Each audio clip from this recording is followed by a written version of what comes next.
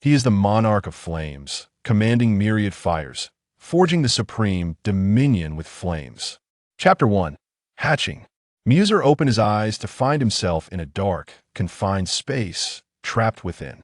He recalled his death in a car accident, never expecting that fate would grant him a second chance. He resolved to cherish this opportunity, to live a life of significance. His immediate priority was to escape this enclosure. He sensed that he possessed a tail, wings, claws, and an oversized head, all while curled up within a spherical space. Muser was stunned. He was no longer human, and still inside an egg. After a moment, he accepted the reality. Regardless of his form, the fact that he could live again was a blessing from the heavens. Thus, Muser began to strike the eggshell with his large head. Oriana, the adult dragon guarding the 3 dragon eggs, noticed movement in one of them. She leaned in, observing closely. Crack! As the dragon egg shook continuously, a fissure appeared on its surface. The crack expanded, spreading across half the egg. Then, Muser's head broke free from the eggshell's confinement. He gazed upon the colossal figure before him, his mind momentarily blank. A flood of memories surged forth, and he instinctively uttered a name. Miria Oriana Schofield. Miria realized this was his true name. From the inherited memories, he understood that he was a red dragon, the most powerful yet malevolent and chaotic of the chromatic dragons. Oriana, standing nearby, was overjoyed to hear Miria speak his true name. She hadn't expected the first egg to hatch a true dragon. Had it not been a true dragon, she wouldn't have hesitated to have a snack. Do not doubt that Oriana was capable of such an act. She was, after all, a red dragon, inherently evil and chaotic. As for devouring non-true dragon hatchlings, it was a common occurrence among evil dragons. After learning about these things from his memories, Miria felt that his future life might not be so pleasant. Miria lowered his head, looking at the eggshell beside him, thinking it looked delicious. He grabbed a piece and stuffed it into his mouth. Crunch! The eggshell had a faint sweetness, and the taste was acceptable. Miria quickly finished the eggshell around him and, surprisingly, felt full. But since he liked the taste, he set his sights on the remaining 2 eggs. Just then, the other 2 eggs stirred, and he abandoned his thoughts, watching the dragon eggs. Crack! A seemingly adorable dragon head emerged from the confines of the eggshell. The newly hatched dragon spoke its true name, Irelia Oriana Schofield. Then, another hatchling emerged, Mia Oriana Schofield. A nest of dragon eggs, all true dragons. Oriana felt she should be recognized as a model of fertility or an exemplary mother. Seeing all the dragon eggs hatched, she needed to go out and prepare some food for them. Eggshells wouldn't last long. After Oriana left, Miria watched his 2 sisters eating eggshells. Taking advantage of their inattention, he stole 2 large pieces and devoured them in a few bites. Looking at the remaining eggshells, he wanted to steal more. At that moment, an electronic voice appeared in Miria's mind. System loading. System loaded. Dear host, the check-in system is at your service. This system only has check-in and system inventory functions. Check-in function instructions. Automatically check in daily to receive 1 point of magic and physique. Every 30 check-ins will grant a check-in gift pack. Check-in items are automatically stored in the system inventory. System inventory instructions. The system inventory has unlimited capacity and can store external items, but not living creatures or undead beings. Ding. Check-in successful. 1 point of magic and physique has been stored in the system inventory. Miria was incredibly excited. He was indeed the man chosen by the heavens, with a system after transmigrating. He called out to the system internally, but the system didn't respond. He tried to open the system inventory and succeeded. Now it was confirmed that this system was purely a tool system, incomparable to the intelligent systems of other transmigrators. However, a tool system also had its advantages. It wouldn't annoy the host like an intelligent system. A tool system was quite good. Inside the system inventory was an expanse of infinite white squares. 1 square contained 1 point of magic, and the second square contained 1 point of physique.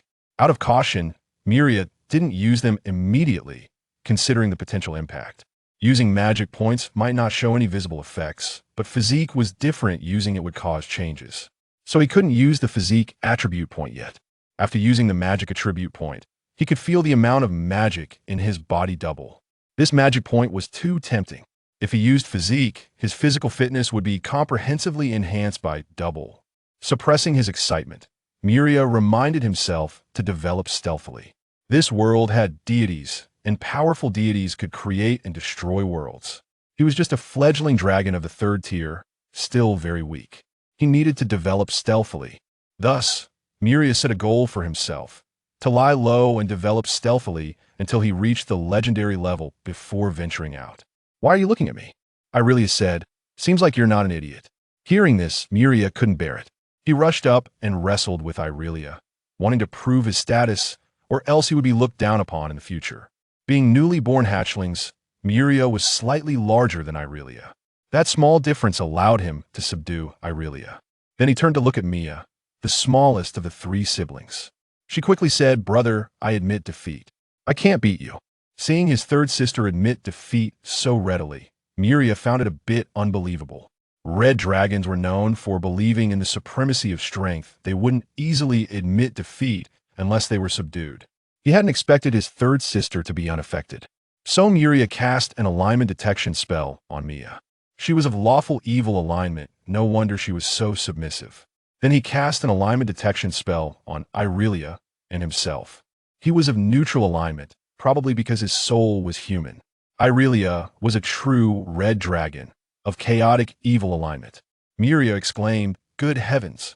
The three siblings had 3 different alignments, missing only a lawful good alignment.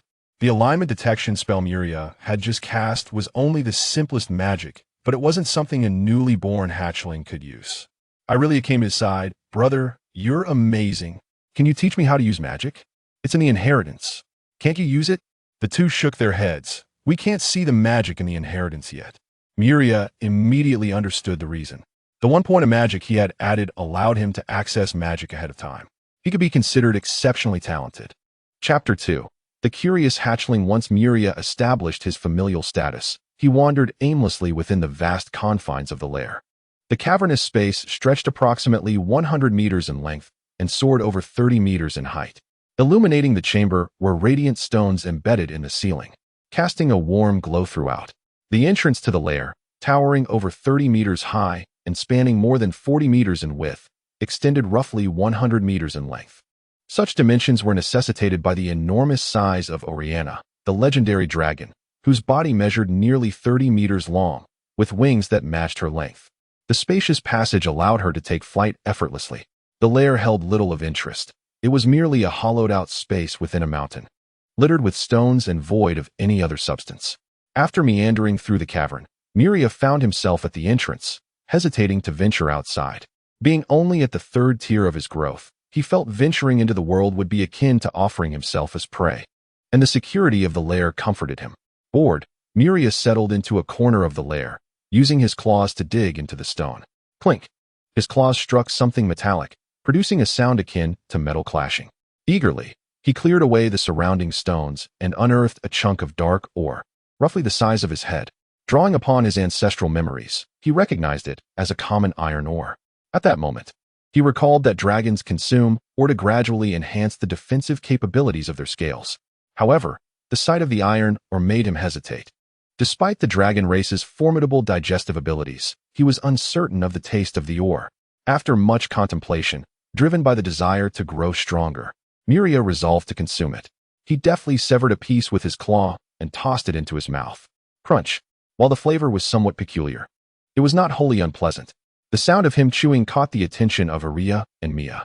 Observing Miria devouring the iron ore, Iria inquired, "Brother, why are you eating iron ore?" "It enhances the defensive strength of dragon scales over time," he replied. "Is that so?" she responded. And both sisters delved into their ancestral memories, confirming its truth. Yet, it was rare for dragons to consume or due to its unpalatable taste and the slow rate of enhancement. Iria, a quintessential red dragon, craved power and strength. Although the enhancement from ore was gradual, it would still contribute to her growth. She approached Miria, gazing at him with pleading eyes.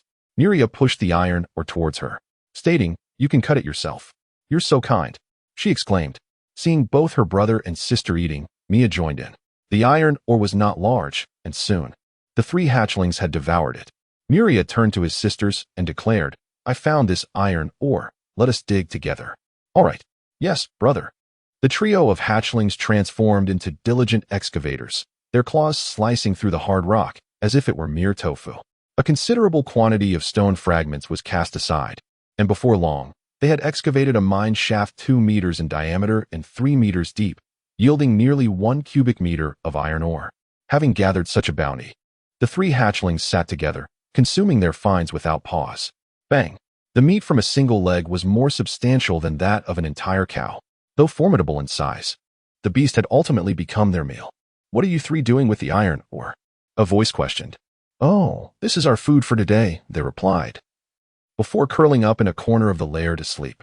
Since the hatchlings had consumed their eggshells at birth and later feasted on considerable amounts of iron ore, they were not hungry at that moment. Yet, the enticing aroma of fresh meat drew them in. They approached the leg of the beast, sampling a taste. Indeed, the flavor of fresh flesh vastly surpassed that of the ore. As Miria pondered a thought, he wondered if he could store the meat in his System S backpack. To avoid arousing suspicion, he bit off a piece of meat and, with a mere thought, was astonished to find it had indeed transferred into the System S backpack. This revelation delighted Miria. He could now eat while simultaneously storing meat, a truly convenient arrangement. Oriana, however, feigned slumber, keenly observing the 3 hatchlings. Noticing they merely sampled the flesh before returning to the iron ore, she felt disheartened about her brood's prospects. After finishing the iron ore, Miria and his siblings resumed their digging. This time, he discreetly stored portions of the ore in his System S backpack as they excavated. They would eat a certain amount and then continue digging. Although they were hatchlings, one should not underestimate the dragon race's digestive capabilities. Within a single morning, they had consumed an amount of iron ore equivalent to twice their own body volume. Even with the energy replenished by the ore, hunger soon returned. At that moment, the enticing aroma of the beast's flesh beckoned them back to the leg of the monster for a hearty feast. Aria and Mia quickly filled their bellies. While Miria continued to indulge, they watched as he devoured a quantity of meat equivalent to their own body weight, before finally pausing to burp contentedly. Aria asked, "Brother, how can you eat so much?" "I do not know. I simply feel hungry," he replied. Mia interjected him. "It seems your size has increased slightly." "Has it?" Miria mused. "Perhaps you are mistaken. Is that so? Let us continue digging for iron ore." Indeed, Miria sighed with relief, narrowly avoiding suspicion. Earlier, while consuming, he had utilized some of his physical potential, which had nearly doubled his physical attributes and magical prowess. However, after the enhancement, his body inevitably underwent slight changes, becoming marginally larger. These subtle transformations almost led to Mia's discovery, prompting him to be cautious with future enhancements. Chapter 3. Random Summoning in Their Quest for Strength. They spent yet another afternoon mining for iron ore, followed by a meal of the very ore they had unearthed. After dinner, Miria proposed a sparring session. Eager for power, Aurelia readily agreed, while Mia, though gentle in nature, being a red dragon, also consented. The tussles between young dragons lacked spectacle. Their claws and teeth were not yet sharp, and their proportions were awkward, resembling 2 fluffy balls in combat. However, Miria, possessing a more robust physique, easily dominated his 2 younger sisters, proving to be unmatched in one-on-one encounters. Thus, he suggested a challenge of 1 against 2. Observing the scene, Oriana was intrigued to see whether Miria could prevail against both. Exchanging glances, Aurelia and Mia charged at him from either side, intending to distract him while one attacked. Aurelia, being the stronger, took on the role of distraction, bravely engaging Miria head-on, while Mia flanked him with claws and teeth. Despite Miria unleashing all his strength, he found himself at a disadvantage against the 2. Although the young dragon's claws and teeth were still immature, they could certainly breach his defenses. Within a minute or 2 of grappling, Miria bore several wounds. His scales were cracked, and flesh was exposed. For a dragon, such minor injuries could be mended with a mere night's rest. Realizing his impending defeat, Miria decided to reveal his trump card, magic. His choice to employ magic was deliberate.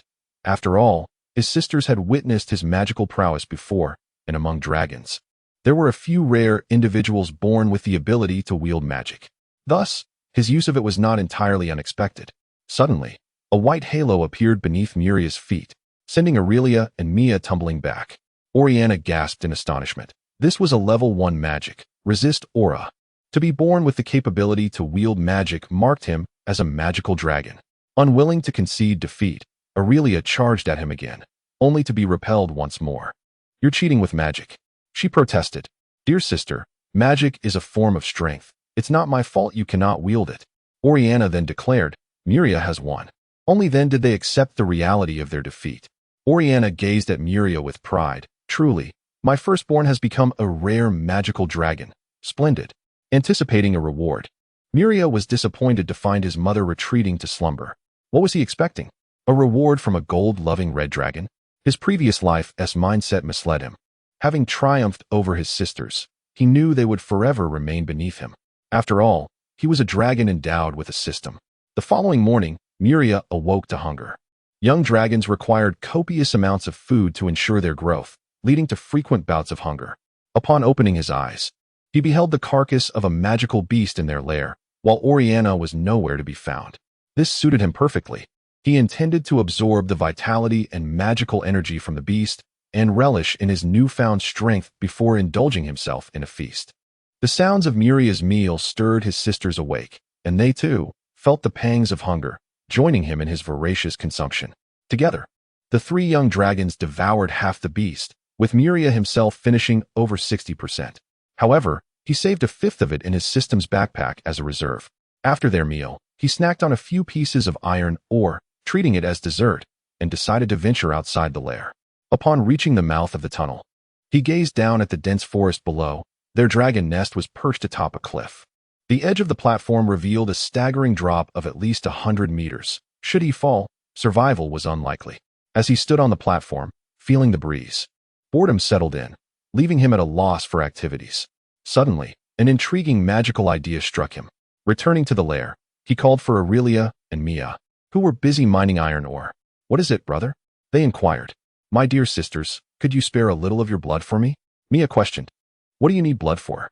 "I intend to draw a magic circle, but I lack materials, so I thought to use your blood." Aurelia rolled her eyes. "Why must you use our blood instead of your own?"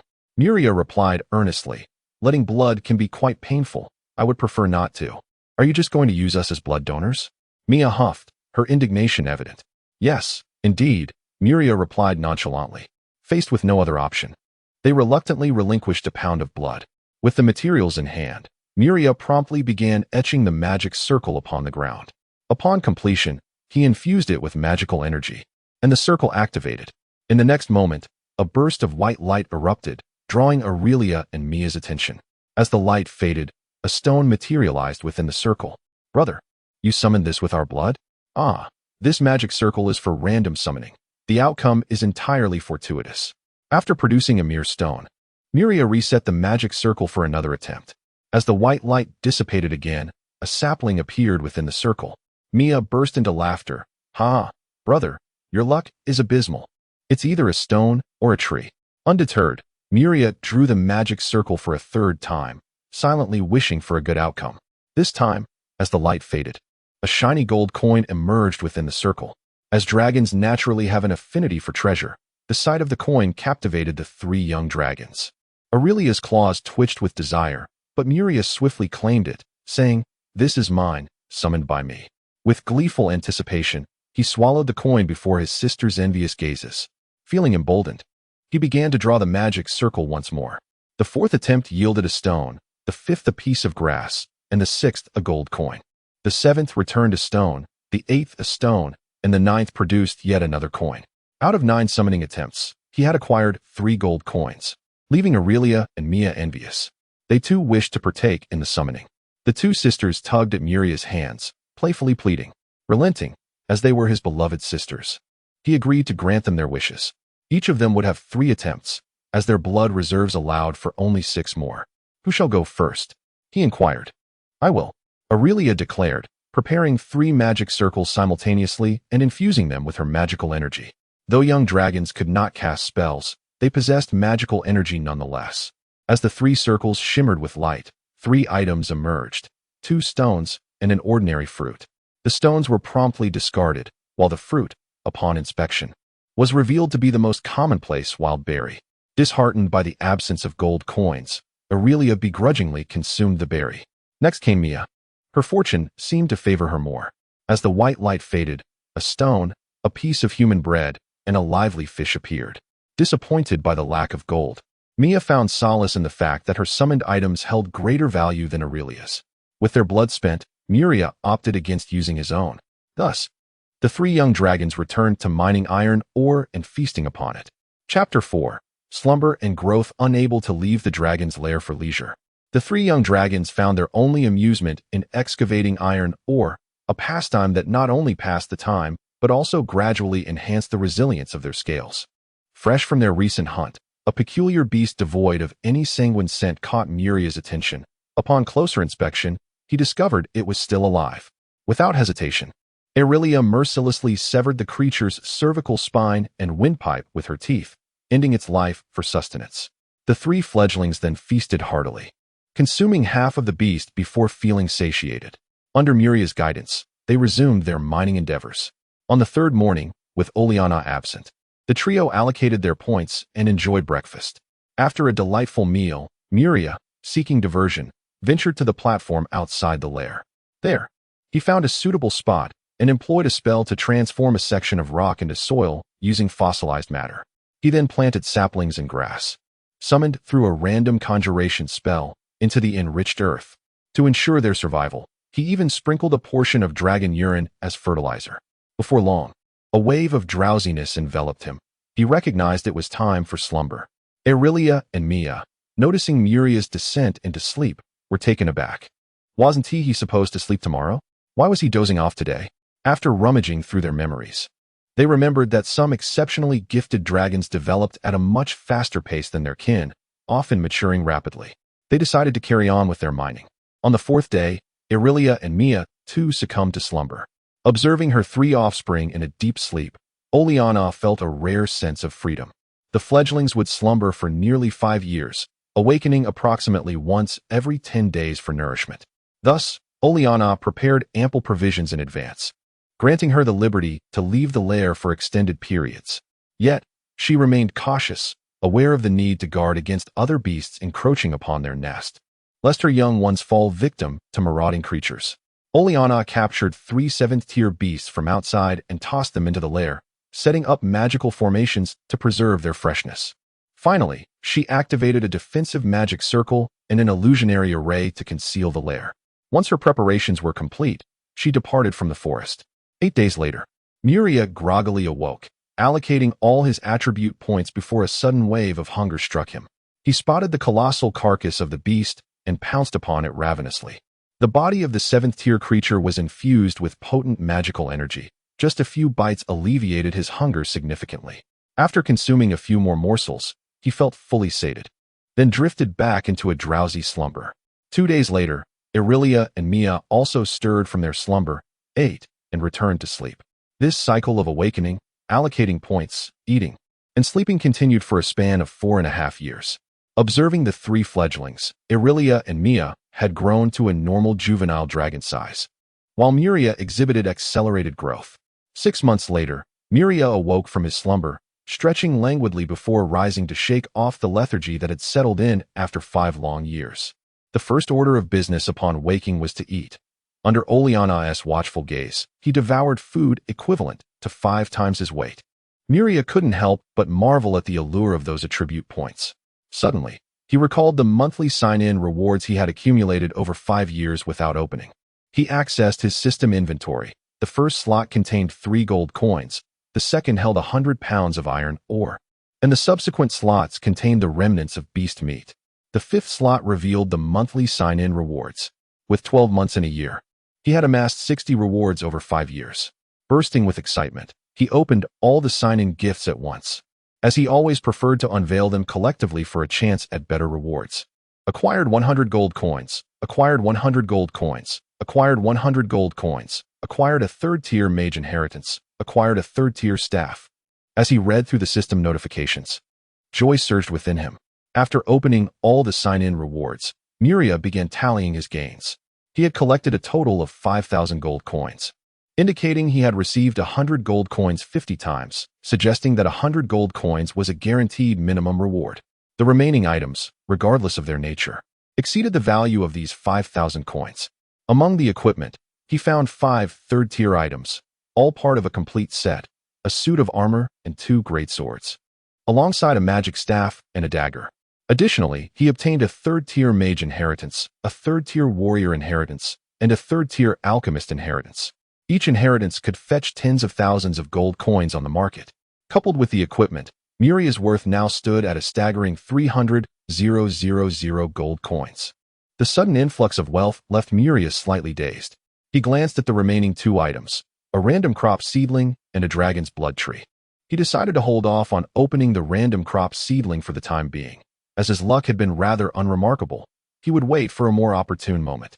The dragon's blood tree, which required dragon-s blood for nourishment to bear fruit, had the potential to enhance physical attributes and transform the bloodline of its consumer, granting them a draconic heritage. Essentially, it was a means to cultivate a dragon lineage. In terms of value, the dragon's blood tree was paramount. Yet Muria dared not plant it until he had left the lair and established his independence. Chapter 5.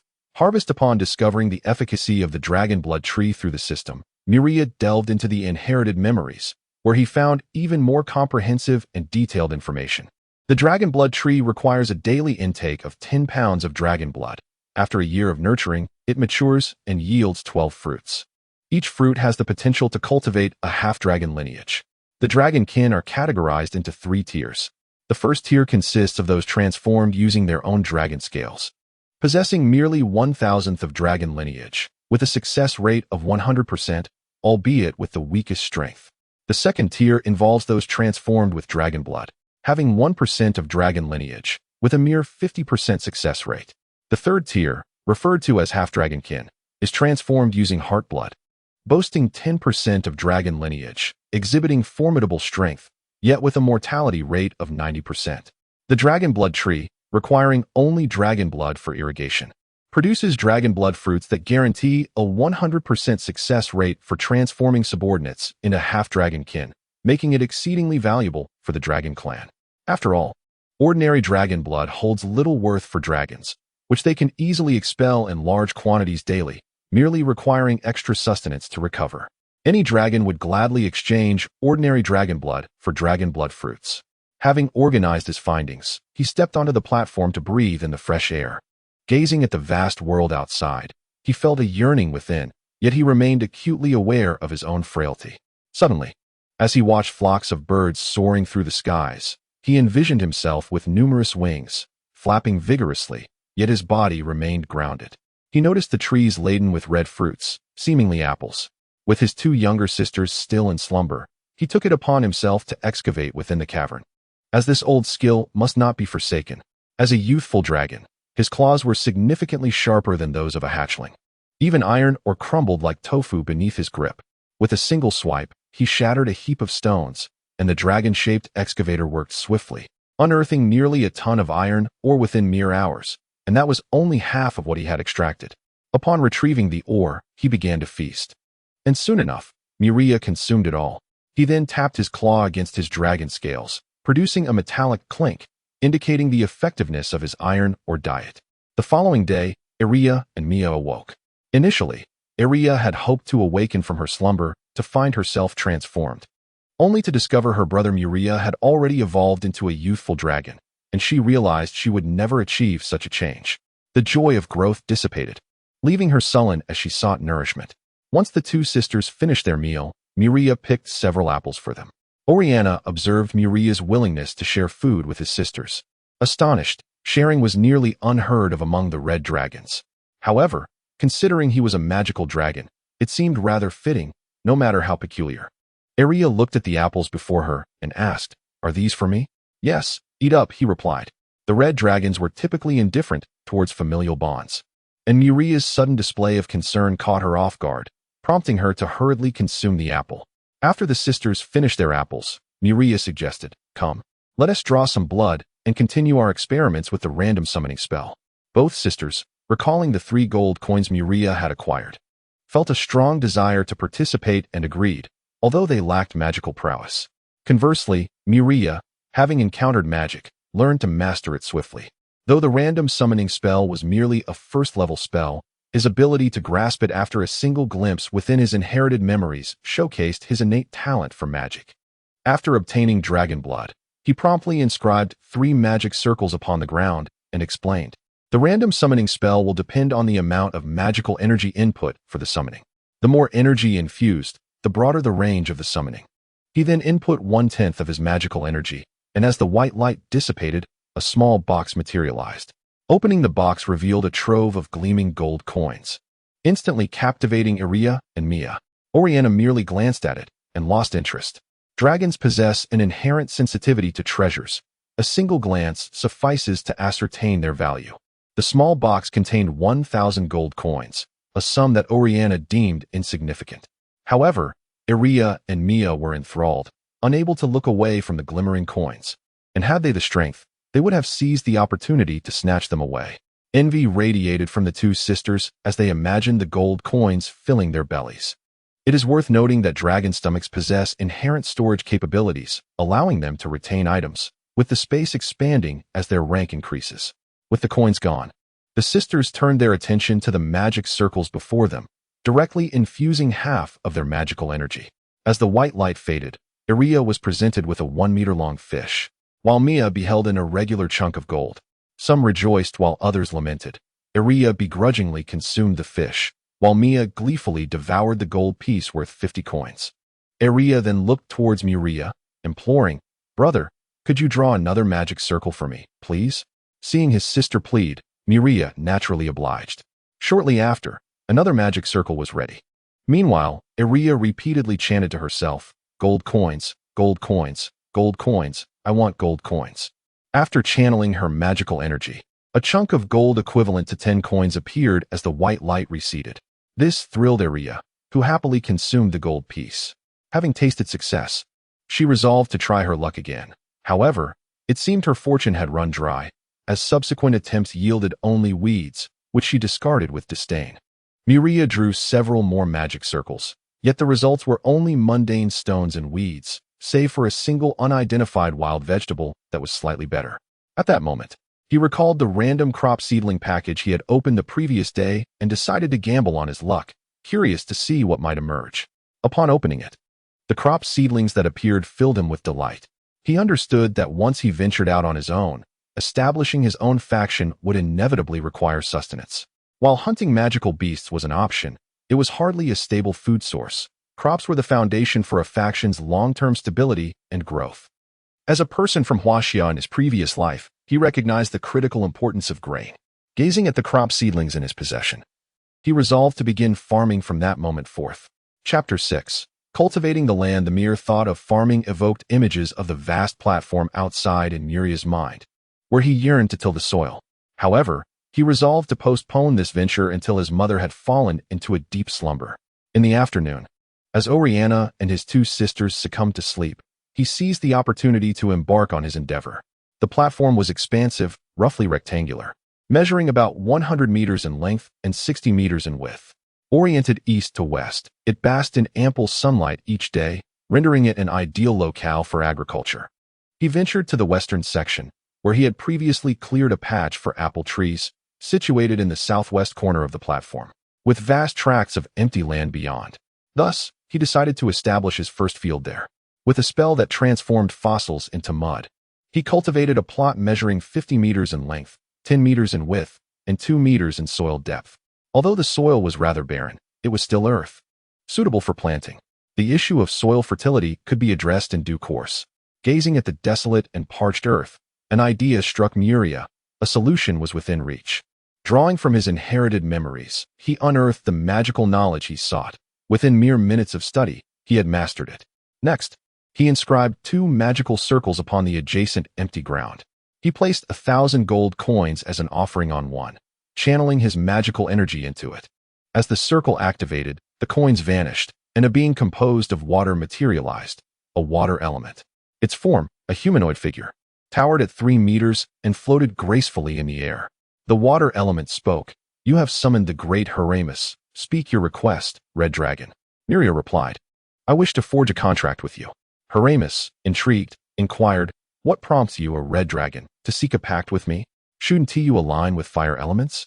"My intention is solely to facilitate the irrigation of my fields," Miria explained. "For the sake of irrigation alone?" Heramus questioned. "Indeed. Will you not enter into an agreement? Even if you refuse to sign, you must at least ensure my fields are watered before departing. Very well, let us formalize our contract. Heramis found it amusing to encounter a farming-minded red dragon, and thus consented.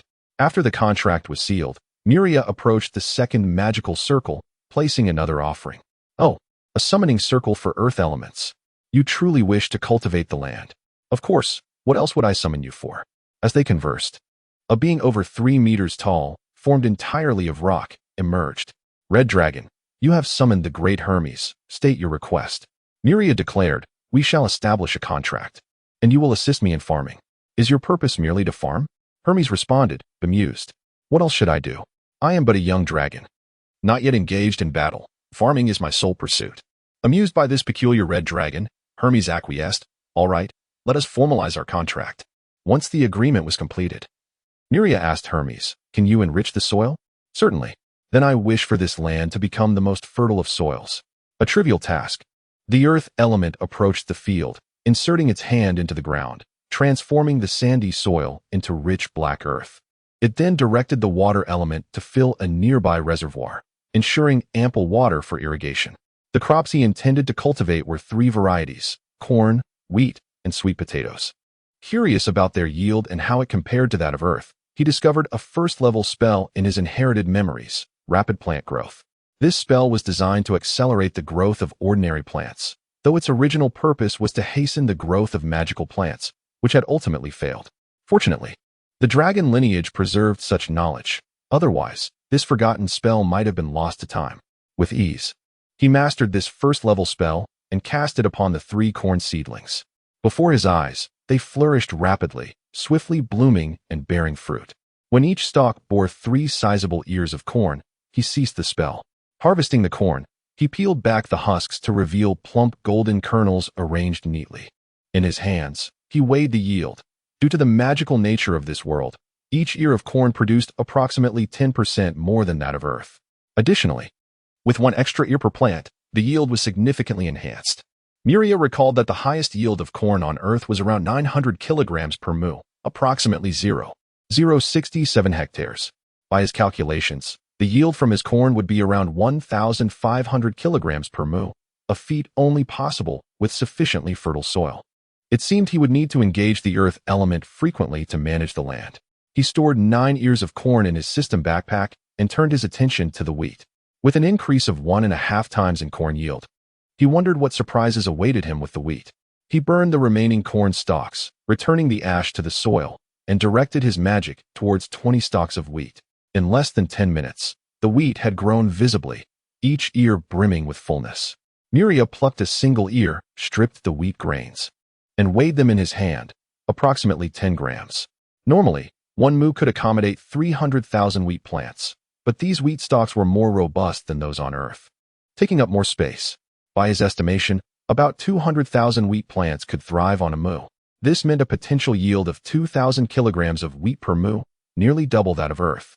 The prospect of large-scale cultivation was staggering, as it could sustain countless lives. Lastly, he turned to the sweet potatoes, the crop he anticipated most eagerly. The reason was simple. Sweet potatoes require minimal soil quality and yield exceedingly high returns, up to 6,000 gene, approximately 3,000 kilograms, per mu. While corn yielded 3,000 gene and wheat 4,000, sweet potatoes reached an astonishing 6,000. This was merely the yield on Earth. He could only imagine how much greater it would be in this magical realm. Moreover, every part of the sweet potato plant was edible, from the starchy tubers to the leaves. Thus, Miria cast his spell upon the tender shoots of sweet potatoes. In 10 minutes, the vines sprawled extensively, fully maturing. He eagerly unearthed the sweet potatoes, marveling at their size. None weighed less than 10 gene. Calculating the yield, he was astounded. Each mu could produce an incredible 10,000 gene. This did not even account for the edible vines, which could add an additional 3 to 4,000 gene. Gazing at the sweet potatoes, he recognized their potential as his ticket to ascendancy. At that moment, he thought of his mother, a legendary dragon with countless subordinates. If she discovered such a treasure, it could spell trouble. Thus, he stored all the sweet potatoes in his system backpack along with the wheat. He resolved that before he independently departed from the dragoness lair, he would not reveal the existence of these 3 crops. Chapter 7. Dragon Hunt Squad. After thoroughly eradicating all traces of the three crops, Miria gazed upon the land. A deep instinct from the very core of his soul urging him not to let such fertile ground go to waste. He plucked several apples, planted the seeds within, and with a touch of magic, saplings of apple trees sprouted forth. Subsequently, he allowed the apple trees to grow undisturbed. In the evening, a satiated Miria accompanied Aurelia and Mia in their training. Now a young dragon, Miria yearned to explore the outside world, yet he felt his strength insufficient, fearing that a moment's misstep could cost him his life. Thus, he continued to mine alongside his two sisters. The following morning, Oriana ventured out early to hunt magical beasts. She chose a dragon's lair located near the Silver Moon Empire within the Beast Mountain range, just 100 miles from the border walls of the empire. Although this area was near human territory, Oriana's presence ensured a high level of safety. As Oriana left her lair, at the northwestern border of the Silver Moon Empire, the legendary warrior Otto received a newly appointed legendary dragon hunting squad hired by the empire. This team consisted of 5 newly minted legends: the legendary warrior Ren, the legendary mage Gina, the legendary assassin Green, the legendary priest Hargri, and the legendary archer Cohen, with Hargri serving as the captain. Otto welcomed them atop the wall. In the presence of their elder, they greeted him with respect. Otto exclaimed, "Excellent. At last, we can deal with that red dragon." Hargri inquired, "Is the red dragon truly here?" "Indeed, I have confirmed it through my subordinates. The red dragon is raising its offspring here, presenting us with a splendid opportunity. The location has been marked on the map, and I wish you success." Hargri smiled, "Of course. The Empire has prepared spatial prison magic scrolls to ensure the successful hunt of the destructive flame. Its demise is guaranteed." Otto was taken aback by the Empire's grand preparations. Realizing that with spatial magic scrolls in play, their success was all but assured. After toasting to their future victory, they mounted their flying steeds and set off towards the marked dragon's lair. The 100-mile journey would take merely a few minutes on their mounts. As they approached within a mile of the lair, they dismounted and proceeded on foot. In the distance, a stone peak loomed, atop which a 100-meter-high cliff housed the dragon's nest. They concealed themselves at the mountain's base, waiting patiently for their quarry to appear. Meanwhile, Miria remained blissfully unaware of the impending danger as he enjoyed his breakfast. After eating, he joined his sisters in mining, for that was all they could do in the lair. As night fell, the family succumbed to slumber. At the mountain's foot, the waiting group commenced their operation. Gina unfurled the spatial prison magic scroll, enveloping the mountain in a silent, kilometer-wide sphere. Meanwhile, the legendary archer Cohen readied a specially crafted dragon hunting arrow, drawing back the bowstring to unleash a powerful skill. Priest Hargri bestowed enhancements upon his comrades, while assassin Green melded into the shadows, poised for action. Warrior Ren ascended the cliff, observing the barren platform above, knowing it was concealed by the destructive flame. No matter, Ren unsheathed his great sword and struck downwards. The defensive and concealment magic arrays laid by Oriana shattered, creating a tremendous commotion that stirred all the dragons awake. Oriana sensed the presence of 4 legendary beings. Realizing these humans had come to hunt her, she turned to her 3 hatchlings, having resolved to abandon them and flee alone. As a legendary dragon, she knew that if she wished to escape, not even 4 legends could ensnare her. Such was the speed of her kind. At that moment, Ren called out to the cave entrance, "Destructive flame, you have ravaged my Silver Moon Empire without remorse. Today, your demise is inevitable. Surrender at once, and we shall grant you a swift end. You are ensnared within our legendary magical spatial prison. There is no escape." Upon hearing this, Oriana's expression darkened. While she was unafraid of 2 or 3 legends, facing 4 was another matter entirely. With the area sealed, her options were limited. She could either slay them all or await the scroll's expiration. However, the scroll would last at least an hour, ample time for them to take her life. It seemed she had no choice but to fight for her survival. Oriana cast a spell to carve a passage deep into the mountain, turning to her 3 hatchlings. "I am being pursued by legendary humans. A fierce battle will ensue soon. You must hide within. Whether you survive depends on your fortune." Miria felt a surge of panic at the thought of facing life and death at merely 5 years of age. Fortunately, their mother demonstrated responsibility, understanding the need to protect them. Had she left them in the lair, even the aftermath of battle could prove fatal. Casting one last glance at Oriana, he led his sisters into the passage, which Oriana then sealed, erasing all traces. The children were safe, the legends would have little interest in the hatchlings. Thus, their chances of survival were significantly heightened. Now, Oriana's focus shifted to whether she could muster the strength to defeat these human legends. Acknowledging that the squad had undoubtedly prepared meticulously for this encounter, she resolved to fight fiercely, for it was her only glimmer of hope. Peering towards the cave entrance, even in the darkness of night, she could discern a figure clad in armor, wielding a great sword just outside. Uncertain of their hidden cards, she knew they would hesitate to enter her lair recklessly. For now, she would bide her time and wear them down. Chapter 8. Slaying the Dragon. Rain gazed at the stillness of the lair, acutely aware that Oriana was merely stalling for time. He turned to Anna and commanded, "Force her out." Without hesitation, Anna began to chant a spell. After a few moments, she plunged her wand into the ground, causing the towering stone spire to tremble violently. Realizing the disturbance, Oriana could no longer remain hidden within the lair. She rose swiftly, bursting forth while unleashing an intensely scorching breath of fire. The dragon's breath successfully repelled rain. But just as Oriana fully emerged from the lair, Cohen, who had been waiting to strike, released an arrow. At the instant the arrow was loosed, Oriana felt a chilling sense of impending doom. She attempted to evade, but was too late. A blood-red arrow pierced through her chest, emerging from her back. Her heart had been penetrated. Yet, the legendary vitality of the dragon race is remarkably resilient. Even without a heart, it could regenerate. However, the arrow was enchanted, rendering the wound incapable of healing. Although the injury was not fatal, her combat effectiveness diminished significantly.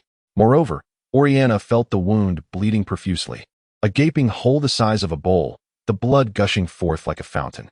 If this continued, even a dragon would succumb to blood loss. More alarmingly, she sensed the wound festering, her very soul being harmed.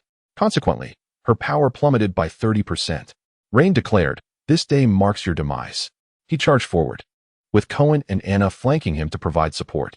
Meanwhile, lurking in the shadows, Green awaited her weakening, for that would be the opportune moment to strike decisively. Confronted by 3 fully empowered adversaries, Oriana activated her innate ability, the Flame Halo. This unique talent of dragons has 2 modes, a passive mode gradually transforming the environment to suit her, and an active mode that creates a domain, amplifying her combat prowess. Upon activating the Flame Halo, Oriana found herself encircled by a sea of fire, extending 200 meters in diameter. The intense heat forced Rain back, while she soared rapidly toward the archer, unleashing a searing breath of fire. Despite his utmost efforts to evade, Cohen was overtaken by the red dragon. And just as the dragon's breath was about to strike him, Anna's magical shield enveloped him, saving his life. He had not anticipated that the current red dragon would possess such speed, leading to his carelessness. Rain, hindered by the fiery domain, could not engage in close combat. Yet he understood that maintaining such a domain was exceedingly taxing on magical energy. Even a dragon could not sustain it for long. Thus, the primary assault lay with Anna and Cohen. As for the priest Hagrid, he was merely a support figure, restoring and enhancing his allies' states. While he possessed some combat ability, it was hardly sufficient against a dragon. During the legendary battle, the 3 siblings of the Muria family were not faring well either. Oriana had transported them to the heart of the mountain, believing it to be a sanctuary. To their dismay, Anna unleashed a seismic spell that collapsed the entire stone spire. The moment the tremors began, Muria sensed the imminent danger of a collapse and promptly cast a spell to transform the area into mud. They found themselves buried in the earth. As the tremors subsided, he praised his own cleverness. The mud had cushioned the tremendous impact, allowing the 3 siblings to emerge unscathed. From their earthen refuge, they heard Oriana's furious roar, infused with a hint of pain and frustration. Indeed, it was a tumultuous time for her. The magical energy required to maintain the fiery domain was immense, forcing her to contract its range to conserve power. The sorceress and the archer were inflicting tremendous damage, overwhelming her dragon scales. As her injuries mounted and her blood dwindled, her strength waned further. Yet, she was unable to close the distance on the 2 bothersome flies, relegated to enduring their long-range assaults, which left her feeling immensely frustrated. Redirecting her ire toward the priest, she soared toward him, unfazed by the approaching red dragon. Hagrid calmly invoked a divine spell, summoning a 10-winged angel to shield him. The angel gazed disdainfully at Oriana, as if repulsed by her very existence. "Evil dragon, I represent the light to judge you," it proclaimed, raising its holy sword to strike at Oriana. While the angel lacked the raw power of the dragon, its agility surpassed. Moreover, the flames on its sword possessed the ability to scorch the soul. With a single strike, the sword pierced through Oriana's scales and into her flesh, igniting a searing pain that radiated from her very soul. In that moment, she regretted venturing to the Silver Moon Empire upon becoming legendary. Surely, the three great kingdoms would have been a wiser choice. But regret was futile now. She could only fight to the bitter end. At that moment, the three attackers and a legendary angel besieged Oriana, inflicting continual injuries. The wound in her chest had expanded to double its original size, and the ground was stained with her scorching dragon blood. With a breath of fire, she managed to repel her foes, seizing a fleeting opportunity to catch her breath. At this juncture, her tail had been severed by the angel, her chest wound continued to bleed profusely, and her soul endured burning and decay. Her combat capability had dwindled to less than half. Fixing her gaze upon her adversaries, Oriana steeled herself and maximized the flame domain, commencing her spellcasting. The others realized she was preparing a formidable attack. The angel dashed through the flames, while Anna and Cohen relentlessly assaulted her, attempting to thwart her. Yet, they were too late. Enduring the damage, Oriana completed her incantation in 3 seconds. A colossal magical array appeared overhead, and Anna immediately recognized it. She gasped, "Defend yourselves." This is the legendary spell, Meteoric Fire. Fiery meteors, each several meters in diameter, plummeted from the sky at astonishing speed, shaking their defensive shields. Fortunately, the meteoric fire was a widespread legendary spell, and while each individual meteor did not deliver overwhelming damage, Oriana pressed forward, enduring the onslaught of meteoric strikes. Anna's magical shield, Hagrid's divine spell, and the angel's protection formed a triad of defense. Even under simultaneous assaults from dragon breath and meteors, their defenses held firm. The magical shield was breached, yet 2 layers of divine protection remained. When one layer was dismantled, the magical shield was restored. When the second layer fell, Hagrid's divine spell revived. Thus, they remained shielded throughout the ordeal. Minutes later, the spell concluded, leaving the ground flattened, scorched meteors still smoldering in sight. Oriana, too, was not unscathed. Although her dragon constitution mitigated severe injuries, her condition had deteriorated significantly. Now, she was likely operating at merely 30% of her original power, and only a brief span of time had elapsed. The spell ended, yet she continued to expel dragon breath. The once fiery breath now lacked potency, incapable of breaching even a single shield. At that moment, Green, who had remained hidden for so long, finally struck. His legendary dagger flew forth, penetrating Oriana's left eye and exiting through her right. Her brain was instantly shattered. She had lost her vitality and crashed to the ground with a thunderous thud. Chapter 9. Homelessness. As they gazed upon the lifeless body of Oriana, a collective sigh of relief escaped the group, though none had sustained injuries. The endeavor of slaying a legendary dragon had undoubtedly imposed a degree of pressure. With her demise, that burden dissipated, marking the successful completion of their hunting mission. Hagrid, assuming the role of captain, produced a spatial ring and carefully stored the corpse within. He then prepared to depart. Anna inquired, with the mountain leveled, "Can the hatchlings possibly survive?" Glenn chuckled, "You ought to find a wife to restrain your wandering ways. Gallivanting about is simply unacceptable. That can be discussed later. When I tire of my libertine lifestyle, I shall marry and raise children," he replied with a hearty laugh. Meanwhile, hidden underground, Murius sensed the tremors of the earth had ceased, indicating the battle had concluded. After a short while, he realized Oriana was no longer searching for them, confirming her death. Yet, he dared not venture out recklessly and chose to wait. Miria felt no sorrow at Oriana's passing. Although she was his mother, their time together had been so brief that no emotional bond had formed. Furthermore, the emotional detachment characteristic of red dragons influenced him as well. 3 hours after the tremors subsided, he believed the group had vacated the area. Thus, he unearthed himself and his sister. Miria cautiously emerged, his head topped with a stone, and upon confirming the absence of threats, he felt assured enough to step outside. Following closely were Aurelia and Mia, who gazed in bewilderment at the flattened mountain. Without their mother, they pondered how they would survive. As a reincarnated being, Miria possessed a mature mindset. He surveyed the surroundings for danger, noting the eerie silence devoid of even the chirping of insects. He sensed the lingering essence of legend, which had deterred other creatures, ensuring their safety for the moment. However, this aura would soon fade, and it was imperative to depart and seek a new homeland. Suddenly, Muria's gaze fell upon the ground stained red with dragon blood. Recognizing the scent emanating from it, numerous similar bloodied spots surrounded him. Observing the land, he surmised that a territory soaked in dragon blood would likely be exceedingly fertile, ideal for cultivating dragon-related flora.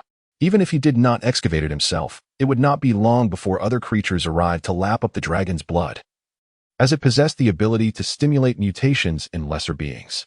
With a mindset of resourcefulness, Muria called upon his two sisters to assist in gathering the dragon blood-stained soil and stones. As they worked, Aurelia queried, "Brother, what purpose does this serve?" "This is a valuable resource for cultivation," he explained. "Cultivation?" she responded, bewildered. "Are we to farm?" "Indeed. Without farming, how shall we sustain ourselves?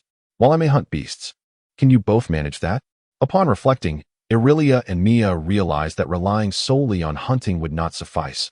Thus they obediently continued to dig. Though the area affected by the dragon's blood was vast, the presence of the legendary essence deterred any creatures from approaching.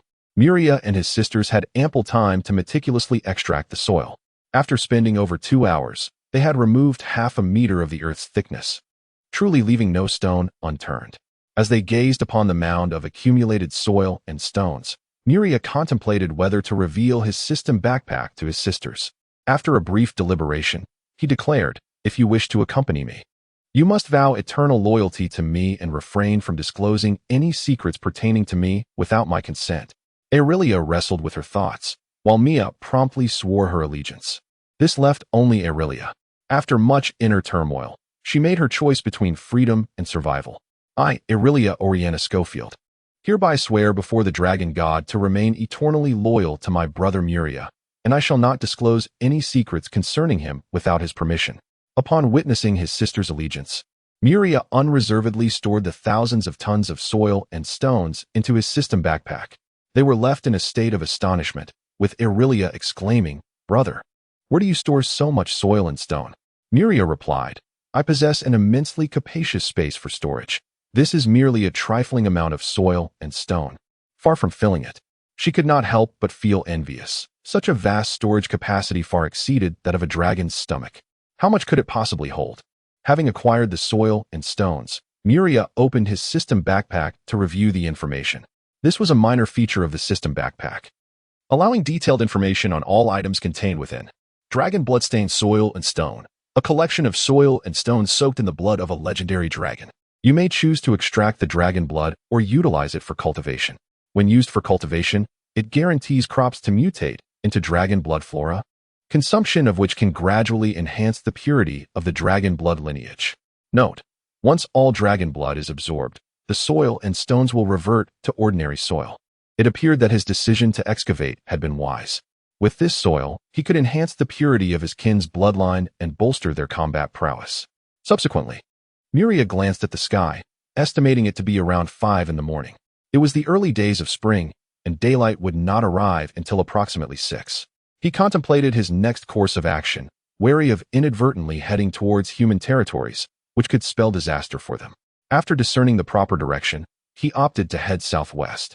As he traversed the terrain, Muria observed that the local beasts were rather weak, with the strongest only reaching rank 5, easily vanquished by him. This indicated that they were in the outer regions. While journeying, he pondered the characteristics he desired for their new home. Firstly, it should be abundant in magical beasts to serve as a food source. Secondly, it must possess flat land for cultivation, and it should also provide concealment. Ideally, a water source would be present as well. These criteria converged into the vision of a small valley with a gentle stream. Typically, such valleys are plentiful within forests, making them relatively easy to locate. With a clear goal in mind, Muria swiftly led his sisters through the forest, eagerly searching for a suitable valley. Chapter 10. A new home. Finding an ideal new home is no simple task. Typically, such places are already occupied, and to reside there, one must displace the current inhabitants. As they journeyed southwest, Muria discovered several valleys, but none met his expectations, prompting him to continue his search. By midday, they arrived at a valley, bordered by steep cliffs on 3 sides, plunging down to a depth of 50 to 60 meters. The valley was relatively small, stretching 1,000 meters in length and approximately 200 meters in width, oriented east to west. Above the western cliff, a waterfall cascaded from an underground river, feeding into a lake below, from which a crystal-clear stream, over 10 meters wide, flowed eastward, merging with a distant river. The eastern exit of the valley was narrow, barely 50 meters wide, forming a natural gateway. Standing atop the valley, Miria surveyed the terrain with great satisfaction. He had already envisioned this place as his territory and now needed to determine if it was unclaimed and, if so, its rightful owner. Since he was not yet able to fly, Miria, accompanied by his two younger sisters, entered the valley through its entrance. Inside, they found an abundance of vegetation and spotted some low-level magical beasts living there. It appeared to be an unclaimed territory, ripe for the taking. Feeling hungry from their travels, Miria decided to use these low-level creatures to sate their appetites. Miria unleashed the unique pressure of his dragon lineage, causing the magical beasts to scatter in terror. Those capable of flight took to the skies, while the others, drained of energy, cowered on the ground, trembling. The food lay before them, and the three young dragons approached cautiously to feed. Regrettably, the valley was small, and the number of beasts was limited, leaving them only partially satiated. With their hunger quelled, it was time to contemplate how to develop this new home. Miria examined the valley's topography. The land on either side of the river was remarkably flat. Approaching the riverbank, he observed the markings on the stones, estimating a seasonal water level fluctuation of 0.5 meter between summer and winter, indicating a stable underground water source. The consistent water supply, coupled with the flat, fertile soil and ample sunlight, rendered this place highly suitable for agriculture. However, the overgrowth posed an obstacle. With a fierce breath of dragon fire, Miria ignited the vegetation. Crossing the river to the other side, he witnessed the blaze grow from a small spark to a roaring inferno, quickly engulfing half the valley. If this were on Earth, it would surely result in imprisonment for arson. Nonetheless, Miria was in the midst of igniting the valley. Soon, the once lush vegetation was reduced to ashes. While the fire raged, Miria began to plan the valley's layout. He summoned the earth elemental, Hermes, who inquired in a deep, resonant voice, "What do you intend to do this time?" I need your assistance with a grand project." Miria replied, a mischievous grin on his face, which alerted Hermes to the impending challenge. "Observe this valley. You shall follow my commands to transform it, understand?" As Hermes surveyed the valley, a look of disbelief crossed his rocky features. Miria was aware of the magnitude of the task, initially intending to undertake the renovation himself. However, recognizing the advantage of having an earth elemental, he decided to enlist Hermes' help, adhering to the principle of working smarter, not harder. "Since you are an elemental being, you don't tire, so lend me your aid," Miria urged. "Very well, how shall we proceed?" With renewed determination, Miria pointed to the cliff walls and instructed, "Transform these 3 cliffs into vertical, smooth stone walls." Hermes silently descended underground to commence the alterations. Under his influence, the once rugged cliffs became sheer and polished, prompting Miria to marvel at the elemental's efficiency. Before long, the cliffs were transformed. Hermes asked, "Do you have further requests?" Miria gestured towards the waterfall, saying, "Do you see the small lake beneath the waterfall? Please designate a reservoir area extending 100 meters outward from the cliffs and lower that section by 40 meters." Hermes, without a word, proceeded to fulfill the task. In no time, an expansive reservoir, nearly 1/2 hectare in area and 40 meters deep, was completed, resulting in the river within the valley drying up. Seizing the moment, Miria continued, "Now, unify the river's width to 10 meters and position it straight through the center of the valley." Hermes promptly redirected the river. Following the completion of this task, Miria proposed further modifications. The valley now bore a striking resemblance to a grand transformation. Not only did it feature smooth, vertical cliffs and a colossal reservoir, but the riverbed was also reinforced and deepened, flanked by trapezoidal embankments. The northern bank was entirely petrified, suitable for constructing dwellings, while the southern bank was cultivated into rich farmland, complete with irrigation ditches sourced from the river. 8 10-meter-wide stone bridges were evenly distributed above the river. Adjacent to the reservoir in the northern living area, a vast stone palace was constructed against the cliff face, resembling a matchbox in size. The stone palace stood 20 meters tall, occupying 1 hectare, with each floor rising 10 meters. The entrance on the ground floor was 10 meters high and wide. The first floor housed a grand hall, at the back of which were 3 thrones carved from stone, adorned with intricate patterns. The thrones were ample enough for each sibling to sit comfortably. Supporting the second floor were numerous stone pillars. Stairs on either side provided access to the upper level, which contained 3 rooms, one for each of the siblings, with Muria's being the most spacious. Inside his room, there was only a finely crafted stone bed, devoid of any other furnishings. Leading his sisters to the upper level, Iria chose the left room, while Mia opted for the right. Stepping outside, Muria observed the palace, lacking doors and windows, and decided to gather wood for their construction. However, the rumbling of Mia and Iria's stomachs reminded him of their hunger. Muria too felt the pangs of emptiness. If only Oriana were still with them, they would not have to endure such hunger. Having lost their mother, the 3 young dragons realized their survival now depended on their ability to hunt. With the task of building doors and windows set aside, Muria retrieved some magical beast meat he had saved. After a hearty meal, he led his sisters out of the valley, ready to embark on a hunting expedition. Chapter 11. The dog-headed men dragons, by their very nature, occupy the pinnacle of the food chain, their instinct for hunting woven into the very fabric of their genes. When they enter a state of pursuit, their innate instincts awaken, transforming them into formidable hunters. Muria traversed the dense forest with nary a sound. In the art of hunting, a predator must conceal itself, making no noise and ensuring that its presence goes undetected, otherwise, the quarry might be startled. The forest teemed with magical beasts. Yet Muria sought prey of substantial size, for only such creatures could satiate his hunger. His 3-meter-long form moved silently through the woods, a testament to the prowess of dragonkind in the hunt. Muria found this ability remarkable and chose to retain it for the foreseeable future. Before long, he discovered suitable prey. By the riverbank, a pack of wolves occupied a territory, resting in the sun. This was a horde led by 4th-tier windfang wolves, numbering over 100. This was precisely the quarry Muria and his 2 sisters sought. Without the need for words, a mere exchange of glances conveyed their intentions, showcasing the power of their hunting instincts. Muria approached from the front, while Irelia and Mia flanked the sides.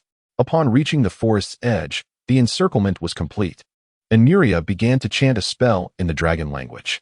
This ancient tongue amplified the power of his magic, potentially increasing its potency by 1.5 times. Thus, sorcerers must not only master spells, but also the intricate nuances of the dragon language, a feat so complex that many lacking talent cannot even grasp the basics. Empowered by the dragon language, Muria successfully cast a 5th-tier spike spell. In an instant, the area where the windfang wolves resided was beset by a multitude of sharp spikes, piercing the bodies of numerous wolves. Vivid crimson blood flowed down the spikes to the ground. With a single spell, dozens of windfang wolves perished, leaving the survivors wounded. The Wolf King sensed danger the moment Muria unleashed his magic, leaping aside just in time to avoid the deadly spikes that grazed its neck. It immediately commanded the remaining windfang wolves to flee the area of the spikes and regroup. However, this gathering played right into Muria's hands. Another 5th-tier spike spell followed, leaving no survivors behind. Against a pack of beasts, the spike spell proved to be the most effective area of effect attack. If one spell did not suffice, another could easily follow. Irelia, who had envisioned battling the wolves, was taken aback. Over 100 wolves dispatched in just 2 spells, such was the power of magic. She reflected on her own limitations, capable of casting only 1st-tier spells, while Muria now wielded 5th-tier magic. The disparity between dragons was astounding, given they had been born together. Muria emerged from the forest to gather the bodies of the windfang wolves, piling them together as Irelia and Mia assisted him. Soon, they accounted for 123 wolf corpses, both large and small, old and young, all neatly laid before the 3 young dragons. Mia inquired, "Brother, how long will this sustain us?" "Over a month," he replied. A mature windfang wolf measured approximately 3 meters in length, and they could consume about 3 each day. Including the pups, they estimated a supply lasting around 34 to 35 days. Without their mother, Irelia and Mia had worried about hunger, and now the abundance of food was a true blessing. Muria stored the windfang wolves in his system backpack and began to wander about, familiarizing himself with the surroundings. Irelia and Mia, reliant on their brother for survival, behaved dutifully, trailing behind him. As they walked along the riverbank, approaching beasts caught sight of the 3 red dragons and fled in terror. Muria shook his head. "Are we truly that fearsome?" Suddenly, From the thicket ahead emerged more than 10 diminutive, upright beings, standing just over a meter tall. They resembled lizard folk, their bodies adorned with dark brown scales, clad in rudimentary burlap garments, and carrying crude weapons and a beast-skin bag upon their backs.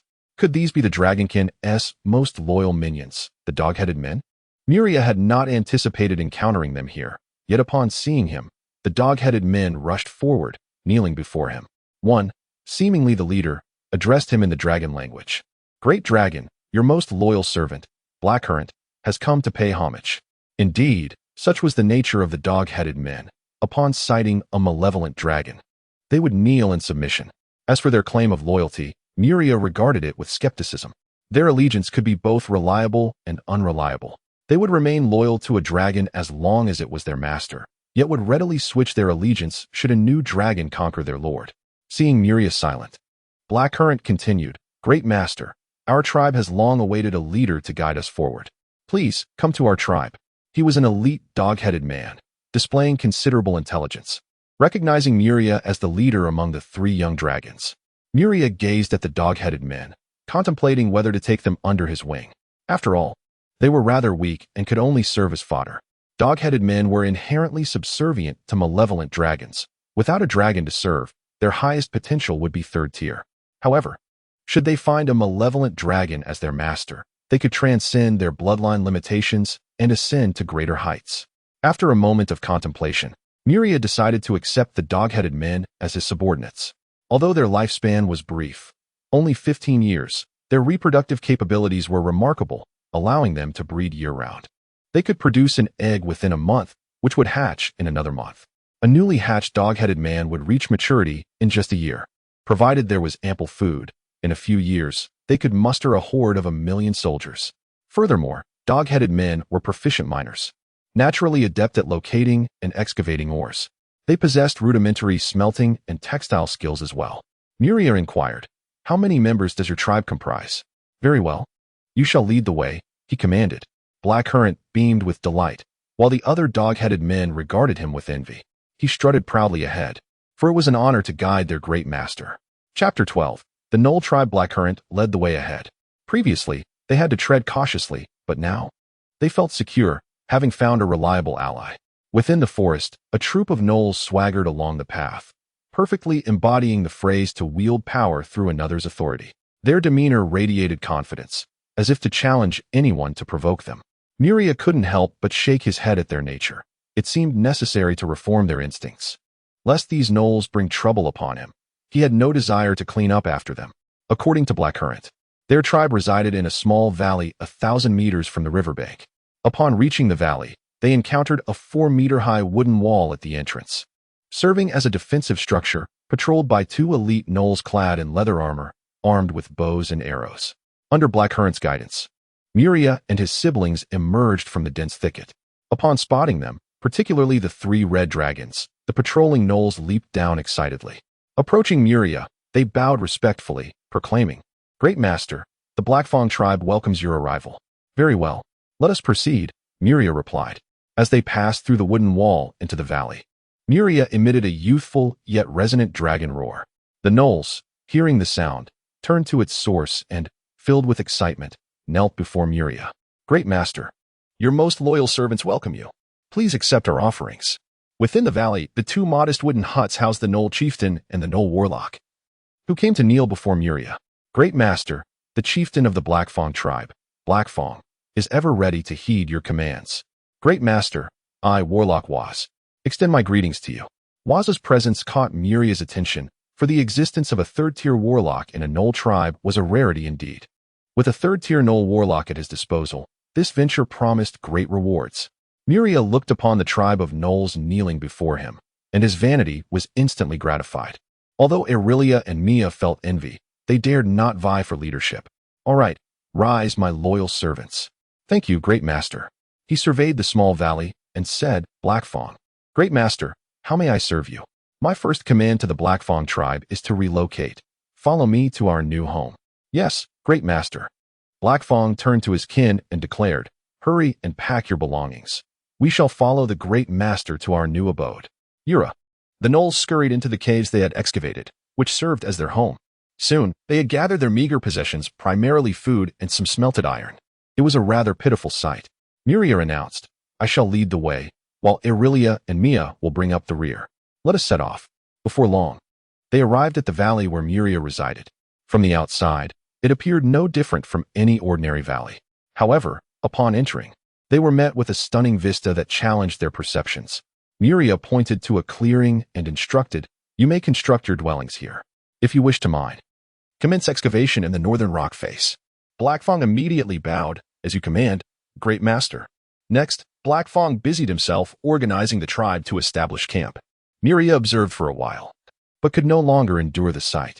The structures the gnolls erected could hardly be termed houses.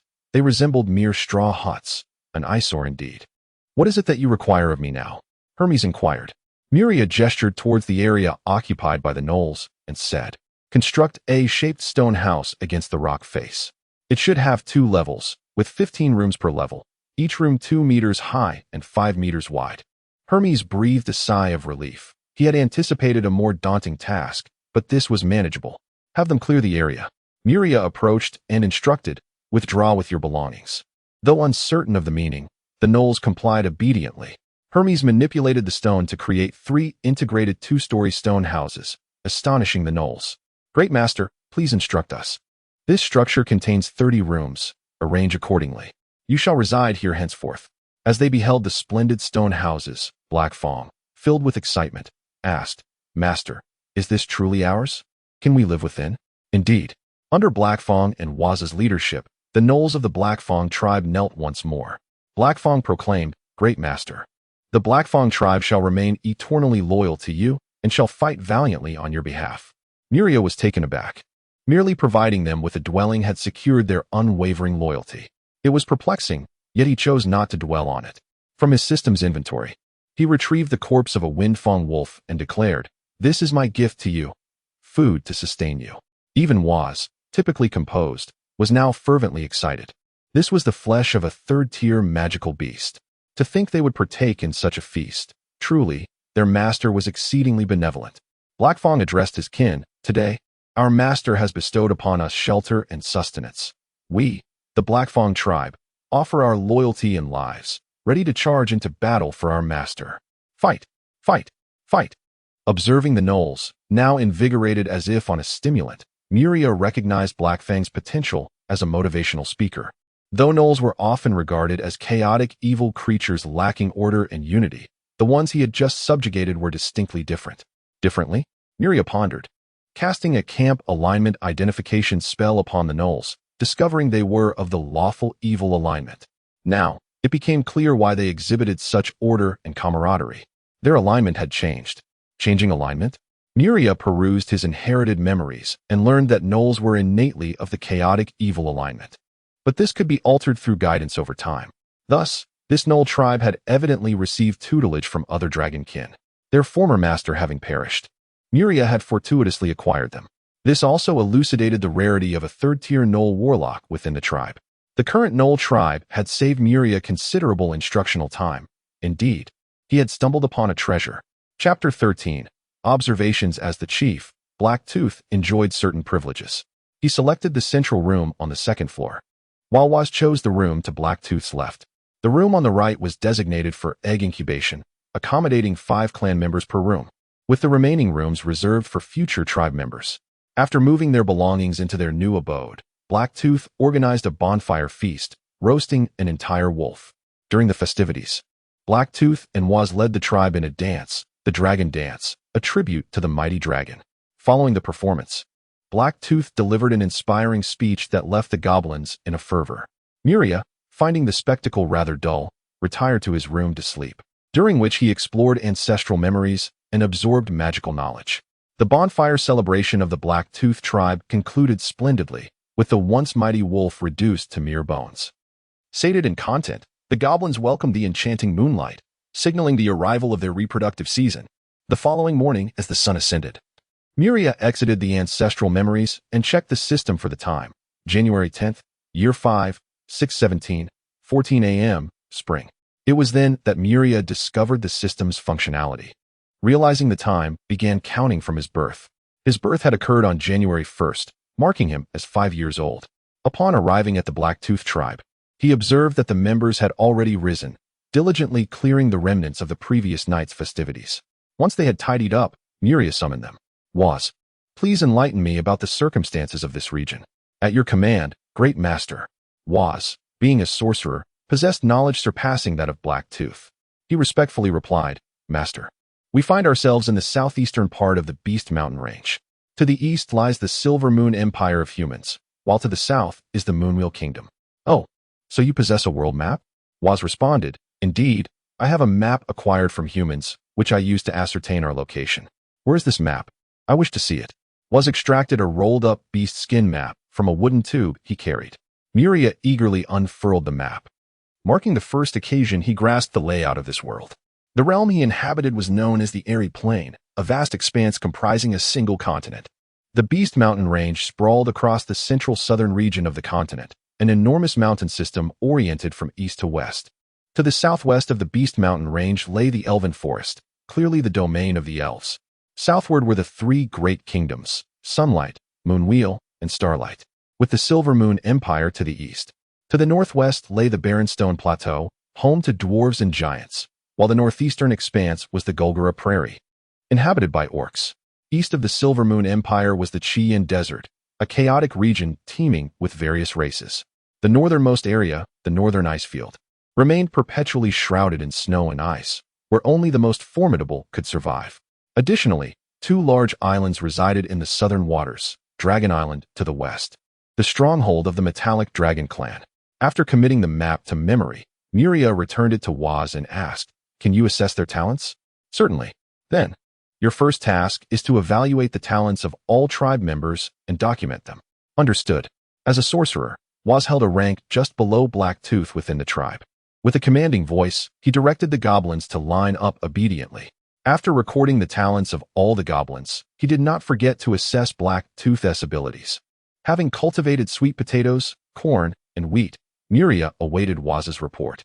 Waz approached Miria, stating, "Great master, there are a total of 70 warriors, 15 assassins, 10 archers, and 4 magicians within the tribe.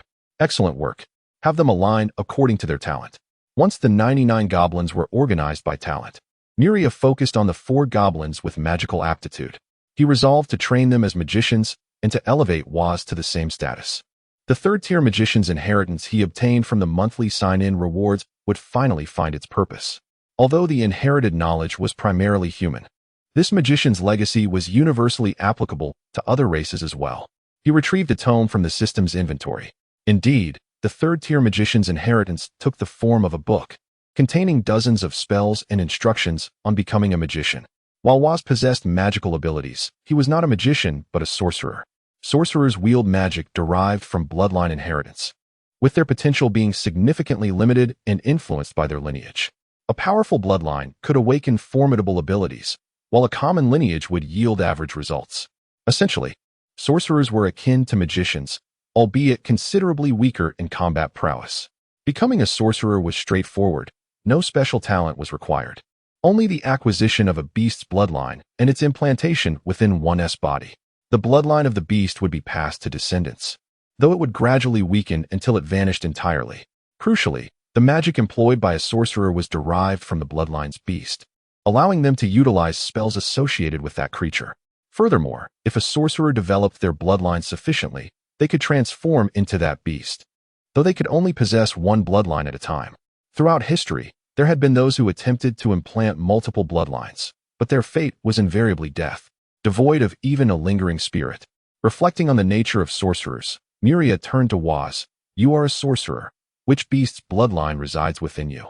Waz respectfully replied, "I am uncertain. The information from my ancestors has long been lost." "Then, please provide me with a drop of your blood." Without hesitation, Waz used a bone knife to make a small incision on his arm. Miria tasted a drop of blood, discerning its flavor and tracing it back to the red dragon. This revelation indicated that Waz was a dragon blood sorcerer, the most powerful among sorcerers. It seemed his ancestor had been a trusted ally of a red dragon, which explained the bloodline implantation that granted him such formidable power. It is known that a dragon blood sorcerer, upon reaching a certain level of bloodline development, could transform into a dragon. Although merely a pseudo-dragon, it would still possess half the strength of a true dragon. Miria regarded Waz and declared, "The tome I hold contains the third-tier magician's inheritance. From this day forth, you must diligently study its contents and instruct the other four." Waz accepted the book with solemnity, stating, "Understood, great master." Chapter 14. The Hunt. Miria gazed at the other goblins, each endowed with the talents of warriors, assassins, and archers, capable of undergoing targeted training according to their innate abilities. In this moment, Miria felt an immense gratitude for the legacy of the Dragon Kin, for within it resided a plethora of training methodologies. The legacy of the Dragon Kin was essentially a superlative library, containing all knowledge bequeathed by legendary dragons. Once one attained the status of a legend, they were entitled to contribute their wisdom to this compendium. However, the majority of its contents comprised personal autobiographies of legendary dragons. To facilitate the search for information by other dragons, the library was divided into knowledge and autobiography sections. Miria discovered the training methods for goblins in the knowledge section, diligently noted them down, and resolved to commence the training. To mold the goblins into a competent army, ample provisions and weapons were imperative. The issue of food was manageable. The 3 types of crops in her possession yielded abundantly, ensuring a sufficient supply. However, the matter of weaponry was considerably more daunting. Although goblins were adept at mining and possessed rudimentary forging skills, the quality of the weapons they crafted was lamentably inferior. How she wished for the presence of dwarves, the natural masters of forging, whose weapons were always exquisite. Yet, dwarves primarily resided in the rugged Stonecrag Plateau, and she currently lacked the strength to traverse the perilous beast forest to reach them. It seemed that for the time being, they would have to rely on the weapons fashioned by the goblins themselves. After some contemplation, Miria decided to assess the combat prowess of the goblins. "Haikia," she called, "gather the adult goblins and take them to hunt magical beasts. I wish to witness your combat capabilities." Haikia's face lit up with fervor. "As you command, great master." "Fellow kin, our master's trial has come.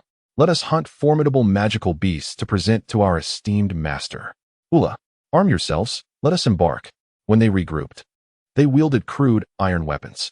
As the leader, Haikia brandished a double-headed axe. Standing at 1.2 meters tall, he wielded a massive axe nearly as tall as himself, creating a rather comical sight. Haikia raised his axe and bellowed, "Form ranks, let us depart."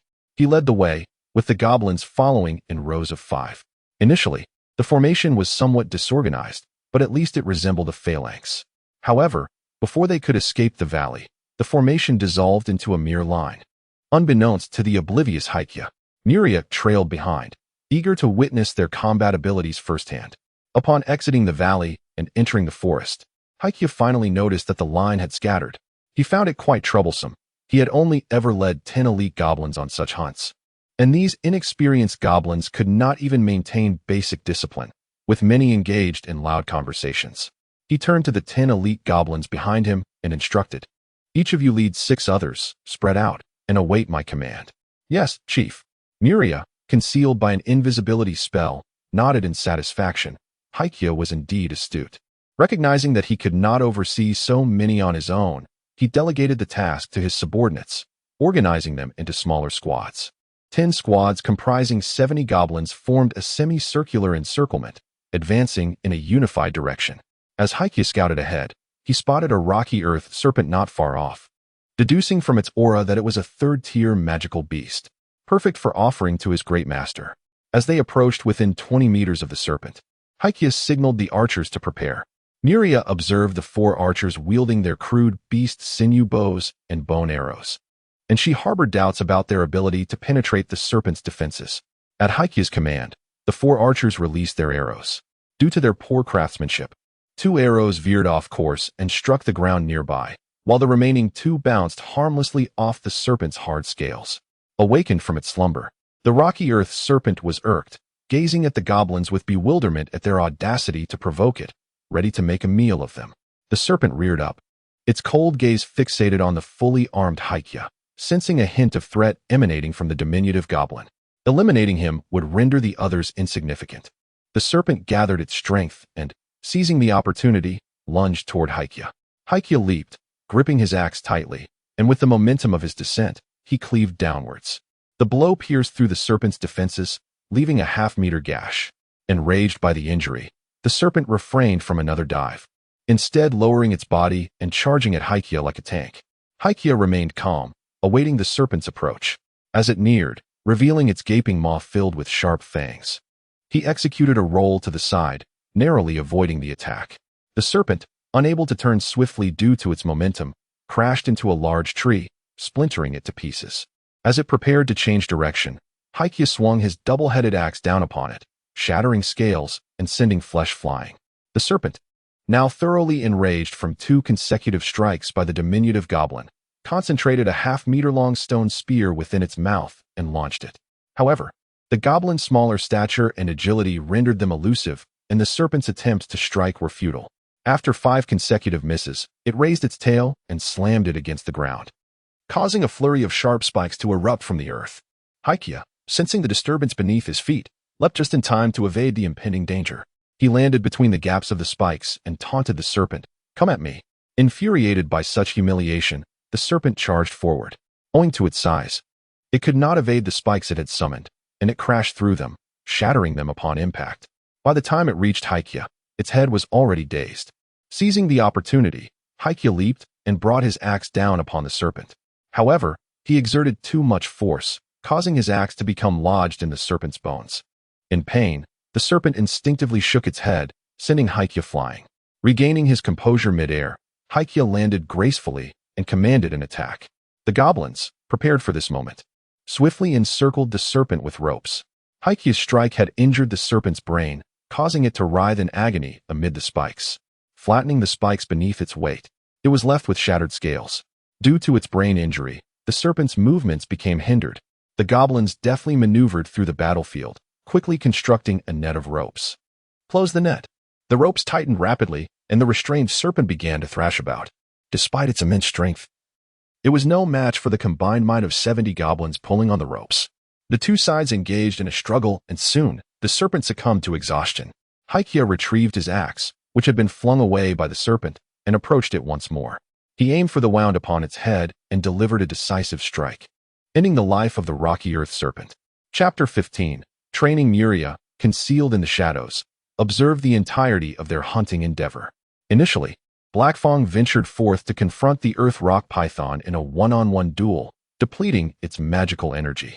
Once its power was nearly exhausted, he instructed his subordinates to prepare a net to ensnare it, thereby sapping its stamina before delivering the final blow.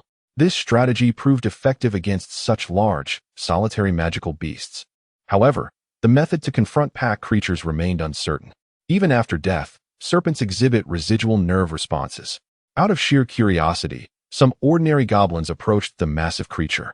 The earth rock python, measuring an impressive 20 meters in length and as thick as a barrel, could easily devour a goblin whole.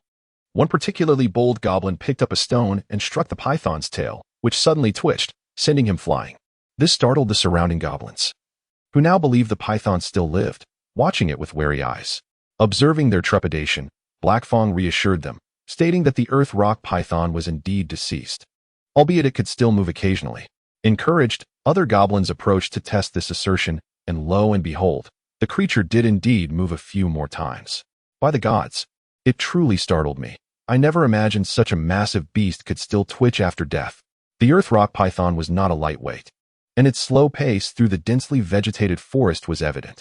After nearly an hour of strenuous effort, the goblins finally dragged the python to the valley's entrance, panting heavily.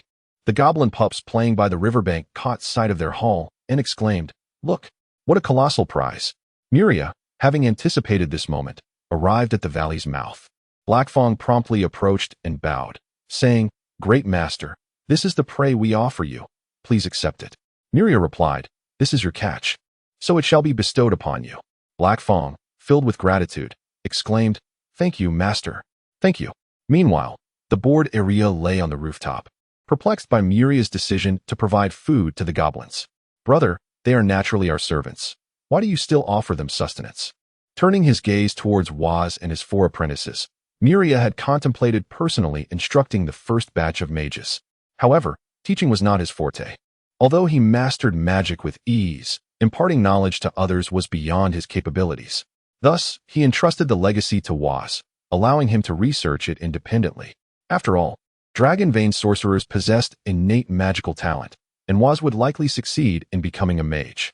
Once he attained that status, he could then instruct his 4 apprentices. Observing his 2 sisters diligently at work, Miria began to organize his training methods for the goblins, preparing to initiate their instruction. Meanwhile, Iria and Mia ventured into the fields, where they discovered a level of magic within the depths of their inherited memories, leading them to learn this new spell. They swiftly mastered the magic and selected a crop to hasten its growth. To their astonishment, they witnessed the plant growing at an observable rate, and within 18 minutes, a cornstalk had fully matured. This remarkable speed left them utterly astounded. Miria had informed them that these 3 types of crops typically required nearly 4 months to mature. Now, they had matured in just 18 minutes, accelerating the growth by a factor of 10,000. Though the growth rate was astonishing, the magical energy consumed was substantial. A first-level human mage could cast 6 to 7 first-level spells. However, utilizing this spell would deplete nearly all of their magical energy by the time the crops matured. Moreover, it could only be cast on a single ordinary plant at a time. The meditation required to restore magical energy took approximately an hour, meaning that, within a single day, a first-level mage could hasten the growth of only 7 crops. Higher-level mages would not waste their magical energy on such trivial matters. Explaining why this spell had been lost to humanity, it was simply too impractical. Miria awaited Blackfang and the others to dismember the earth rock python and hang it up to dry. After a considerable wait, he approached them, saying, "Blackfang." Blackfang immediately set down his knife and rushed over. "Great Master, how may I serve you?" "Gather the adult male goblins. This task shall be assigned to the others." "Yes, Master." Soon, 40 goblins assembled before him, including 10 elite 2nd-level goblins and 30 first-level ones. At that moment, Miria recalled an intriguing trait of goblins. Female goblins would always remain at 1st level, meaning that the goblins suitable for combat were exclusively male. With 40 goblins and Blackfang, their leader, standing before Miria, he observed their haphazard formation and commanded, "Blackfang, stand apart. The rest of you, line up in 5 rows." The goblins, flustered by the order, hurriedly attempted to form ranks. After 3 minutes of effort, they managed to create a somewhat organized formation, albeit still crooked. Satisfied with their progress, Miria declared, "From this day forward, you shall be my first army. I bestow upon you the designation Blackfang. You shall rend my enemies as fiercely as sharp teeth." With fervor, Blackfang proclaimed, "Yura, I shall personally train you. Blackfang, observe closely. I will assess your learning progress daily." Blackfang, brimming with excitement, replied, "As you wish, Great Master." Miria then addressed the 40 goblins, instructing them, "Now, align to the right." What followed was a scene that elicited both laughter and exasperation. The goblins, unable to discern left from right, some turned to the left while others to the right. Ultimately, Miria corrected their orientation and explained some basic military stances, personally adjusting their positions. Finally, they formed a perfectly aligned formation. Left face. With precision, they all turned to the left without a single error. Forward face. Miria felt a sense of satisfaction. It appeared these goblins were quite clever, as they had quickly learned to turn left, right, and face forward after just one demonstration. Right face, left face, right face, forward face. After several rounds of practice, they successfully passed this training segment. Chapter 16. Military training. Having completed the first training project, Miria prepared to commence the second one, the turning exercise. This brought to mind his time at university military training on Earth. Each training session began with half an hour of standing at attention. He recalled the excruciating first day of standing still, during which many succumbed to fatigue and fainted. "Blacktooth," he called, "please obey my command. You stand at the front of the line and follow their training." "Yes, sir." Once Blacktooth was positioned, Miria announced, "The next training drill is standing at attention. I will use Blacktooth as a model to demonstrate what a standard military stance looks like." He instructed Blacktooth to straighten his posture and make necessary adjustments. After a few tweaks, a proper canine soldier stance emerged. Why is it referred to as a canine soldier stance? Miria pondered. Though they stand upright like humans, their tails and differing physique require some modifications to the stance. Have you all observed carefully? Yes. Then mimic Blacktooth's stance, and remember to maintain a neat formation. Yes. 40 canine soldiers promptly took their positions, standing at attention. Most managed to uphold the stance, while a few corrected themselves under guidance. It was spring, the sun was gentle, and standing beneath it was quite pleasurable. Finding their rigid posture dull, Miria decided to take a brief respite. Before resting, he instructed, "Maintain this position until I awaken. Only then will we conclude." For ordinary individuals, standing still for more than 10 minutes becomes uncomfortable, yet for the canine soldiers, whose ranks were established, remaining motionless was a simple task. Upon awakening at noon, Miria was astonished to find them still standing straight without the slightest tremor. It dawned on him that the weakest among them were of the first rank. Their physical prowess far surpassing that of ordinary humans. He had underestimated them. With noon upon them, it was time for a meal before resuming training in the afternoon. Well then, the morning session concludes here. I hope that when we convene this afternoon, you will complete your tasks with utmost speed. Understood? Understood. As Miria dismissed the canine soldiers, he noticed his diligent sisters still toiling away and felt a sense of appreciation for their efforts. Approaching them, he intended to grant them a break.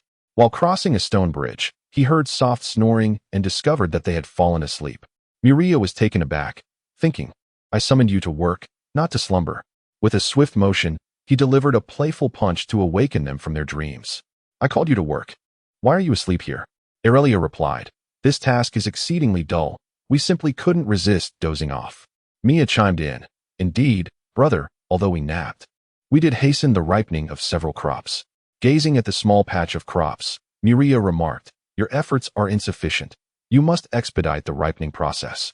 I shall be planting these tomorrow, and they will become a vital source of sustenance for us."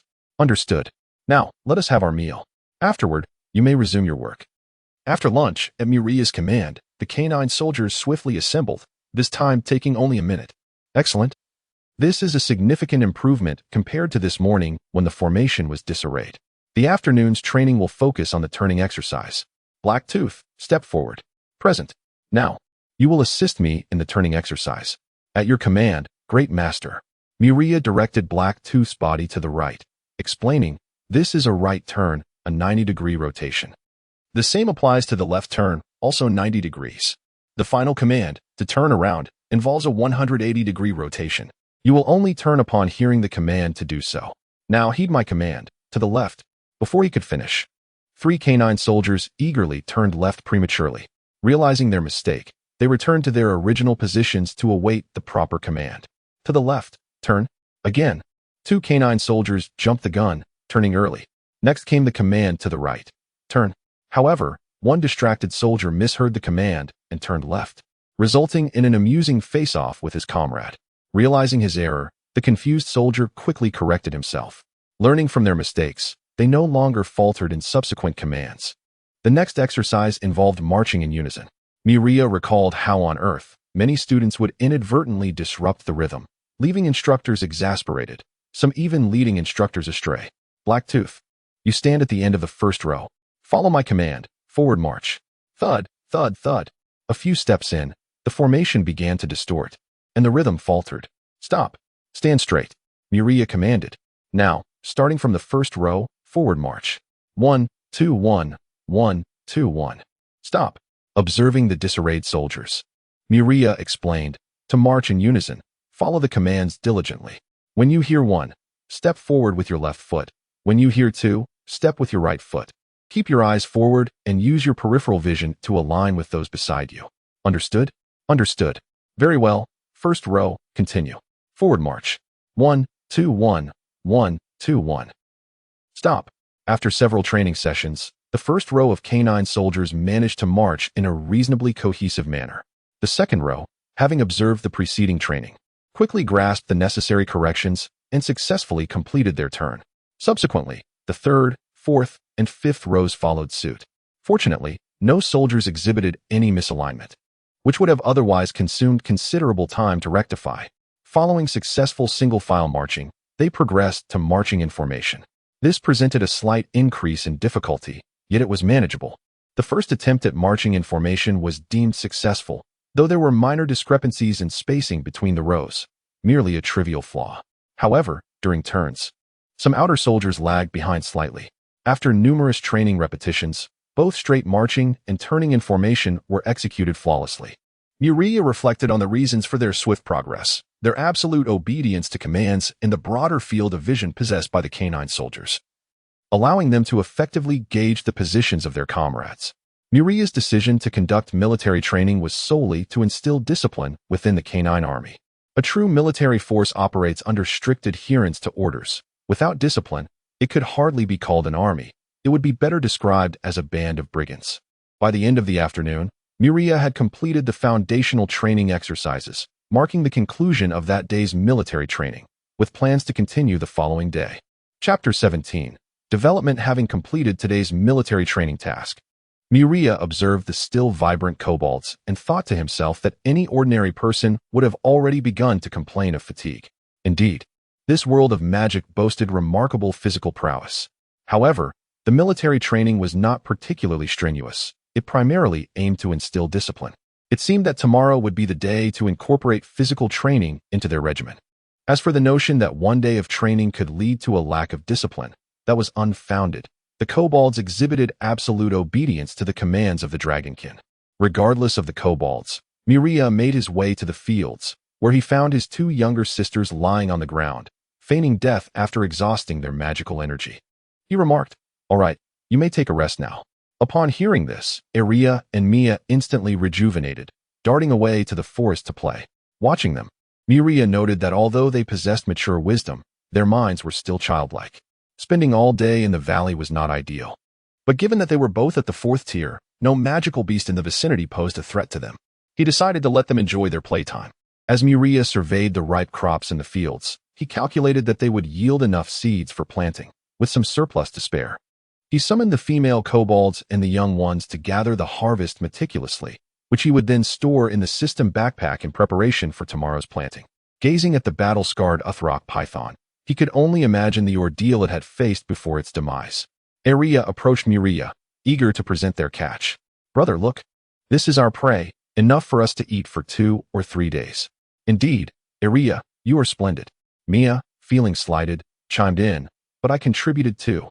"Of course. Mia is also wonderful." Mia then revealed 10 oval-shaped eggs, stating, "Brother, I found these in the Uthrock python's lair." Muria was pleasantly surprised to discover the presence of Uthrock python eggs. This was indeed an unexpected boon. After examining the eggs and confirming their vitality, a bold idea took root in his mind. If he could tame these magical beasts for his own use, the combat strength of his army would undoubtedly increase.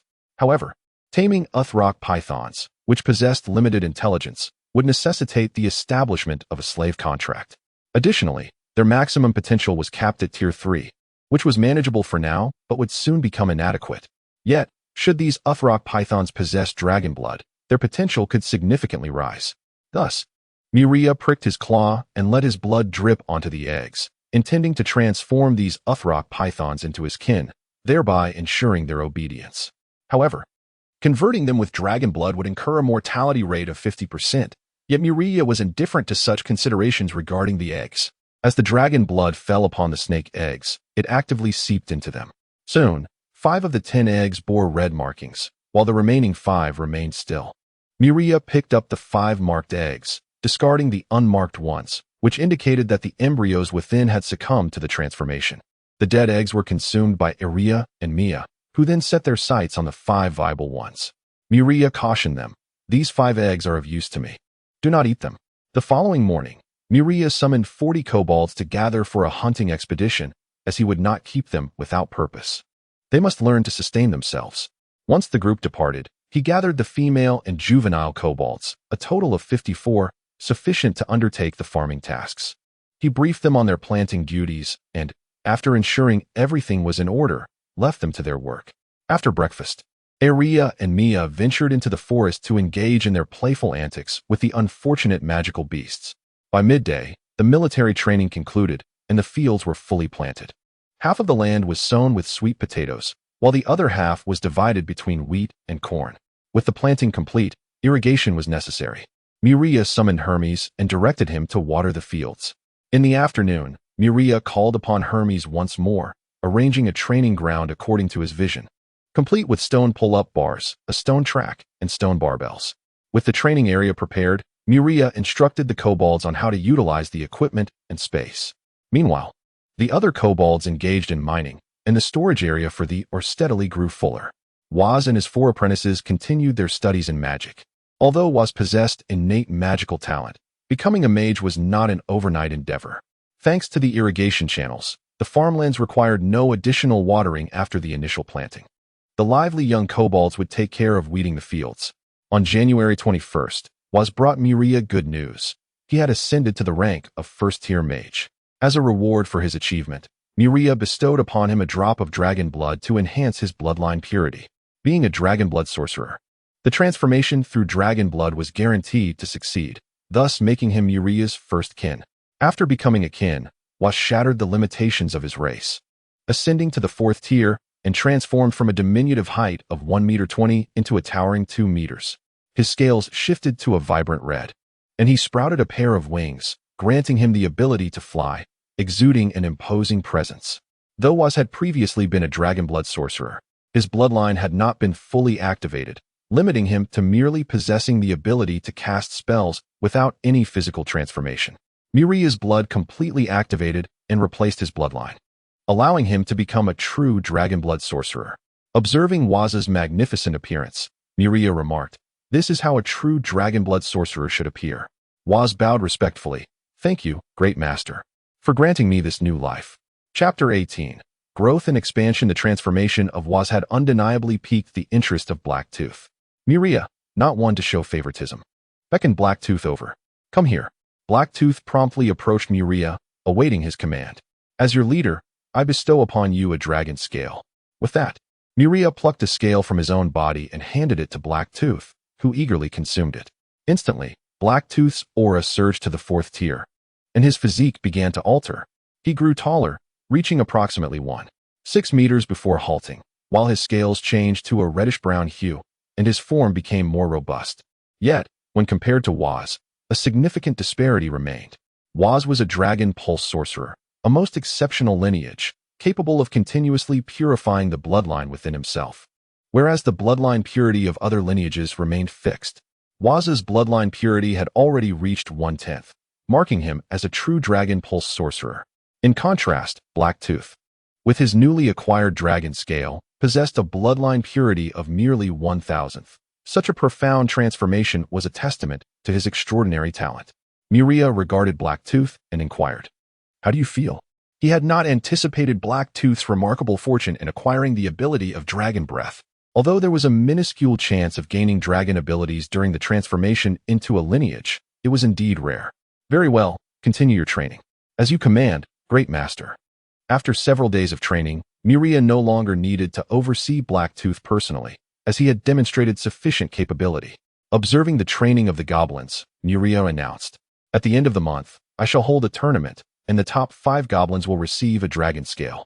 The goblins, being sentient beings with emotions, were invigorated by the prospect of receiving dragon scales, and they trained with fervor. Miria turned to Waz and instructed, "Now that you have become a magician, remember to teach those 4 apprentices. As you command, great master." Time swiftly passed, and January 30th arrived.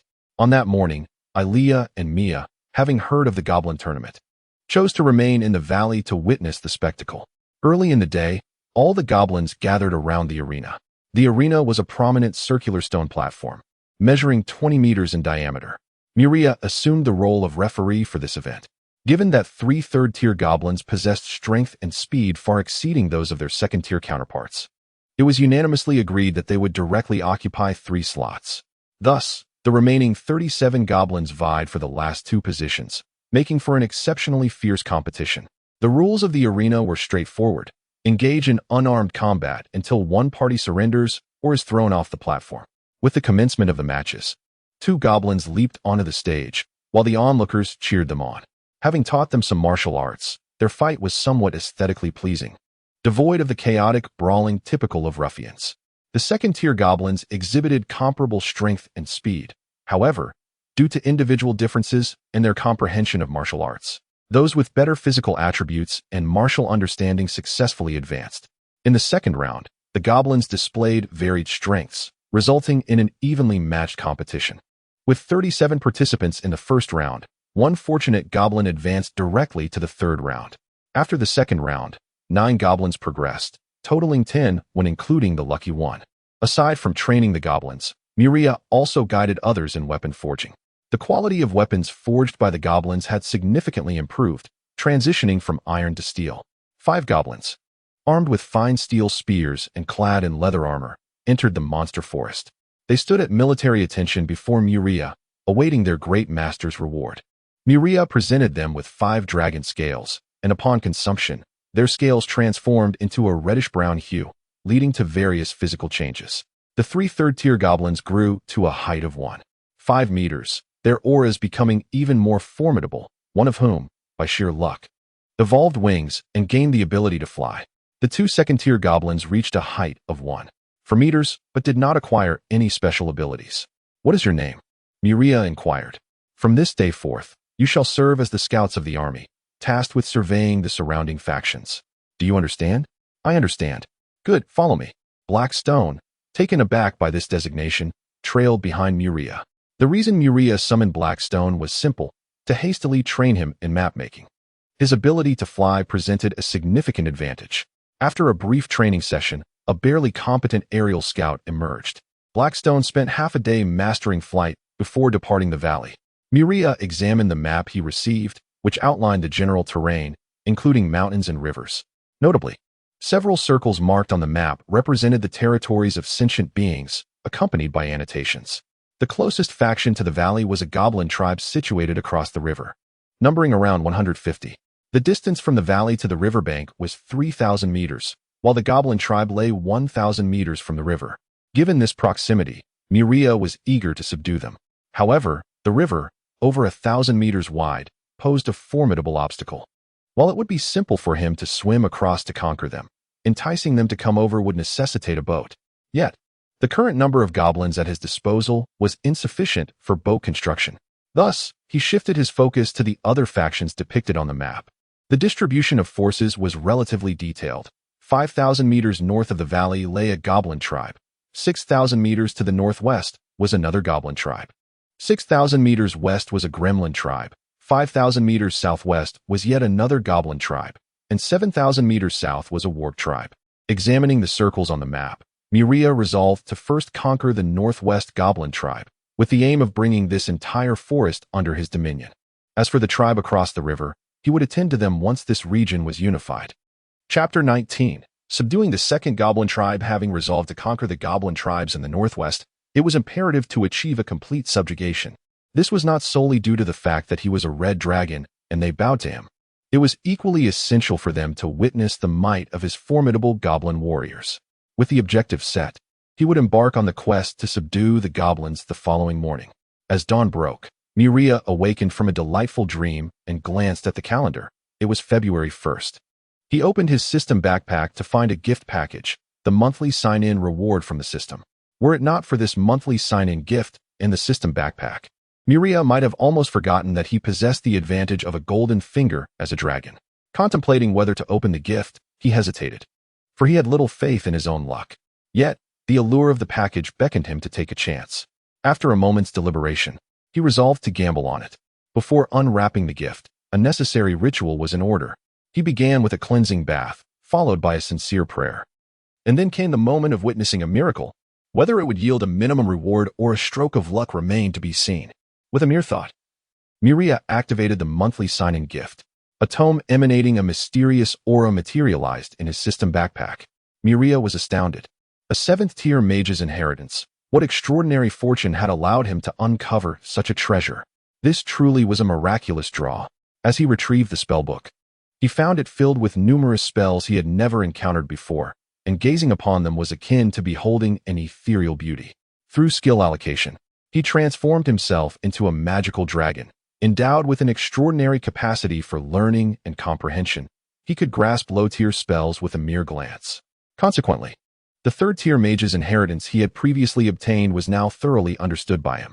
Although the dragon clan's inherited memory contained a wealth of magical knowledge, most of it pertained to spells of 5th tier and above. This imbalance arose because low-tier spells were deemed too feeble, and the dragon clan held them in disdain. There were scarcely 100 spells from tiers 1 to 4, all of which had long been mastered. Now, with the 7th tier mage inheritance, he could finally learn other 4th tier spells. With a heart full of joy, Miria summoned the goblin army. "Today, we shall not train," Instead, we are to subdue another goblin tribe to strengthen our ranks. So, gather your gear and demonstrate your might, he commanded. Yura, observing the spirited army, Miria turned to Waz and said, Waz, you shall accompany us as well. Waz bowed and replied, At your command, great master. 40 goblins clad in hide armor, wielding fine steel spears, stood in orderly formation. Black Fong donned finely crafted steel armor, his back adorned with a double-bladed axe as tall as himself. Due to the limited yield from manual mining, only Black Fong was equipped with a complete set of fine steel armor, though Waz wore leather armor. His imposing stature made him appear even more gallant than Black Fong. Let us set forth. With Miria's command, they marched towards the goblin tribe located 6 kilometers to the northwest. This distance was a straight line. Traversing through the forest nearly doubled the journey. Although the forest path was challenging, it was as effortless as walking on flat ground for the minimally second-tier goblin army. After an hour of careful progress, they arrived at the site of the goblin tribe. Gazing towards the small valley with a water source, where numerous goblins resided, Miria pondered how they had not encountered any on their way here. Suddenly, it struck him. The ease of reaching this place was due to the intimidating aura of his dragon lineage.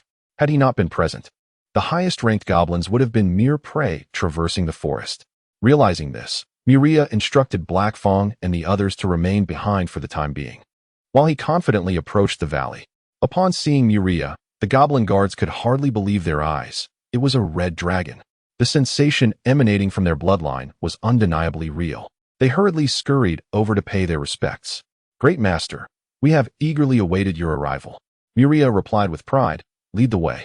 As you command, Great Master. With the guidance of 2 guards, Miria entered the valley. The goblin younglings frolicking within immediately knelt before him, exclaiming, Great Master, welcome to our tribe. Observing the mine entrance in the mountainside, Miria let out a mighty roar. Soon, the goblins laboring in the mine emerged, kneeling in excitement. Great Master, we welcome your presence. The subjugation of this goblin tribe proceeded with remarkable ease. Miria surveyed the 200 goblins of the Ironwood tribe before him and felt immense satisfaction. From this moment forth, you shall merge with the Blackfang tribe. The Ironwood tribe shall cease to exist. Upon hearing this, the leader of the Ironwood tribe, Ironwood, stepped forward and said, Great Master, please allow us to merge in our own way. Very well. In goblin culture, tribe mergers could only occur through the defeat of one tribe by another, ensuring the true assimilation of the conquered. Such tribal warfare involved only adult males. The victors would absorb the vanquished. Ironwood's party consisted of 91 adult males, including himself and the deputy leader, gathered in a cluster. Mighty Master, we beseech you to allow us to battle the Blackfang tribe. Agreed. Blackfang, bring forth your warriors. Outside the valley, Blackfang and Waz entered with their 40 kin. Ironwood gazed at the incoming goblins and fell silent. He glanced at the crude iron weapons in his hand, then at the gleaming fine steel weapons of his opponents. What a stark disparity. Assessing their strength, he noted 2 4th-tier fighters, 3 3rd-tier, and the rest 2nd-tier on the opposing side, while his own contingent comprised only himself and his deputy as 3rd-tier, 17 2nd-tier, and the remainder 1st-tier. Although they held a numerical advantage, their absolute inferiority in strength rendered it meaningless. In summary, they were outmatched in every aspect of power and weaponry. How could they possibly fight? I concede, Great Master, Ironwood declared. In the face of certain defeat, to continue fighting would be folly. Miria proclaimed, From this moment forth, you shall be a part of the Blackfang tribe. Bring your belongings and follow me to your new home. At your command, Great Master. Chapter 20. Great development. The possessions of the goblins were quite simple: food, ore, and weapons. Everything else was of little consequence. Tai Mu and the other goblins gazed upon the pristine valley, particularly admiring the splendid stone houses, and instantly fell in love with the place. The environment here was far more beautiful than their own little valley. The Blackfang tribe welcomed the newly joined goblins with open arms, for soon they would all be one family. Heya guided Tai Mu's goblins to familiarize them with their new surroundings, helping them to integrate swiftly into the Blackfang tribe. On this day, Ilea and Mia, who had not ventured outside, were taken aback by the sight of the 200 goblins. Ilea approached Miria and exclaimed, Brother, you captured the goblins without us. How could you not bring us along for such an exciting adventure? I remember when I left, you were still asleep, and I distinctly recall someone saying not to disturb her morning slumber. Brother, that was merely my temper speaking. How could you take it seriously? If there's another opportunity to capture subordinates like this, please let me join, all right? Very well. Ilea was elated. She could hardly contain her eagerness to showcase her strength to those lesser beings. Miria turned to Mia and asked, "Will you be joining us?" Mia shook her head. "I think not. I still wish to study third-level magic and have no interest in that." Influenced by Miria, Mia found herself less interested in such matters, instead becoming engrossed in the study of magic. Having completed her second-level magic training from her inherited memories, she began to delve into the study of third-level magic, and it would not be long before she became a third-level magician. Ilea, being a true red dragon, still yearned for power and battle. Though she was gradually swaying towards an alignment of chaotic evil, a transformation that would take time. Hermes observed Miria from a lofty position. "Speak. What brings you to me this time? More construction?" Hermes sighed. "What is your request? Speak plainly." Miria sketched a blueprint of the house in the dirt for Hermes to see. Once Hermes understood, he replied, "This house will be 3 stories high." "Very well." Since the construction was merely an addition to the existing structure, there was no need to alter the original building. Under Hermes' guidance, 3 brand new buildings sprang forth. The layout of the new structures retained the shape, expanding from the original 5 rooms on 1 floor to 10 rooms, and from 2 stories to 3. The new goblins gazed in astonishment as the houses rose, rendered speechless by the spectacle. Waz's perspective differed from that of Black Fawn. Miria once told him, "Magic is productivity." Initially, he did not grasp the meaning, but witnessing Hermes conjure the buildings with magic, realization dawned upon him. Magic was not solely for attack. It could be harnessed for production and daily life. Constructing such houses by manual labor would take weeks, yet with magic, it was accomplished in an instant. Thus, at that moment, Waz resolved to alter his approach to studying magic. While offensive spells were important, he also sought to develop magic applicable to production and daily life. With the houses completed, it was time for Black Fawn to lead them in the distribution of residences. This was no longer Miria's concern, as he now intended to study 4th-level magic. Before departing, Miria instructed Black Fawn, "You should enlist those 92 adult male goblins into the army for training, and you will serve as their instructor. Additionally, I will host a tournament at the end of this month to select the 10 strongest goblins to be transformed into my kin." Black Fawn responded, "As you command, great master. Indeed, we have already transformed 7 individuals and are no longer bound by rank. I am confident that with your strength, you shall surely have your share by month's end." "Ah, you will find out tomorrow," Black Fawn added. That evening, to celebrate the integration of Taimu's tribe into the Black Fawn tribe, Black Fawn provided some of his stockpiled meat for a grand feast. Tonight, they would dine heartily. At the bonfire, Taimu, sipping on the inferior fruit wine brewed by the Black Fawn tribe, found himself fond of the taste, having never drunk before. He approached Black Fawn and inquired, "Brother, how do you have such an abundance of meat and berries for brewing wine?" Black Fawn smiled. "We owe our gratitude to our great master. He taught us how to forge fine steel equipment and how to fish." "Fish." Indeed, the river in this valley teems with fish, especially in the lake near our master's residence, where they are even more plentiful. "Are there no magical beasts in the water?" Black Fawn chuckled. "This is the master's domain. Those creatures have long since fled." "Ah, I see. Come, let us toast." The next morning, Tai Mu and the other goblins were roused to stand in formation, commencing their training. After several days of adjustment, the 2 tribes had fully merged. On February 10th, the Black Fawn tribe welcomed the first wave of population growth. 30 goblin eggs hatched on this day, and Miria gazed at the eggs, envisioning a future where the valley would be filled with goblins. In Miria's plans, as a low-level troop, the goblin army needed to number in the tens of thousands, if not hundreds of thousands. Thus, the current directive for the goblins was to reproduce continuously, provided there was ample food. On the other hand, among the newly integrated goblins, over 50 female goblins were already pregnant. At this rate, a population explosion would soon occur, much to Miria's delight. Miria summoned Black Fawn and said, "From today onward, send 2 goblins to gather the younglings for training." "Understood, great master." Then, Miria turned his attention to Waz. "Waz, how is your work on cultivating magicians progressing? What stage are you at?" His 1st-level magic model was already 90% constructed and would soon be complete. Well enough. Miria was satisfied with this progress. After all, goblins inherently had a weak affinity for magic. Achieving 1 first-level magician in a month was already commendable. Chapter 21. The Great Development 2 calculating the time.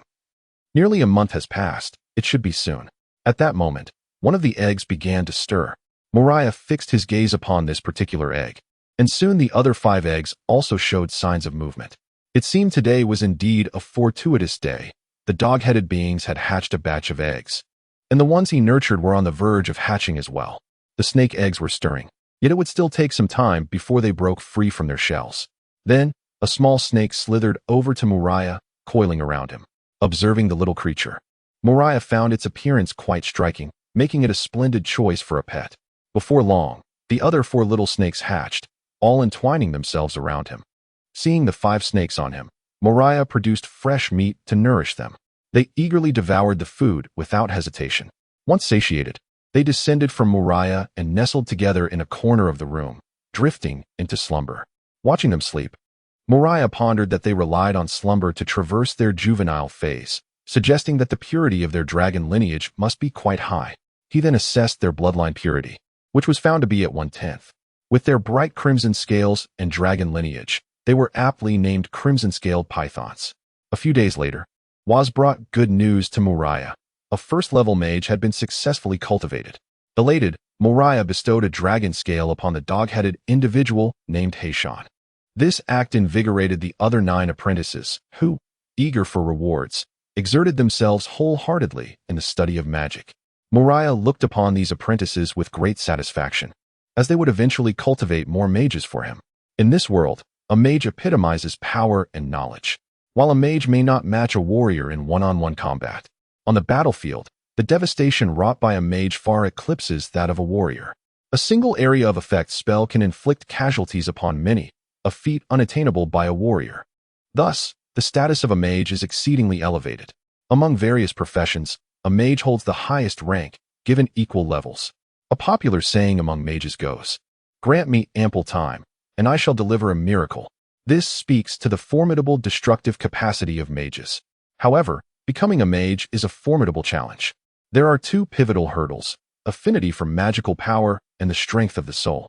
Affinity for magical power denotes one's attunement to it. The higher the affinity, the greater the amount of magic one can wield during casting, and the faster the recovery of magical energy. The potency of a spell is contingent upon the amount of magical energy infused. A spell cast with full power is undeniably more formidable than one cast with only half. The strength of the soul determines the number of spells a mage can utilize.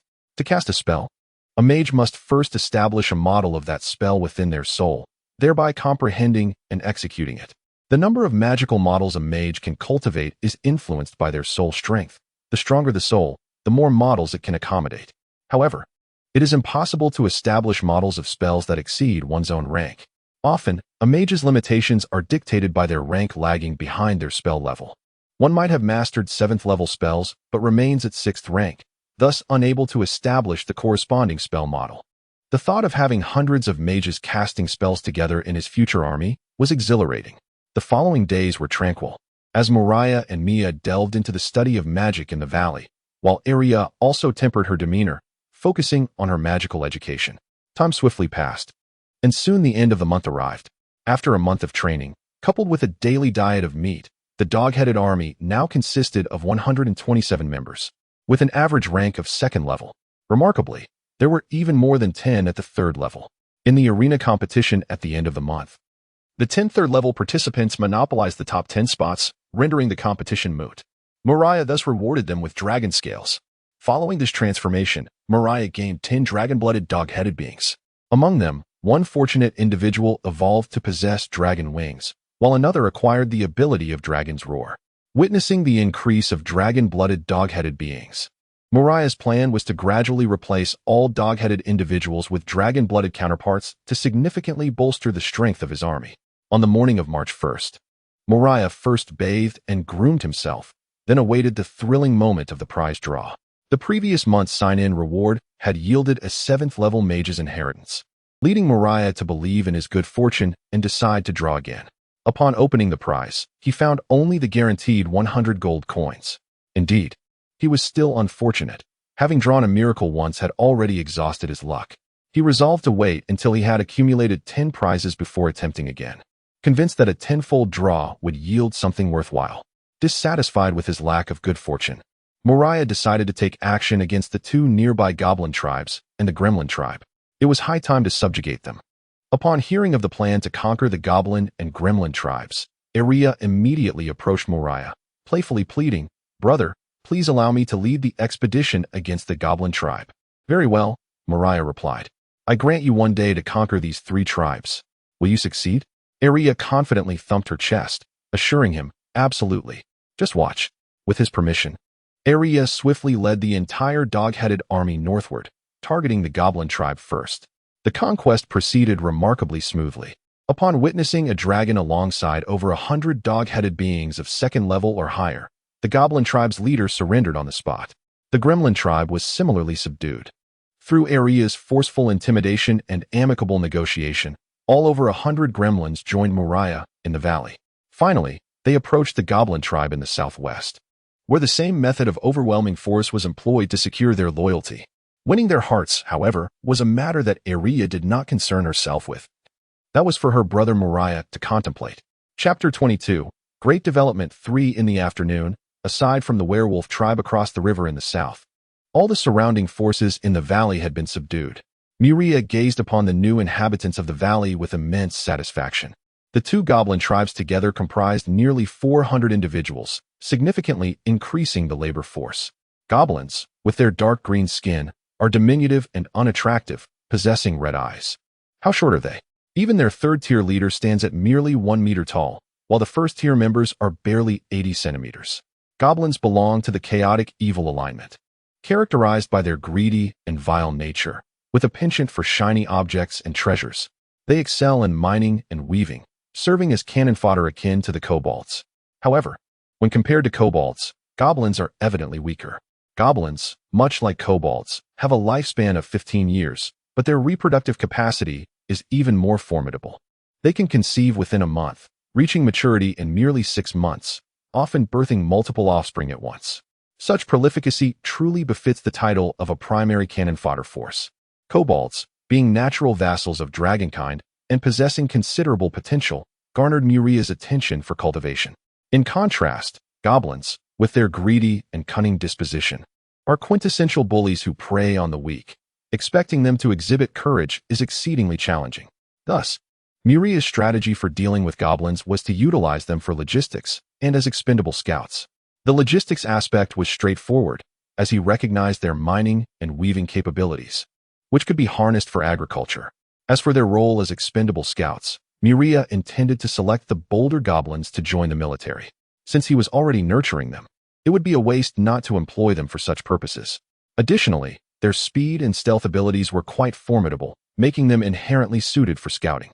Another discovery was a tribe of gremlins, numbering less than 100, which proved to be the greatest boon. Gremlins are exceptional blacksmiths. Although their crafted weapons do not rival those of dwarves, they are nonetheless of fine quality.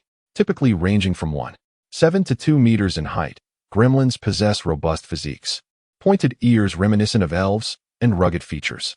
They are skilled artisans, living up to 200 years, maturing at 35, with a passion for forging equipment and consuming meat. Given the uniqueness of gremlins, Moriah instructed Aria to invite them. If they were uncooperative, some force could be employed. Initially reluctant, the gremlins ultimately moved to the valley under the assurance of daily meat rations coupled with a hint of intimidation. The gremlin chieftain, Ivankov, approached Moriah and stated, "We gremlins are in a partnership with you, not out of fear." Moriah, undeterred by the obstinate middle-aged man, replied, "Very well, partners. As long as you work diligently and ensure daily meat provisions. Where shall we reside? We do not wish to share quarters with these goblins. The designated area for your habitation has already been established, and the houses will be ready shortly." "Very well." Moriah contemplated the gremlins, thinking, "As long as you remain in the valley, once you witness future developments, you will be reluctant to leave." He then summoned Hermes to construct the houses. And without missing a beat, Hermes completed 2 buildings seamlessly.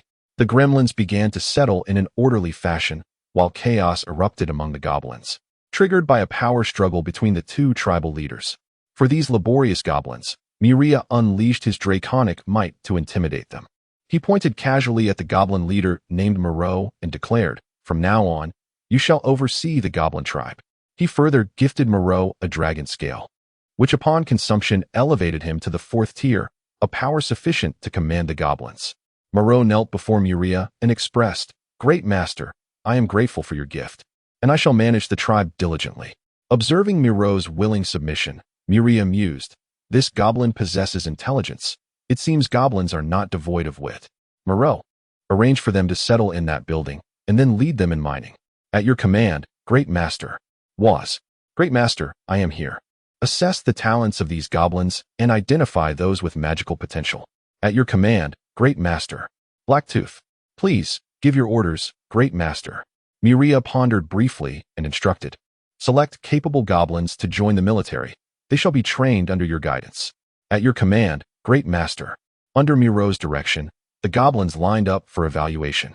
Soon, nearly 400 goblins had been assessed, resulting in 4 individuals identified with magical aptitude, who were then taken by Waz to join the apprentices.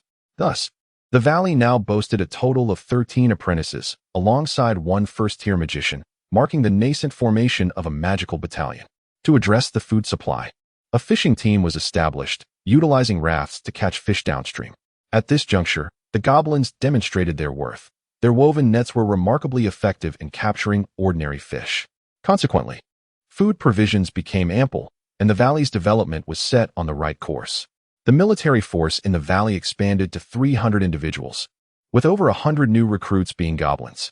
With both goblins and kobolds engaged in mining, the quantity of iron ore steadily increased, prompting a comprehensive upgrade of the weaponry utilized by the military. Meanwhile, Waz made commendable progress. After a month of effort, he successfully trained another first-tier magician, bringing the total to 2 first-tier magicians, while Waz himself ascended to the rank of second-tier magician. The 5 crimson-scaled serpents Muria had previously hatched had now matured beyond their juvenile stage, transitioning into their growth phase. Consequently, he entrusted the already 3rd-tier crimson serpents to the military, which would serve as formidable assets. As time swiftly passed, it was now the end of April, and a vast expanse surrounding the valley had been brought under control. Standing atop a rooftop, Muria surveyed the golden fields of wheat and corn across the river, along with the lush sweet potatoes. He summoned his military forces.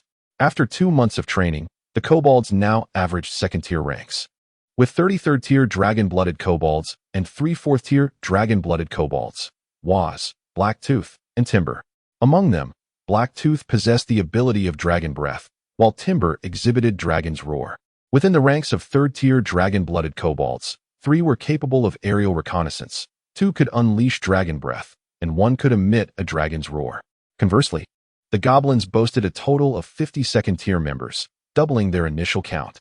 Observing the neatly arranged and orderly formations, Muria felt a profound sense of satisfaction. Chapter 23. Abundant harvest. From his elevated position, Muria addressed the army. "Today, you face an arduous task to complete the harvest of these 100 acres of farmland within a single day. Will you accomplish it?" "Guaranteed." The resounding roar of the 300 soldiers echoed through the valley, prompting Ivankov, who was forging equipment in the blacksmith's shop, to peek out and behold the formidable army. In his youth, he had reached the borders of the moonlit kingdom and witnessed the human forces there.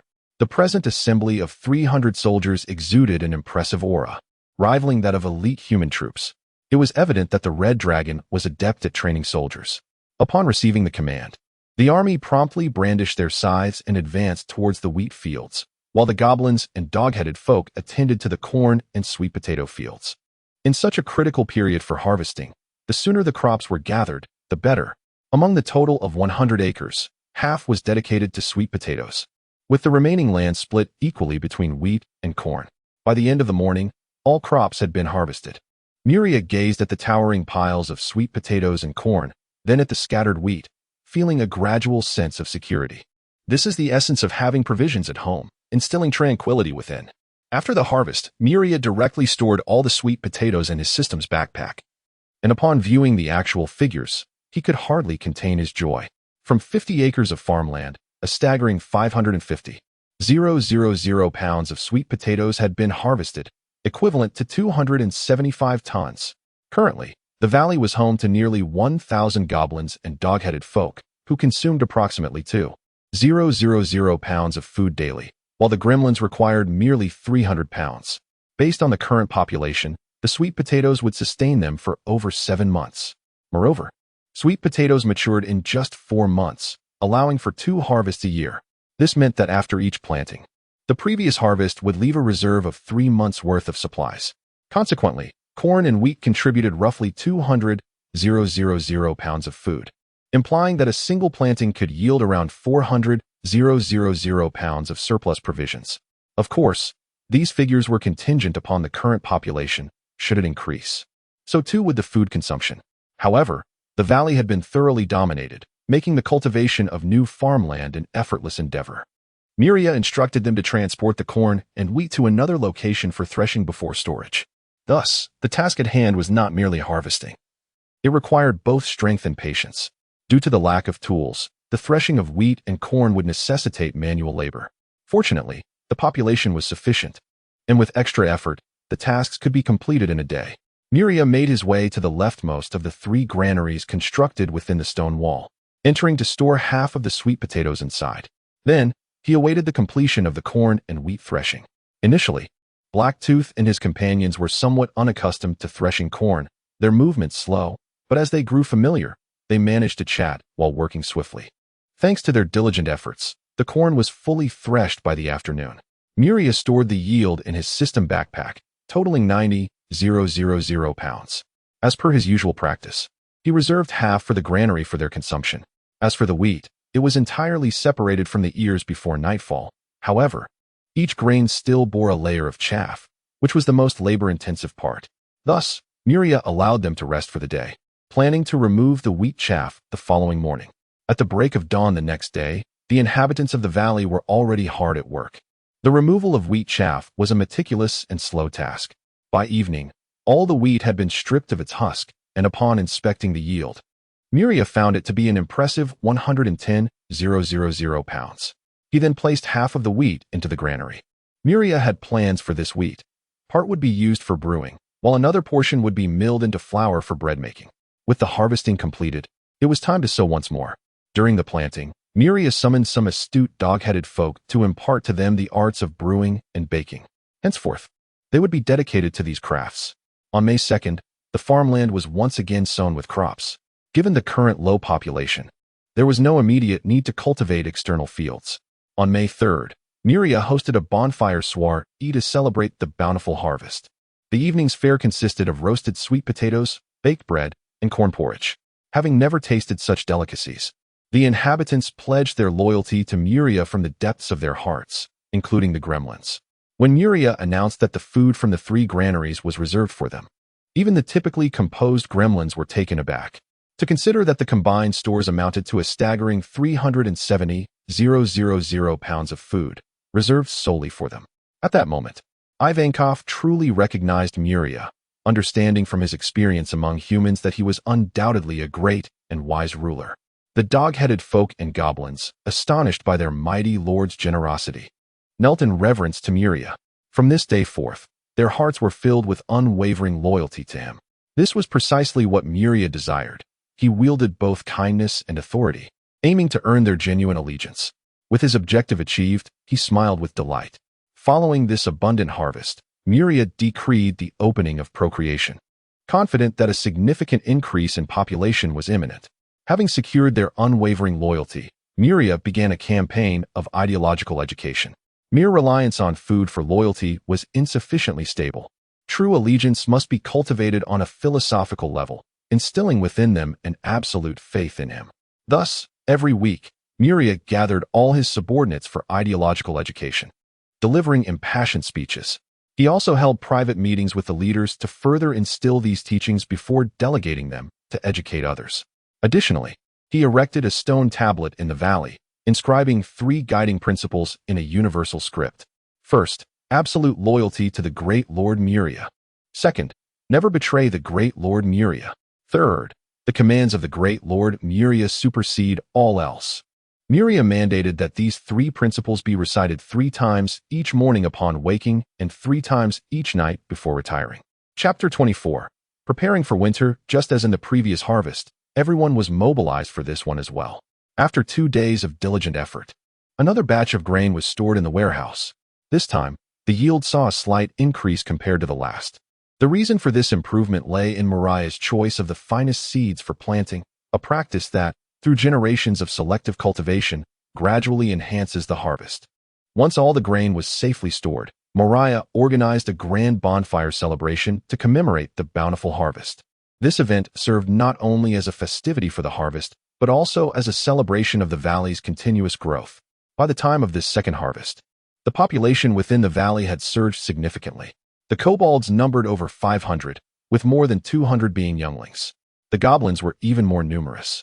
They reproduced more prolifically than the kobolds, with around 400 adults and a staggering 300 offspring. The gnomes also thrived due to the abundant and stable living conditions, with 3 of their members expecting. During the celebration, Mariah presented a batch of homebrewed wheat beer. Though its quality was modest, it possessed a commendable alcohol content of around 20 degrees, making it a rare treat. A row of tables was set up at the celebration, designated for those of higher status. At the head sat Mariah and his 2 siblings, followed by Waz and Haya, the kobold leaders, and then Ivankov, the gnome chieftain, alongside Moreau, the goblin chief. In front of them rested a small jar of wheat beer. Mariah raised a jar and proclaimed, "Today is a splendid day. We once again celebrate a bountiful harvest. Let us raise our cups." The 4 below echoed in unison, "To our great master." They then drained their ceramic bowls filled with the pale yellow beer. For the first time tasting the beverage, they felt a fiery sensation in their throats, followed by a warm tide rising from their stomachs. The experience instantly captivated them. Haya laughed heartily, exclaiming, "What a delight! Is this what they call beer? Truly magnificent." At that moment, Ivankov had consumed nearly half a jar and felt a bit tipsy. Shaking his somewhat dazed head, he chuckled, "This drink is perfect for winter. It warms the body splendidly." Waz nodded in agreement, stating, "Indeed, every winter we face heavy snowfall and frigid temperatures, making it impossible to seek food. Many perish each year. Yet now, with our great master, we have ample provisions, and no one shall die this winter." Moreau swayed slightly, adding, "That's right. In my goblin clan, we used to lose over 10 members every winter. Now, my kin are warm in their furs, thanks to our great master." Haya raised his cup, proclaiming, "Let us once more express our gratitude to our great master." To our great master. The following morning, they awoke, nursing slight headaches, realizing that such indulgence in drink could not be repeated. Fortunately, all were of the 4th tier, and their robust physiques allowed them to channel their internal magic to metabolize the alcohol, leaving them revitalized for the day ahead. The September breeze had turned cool, signaling that winter was approaching. Mariah was inquiring with Mia regarding the preparations for winter supplies. With the increase in the valley's population, it became necessary to assign someone to manage logistics, a task entrusted to his sister Mia. The choice of not assigning this responsibility to Ilea was due to her lack of interest and her somewhat hasty nature, making her unsuitable for such meticulous work. "Mia, how is the stockpile for winter coming along?" he asked. "Brother, since you instructed me to prepare in advance, I have had the goblins craft warm clothing from the furs. Now, the subordinate races can all don warm garments," she replied. "Good. We have enough clothing. What about firewood?" "The firewood supply is ample. We've already cut a significant amount and stored it, and with the addition of this season's wheat straw and corn stalks, we have more than enough for winter." "And what of meat?" Mariah pondered, responding, "Relying solely on hunting magical beasts for our meat supply is unsustainable. It seems we must expedite our plans for domestication." Having gathered the desired information from Mia, Mariah summoned Haya and Moreau. Upon their arrival, the 2 immediately bowed. "We greet our great master." "Rise," he instructed. "The reason I called you here is to discuss a matter. The magical beasts surrounding the valley have been depleted. Next year, we will need to venture further for hunting, which increases the risks involved. Thus, I intend to raise some magical beasts as a source of meat. You are well acquainted with this area. Do you have any suggestions?" Mariah outlined 3 requirements. The beasts must grow rapidly, provide ample meat, and be of low tier. Haya and Moreau exchanged glances, troubled. If such beasts existed nearby, they would not have gone hungry in the past. "Very well, you may leave now. At your command, great master." Once they departed, Mariah continued to contemplate how to acquire magical beasts that were quick to grow, low in tier, and not finicky with their diet. After a lengthy period of contemplation yielded no results, he decided to investigate the memories of his predecessors. To his delight, he discovered a suitable creature for domestication, the Bioball hamster. This magical beast was a breed created by a magical dragon ancestor to resolve food scarcity. It resembled a hamster, but was half a meter long and could weigh up to 50 pounds. With a strength of only Tier 1. It matured within 3 months and consumed anything. Each breeding cycle produced 10 to 20 offspring. Such a creature was a natural food source. Even more astonishingly, this magical dragon ancestor had anticipated that other dragons might seek this creature, so he left a communication magic array for contact. Moriah quickly noted the details of the array and began contemplating the materials required to construct it. The primary materials for this magic array were dragon blood and powdered dragon scales, but it required a magic crystal to activate it. This posed a challenge for him. A magic crystal, as the name suggests, is a crystalline form composed of pure magical energy. Magic stones can be found in areas rich in magical energy, with magic crystal veins located deep within them. A single magic stone is valued at 100 gold coins in the human world, whereas a magic crystal fetches 10,000 gold coins, often making it unattainable even for those with wealth. While Haya and Moreau had procured numerous magic stones during their mining, magic crystals could only be found within magic crystal veins.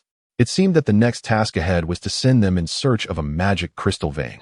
Chapter 25. The harsh winter. After finalizing the subsequent plans, Miria summoned Haya and Moreau, instructing them to arrange for the mining clan to commence the search for the magical stone veins. Upon receiving the command, they promptly disseminated the order. On the evening of September 30th, Miria stood atop the rooftop, gazing at the starry sky, eager to witness the first snowfall of winter. As the clock struck midnight, a cool breeze swept across the land, and soon, delicate snowflakes began to descend from the heavens. A few snowflakes landed on Miria, melting upon contact with his warmth, sending a shiver of chill through him. The functioning of this world relies heavily on the divine entities, whose duty is to uphold the rules of existence, ensuring the world operates smoothly. Miria had witnessed the fierce battles between the ancient dragon clan and the divine beings through his inherited memories. Their power was formidable enough to annihilate worlds. He had even glimpsed the divine entities collaborating to forge a new world, a vibrant realm teeming with life. Thus, it can be said that the divine beings embody the very essence of the world's rules. The following morning, the younglings, having never encountered snow before, frolicked joyfully in the snowy landscape. Dressed in warm leather attire, they felt no chill despite the sub-zero temperatures. Haya could not help but chuckle at the sight of the playful younglings, remarking how different things were from their own childhood. Was expressed a sense of nostalgia, recalling how they once could not afford such warm clothing and had to huddle in caves to escape the cold during winter. Now, however, the younglings reveled in the winter's snow. All of this was thanks to their great master. Without him, they would still be shivering in their caves. Was suggested. Shall we join in the fun? Very well, but no magic to cheat, came the reply. Am I the sort to do such a thing? Come, let us experience the joy of playing in the snow. While merriment filled Miria's valley, the situation was far less cheerful for the Wolfman tribe. Located 7 kilometers to the south, this tribe was situated in a small valley and comprised only 50 wolfmen, yet they enslaved nearly 200 goblins and dog-headed creatures.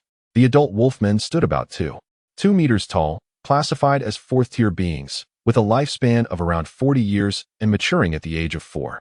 They were born warriors, possessing robust physiques, agility, keen senses, and remarkable night vision. Their brutal nature prioritized strength, with only the mightiest among them able to ascend to leadership. The wolfmen delighted in subjugating weaker races, compelling them to toil, and in times of scarcity, those slaves served as a backup food source. Walker, having consumed the flesh and blood of unknown magical beasts in his youth, broke free from the constraints of his kind and achieved an unprecedented 6th-tier status. He firmly secured his position as chief through sheer strength in this perilous territory. This morning, upon observing the snow piled upon the ground and feeling the temperature, he realized that this winter would be colder than previous ones. Uzi, get over here. A 3rd-tier dog-headed creature approached Walker, his face contorted with servility. Esteemed Lord Walker, how may I serve you? Walker, towering at 2 meters and 5 centimeters, looked down at Uzi. Tell me, how long will the food in the tribe last? Uzi's heart sank.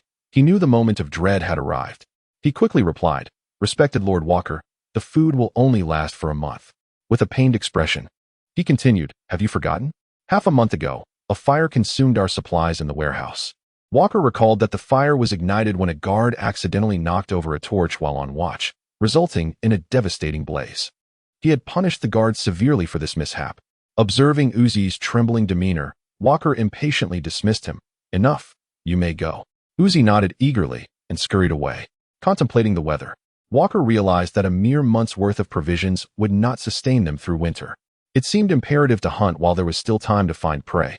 He sounded the horn that symbolized his leadership, summoning the wolfmen clad in leather armor and wielding blunt weapons to gather before him. "Let us depart for the hunt." To the north of the Moonwheel Kingdom lay the territory of Duke Hogni, responsible for defending the kingdom against the magical beasts of the mountain range along the border. In the northern city of Hogni, the largest and most prosperous city in the region, all barons and viscounts had convened for a significant occasion, the day of the duke's eldest son inheriting the title.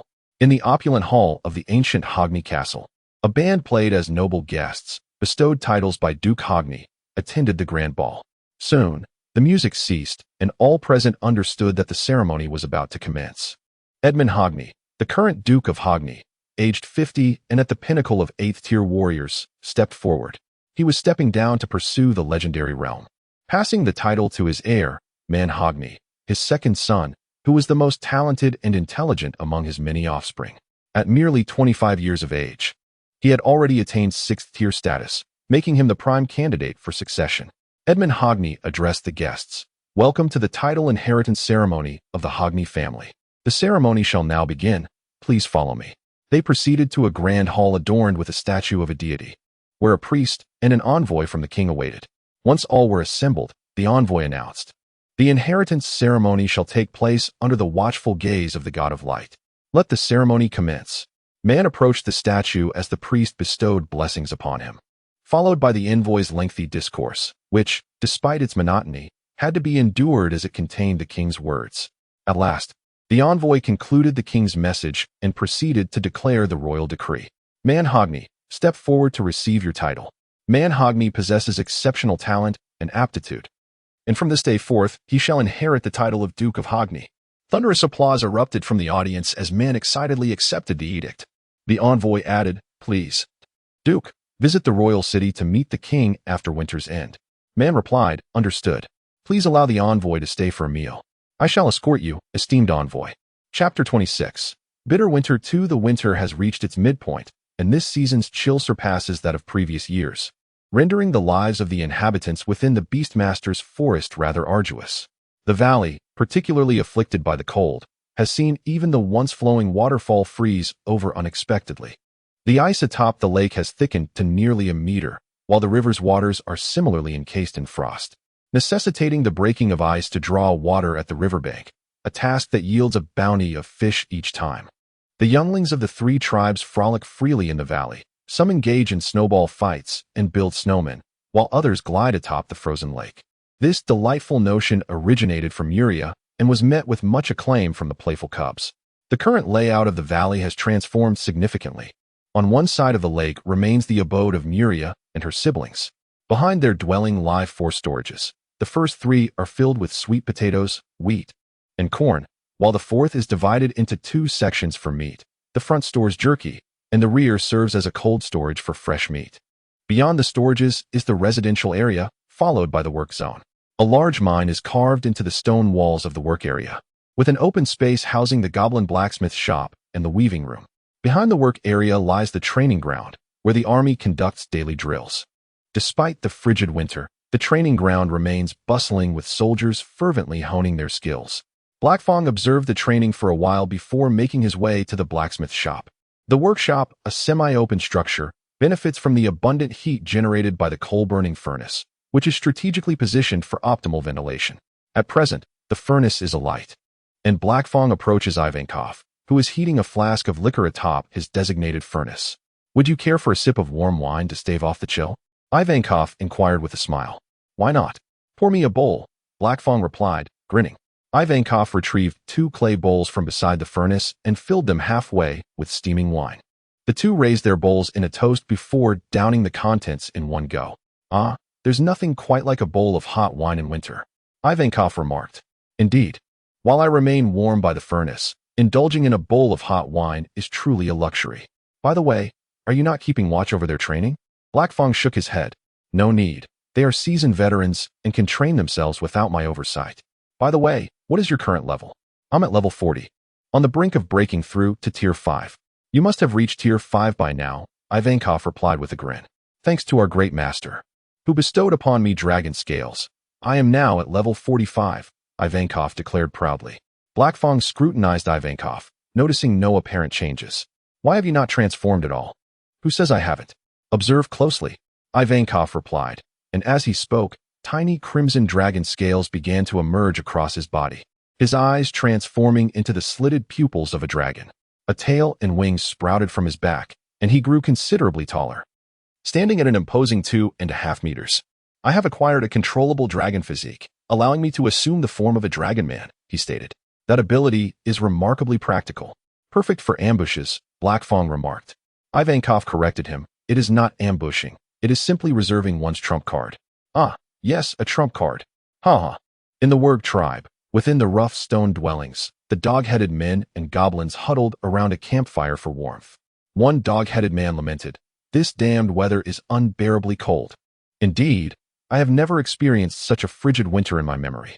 This season is particularly harsh." Another agreed, "I truly hope this winter passes swiftly. It is simply too frigid." Inside the chief's quarters, Walker reclined lazily in a fur chair, basking in the warmth of the fire. Suddenly, a knock interrupted his repose. "Enter," he grumbled.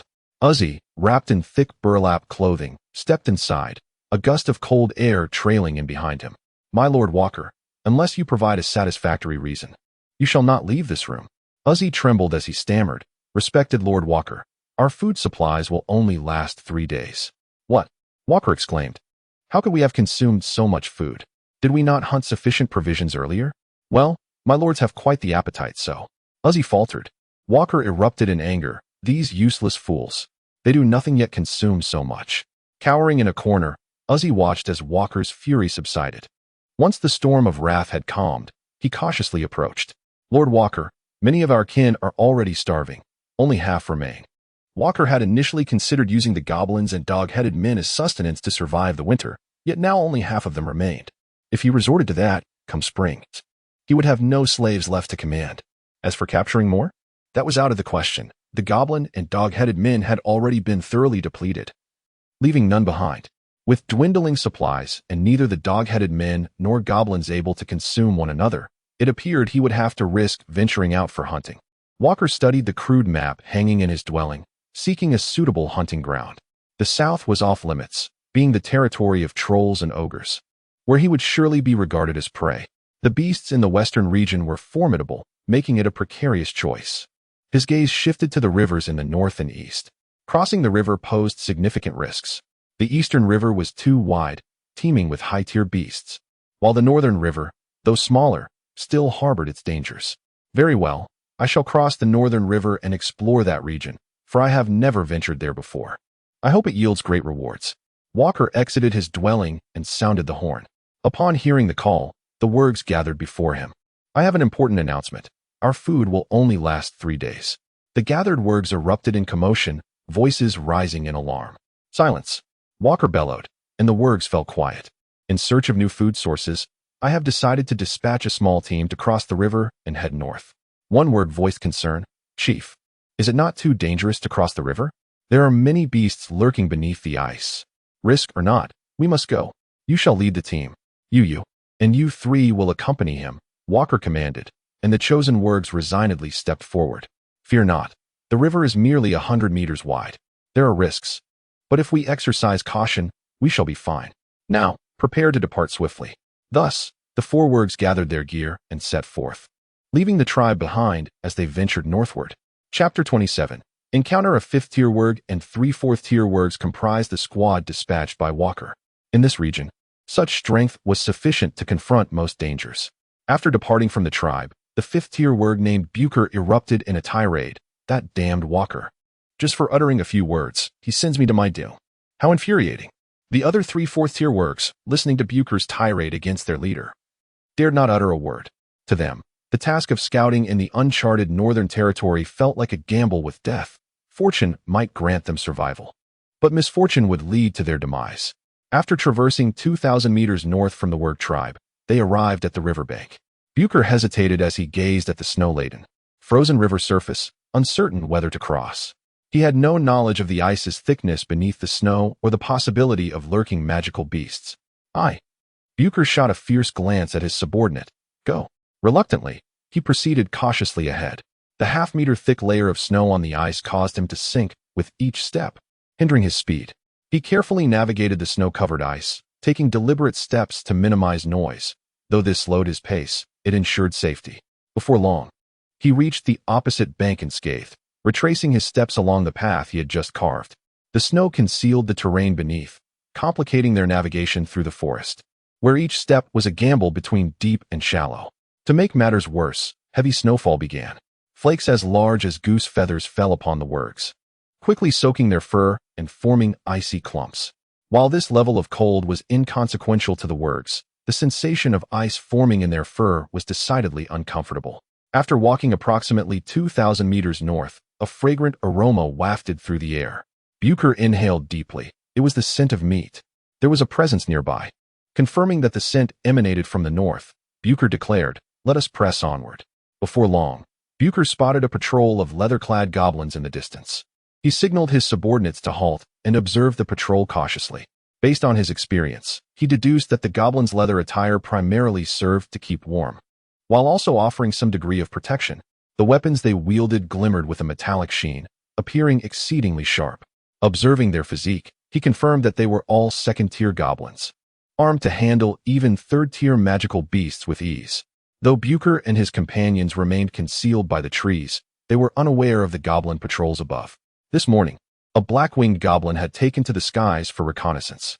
Suddenly, he noticed movement below in the forest. He circled the area to investigate, finally discerning the cause of the commotion. Wargs. The black-winged goblin did not expect to encounter the Wargs from the south, who seemed to have discovered this place. Producing a brick-like device, he pressed a button and reported, for Wargs spotted 1,000 meters at 6 o'clock from the valley. Meanwhile, in the valley, Black Fong, who was dining, felt a tremor and retrieved the brick, playing back the black-winged goblin's voice. Understanding the gravity of the situation, he hurried to find Muria. "Great Master, I bring news. For Wargs have been spotted 1,000 meters at 6 o'clock from the valley. They are likely from the southern Warg tribe." Muria stroked his chin with his claw, igniting sparks. Wargs. I had initially planned to conquer them when winter ends, but now they have come to us. Let us capture them and inquire for information." "Understood. Who shall we send?" "For Wargs, all at least 4th tier, possibly even a 5th tier. Let Waz and Ivankov accompany you. And you shall go with Moreau. To expedite our arrival, have the aerial unit transport you." "Understood, Great Master." Upon hearing of the impending battle, Ivankov eagerly seized a hammer, ready to charge forth. Black Fong stopped him. "Why the haste? We shall approach from above and catch them off guard." "Above?" Ivankov queried, perplexed. "How do we intend to fly?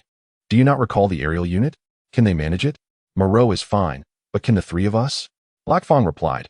"Have you forgotten Waz? He is a 2nd-tier mage. He can cast a spell to lighten our weight, allowing us to fly. Furthermore, he can fly himself." Ivankov clapped his hands. "Of course. Let us hurry." Soon, the 3 fully armed tribal leaders stood together, and Waz cast the 2nd-tier spell, Light Wings. Then, the 3 dragon-winged goblins took off effortlessly. Guided by Black Fang's directions from the brick device, they soared southward. Meanwhile, Bucher and his subordinates evaded the patrolling goblins, stealthily moving deeper into the territory to investigate. Unbeknownst to them, a dragon-winged goblin was tailing them from above. After advancing less than 100 meters, they encountered another patrol. Bucher signaled his men to hide, avoiding detection, and continued onward. On the other side, Black Fong observed the target gradually moving toward the valley and remarked to Waz, "Look at these fools. Heading straight for the valley, truly delivering themselves to us." Ivankov chuckled. "Isn't that splendid? We shall capture them all." Black Fong replied, "Not quite. We need only one alive. The others may escape. That is the Master's arrangement. We shall follow it." "Agreed." Chapter 28. Capturing the Wargs before long. Blacktooth and his companions arrived above the group, led by Booker. Blacktooth instructed, "Let us descend behind them, and we shall strike from the rear." Upon landing, Waz assessed, "There is 1 5th-tier Warg and 3 4th-tier Wargs. To ensure our success, Ivankov will confront the 5th-tier Warg. Ivankov nodded in agreement. Very well, let us proceed. With the brick in Blacktooth's hand serving as a locator, the quartet advanced directly towards the wargs. The snowy terrain provided them with the perfect cover, muffling their movements.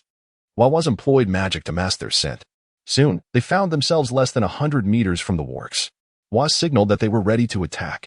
Ivankov charged forth, hammer in hand, closely followed by Waz and the others. Booker noticed the disturbance behind him, even with the snow hindering visibility. A distance of 100 meters was traversable for a fifth-tier fighter like Ivankov in mere seconds. Observing Ivankov, who towered over him, Booker promptly commanded his men to engage. He raised his axe to confront Ivankov. Waz targeted one of the fourth-tier wargs. Upon realizing he was up against a fifth-tier gnoll, he felt a pang of discomfort. However, as a warg, retreat was not an option. He would utilize his fangs to rend his adversary asunder. The sheer force generated by the collision of Ivankov and Booker blew away the surrounding snow, clearing a battlefield for their confrontation. Armed with their weapons, they engaged in a fierce exchange, relying solely on raw strength without invoking their innate abilities. Meanwhile, the fourth-tier warg faced Waz, who was indeed a formidable opponent. Waz, a blend of dragon lineage sorcerer and magician, wielded the superior physical prowess and innate abilities of a dragon sorcerer to dominate his foe. During their skirmish, he utilized magic to enhance his attacks, causing the warg considerable distress. In contrast to Waz's effortless demeanor, Blacktooth found himself in an advantageous position as well. After employing his innate abilities, his strength surged, allowing him to hold his own against the wargs. Although shorter in stature, Blacktooth's agility proved to be an asset, enabling him to deftly evade the warg strikes while landing blows with his axe. Milo, on the other hand, was faring reasonably well. As a dragon-blooded goblin, he stood a mere 5 feet tall, his strength inferior to that of the wargs, and his innate ability merely augmented his speed. After confidently absorbing a blow from a warg's axe, he sustained minor injuries. Subsequently, Milo abandoned direct confrontation, leveraging his speed to inflict continuous wounds upon the warg. Though his steel weapon, lacking in rank, inflicted only limited damage. Meanwhile, Ivankov proposed to Booker, "Shall we engage in a primal contest of strength? If I prevail, you may depart. If you win, you may take my life." Reluctantly, Booker conceded, trapped in the heat of battle, and they commenced a raw contest of might. With each clash, a powerful gust arose, leaving the nearby trees in disarray, none remaining unscathed. After completing his magical experiment, Waz adopted a more serious demeanor. He first cast a brief immobilization spell on his opponent, followed by a searing breath of fire. The blast nearly extinguished the warg's life, rendering it unconscious. Witnessing the effortless defeat of one of his subordinates, Booker felt a surge of danger. While battling Ivankov, he sought an opportunity to escape. At that moment, Waz called out, "Ivankov, do you require my assistance?" "No need," Ivankov retorted. "I am the mightiest in this valley. I do not need your help." Booker seized this moment to unleash his innate ability, propelling Ivankov backward before making his escape. The remaining 2 wargs, seeing their leader flee, turned to follow suit, only to be intercepted by Ivankov and Waz, leaving them with no avenue of escape. Ivankov, donning a congenial smile, proclaimed, "You have 2 options, surrender or face death." The 2 wargs, lacking in fortitude, relinquished their weapons and surrendered. Waz instructed them to carry their unconscious companion into the valley. Upon entering, the sight of a red dragon, the valley's master, doused any remaining thoughts of flight. Miria expressed satisfaction with Waz's actions, verbally commending them before turning her attention to the 2 wargs. The wargs hastily nodded. "We understand, we comprehend." Miria pointed to one warg, demanding, "Relay the details of your tribe. How many members, their strength, and do not err." "Understood. Our tribe consists of 52 wargs, led by Walker, a 6th-tier warg. We have 5 5th-tier wargs and 34 adult wargs. The remainder are pups. Furthermore, we enslave goblins and gnolls. Due to the harsh winter and food scarcity, half of our goblin and gnoll captives have perished, leaving us with approximately 100. Miria continued her inquiry.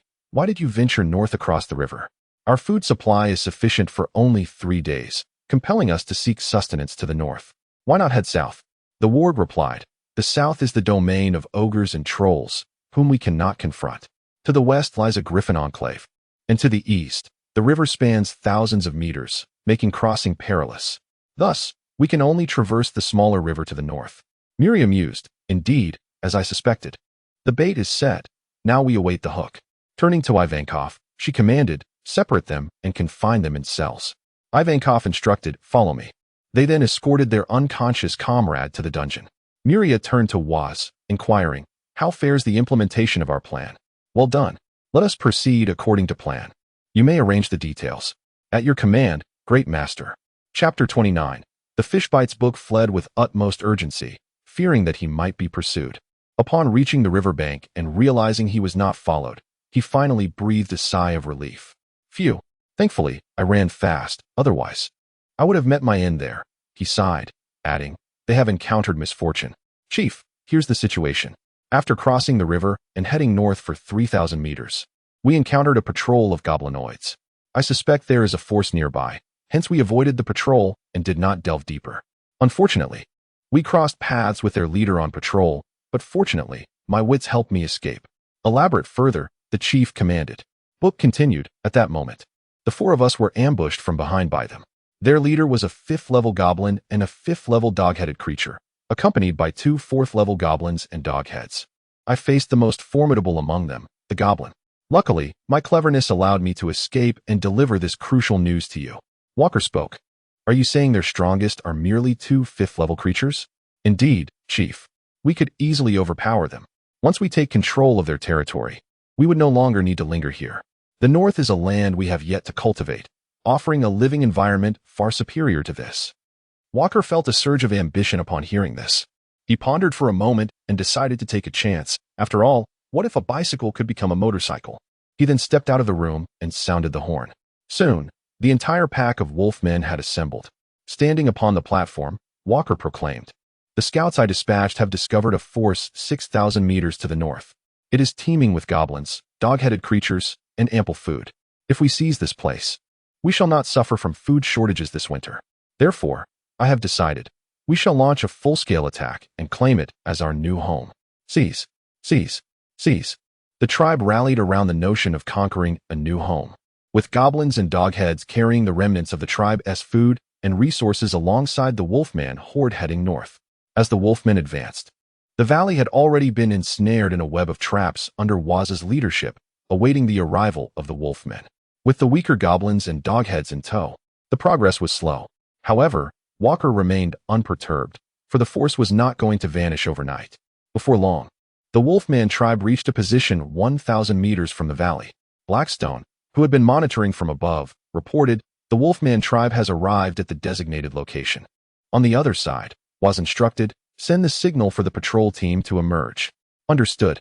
Blackstone immediately imitated the call of a cuckoo, and the patrol team received the signal, commencing their rounds. Walker left the tribe's younglings to guard the goblins and dogheads, while he led the adult wolfmen further in. After advancing less than 100 meters, he suddenly spotted a patrol of dog-headed creatures ahead. With a swift shift of thought, he devised a plan. He turned and commanded, follow me. Walker boldly approached the patrol team, making no effort to conceal their presence. The patrol quickly spotted them, and a dog-headed creature exclaimed in terror, run. The wolfmen are coming. Several dogheads fled in panic toward the valley. Along the way, Book approached Walker, flattering him, Chief Walker. You are truly clever to think of such a brilliant scheme. Of course, my ability to lead is not solely based on strength, but also my astute intellect, Walker replied. After Walker moved away, Blackfong and Moreau led a group of 3rd-level dogheads and goblins to encircle the wolfman younglings. Before long, Walker arrived at the valley entrance. Gazing at the singular small opening without realizing it was a trap, he confidently led his tribe into the valley, captivated by the exquisite dwellings around him. Walker proclaimed loudly, from this day forth, this shall be my domain. All of you, come forth to pay your respects, or else what? A voice suddenly interrupted from behind, causing Walker to bristle. He turned, saying, of course, it would be to slay. Oh, am I to be slain? Upon seeing 3 red dragons behind him, Walker swallowed the rest of his words. These were red dragons, a whole brood. What did this signify? It indicated that a mother dragon was nesting here. A mother dragon capable of nesting and breeding would be at least 8th level, a creature that could easily dispatch him. A grotesque smile crept across Walker's fierce visage as he stammered, I was merely jesting. Do you believe me? Muriel laughed, I do. But I do not appreciate others jesting with me. So, how do you propose to resolve this matter? In that moment, Walker's mind raced, and then he abruptly knelt, saying, Esteemed Red Dragon, if you spare my life, I pledge my allegiance. Since your leader has submitted, what of you all? The other wolfmen chorused. We are willing to submit to you. Miria nodded in satisfaction, stating, Merely professing your loyalty is insufficient. I require some tangible proof, lest I consider a feast. After a moment of deliberation, Walker declared, I, Walker, hereby swear before the gods to lead the Wolfman tribe in eternal loyalty to our master, never to betray. Very well. You may rise. Upon receiving permission, Walker stood and approached Miria, flattering, Master, might I inquire about your mother? I wish to behold the majesty of a dragon. Miria replied, Mother? She has passed. It is just my siblings and me left to rely on one another. Walker was momentarily frozen in shock. He had not anticipated so rashly selling himself.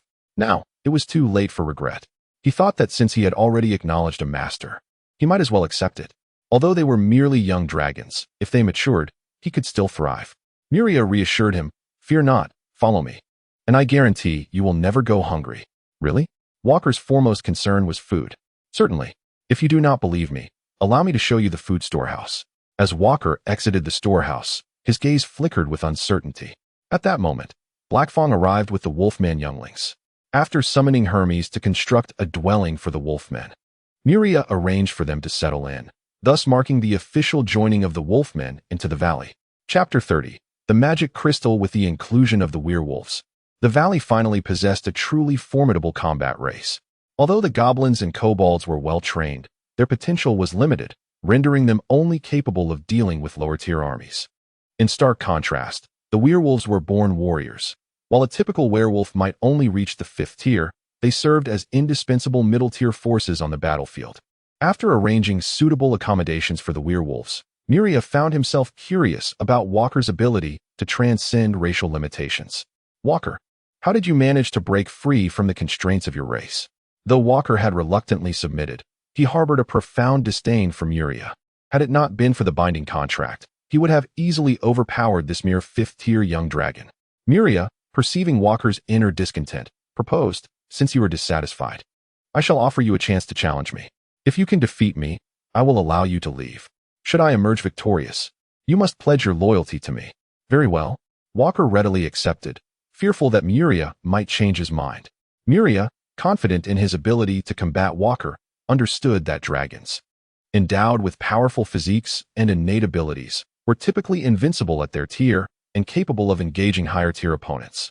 Moreover, Miria was an exceptional dragon, augmented daily by the system's enhancements of his physical and magical attributes. In truth, he was unaware of the extent of his own strength.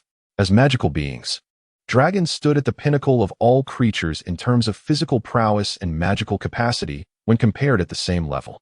After nearly 6 years of enhancements, Miria's physique had reached an unfathomable level, while his magical power had ascended to that of a 7th-tier young dragon. However, due to the limitations imposed by his soul's strength, he was unable to establish more advanced magical constructs. Based on his magical level, Miria surmised that his physical strength was likely at a similar 7th-tier level. Now, with Walker present, Miria could utilize him to test his physical capabilities. Why not his 2 younger sisters? They were only at the 4th tier. Would they be sufficient? Bringing Walker to the training grounds, Miria instructed, Feel free to attack me. Let me witness your strength. Taking Miria's words to heart, Walker seized his axe and swung it fiercely toward Miria's head. Clang! The sharp axe struck Miria's head, producing sparks, while Walker was jolted back by the recoil. Astonished, he gazed at Miria's unscathed scales and his own now dull axe, utterly flabbergasted. As a 6th-tier warrior wielding an axe crafted from the bones of a 6th-tier magical beast, he had not anticipated the blade would become blunted with a single strike. Just how resilient were dragon scales? Miria chuckled. Is that truly all the strength you possess? It feels akin to a mere tickle. Walker, bewildered, exclaimed, What manner of creature are you? Even 6th-tier beasts cannot withstand my attacks, yet you remain unscathed.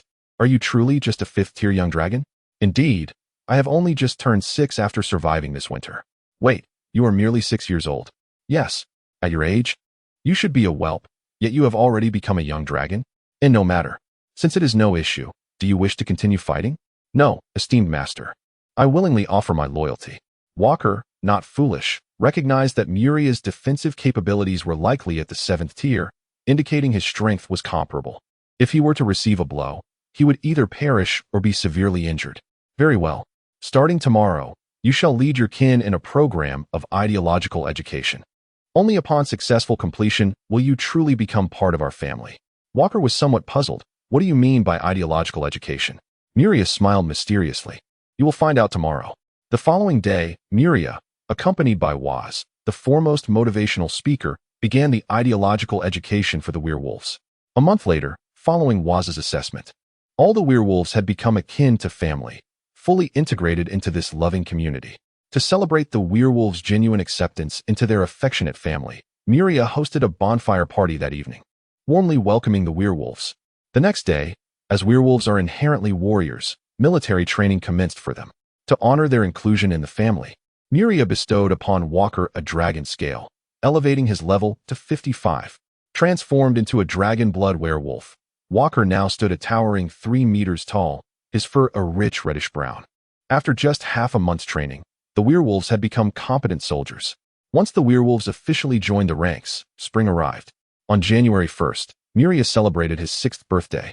Rising in the morning, he first bathed and groomed himself, followed by a heartfelt prayer. Then came the exhilarating moment.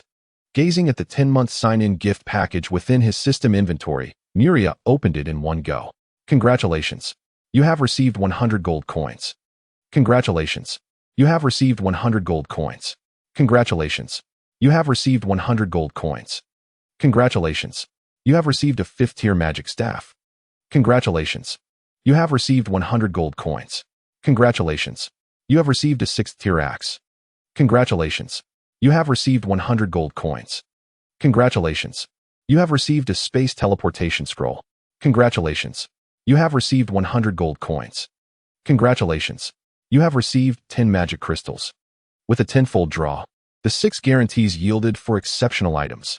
Magic crystals were precisely what Muria required, as the acquisition of 10 would resolve his pressing dilemma. The remaining 3 items were of increasingly high value. The 5th-tier magic staff was worth between 100,000 and 150,000 gold coins, while the 6th-tier axe was valued at 200,000 to 300,000 gold coins.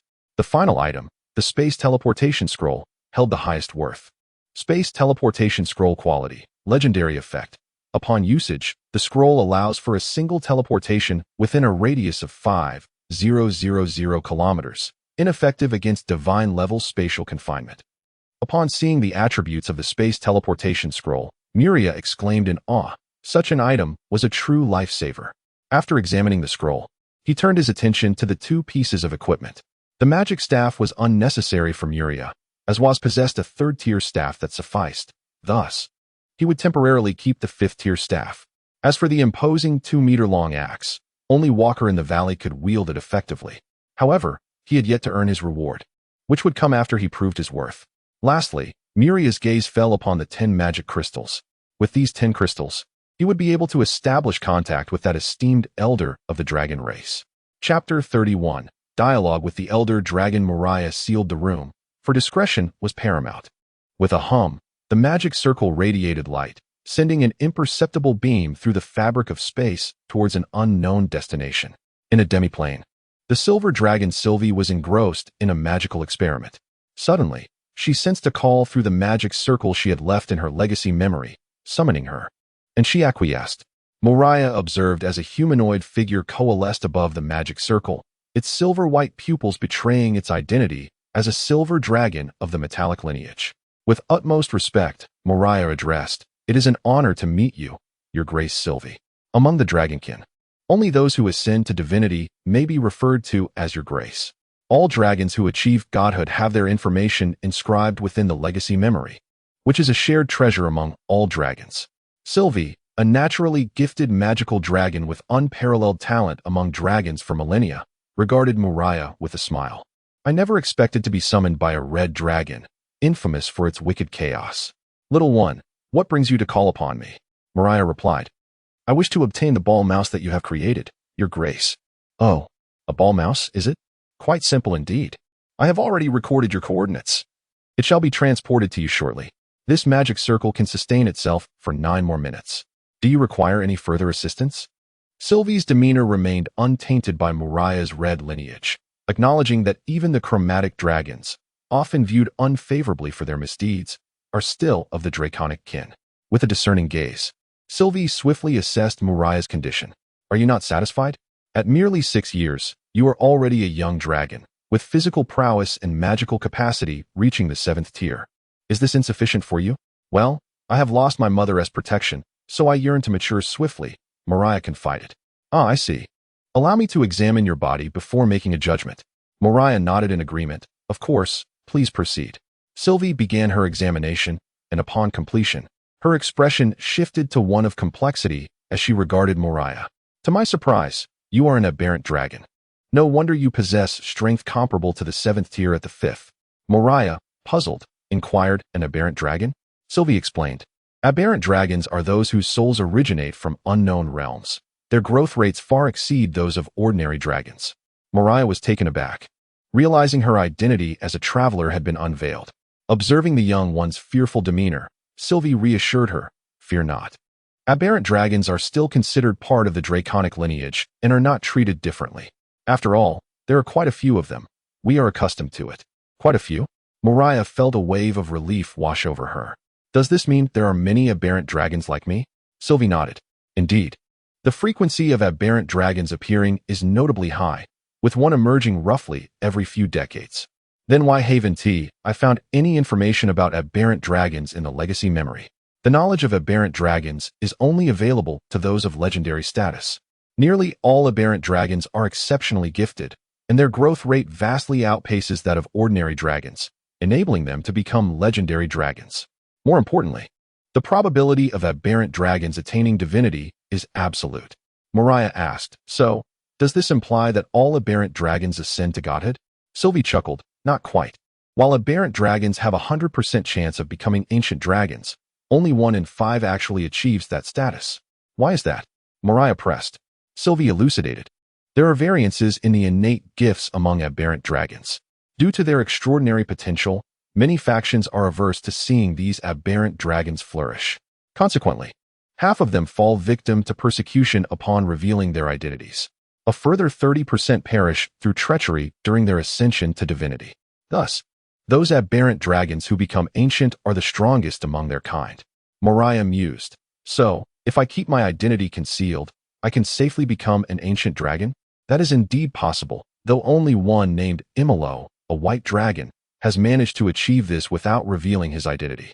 He merely slept to grow stronger, ultimately slumbering for a millennium before ascending to ancient status. Only after his transformation did the world realize he was an aberrant dragon, yet by then, it was too late. Mariah exclaimed in awe, what a remarkable feat. It seems this elder possesses a system that allows one to grow stronger through sleep. Then, Mariah inquired, who is the mightiest among the aberrant dragons? That would be a red dragon named Karnos, a half-mechanical dragon of immense power. He is currently an ancient dragon and a 3rd-tier deity, second only to the 2 dragon gods and several primordial dragons. Such strength. Where might he be now?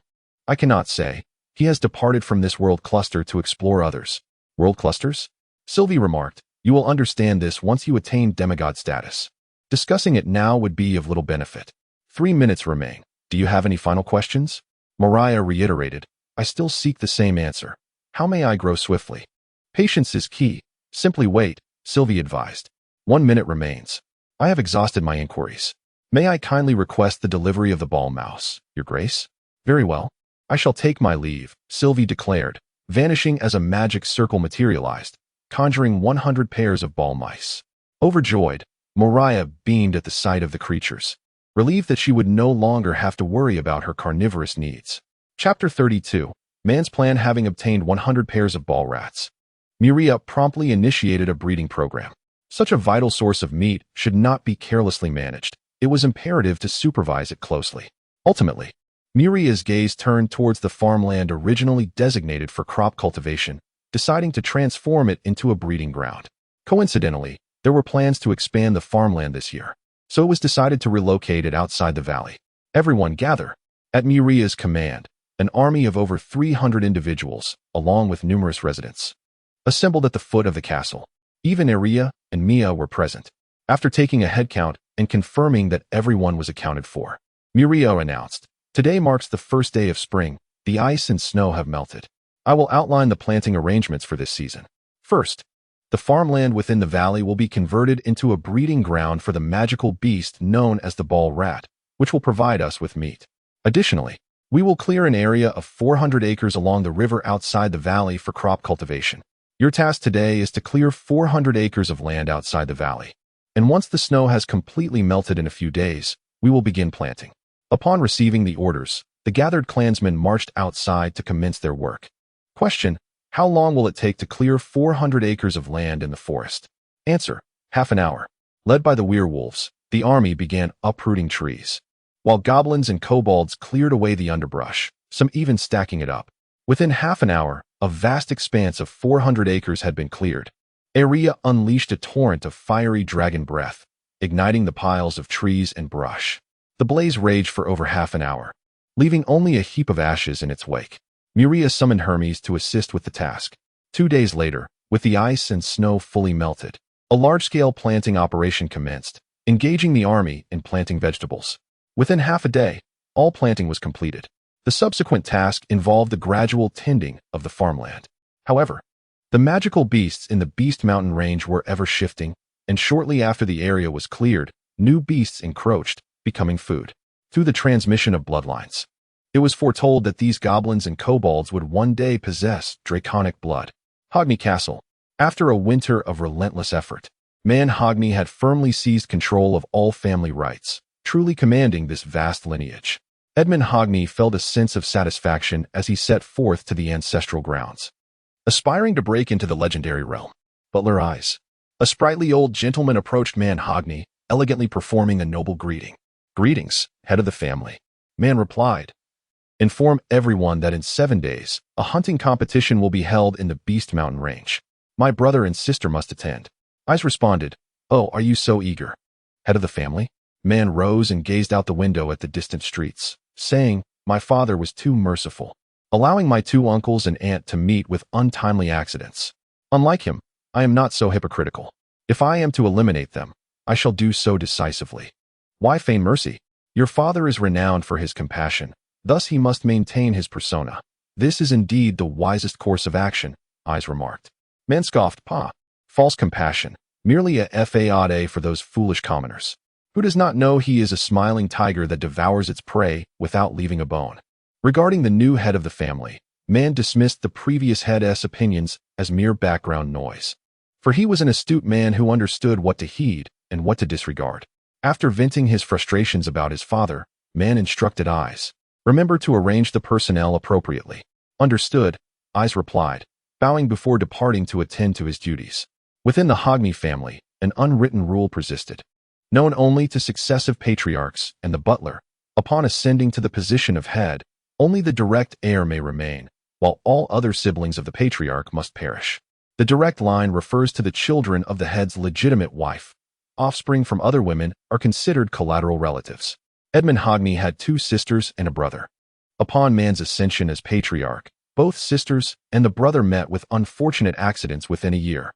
Soon, Man's brother, Harry Hogni, and sister, Annie Hogni, along with other collateral relatives, received news of the hunting expedition in the Beast Mountain range. 11-year-old Annie, thrilled at the prospect of leaving the castle for the unknown, rushed to her mother, Velvi.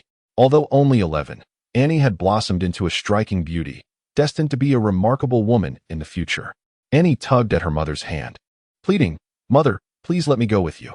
"No, the Beast Mountain range is far too perilous. You are still a child. It is not suitable for you to go there." "But mother, I'm not small anymore. I merely wish to watch my siblings hunt. There are so many guards to protect us. What danger could there possibly be?" Seeing Annie's pitiful expression, Velvi's heart softened, and she relented. "Very well, you may go. But you must remain in the carriage and not wander off. Do you understand?" Annie nodded eagerly. "I understand, mother. Furthermore, even though you will be with your siblings and guarded, I still worry," Velvi called out, saying. A tall, middle-aged warrior approached Velvi, bowing respectfully. "How may I serve you?" "My lady?" "Uncle Sane," Annie exclaimed joyfully. Velvi continued, "Sane, Annie will be going to the Beast Mountain Range in 7 days to watch her siblings hunt magical beasts. You must ensure her safety. Understood, Sane replied. Annie, remember to stay close to me once you arrive at the Beast Mountain Range. Understood? Yes, I understand, Mother. Chapter 33 The Final Encounter. After a week of preparation, Man and his siblings arrived at the castle square. There, 100 Griffin Knights awaited them, their majestic presence evoking envy among the collateral relatives. This elite aerial force belonged to the Hogney family and could only be commanded by the head of the family. The Griffin, a beast of the wind element, boasts the body of a lion and the claws and wings of an eagle. As adults, they reach the 6th tier of magical beasts, while their leaders ascend to the 7th tier. Griffins are social creatures, demonstrating remarkable unity. Their aerial agility is unparalleled, and their gentle yet intelligent nature makes them the preferred choice for human aerial forces. Man addressed the assembly. Ladies and gentlemen, please mount your griffins with your respective guards. We shall first journey to the border for a night's rest before entering the Beast Mountain Range to hunt tomorrow. Let me clarify the rules. Only the hunters may engage the beasts. Guards may intervene only if their masters are in mortal danger. Is that understood? Understood, they chorused. Turning to his sister, Man said, Annie, you need not partake in the hunt. Remain beside your guard, who will ensure your safety. Annie smiled sweetly. I understand, brother. Then Man glanced at Harry. Brother, strive for first place. Do not bring shame upon our lineage. Though Harry had failed in the selection for clan leader, he was not one to dwell on power and soon moved past it. Fear not, second brother. I shall secure victory, he replied confidently. Very well, everyone, mount your griffins. Let us depart. The group waited for Man to mount the 7th tier griffin before they followed suit. Away we go. The leader of the 7th tier griffins flapped its wings, and the rest took flight as well. After half a day's journey through the skies, they reached the northern border defense line. From a distance, a formidable line became visible, and as they drew nearer, they beheld a magnificent wall, towering over 100 meters and stretching for miles across the plains. Upon confirming their lodgings, the group ascended to the top of the grand wall, gazing towards the distant Beast Mountain Range. Annie stood beside Man, her excitement palpable. Brother, look at how beautiful and majestic the Beast Mountain Range is. Man chuckled. Sister, while its beauty is undeniable, do not overlook the multitude of beasts that dwell within. They are exceedingly perilous. I am well aware of the dangers posed by magical beasts, she responded. Man affectionately tousled Annie's silky hair. Indeed, my sister is quite perceptive. Yet, a wave of sorrow washed over him as he observed his innocent sister. On the night of his succession, during a private conversation with his father, he was confronted with a harsh reality.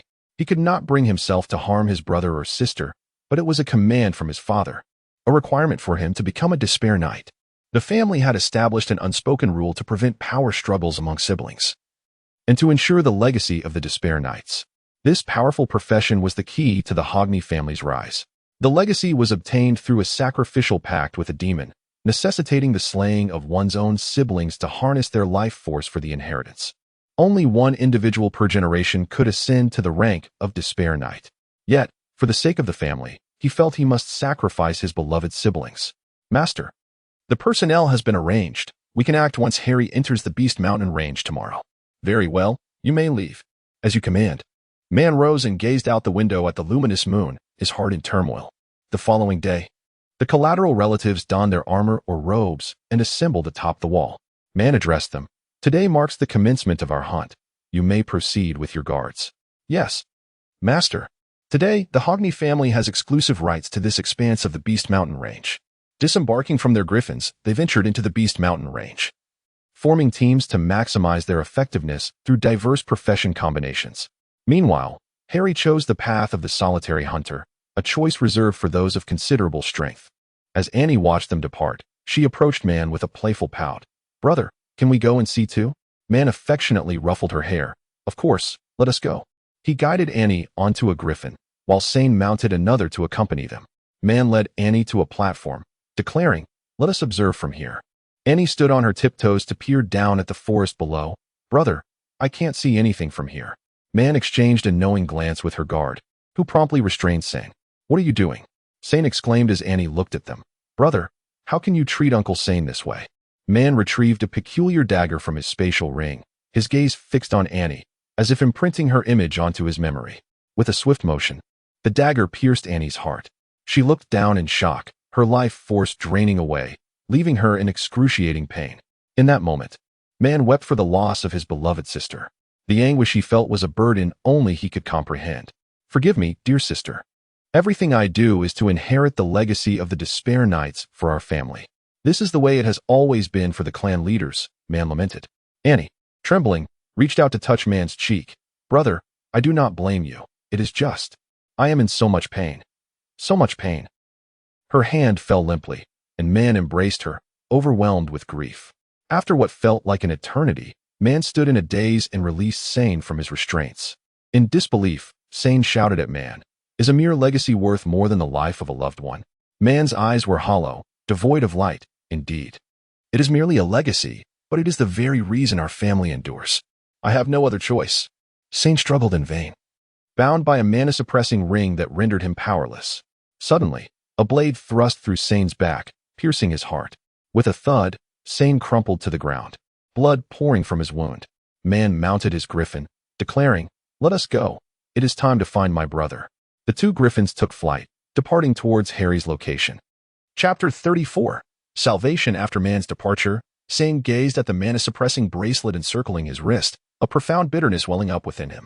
Without the bracelet, he could have healed his grievous injuries, yet now he found himself awaiting death. His eyes drifted to the lifeless form of Annie not far away, and he could only blame himself for failing to protect her. He had betrayed his master. Suddenly, he noticed the faintest twitch of Annie's finger. Uncertain, yet hopeful, he bore the excruciating pain, pressing his hands against his wounds as he approached her. Upon closer inspection, he confirmed that her finger had indeed moved, indicating that a flicker of life still resided within her. However, the life force drained from her made her resemble a mere cadaver.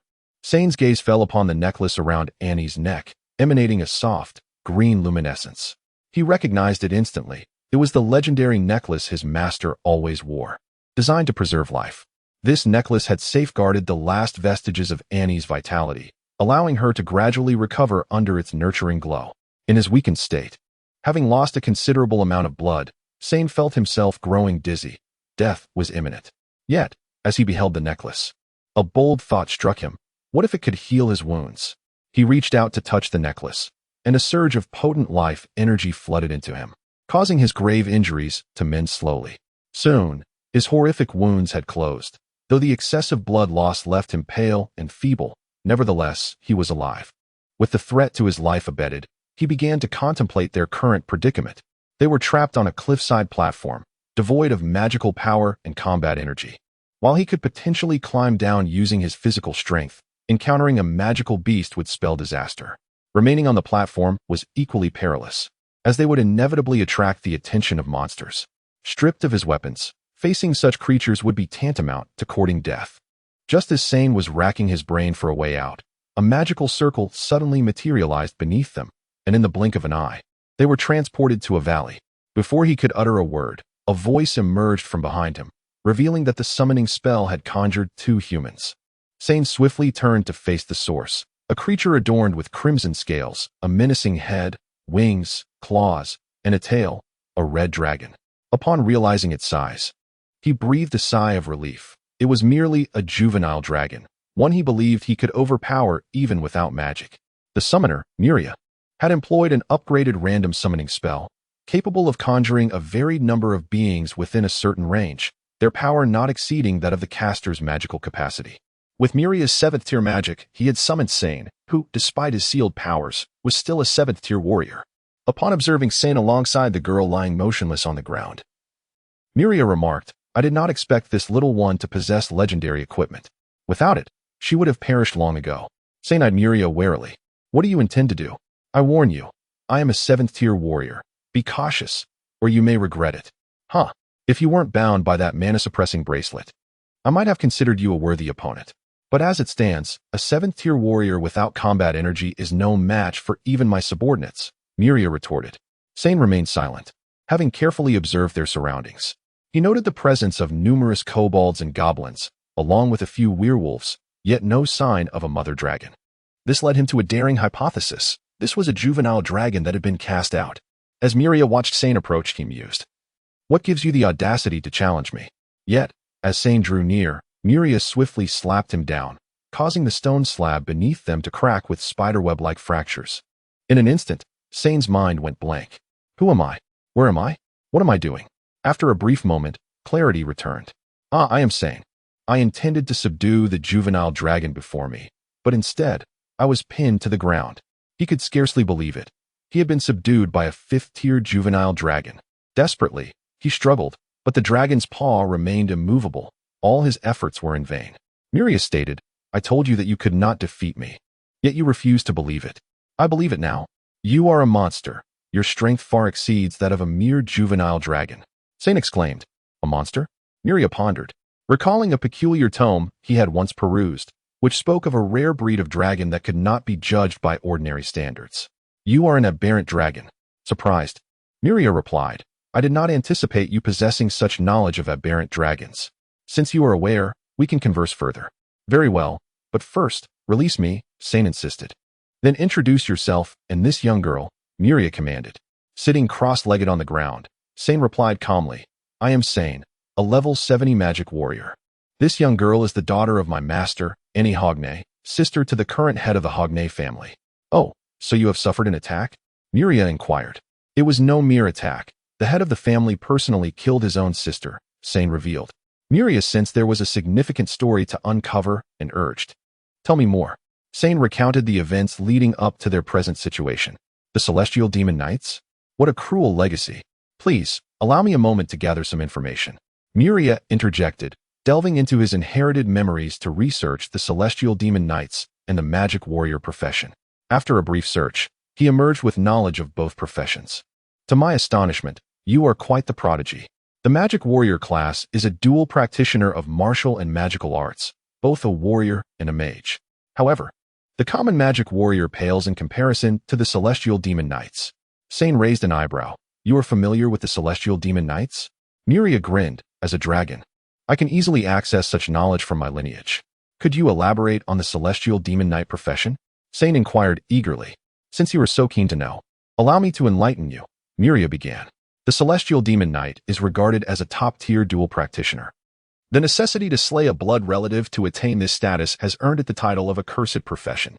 Celestial Demon Knights possess unique abilities such as celestial demon flames and the capacity to transform into a celestial demon. The celestial demon flames can be infused into objects, simultaneously scorching both flesh and soul while siphoning the target's magical energy back to the wielder. Upon transforming into a celestial demon, one gains a formidable physique comparable to that of dragons, along with the ability to fly. Such an extraordinary profession. It is no wonder that some would sacrifice their kin to attain it. Chapter 35. Departure. After listening, Sane merely sighed and said, once Miss Annie recovers, I shall take her away from here. By the way, do you know where we are, Your Excellency? Miria replied, we are in the Beast Mountain range. The border wall of the Moonwheel Kingdom lies 130 kilometers to the south. Sane's face brightened with joy. Is that truly the case? Indeed. I have no reason to deceive you. Sane lifted his gaze to meet Miria's. You? Absolutely. Become my subordinate. May I ask your name? And what is it you wish for me to do? I am Miria, the lord of this valley. I require you to train my army, to become my general, and to lead my conquests. Oh? Do you intend to launch an attack on humanity? Miria responded, I have no interest in such endeavors. What I desire is to establish a realm for the beasts within the Beast Mountain range. As long as humanity does not assail me, I shall refrain from attacking them. Sane contemplated that had he not possessed this anti-magic ring, he would have departed long ago. Now that the ring had not activated, and he was tasked with guarding Miss Annie, he saw no other option but to remain here and observe. I may stay here for the time being, but I must deliberate further before pledging my allegiance to you. Miria readily agreed. Had Sane accepted without hesitation, Miria might have suspected ulterior motives. However, Sane's thoughtful consideration diminished that possibility significantly. Excellent. Welcome to my domain. I shall have accommodations prepared for you shortly. Should you lack anything, do not hesitate to inform me, and I shall see to your needs. Very well. By the way, may I inquire how you summoned us here? Miria explained. It is a spell known as the random creature summoning, which draws upon the caster's magical power. It seems we are fortunate, otherwise, we would have perished in the Beast Mountain range. As Sane carried Annie toward the living quarters, He observed the harmonious coexistence of the wolfmen with goblins and kobolds. Ordinarily, it would be the wolfmen who oppressed them. Are these truly wolfmen? Miria, aware of Sane's astonishment, chuckled. Indeed, they are wolfmen, but they now live as a loving family. Here, the strong do not oppress the weak. Rather, they are expected to protect them. Sane noted the expressions of joy adorning the faces of these creatures. It was utterly astonishing. He could hardly believe he was witnessing happiness among beings once deemed monstrous. Along the way, the creatures respectfully greeted Miria. Greetings, Lord. Salutations, esteemed Lord. Sane was perplexed. Ordinarily, these creatures would address Miria as their master, yet here they referred to him as Lord. Miria, perceiving Sane's confusion, clarified, during winter, I enacted reforms in the valley. Only those who have become my trusted confidants may address me as master. Others must refer to me as Lord. I aim to establish a realm for the beasts, beginning as a humble lord and aspiring to become a king. I did not anticipate your seriousness. I have been earnest from the outset. To this end, I have even instituted laws within my territory. Laws. What do you understand of laws? Quite a bit. And I assure you that my laws surpass those of your land. Anyone can boast. Let us compare.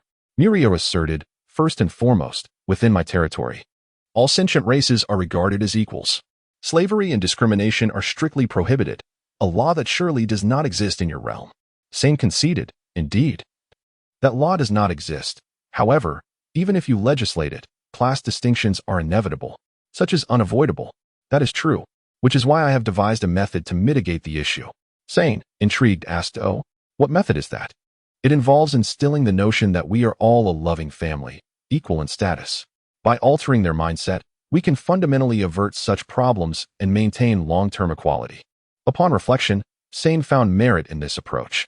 Shifting their perspective to view one another as equals and a united family could effectively resolve future class issues and interspecies conflicts. Humanity is far more complex. Achieving such a feat is quite challenging. Miria continued, here, I shall also provide education for each citizen, teaching them to read and write. However, due to the short lifespans of the kobolds and goblins, I shall only impart essential literacy. Where did you acquire your books? As for the books, I instructed them on papermaking and printing. I see. What knowledge do you impart here? Merely basic knowledge, primarily literacy, along with agricultural practices. Can ordinary people in your world learn to read? Sane replied, in the realm of humanity, knowledge holds value. Even the most fundamental literacy comes at a cost beyond the means of common folk. Miria countered, surely that cannot be true. Here, everyone possesses a literacy book. Is that not the case in your land? Sane clarified, it is not that it cannot be done, but rather that there is no willingness to do so. Educating the common folk would enhance their intelligence, making it more difficult to govern them. A policy of ignorance, indeed. It is true that foolish individuals are far easier to manage than the intelligent. Thus, such a situation as here is nearly impossible among humanity. No ruler desires to jeopardize their power. Well, let us conclude our discussion for today. I shall repair your accommodations. Sane regarded Miria with curiosity. How will you construct it? In response, Miria summoned Hermes, and a two-bedroom, one-living-room house complete with a kitchen and bathroom rose from the ground. The house is complete, Miria informed Sane. As for furnishings, you will need to procure those yourself. With that, Miria departed to survey his territory. Chapter 36. Life in the Valley. Sane gazed at the exquisitely crafted stone house. Its design resembled that of rural dwellings, featuring a 30-degree sloped roof. The kitchen and restroom were situated on one side, while the entrance led into the living room, flanked by bedrooms on either side. Upon entering the empty rooms, Sane gently placed Annie on the ground. Stepping outside, he discovered a multitude of magical creatures gathered around, rendering his exit impossible. These beings were equally curious, having never before encountered a human. At this moment, a tall gnoll emerged from the throng of creatures, exclaiming, "All right, everyone, disperse. No need to crowd here." Upon seeing the newcomer, the magical beings complied. The gnoll approached Sane with courtesy, stating, "Greetings. I am Blacktooth, a loyal servant of the master. Welcome to the valley. Please follow me to select some furniture." "Very well," Sane replied, following Blacktooth to the workspace, where the magical creatures were busily engaged in their tasks. Goblins were forging weapons and equipment, while others worked at looms, and gnolls were busy with carpentry. Sane expressed his astonishment, asking, "Blacktooth, where did this loom come from?" It was crafted from the designs of our great master. With the loom, we can now don exquisite clothing, leaving behind the coarse fabrics of the past. Upon arriving at the textile area, Blacktooth urged, "Choose a few garments here. Your current attire is stained with blood and in dire need of replacement." Sane glanced down at his blood-soaked clothes and, not wishing to be finicky, began to select new ones. Given the presence of werewolves, garments tailored for them were available. Standing at 2 meters tall, Sane found the werewolf attire fitting. After making his selections, he remembered that Annie also needed clothing, though her size posed a challenge. At approximately 1.5 meters, her size was not readily available, necessitating customization. Once he conveyed his requirements to a goblin tasked with garment creation, Sane followed Blacktooth to the carpentry area. As they approached, a cacophony of voices reached their ears. "Mine is the most beautiful." "Nonsense. Your chair's design is utterly unattractive. Mine is far superior." "Huh. Dare you claim mine is ugly? Would you care to invite someone to judge?" "Indeed. Let us see who garners more favor." With a chuckle, Blacktooth interjected, "No need to seek outside opinions. We have a perfect candidate right here." The two gnolls turned their eager eyes towards Sane. Knowing that a human's aesthetic judgment surpassed their own, Blacktooth then requested, "Would you kindly offer your opinion, Sane?" Recognizing this as a trivial matter, Sane agreed. Standing before the two chairs, he scrutinized them closely. Moments later, he declared, "The chair on the right is more aesthetically pleasing." The owner of that chair beamed with pride, exclaiming, "I told you your chair was ugly." The other gnoll queried Sane, "What precisely is lacking in my chair?" "How to put it? It is a matter of feeling. I simply find this chair more appealing. If I were to elaborate, it would be the decorative patterns that attract me more." The owner retorted, "That is merely a matter of personal preference. Are you brave enough to fetch more individuals for comparison?" "Why, of course," replied the other. And off they went, each carrying their respective chair to seek further judgment. Sane turned to Blacktooth and inquired, "Now that they have departed, shall I continue selecting my furniture?" Blacktooth gestured towards the nearby furnishings, stating, "You may choose freely. Once you have made your selections, I shall arrange for them to be delivered. Oh, and I nearly forgot, you will require blankets." "Blankets? Do you possess cotton?" "We have no cotton, but we do have soft, warm animal fur blankets." "Once you have completed your selections, accompany me to retrieve 2 sets." Sane meticulously chose 2 double beds, a table for chairs, and 2 wardrobes. Blacktooth then summoned several gnolls to transport the furniture. Following Blacktooth to the storeroom, Sane discovered it to be a 3-story stone building. Blacktooth explained, "The first floor houses the raw materials for weaving and carpentry, the second floor is the furniture repository, and the third is reserved for textiles. The animal fur blankets are located there." Despite the presence of guards, Blacktooth's esteemed status granted them passage, and he led Sane to the 3rd floor. Pointing to the pristine blankets on the shelves, he said, "These are the animal fur blankets." Seeing the furniture already placed in the courtyard, Sane hurriedly carried a bed frame to the bedroom, laid down sheets and a pillow, and gently placed Annie onto the bed, covering her with a blanket. He then proceeded to arrange the remaining furniture. Before long, a semblance of a proper home took shape, though many small items were still lacking. Sane returned to the workspace, where he selected a kettle and cups, along with various kitchen utensils such as pots, bowls, and salt. Having often prepared meals in his youth, he felt reasonably adept in the culinary arts. Once everything was properly organized, he prepared to visit the granary to procure some food. Entering the granary, Sane was taken aback by the sheer abundance of provisions. "Where did all this food come from?" he asked the clerk. The goblin chuckled. "All of this food has been cultivated under the guidance of our Lord." "Cultivated?" "Indeed. Our Lord has proclaimed that only through the cultivation of grain can we ensure a sufficient food supply and the continuous growth of our power." "Then why do I not see any farmland?" The goblin explained, "Due to the increasing population in the valley, the Lord has relocated the farmland outside the valley to expand cultivation. Currently, on the other side of the river, we are raising porcupines, a stable source of meat." Upon returning home, Sane took a stroll around the valley, gaining insight into its true essence. The army, though numbering only a little over 300, was well-trained and disciplined, rivaling the elite of humanity. They possessed commendable weaponry and equipment, showcasing formidable combat capabilities. Moreover, reinforcements were continuously joining their ranks. In terms of sustenance, the valley boasted 3 high-yield crops alongside the rapidly multiplying porcupines, establishing a robust food reserve essential for the growth of their power. Additionally, there was the matter of the mage lineage. Sane learned that the valley had over 20 mages, with Was reaching the rank of 3rd-tier mage for 2nd-tier mages and 21st-tier mages.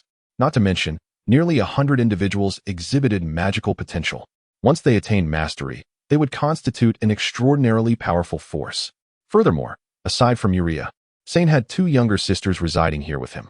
Considering all these factors, the valley possessed tremendous potential. Muria's vision of establishing a realm for magical beings was destined to materialize in the future. Though this power held immense promise, Sane remained contemplative, understanding that such matters warranted careful consideration. Chapter 37. Sane's joining the potential and vistas of the valley compelled Sane to take the nascent force seriously. As long as Muriah could withstand adversity, it would not be long before he inscribed his own legend upon this continent.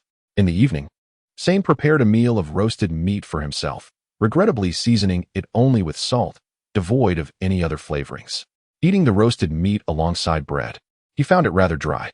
After dinner, he strolled into the courtyard, contemplating the magic suppression rings encircling his wrists, pondering how to remove them. At that moment, Muriah entered the courtyard, stating, "There are 3 methods to remove the magic suppression rings. Which would you prefer?" Sane inquired, "What are the 3 methods?" "The first method is to find the key, which would naturally unlock them." "That's hardly informative. What about the other 2? "The second method is to simply sever your hands." Sane was momentarily speechless. Is that truly a solution? It seems rather impractical. "What is the third method?" Muriah replied. "The third method is to have a legend destroy the rings." "Where does one find a legend?" "That sounds utterly useless." "It is useful. Since you are aware of my draconic heritage, you should recognize that my growth rate is swift. It won't take many years to resolve the issue of the rings." Sane asked, "Do you have any other methods aside from these 3? Muriah pondered for a moment before responding. "There is one more method. To summon an elder from my dragon kin to destroy the suppression rings, provided I can establish contact with them." "Can you reach them?" "Not unless I travel to Dragon Island or the Elven Forest. Otherwise, encountering other dragons on the mainland poses considerable difficulty. Moreover, they cannot be of the chromatic variety, given their notorious temperament and reputation." Sane remarked curiously, "Aren't you also a chromatic dragon?" Muriah replied earnestly, "Do not compare me with them. While many chromatic dragons may be malevolent, there are those of benevolent nature, of which I am one. Besides, metallic dragons and other dragon types also have their share of malevolence. Indeed, a century ago, a legendary gold dragon abducted our kingdom's princess, only to be slain by a dragon hunting squad. It seems our options are limited," Muriah conceded.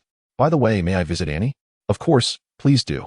Despite his youthful draconic form being under 4 meters, Muriah was able to enter the room. Upon entering Annie's chamber, he gazed sorrowfully at the frail girl lying on the bed, feeling deep compassion for her. A stab from a loved one must have been devastating for her. Observing the necklace around her neck, certain information surfaced within him. With knowledge of the necklace's properties, Muriah stated, "With this necklace's protection, it may take her over a month to regain consciousness. During this period, the best course of action is to do nothing at all." Sane nodded in understanding. Before departing, Muriah added, "As a man, caring for a girl may present challenges, so I shall seek a female goblin to assist in her care. I am immensely grateful." Sane expressed his heartfelt thanks. "If you truly wish to thank me, then grant my territory a melodious name, for I am destined to establish a kingdom." Sane contemplated for a moment before suggesting, "You are a red dragon, and the emblematic breath of a red dragon is fire. Hence, shall we name this territory Crimson Blaze?" "Crimson Blaze? That resonates quite well with my essence. It is settled then. From this moment forth, my dominion shall be known as Crimson Blaze. As its sovereign, I shall be the Crimson Blaze Dragon Lord." Crimson Blaze Dragon Lord, Sane mused, a title of resounding grandeur. Muriah proclaimed with pride, "One day, my name shall echo throughout the world. I am the sovereign of flames, the illustrious Crimson Blaze Dragon Lord." Sane regarded Muriah, envisioning his radiant future. Days later, Sane had seamlessly integrated into the Crimson Blaze territory, securing a position as a military trainer. Having spent several years in the military, he was well versed in the intricacies of training troops. Beyond mere training, he imparted knowledge on collaborative combat, sharing his limited military insights. Muriah observed him closely, confident that Sane would soon join his ranks, for his territory was indeed splendid. A month later, Sane had taught all he could. On this day, as usual, He assigned the training tasks to the troops and made his way to the riverbank, fishing rod in hand. He fixed his gaze upon the bobber floating on the water's surface. Suddenly, the bobber dipped slightly. Sane refrained from immediately reeling in, instead attuning himself to the vibrations transmitted through the fishing line. He understood that the fish was merely testing the bait. In an instant, the bobber plunged beneath the surface. His long-awaited opportunity had arrived. With a deft motion, he reeled in a fish measuring nearly half a meter in length. Observing the fish struggling, Sane felt a surge of joy. Dinner was assured, and grilled fish awaited him. He tossed the fish into a bucket, affixed a new bait, and continued fishing. Not far off, Miria watched Sane, engrossed in his angling, reflecting that no matter the world, fishermen abound. Nearby, Illyria was also fishing, and upon seeing his sister absorbed in the activity, he lamented her apparent lack of productivity. In contrast, Mia was a source of ease for him. She had become a competent mage, now at the 3rd tier, and it was only a matter of time before she ascended to the 4th tier. Sane enjoyed a homemade meal in his courtyard, while goblins and kobolds queued at the cafeteria for their rations. They held wooden trays, waiting in line, some engaging in idle chatter to pass the time. A variety of dishes were displayed at the food counter: wheat bread, cornbread, roasted sweet potatoes, steamed sweet potatoes, roasted meat, and boiled meat. Diners could select portions according to their preferences. Sane had sampled the cafeteria fare a few times. It was palatable, though not as delightful as his own cooking.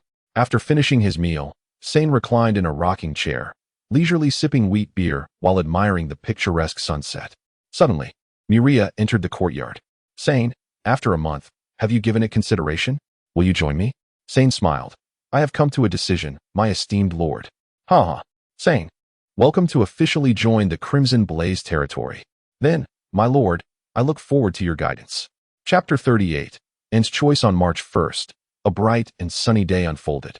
Sane had refrained from fishing for several days, opting instead to remain by the house, as En was expected to awaken soon.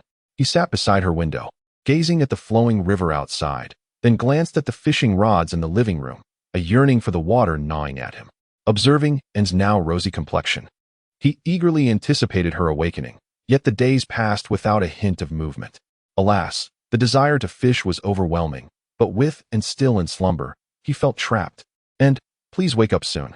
Time seemed to stretch indefinitely, long enough for Sane to begin dozing off.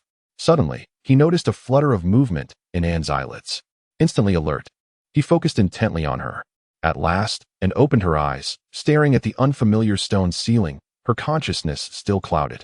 She murmured softly, "Is this heaven?" Seeing and awake. Sane exclaimed with excitement, "Miss Anne, you have finally awakened." And, who is that? Why does it sound so familiar? A sense of foreboding washed over Sane. Could it be that her prolonged slumber had rendered her daft? If so, it would be disastrous. He cautiously replied, "And is your name? Don't you remember?" My name? My mind feels so muddled, I can't recall anything." Sane's heart sank. Indeed, it seemed her long sleep had dulled her wits. With a heavy sigh, he settled beside her, awaiting the return of her memories. Before long, En's confused mind began to clear, her once dazed expression sharpening into clarity. Just as Sane feared she might truly be lost. She spoke. "Sane, uncle, where is this place? I thought I was dead. Is this hell?" "No, it cannot be hell. Heaven. Neither does it resemble heaven. Where am I?" Witnessing the revival of her memories, Sane felt a surge of joy. "Miss, and you are finally awake. What a relief." At that moment, and glanced out the window and beheld the bustling scene outside, dog-headed creatures and goblins. Furrowing her delicate brow, she inquired, "Red Flame? I have never heard of this territory. And weren't we in the Beast Mountain range?" "Indeed, Miss Anne, your survival is wholly attributed to the Master's necklace. Is it the necklace my mother gave me before she departed?" And looked down at the necklace hanging around her neck. "Yes, it is the necklace that sustained your life. After man's departure, we were fortunate to be summoned here by the Lord, or we would have perished in the Beast Mountain range." "Ah, I see." Memories of the pain inflicted by her brother's betrayal resurfaced, yet the physical agony paled in comparison to the anguish of her spirit. Now, having survived, she felt reborn, a new incarnation of herself. Having been raised in the elite circles of nobility, and understood the nature of aristocracy well, the former Anhogny was no more. Now, she was simply a girl named Anne. Casting aside her tumultuous thoughts, she turned to Sane and said, "Uncle Sane, please tell me about the lord of this place." Certainly. We are within the Beast Mountain range. Heading south will lead you to the Moonwheel Kingdom. The Lord here is a young red dragon of the neutral faction, who aspires to establish a kingdom for the creatures of the mountains. This will be his first step. To establish a kingdom? This is no ordinary red dragon, is it? And from your tone, Uncle Sane, it seems you have joined him? Indeed. As I am already considered dead, I choose to follow my heart, aligning myself with this realm brimming with potential, striving for greatness. I see. Uncle Sane, may I meet this red dragon lord? Sane observed Anne's condition with some concern. Are you sure your body is up to it after just awakening? And smiled reassuringly. Do not worry, Uncle Sane. I feel invigorated like never before. Very well. And tossed aside the covers, sitting at the edge of the bed, preparing to rise.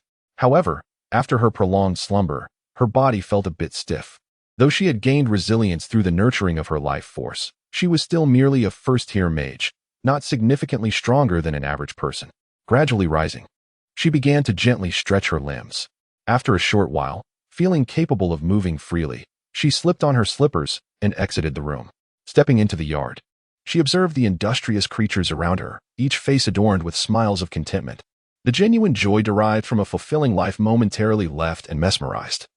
As she imagined their happiness, Sane approached and said, Miss Anne, let us proceed. Very well. Sane guided Anne to Muria's castle, where they found only Mia quietly engrossed in her magical studies, while Ilea had gone fishing.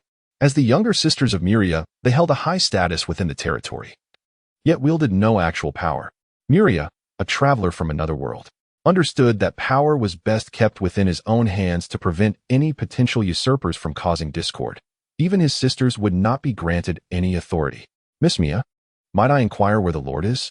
Glancing at the time, Sane noted that noon was approaching. I believe I know. Ah, you are finally awake. And respectfully curtsied to Miria. Thank you for saving us. It is nothing. Your survival was a matter of luck. Young girl, what say you? Would you like to join my territory? Such a swift offer took her by surprise, and replied with a smile, the former Anhogni has perished. I have been reborn, and I believe joining this territory is certainly a wise choice. Miria chuckled, as expected from a noble education. You remain calm and composed in the face of matters. I see you are a mage. Simply fulfill your role as a mage moving forward. Suddenly, an amusing thought struck Miria. Oh, you have one more task. Each morning, you must clean the dragon scales off my body. Can you manage that? At your command, my lord, and replied dutifully. Chapter 39. Slumber. Miria was somewhat astonished that Annie agreed to his proposal. In his view, these noble ladies were typically untouched by menial labor. Yet she surprisingly accepted such a task. Annie, perceiving Miria's thoughts, smiled and replied, I am not like those delicate flowers who merely play the part of a pretty vase. My mother comes from a military family, with generations serving in the army. Thus, I have been raised with the knowledge of cooking and labor. I am far from a mere ornament. Very well, then you may begin tomorrow, Miria said. Certainly, my lord, she affirmed. Miria continued, now that you are a first-tier mage, let us embark on your magical education. I shall be your instructor. Really? You? Do not underestimate me. I am currently a 5th-tier mage. Were it not for the constraints of my rank, I would have already ascended to the 6th tier. I am more than capable of guiding you. I am grateful for your instruction, my lord. You have just awakened. Allow Sane to show you around, he suggested. Sane chimed in, my lord, we shall take our leave. Go ahead, Miria replied. After spending considerable time wandering his domain, he finally found a task at hand. Previously, due to his insufficient depth of understanding in magical studies, he felt unqualified to teach others. Now, however, he felt confident and resolved to instruct. Though Sane would have been more suitable for the task, he was merely a physically robust individual and not quite fit for such responsibilities. Contemplating his upcoming lessons with Annie, Miria concluded that teaching one was no different from teaching many. He summoned Waz to bring all apprentices and mages for the lesson the following day. Waz, thrilled to learn that Miria would personally instruct them, departed with great enthusiasm. The next morning, Annie arrived at Miria's chamber, equipped with a specially designed large brush, and knocked on his door. Knock, knock, knock. Miria stirred awake, glancing at the time. It was only 7 in the morning. Clearly, having someone to brush his dragon scales was not the wisest choice, as it left no room for a leisurely lie-in. Rising, he opened the door and ventured to the riverbank. Annie, let us conduct this by the river. It will be more convenient. Of course, my lord. Miria lay by the riverbank, awaiting her. Annie fetched a wooden bucket, filled it with water, and effortlessly splashed it over Miria to begin cleaning his dragon scales. Currently, Miria was in his youthful dragon form, measuring approximately 3.7 meters in length. His physique had matured beyond the disproportionate stage of infancy, now resembling the elongated and robust build of a true dragon. After scrubbing his back, Annie moved to his tail, then his wings and head, and finally, his underbelly. Upon flipping over, she commenced cleaning his abdomen. Noticing her gaze lingering between his hind legs, Miria remarked, "What are you staring at? Focus on scrubbing the scales." "I'm just curious," Annie replied. Miria was momentarily speechless. How could she be concerned with such matters? Was this something a young lady ought to inquire about? "I'm not a little girl. I understand much," she asserted. "Oh, so you comprehend such things?" "Yes, my mother has spoken to me about them." Miria pondered the early age at which children received such enlightenment in this world, teaching them at 10 years old. "Do not ask what you should not. Continue scrubbing the scales," he instructed. "All right," she acquiesced. Before long, Miria relished a thorough cleansing, the remaining moisture evaporating as he made his way to a cleared area. Summoning Hermes, he had him construct a simple classroom. Mia and Annie secured seats at the front.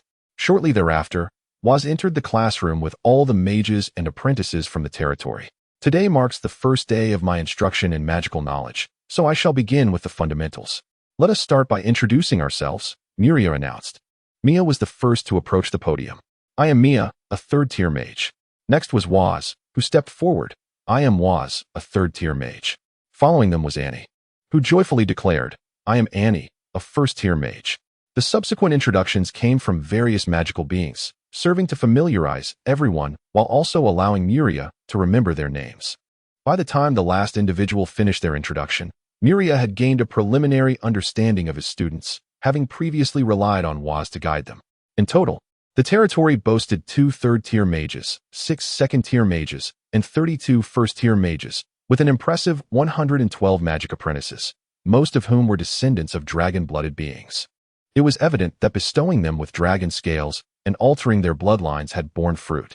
Due to their inherent magical affinity, magical beings possessed a significantly higher likelihood of becoming mages compared to humans. Moreover, with Miria's enhancements to the bloodlines of goblins and dog-headed folk, this ratio had been further amplified. Having grasped the demographics of his territory, Miria commenced his formal lecture. Though lacking teaching experience, his status as a 5th-tier mage endowed him with a profound understanding of the basics, making the task relatively effortless. Thus, Miria embraced a life of routine. Each morning, he awakened to Annie's cleansing, followed by imparting magical knowledge, patrolling the territory at noon, and dedicating the afternoons and evenings to magical research, his only other pursuits. Time passed, and over 3 years elapsed. During this period, the population of the territory surged. With the combined numbers of goblins and dog-headed folk nearing 100,000, this being under the constraints of population control. Certainly, this population boom significantly enhanced the territory's strength, allowing it to conquer a substantial expanse of land. As winter approached, Miria felt a wave of drowsiness. He understood that a brief slumber awaited him, followed by a surge in power. Thus, after arranging his affairs, Miria retreated to a pre-prepared chamber, hollowed out within the stone walls, and commenced his slumber. Chapter 40. Transformation. Due to the rapid metamorphosis and development that dragonkind undergoes while in slumber, it is imperative to ensure a sufficient supply of sustenance. A profound hunger compelled him to awaken, and relying on instinct, he retrieved the beast meat from his system's backpack, devouring it voraciously before succumbing once more to sleep. It became evident that the stones beneath Miria began to glow red, a consequence of the exceedingly high temperature. At this moment, Miria's body temperature soared to an astonishing degree. As time progressed, the stone slab beneath him began to melt. Even the breath he exhaled in his slumber was searingly hot, distorting the air around him with intense heat. A month had elapsed since his slumber began, and according to Miria's prior arrangements, Mia was to come and check on him. Within the palace, she pushed open a stone door and descended through a sloping passageway. As she approached, the temperature rose significantly, and Mia felt increasingly at ease.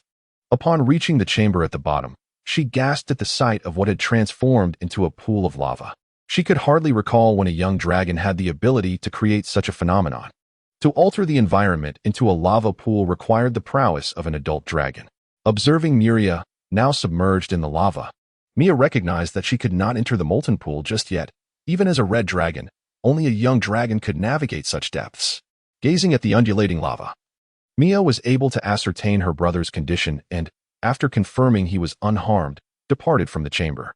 Spring soon arrived, and as the season's first rainfall commenced, Miria awakened from his slumber.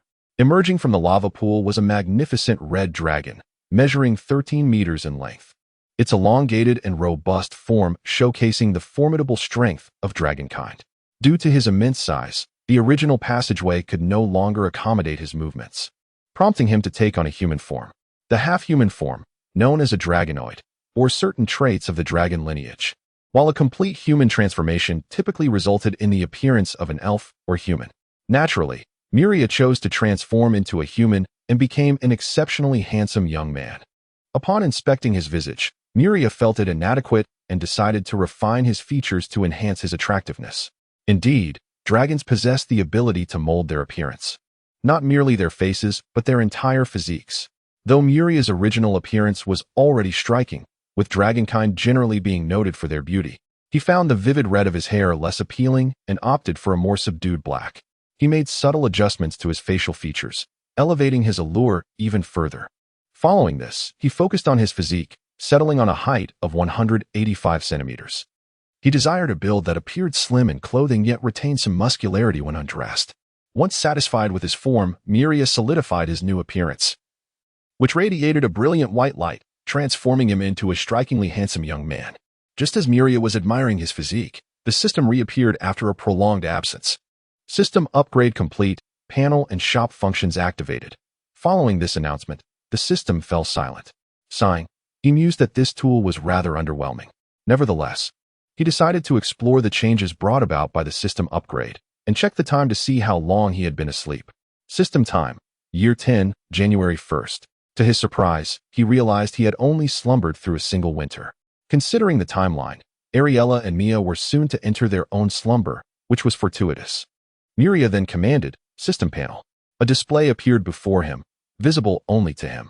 Host, Miria race, Red Dragon level, 61, 7th tier, physical level, 81, legendary, magical level, 81, legendary, abilities, dragon breath, flame aura, self-healing. The panel's simplicity left Miria momentarily speechless.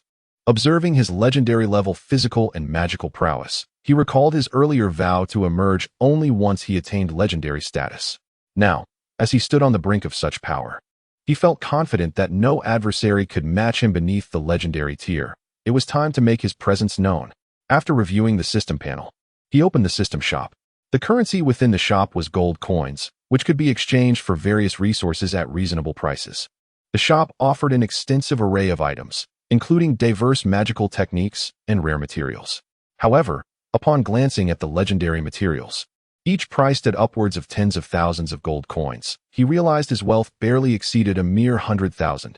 He felt quite impoverished indeed. In addition to magical items, the shop featured an interdimensional blind box package, containing items from other realms, priced at 1,000 gold coins per box. Miria contemplated opening several of these boxes, though he felt uncertain about his luck. Thus, he resolved to open the monthly sign-in gifts he had accumulated over the past 4 years to bolster his funds. Congratulations, you have received 100 gold coins. Congratulations. You have received 100 gold coins. Congratulations, you have received the 5th tier Alchemist Legacy. Congratulations, you have received 100 gold coins. Congratulations, you have received 100 gold coins. Congratulations. You have received 10 magic stones. After opening the 48-month sign-in gifts, he ultimately secured a minimum of 36 rewards. Miria surveyed the 12 items before him, his expression darkening considerably.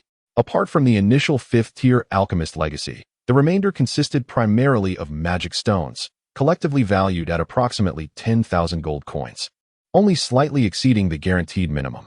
This stroke of luck left Miria feeling rather unfortunate. Had he opened all 12 monthly sign-in gifts, he would have expected at least 3 items beyond the minimum threshold. Yet, from his 48 gifts, he had only procured 12 exceptional items, a dismal outcome indeed. Were it not for the established mechanism, he feared he would have received nothing but the guaranteed rewards. While the monthly sign-in gifts posed minor concerns, The forthcoming interdimensional blind box packages truly represented a test of fortune. With countless realms from which to randomly draw an item, the likelihood of acquiring something valuable was exceedingly low. However, the worth of exceptional items from other dimensions far surpassed mere gold coins. Chapter 41. The Flame of Life. Miria gazed at his newly acquired wealth, which had just surpassed 6 figures, and in a single breath, purchased 10 interdimensional mystery boxes, opening them all at once. Congratulations, you have received a versatile garment from a certain fantasy world. Congratulations, you have obtained a strand of wool from the character Xianyang. Congratulations, you have acquired a strand of fur from the character Grey Wolf. Congratulations, you have received 1 liter of seawater from the SpongeBob SquarePants world. Congratulations, you have obtained a leaf from the One Piece world. Congratulations, you have received 1 pound of sand from Gaara of the Naruto world. Congratulations, you have acquired a blade of grass from the green pastures. Congratulations, you have received a stone from the primordial world. Congratulations, you have obtained a 30T USB drive from Earth. Congratulations, you have received the Flame of Life from the Do Pa Sangxiong world. Upon inspecting these items, Miria let out a sigh of relief. He was neither a fortunate aristocrat nor an unfortunate one. At least he had acquired 2 useful items. He decided to check the details of these 2 items. Versatile garment from a certain fantasy world, legendary equipment, possessing the ability to change form according to the owner's will not be damaged when transformed into a dragon form. Miria was overjoyed upon seeing this garment. It was precisely what he needed, a perfect solution to his predicament. When a dragon transitions from human to dragon form, their clothing either must be stowed away or risks being torn apart, leaving them exposed upon reverting to human form, albeit with dragon scales for modesty. However, with this garment, he would no longer worry about the loss of attire during transformations. Next was the Flame of Life from the Do Pa Sangxiong world. Miria had read the original novel multiple times while still on Earth, as well as the manga and anime adaptations. He was quite familiar with the concept of different fire. The Flame of Life ranked 5th on the different fire ranking in Do Pa Sangxiong. Unlike other destructive, the Flame of Life possessed no offensive capabilities. Instead, it provided vitality to its owner, extending their lifespan and accelerating the maturation of various medicinal herbs. He wondered how its effects would change in this new world. Flame of Life from Do Pa Sangxiong world. Effect 1. Self-healing provides the owner with immense vitality, granting them extraordinary self-healing abilities. Decapitation is no longer a fatal injury. One must lose more than 2/3 of their bodily tissue instantaneously to perish. Effect 2. Longevity. Possessing this can extend one's lifespan tenfold. Effect 3. Healing can be used on other beings to heal both physical and spiritual injuries. Effect 4. Growth can rapidly mature magical plants. Upon reading the 4 effects of the Flame of Life, Miria exclaimed that he had struck gold. In the original work, the Flame of Life only had 2 effects, longevity and growth. Now, the magical world version boasted 4 effects, and the newly added capabilities were incredibly practical. Self-healing was needless to elaborate on, although dragons already possessed formidable self-healing abilities, capable of regrowing severed limbs. Decapitation still resulted in death. However, the Flame of Life would grant its owner a recovery ability comparable to that of a troll, devoid of the troll's weakness to fire. Conversely, flames were essentially harmless to red dragons. After comprehending all this, Miria immediately chose to fuse with the Flame of Life. Instantly, a vibrant green flame surged forth from him. Miria could not help but cry out in delight. Having fused with the Flame of Life, Miria noticed a new ability appearing on his system panel. He began testing to see if he could expel the Flame of Life as a breath attack. The breath of a red dragon emitted a unique fire, characterized by its extreme temperature and high adhesion. This time, Miria transformed the flame into the Flame of Life, unleashing a green breath from his throat. Success. However, Miria suddenly pondered. This transformation of his breath into the Flame of Life seemed rather ineffective. It could only heal enemies rather than inflict damage. If he could replace his breath with the Flame of Life, could he also substitute the flame aura with it? Without hesitation, Miria activated his flame domain and attempted to substitute the Flame of Life. After several attempts, the originally lethal fire transformed into the healing Flame of Life. With this ability, he became a veritable fountain of healing on the battlefield. His healing capacity was boundless. Miria suddenly realized something was amiss. How had he become a healer? Shouldn't he be a formidable warrior instead? Yet, considering the flame of life's minimal enhancement to his combat prowess, he found himself inadvertently treading the path of a healer. He then recalled that he was still unclothed. Retrieving the legendary garment, he pricked his finger to acknowledge ownership, and the garment automatically adorned him. With a mere thought, a suit appeared on him, and he had to admit, Miria looked strikingly handsome in the suit. He then tried on other outfits, all of which he wore effortlessly, enhancing his elegance. After finishing his self-appreciation, Miria suddenly remembered the USB drive he had yet to examine. Although he could not access its contents in this world, he was still curious about its contents. Opening his system backpack to check the USB drive's information, his expression shifted dramatically. 30T, USB drive from Earth, contains ultra-high-definition videos most favored by men. Please prepare tissues when viewing. Miria was taken aback to discover such videos, regretting the absence of a tablet. Otherwise, he could have indulged in them. He then transformed his attire into a comfortable sports outfit and left the room barefoot. As he entered the palace, he spotted Mia engrossed in her magical studies.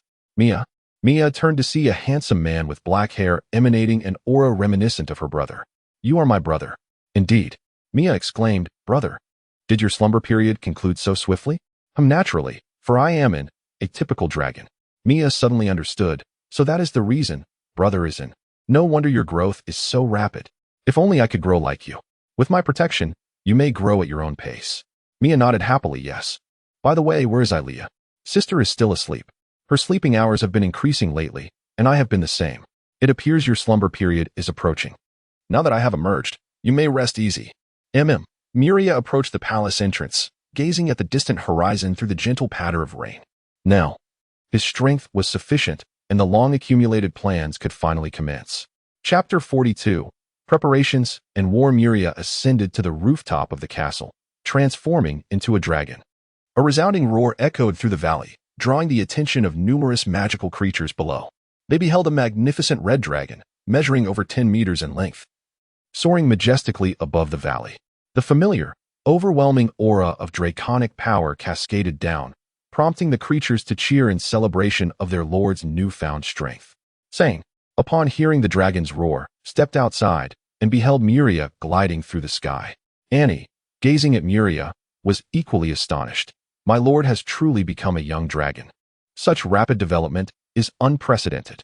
As Miria landed before Annie, his vast form cast a shadow over her. Wow, you are indeed enormous. Then, under Annie's watchful gaze, the colossal dragon shrank, transforming into a handsome young man clad in peculiar attire. "Annie, you've grown quite a bit since last winter," Miria remarked, his familiar voice causing Annie to momentarily lose her composure as she admired his charming visage and confident demeanor. Annie, Miria called, breaking her reverie. My apologies. My lord, I was lost in thought." Miria chuckled. "It seems my transformation has quite the effect on you." With a hint of embarrassment, Annie's cheeks flushed as Miria playfully tousled her hair, deepening her blush. Although shy, she remained rooted to the spot, saying, "I recall that the anti-magic bracelet on your wrist can only be destroyed by a legendary being." "Indeed," Sane replied. "Now that my physical prowess has reached the level of a legendary dragon, can I break the anti-magic bracelet?" After a moment's contemplation, Sane affirmed, "Absolutely. Even legendary human warriors can shatter it. For you, as a dragon, it is certainly no problem." "Very well, extend your hand," Miria instructed. With sharp claws emerging from his thumb and index finger, he pressed down upon the anti-magic bracelet with force. Crack! Cracks appeared on the bracelet, which then shattered into fragments that fell to the ground. He repeated the action with his other hand. After being restrained for 4 long years, the removal of the anti-magic bracelet unleashed a surge of power within him. The prolonged suppression had created a vortex of magical energy around Sane, flooding him with an abundance of magic. Instantly, his aura intensified, propelling him to the 8th tier. The 4-year-long confinement had culminated in an opportunity for a breakthrough. It could be said that he had gained immensely from this experience. As Sane stabilized his newfound power, he marveled at the unprecedented strength coursing through him. "Is this what it means to be at the 8th tier? I feel invincible." Miria chuckled. "This is merely an illusion born from the long suppression of your magical abilities. Would you like me to help you see the reality? Fear not. You shall soon have the chance to prove yourself in battle." Annie inquired, "Are we expanding outward?" "Oh, clever Annie. You guessed it immediately, Miria replied. Indeed, I intend to initiate a war and expand our territory. Sane laughed heartily. I can hardly wait. When shall we commence the war, my lord? No need to rush. As the saying goes, before the troops march, provisions must be prepared. We need to gather the heads of all departments to devise our battle strategy. I got a bit carried away in my excitement and forgot. I shall fetch the department heads for a meeting. Have them convene in the castle's great hall. I shall await their arrival. Understood. Miria turned to Annie. Annie, you should accompany me. Thank you, my lord. Before long, the heads of various departments assembled. Miria sat at the head of the table, with Annie by his side. Upon hearing of the impending war, Walker stood up, brimming with excitement. Great master, the Wolfman tribe shall be your vanguard. We shall rend apart any foes that dare oppose you. Blacktooth rose, equally enthusiastic. Great master, the goblin army stands ready to heed your call. We shall crush all obstacles in your path. Milo also stood, exclaiming, Great master, the goblin forces await your command. We shall follow your will and expand your territory.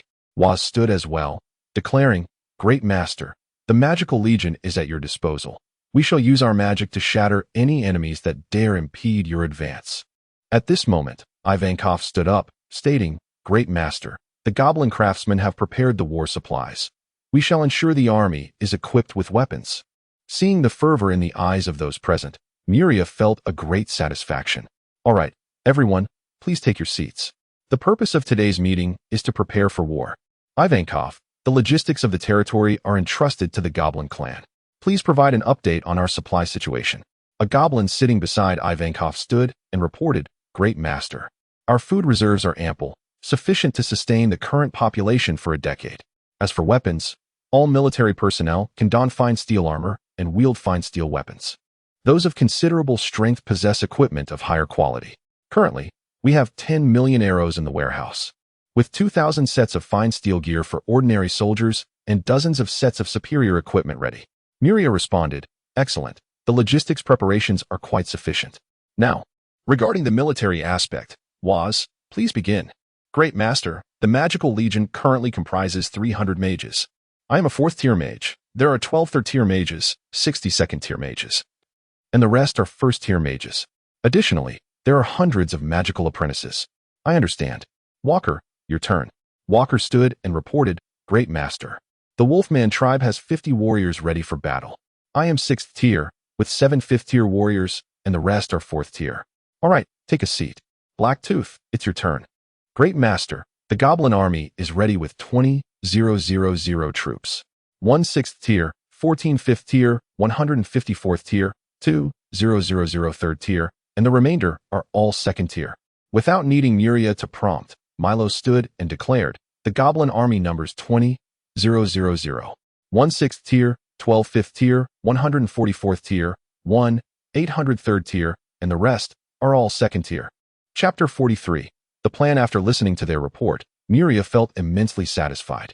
In just 4 short years, he had developed such a formidable army, showcasing his innate talent for leadership.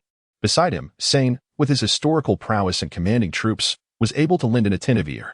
Having lived in the territory for several years, Sane had gained a general understanding of its foundational strength.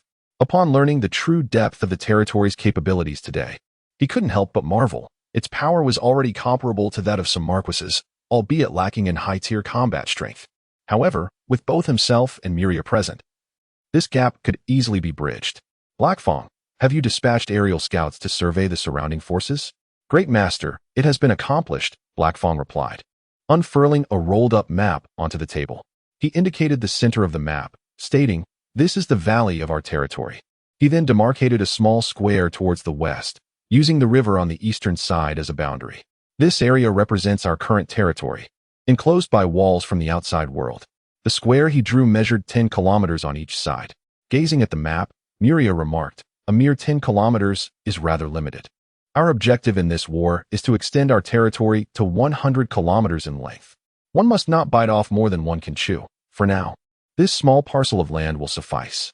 Sane, having fought in battles, please share your insights. At your command, my lord. One additional factor is that in the southern region, there are griffins. If we can tame these griffins, our aerial combat capabilities will be significantly enhanced. That concludes my personal observations. Miria turned to the others and inquired, Do any of you have questions? They quickly shook their heads, as none had experienced commanding troops in battle and thus had nothing to contribute. Miria stood up, declaring, "Very well, let us solidify the plan. The war will commence in the summer. In the meantime, focus on training the troops. You are all dismissed." "Yes, great master." Once they departed, Miria addressed Sane. "In 3 months, can we restore ourselves to peak condition?" "That will not be an issue. 2 months will suffice." "Excellent, come with me. I shall accompany you in a spar." "Thank you, my lord." Sane followed Miria to a spacious clearing outside the valley, ensuring their battle would not disturb the surrounding environment. Transforming into his humanoid form, Miria and Sane exchanged glances from a distance. "Sane, you may strike first. Allow me to gauge your attack." "My lord, I beg your pardon." With that, Sane enhanced his state with several spells, slightly bending his legs. Bang! The stone slab beneath Sane shattered instantly, and utilizing this force, he surged towards Miria with astonishing speed, delivering a powerful punch aimed at his face. Though Sane's speed was impressive, to Miria, his movements appeared sluggish. The forceful punch was easily evaded, and subsequent attacks were similarly dodged. In that moment, Miria comprehended the chasm between legendary figures and those of the 8th tier. Despite Sane being a state-enhanced warrior, surpassing typical 8th tier capabilities in speed and strength, his actions unfolded in slow motion to a legendary being, allowing for effortless evasion. Sane launched another direct punch, only for Miria to firmly grasp his fist. "Now, prepare for an attack that is both fierce and decisive." With that, Miria unleashed a punch that exceeded Sane's reaction speed, striking him in the abdomen and sending him flying. "My lord, your speed is astonishing. I clearly saw the attack. Yet my body could not respond in time. That is only natural. I am of dragon lineage. Even in humanoid form, my physical prowess far surpasses that of a human. I shall slow down now to grant you some reaction time." Sane continued to attack, only to be sent flying repeatedly. After a day's training, he had begun to grasp the essence of his strength. Later that evening, while strolling by the riverside, Miria noticed a persistent presence behind him. "Annie, why are you following me?" My lord. Do you wish to continue your daily scrubbing of dragon scales?" Miria glanced at Annie and considered his own size. Completing the task would take quite some time. Now in humanoid form, he could indulge in a massage instead. "No need for that. Starting tonight, you will come to my room to give me a massage." Isn't that a bit inappropriate?" Miria shot her an exasperated glance. "Do not misinterpret my intentions. I have no interest in you at this moment and will not consume you." Annie felt a wave of relief, but also a tinge of disappointment. Why wouldn't he wish to consume her? Miria observed Annie's graceful figure and stunning beauty, stating, "You are but 15. I have no interest in young girls." Annie looked down, replying, "I am no longer a child, and I shall be of age next year. Regardless, I find you too youthful, lacking in feminine allure." "What, my lord? Do you consider a woman to possess allure?" "I cannot say." Annie was rendered speechless. Following Miria, they arrived at his room, her heart racing. Miria reassured her. "I have stated I will not consume you. Simply provide a massage." "Very well." As Annie left the castle, she felt a bit dazed, astonished that the lord truly had not devoured her. Was it possible that she was not beautiful after all? Chapter 44, Legion Warfare on April 1st. Unknown insects chirped above the trees. As summer approached, the temperature rose significantly, bringing a vibrant vitality to the Beast Mountain range. In the valley, an army of 40,000, clad in standardized gear, stood in formation at the castle gates. Miria, having transformed into human form, stood atop the castle, gazing down at the troops. Saying, "What level do you think my army holds in your kingdom?" "My lord, among the marquises, they are quite formidable.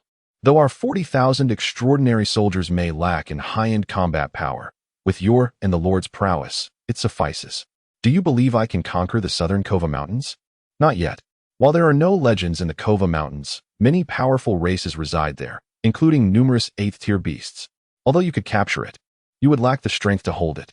Once we complete our expansion plans and accumulate sufficient power, capturing the Kova Mountains will be a mere formality," Miria declared, saying, "I entrust this army to your command.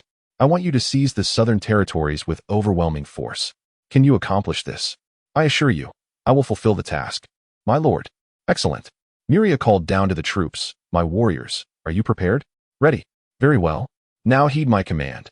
Our objective is the south. Advance at full speed." The army marched in orderly formation, moving swiftly, with the wolfmen at the forefront as the vanguard. Soon, They reached the river that marked the boundary. The wide river, spanning 100 meters, obstructed their advance. However, this was a world of magic. Miria summoned Hermes to assist. As a 7th-tier being, Miria's summoned avatar, Hermes, was also of the same tier. Upon emerging from the summoning circle and sensing the avatar's formidable power, Hermes remarked, "A 10-year-old dragon, an aberrant dragon no less. What business do you have summoning me this time?" Miria pointed to the river. "Construct a stone bridge spanning the river." Hermes, astonished by the sight of the 4 10,000-strong military formations by the riverbank, exclaimed, "How is it that in just 3 or 4 years you have amassed such a powerful army? Truly, an aberrant dragon defies conventional understanding." Miria was unfazed by Hermes's awareness of his identity as an aberrant dragon, given that Hermes's true form was a legendary earth elemental, having survived for nearly a millennium, and what he summoned was merely his avatar. As they spoke, Hermes swiftly approached the riverbank, and after a slight tremor, a stone bridge, over 10 meters wide, emerged from the water. Sane commanded the army, "Advance." The troops crossed the river in orderly ranks of 20. During this time, the river beasts lay still, unwilling to provoke the approaching forces.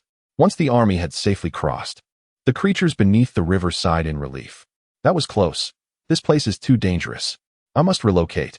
As the army entered the area, the forest beasts scattered in panic, some with families in tow seeking hiding places. The army paid no heed to these creatures. They would methodically cleanse the area once they established control. The army's objective was to confront 3 major powers in the south: the Ogre tribe, the Troll tribe, and a faction of Griffins, with the Griffin clan being the most powerful. Closest to the valley lay the Ogre tribe. Ogres, akin to wolfmen in strength, tower over 3 meters when fully grown, boasting robust power and commendable defense. Their skin, akin to resilient carapace, provides considerable protection. Ogres reach adulthood at the 4th tier. Though they appear as formidable warriors, they are not limited to mere physicality. Ogres are also adept in magic, awakening a random spell at each tier, leading many to perish at their magical hands, underestimating them as mere fighters. While the original Wolfman tribe, led by Walker, was undoubtedly stronger, it was actually the weakest of the 4 factions. Typically, ogres range from 4th to 5th tier, but among them exist rare variants known as 2-headed ogres. These creatures sacrifice raw power for a height of only 2 meters, yet their tier can reach 6th, granting them formidable casting capabilities.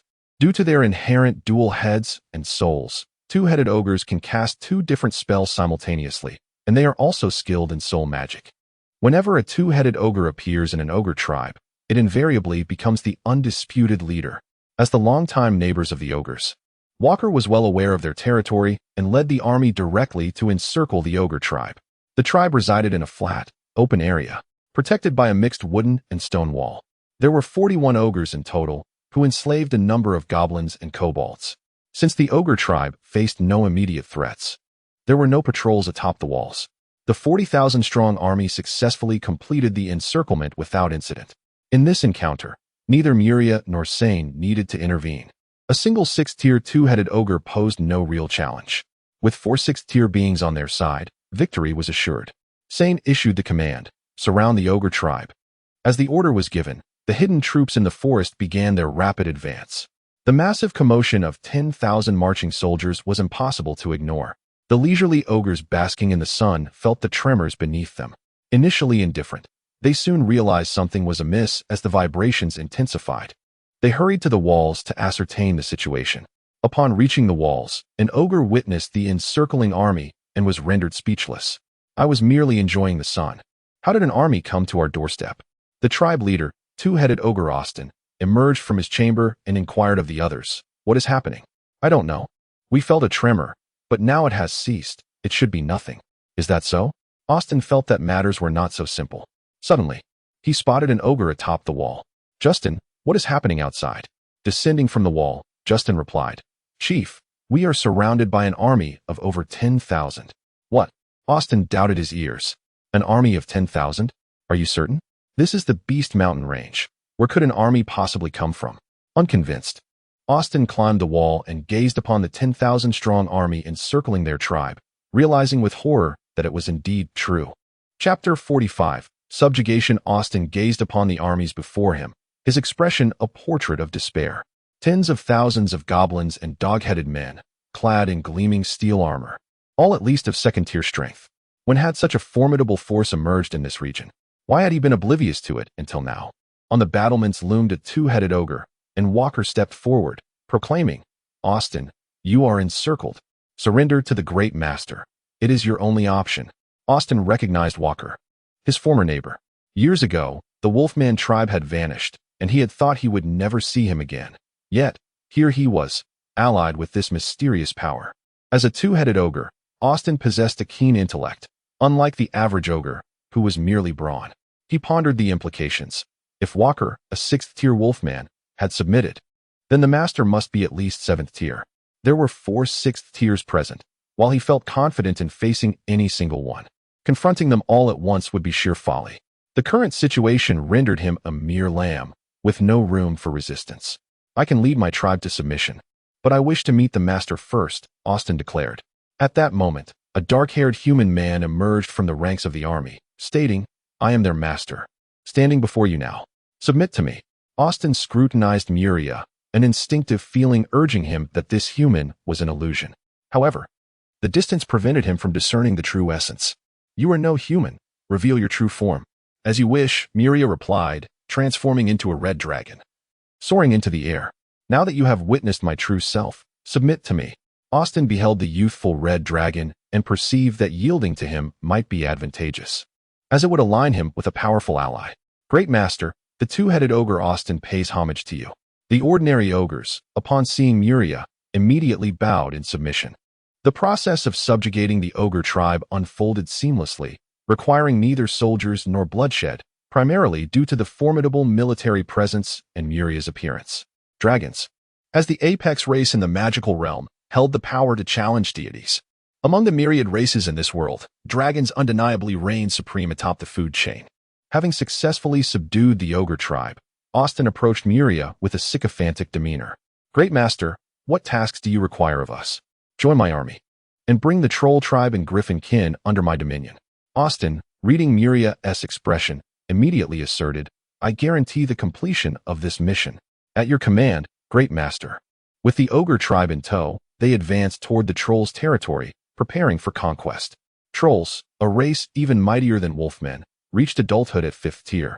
Standing over 4 meters tall, endowed with immense strength. Their regeneration abilities were exceptionally formidable. They could easily regrow severed limbs, rendering decapitation non-fatal, as they could simply regenerate a new head. Despite their extraordinary healing capabilities, trolls had a weakness. They were vulnerable to fire. Even ordinary flames could inflict significant damage, let alone more potent flames. Fire could suppress a troll's regenerative powers. To destroy a troll, one could either incinerate them with fire or obliterate a substantial portion of their bodily tissue in one fell swoop. Compared to the latter, burning them alive was the more convenient method. Upon reaching the trolls' territory at the base of the Kova Mountains, remnants of magical beast bones littered the forest floor. Along the way, Austin relayed intelligence about the troll tribe. They resided at the mountain's edge, sourcing their sustenance from the Kova Mountains. Despite having only 35 members, 31 of them were adults, with merely 4 being younglings. The tribe's leader, Trondle, was at the pinnacle of 6th tier, seeking a breakthrough to 7th tier. Accompanied by 6 other 6th-tier trolls, a formidable force indeed.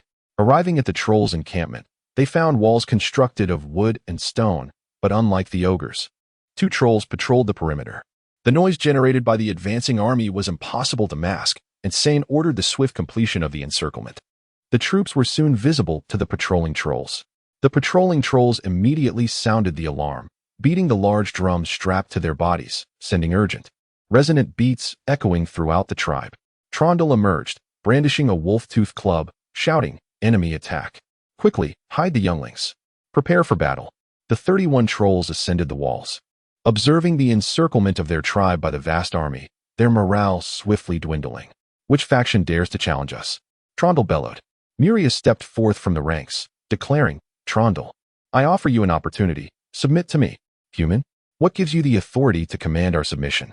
Muria, feeling a twinge of frustration, realized that in the Monster Mountain range, his dragon form would be far more effective than his human guise. Many races simply did not regard humans with respect. Transforming into his draconic form, Muria asserted, "Now, Will you submit? Trondel, his demeanor shifting to one of trepidation, remarked, I did not expect to face a youthful red dragon. Trolls feared fire, and Muria, as a red dragon, could easily obliterate them with a single breath. Trondel, you have 1 minute to consider your fate. In 1 minute, I shall unleash my dragon fire upon this place. With a resigned sigh, Trondel conceded, we, the troll tribe, willingly submit. See, that wasn't so difficult. Quickly gather your belongings and join the army. We have griffins to conquer. The trolls, forced into submission by might, felt a deep sense of resentment. However, Muria remained confident that through ideological persuasion, they would soon become his loyal subjects. The griffin kin resided atop a cliff at the edge of the Kova Mountains, their nests perched precariously on steep rock faces. This griffin group comprised 42 adult griffins and 15 younglings. Adult griffins were 6th-tier magical beasts, with their leader reaching 7th tier. Furthermore, griffins possessed intelligence rivaling that of humans. To subjugate them, Muria would need to intervene personally, for the griffins could fly and were formidable opponents. He soared above their lair, releasing the overwhelming aura of a dragon, commanding, submit to me.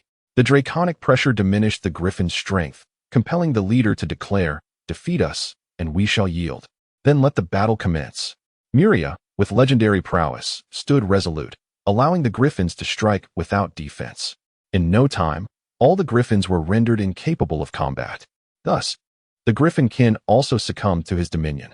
Chapter 46. Training the new army. The 3 factions of the south have been completely subdued, their arrival compensating for the weaknesses in mid to high-tier combat power within the territory. The griffins, being magical beasts, possessed little more than their young as possessions. By the way, do you have a name? One asked. No, why would I need a name? Came the reply. Since you lack a name, allow me to bestow one upon you. The griffin leader casually remarked. How about Caesar? Caesar? That name sounds rather formidable. I shall accept it, was the reply. Muria inquired. Caesar, while you and your kind hunt in the Kova Mountains, are you aware of the powerful magical beasts and the distribution of races within? Of course. The Kova Mountains host numerous 8th-tier magical beasts and several formidable races. I know of a settlement of bipedal dragons within, Caesar answered. Surprised, Muria asked, really? Indeed. I have encountered them while leading my kin on hunts. We always avoided them. I do not know the location of their lair. Please keep an eye out for the bipedal dragons. I wish to subjugate them, Muria instructed. Understood. Muria's keen interest in the bipedal dragons stemmed from their status as a superior aerial combat force compared to the griffins. These bipedal dragons, though classified as subdragons, possessed a lineage and capabilities that positioned them at the pinnacle of their kind. Adult bipedal dragons reached 7th-tier status, their appearance akin to that of true dragons, with their forelimbs transformed into wings and their hind limbs erect. Their scales shimmer in shades of brown, and their bodies are notably more elongated than those of true dragons. A 7th-tier adult bipedal dragon measures approximately 15 meters in length, with exceptional specimens reaching 8th-tier status and growing up to 20 meters. While their bodies are elongated, they appear remarkably agile compared to the robust and heavy frames of true dragons. Bipedal dragons possess a highly pure dragon lineage, akin to true dragons in their ability to unleash dragon breath. Their breath manifests in 2 forms, flame and toxic mist, both of which are lethally potent. Furthermore, the toxic mist can be ignited by flames, resulting in explosive devastation, a formidable weapon on the battlefield. Throughout the journey, no magical beast dared to obstruct their path. Upon sighting the army, they fled in terror.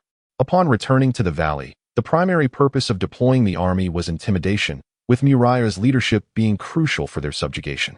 For these new recruits to obey, they must first undergo ideological education. Muria was not in haste to launch an offensive against the West. After all, one must savor a meal bite by bite and traverse a path step by step. Rushing into battle immediately after subjugation would be unwise. After a month of ideological instruction, the recruits had undergone a transformation in their mindset, becoming competent citizens of the territory. The next step was training them to unleash their formidable combat potential. Muria contemplated how to maximize the advantages of the 3 newly allied races. After some reflection, he drafted a plan on paper and summoned Annie to call for Sane for consultation. Annie, now serving as Muria's secretary and massage therapist, assisted him daily in relaxation and managing various territorial affairs. Upon Sane's arrival at the castle, he inquired, "My lord, have you summoned me for a particular purpose?" Muriah responded, "It's regarding the military arrangements for the three newly allied races. I have a preliminary plan and would appreciate your input." "Please, I am all ears," Sane replied. "Firstly, concerning the Ogre clan, they possess an innate talent for magic. Thus, I envision them as the Legion's spellcasters, training them in the arcane arts to provide formidable magical firepower." Muriah proposed. Sane pondered and remarked, "That seems quite fitting. However, the ogres are not only gifted in magic, but also possess remarkable physical strength and close combat abilities, which should not go to waste." Muriah replied, "While their close combat prowess is notable, I believe their magical potential holds greater promise. I have trolls as frontline fighters, born to be sturdy shields. Indeed, the roles of ogres and trolls overlap. Perhaps the ogres should fully dedicate themselves to magic," Sane suggested. "Thus, the ogres will be designated as the Legion's spellcasters, focusing solely on mastering magic." "Next, we turn our attention to the trolls," Muriah continued. "I view the trolls simply as frontline tanks, positioned at the forefront of the army to absorb damage and create a safe passage for the forces behind," he explained. "That sounds reasonable. With their exceptional regenerative capabilities and towering height, trolls are indeed the ideal choice for this role," Sane agreed. "Now, regarding the griffins, I have the most elaborate ideas. Griffins possess the ability to fly, wield wind-based magic, and are formidable in close combat, making them versatile assets. I have two strategies in mind for them: transportation and aerial bombardment. The transportation role would entail utilizing griffins to carry elite squads, deploying them into critical enemy territories for disruption. This tactic, however, presents a low survival probability, essentially a suicide mission. The aerial bombardment strategy would involve griffins transporting spellcasters, allowing them to cast spells from the air to assault ground forces." After hearing Muriah's proposals, Sane remarked, "The use of griffins aligns closely with human tactics as well. After all, possessing air superiority is paramount. Once one secures dominance in the skies, victory in war is half assured." "Very well, I entrust their training to you. Additionally, have the goblins forge a set of heavy armor for the trolls, along with complementary weaponry," Muriah instructed. "Understood, my lord," Sane affirmed. After Sane departed, he conveyed the orders to the goblins and commenced training for the three factions. The ogres were instructed in magic, while the trolls focused on enhancing their physical attributes. Given the trolls' prodigious physique, Sane implemented a 7th-tier magical array, a gravity field, for their training regimen. The griffins primarily underwent training to enhance their coordination. Half a month later, the heavy armor crafted by the goblins for the trolls was completed. Adorned in this formidable armor, the trolls resembled colossal war machines. The robust armor bristled with spikes and blades, ensuring that any contact would result in injury. Their spiked clubs possessed immense destructive power. A mere strike could prove fatal. Once clad in their heavy armor, the trolls took a liking to it. The metallic armor boasted formidable defensive capabilities, offering protection against flames, liberating them from the threat of fiery assaults. Chapter 47. The flame troll Trandel gazed at his kin, all adorned in heavy armor, while he remained unarmored, a sense of perplexity washing over him. Approaching Muriah, he inquired, "My lord, why do I not possess heavy armor?" Muriah replied, "Do not fret. I shall provide it to you now. However, we must ensure it fits, lest we find ourselves in an awkward predicament." Trandel, taken aback, asked, "What do you mean, my lord?" Muriah chuckled, "Are you not seeking an opportunity to ascend to the 7th tier? I present you with such an opportunity." With excitement, Trandel exclaimed, "What opportunity?" Muriah continued, "You have two choices, dragon scales or dragon blood. The transformation with dragon scales is guaranteed to succeed, while that with dragon blood carries a 50% chance of death. Additionally, as I am a red dragon, the fire attribute increases the mortality rate by 10%. Should the transformation succeed, you shall attain the 7th tier." After considerable contemplation, Trandel resolved to take a gamble. "My lord, I choose the dragon blood transformation." Muriah nodded, acknowledging his bravery, yet cautioned, "However, the death rate for dragon blood transformation is as high as 60%. It would be wise for you to arrange your affairs beforehand." "Understood, my lord." Trandel summoned his kin, explained the situation, and appointed a new chieftain before returning to Muriah. "My lord, we may commence." News of Trandel's intention to undergo dragon blood transformation spread among the leaders of other races, drawing them to witness the event. After all, he was the first to attempt such a transformation. Miria bit his finger, only to find no blood flowing. At times, an overly robust healing ability can prove troublesome. After inflicting a deeper wound, a single drop of blood emerged. Trandel stood within the prepared transformation magic circle and consumed the dragon blood, as Miria activated the magic array, initiating the transformation. The dragon blood coursing through Trandel erupted with immense power, reshaping and transforming his very being. He felt as though his insides were ablaze, the agony forcing him to scream. He writhed on the ground, unable to escape the relentless torment. Miria had anticipated this reaction. Dragon clan transformations using dragon scales were painless, a gentle warmth guiding the change. In contrast, dragon blood transformation was a violent ordeal, fraught with suffering. Losing consciousness from pain meant certain death. The process spanned 5 minutes, while the dragon scale transformation, despite lasting 10 minutes, was gentle and devoid of pain. 3 minutes in, Trandel was utterly exhausted, still enduring the torment but lacking the strength to scream. He collapsed, his body convulsing from the pain. By the 4th minute, his consciousness began to fade, his eyes closing. Miria recognized that Trandel was nearing his limit.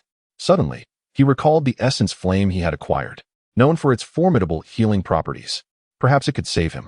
A vibrant green flame, brimming with vitality, appeared in Miria's hand. With a mere thought, the essence flame drifted toward Trandel, merging with his form. To the onlookers, Trandel's body was enveloped in the emerald flames. Astonishingly, the flames caused no burns. It appeared to be healing him.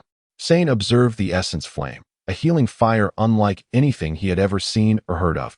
He speculated it to be a unique ability of Miria, an extraordinary power exclusive to him in this realm. As 5 minutes elapsed, the essence flame extinguished, and Trandel opened his eyes, feeling his body undergoing a transformation. First, he grew to a height of 5 meters, his form adorned with reddish-brown dragon scales, and a tail sprouted from his back. Miria inquired, "Trandel, how do you feel?" "Grateful to my lord for saving me. I, Trandel, pledge my life to you." "Enough with the formalities. Describe the changes in your body." At this, the crowd was left astounded, a troll without weaknesses. The only way to vanquish him would be to obliterate 2/3 of his body in one strike. Miria was initially surprised, but soon found it to be a natural outcome. The dragon blood he had utilized was inherently fire attribute, and with the aid of the essence flame, Trandel's transformation had rendered him impervious to the weaknesses of fire. Should all trolls undergo this transformation, they would become formidable war machines, unyielding harbingers of destruction upon the battlefield. As this thought took root, Miria turned to Trandel. "I have an intriguing idea. What if we transform all trolls into fire-resistant beings? Their power would be immense. This is merely a notion, but it warrants experimentation." Trandel considered and replied, "I agree to pursue this experiment." "Excellent. Let us select one for the trial." After deliberation, a 5th-tier troll was chosen for transformation. Miria enveloped him in the essence flame before activating the transformation magic array. The transformation proceeded unexpectedly smoothly. The troll undergoing the change felt no pain, only warmth. Upon completion, he too was devoid of the weakness to fire. Having confirmed the viability of this approach, the next step was to facilitate the transformation of the entire troll clan. The trolls who had undergone the dragon blood transformation experienced a monumental shift in power. Witnessing the emergence of fire-resistant trolls, Sane foresaw their terrifying potential. Once the troll clan's transformation was complete, was proclaimed, "These trolls are now devoid of the weakness to fire. They represent a newly birthed race. The name troll no longer befits them." Trandel concurred. "Indeed, we are now trolls without weaknesses, a new race. My lord, please bestow upon us a name." Miria pondered, troubled by the task of naming them. After some reflection, he declared, "Let us call you flame trolls. After all, not only are you impervious to fire, but you can also wield it. This name suits you well." Trandel affirmed, "From this day forth, our clan shall be known as the Flame Trolls." Chapter 48. Scorpion-tailed lion. The transformation of the trolls into fire trolls has led to some of them experiencing bodily changes, rendering their previously fitted heavy armor unusable. The goblins are now tasked with reworking and forging anew. Ivanovkov, feeling rather disgruntled, approached Miria and said, "My lord, could you possibly send us additional manpower? We are quite understaffed. Are the goblins and kobolds not sufficient?" Miria inquired, Their small stature and lack of strength allow for the crafting of basic equipment for them. But the more complex armaments remain our responsibility, and they are not yet capable. Miria replied, "There is no alternative. You must exert yourselves for the time being. Once we have conquered the western territories, we shall see if new goblins can join our ranks." With a sigh, Ivanovkov lamented, "I truly hope for new goblins to join us. That would alleviate my burdens." He instructed his team to take measurements for the new heavy armor to be forged. Alas, Ivanovkov sighed again as he set off with his tools to gather the physical specifications of the fire trolls. It seemed that the desire to indulge in leisure and drink was thwarted by the sheer volume of work ahead, thanks to only a portion requiring reworking. The process took a mere 10 days, even with Ivanovkov's attempts at shirking responsibility. The fire trolls, now equipped with their new heavy armor, were eager to engage in battle. Miria understood that an army that had never tasted blood could not be deemed a true army. He made the decisive call to commence the Western campaign on May 10th, mandating that they seize the designated territory by the end of May. The West differed significantly from the southern regions. It was expansive and home to numerous factions, none exceeding the 8th rank, making them manageable without the involvement of Miria or the seasoned Sane. On May 10th, the day of the Western expedition, Miria summoned the troops for a pre-departure address. Clad in formidable armor, he stood upon a high platform and surveyed the ranks below, exuding vigor as he declared, "All troops, attention, stand at ease." The synchronized sound of their footsteps echoed through the valley. "Today marks your journey westward. Do you possess the confidence to conquer the designated territories within 20 days? "Yes," came the resounding reply. "Then let us depart." Sane, as the war commander, stepped forward to assume control of the troops. "All troops, about face, and march out." Yura. Now the entire army is on the move. In the designated western region, there existed 10 major factions, each possessing a 7th-tier presence. These 10 factions became the primary targets for the army. Subjugating them would lead to the surrender of the remaining factions without further conflict.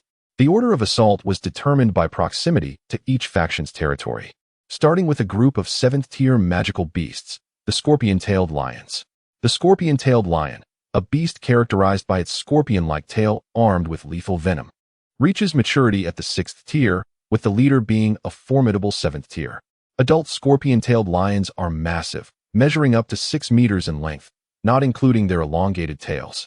Among beasts of the same tier, they are particularly formidable. Possessing high intelligence, they communicate in a common tongue and maintain a complex social structure. Upon arriving at the entrance of the scorpion-tailed lion's lair, Sane dispatched aerial scouts for reconnaissance.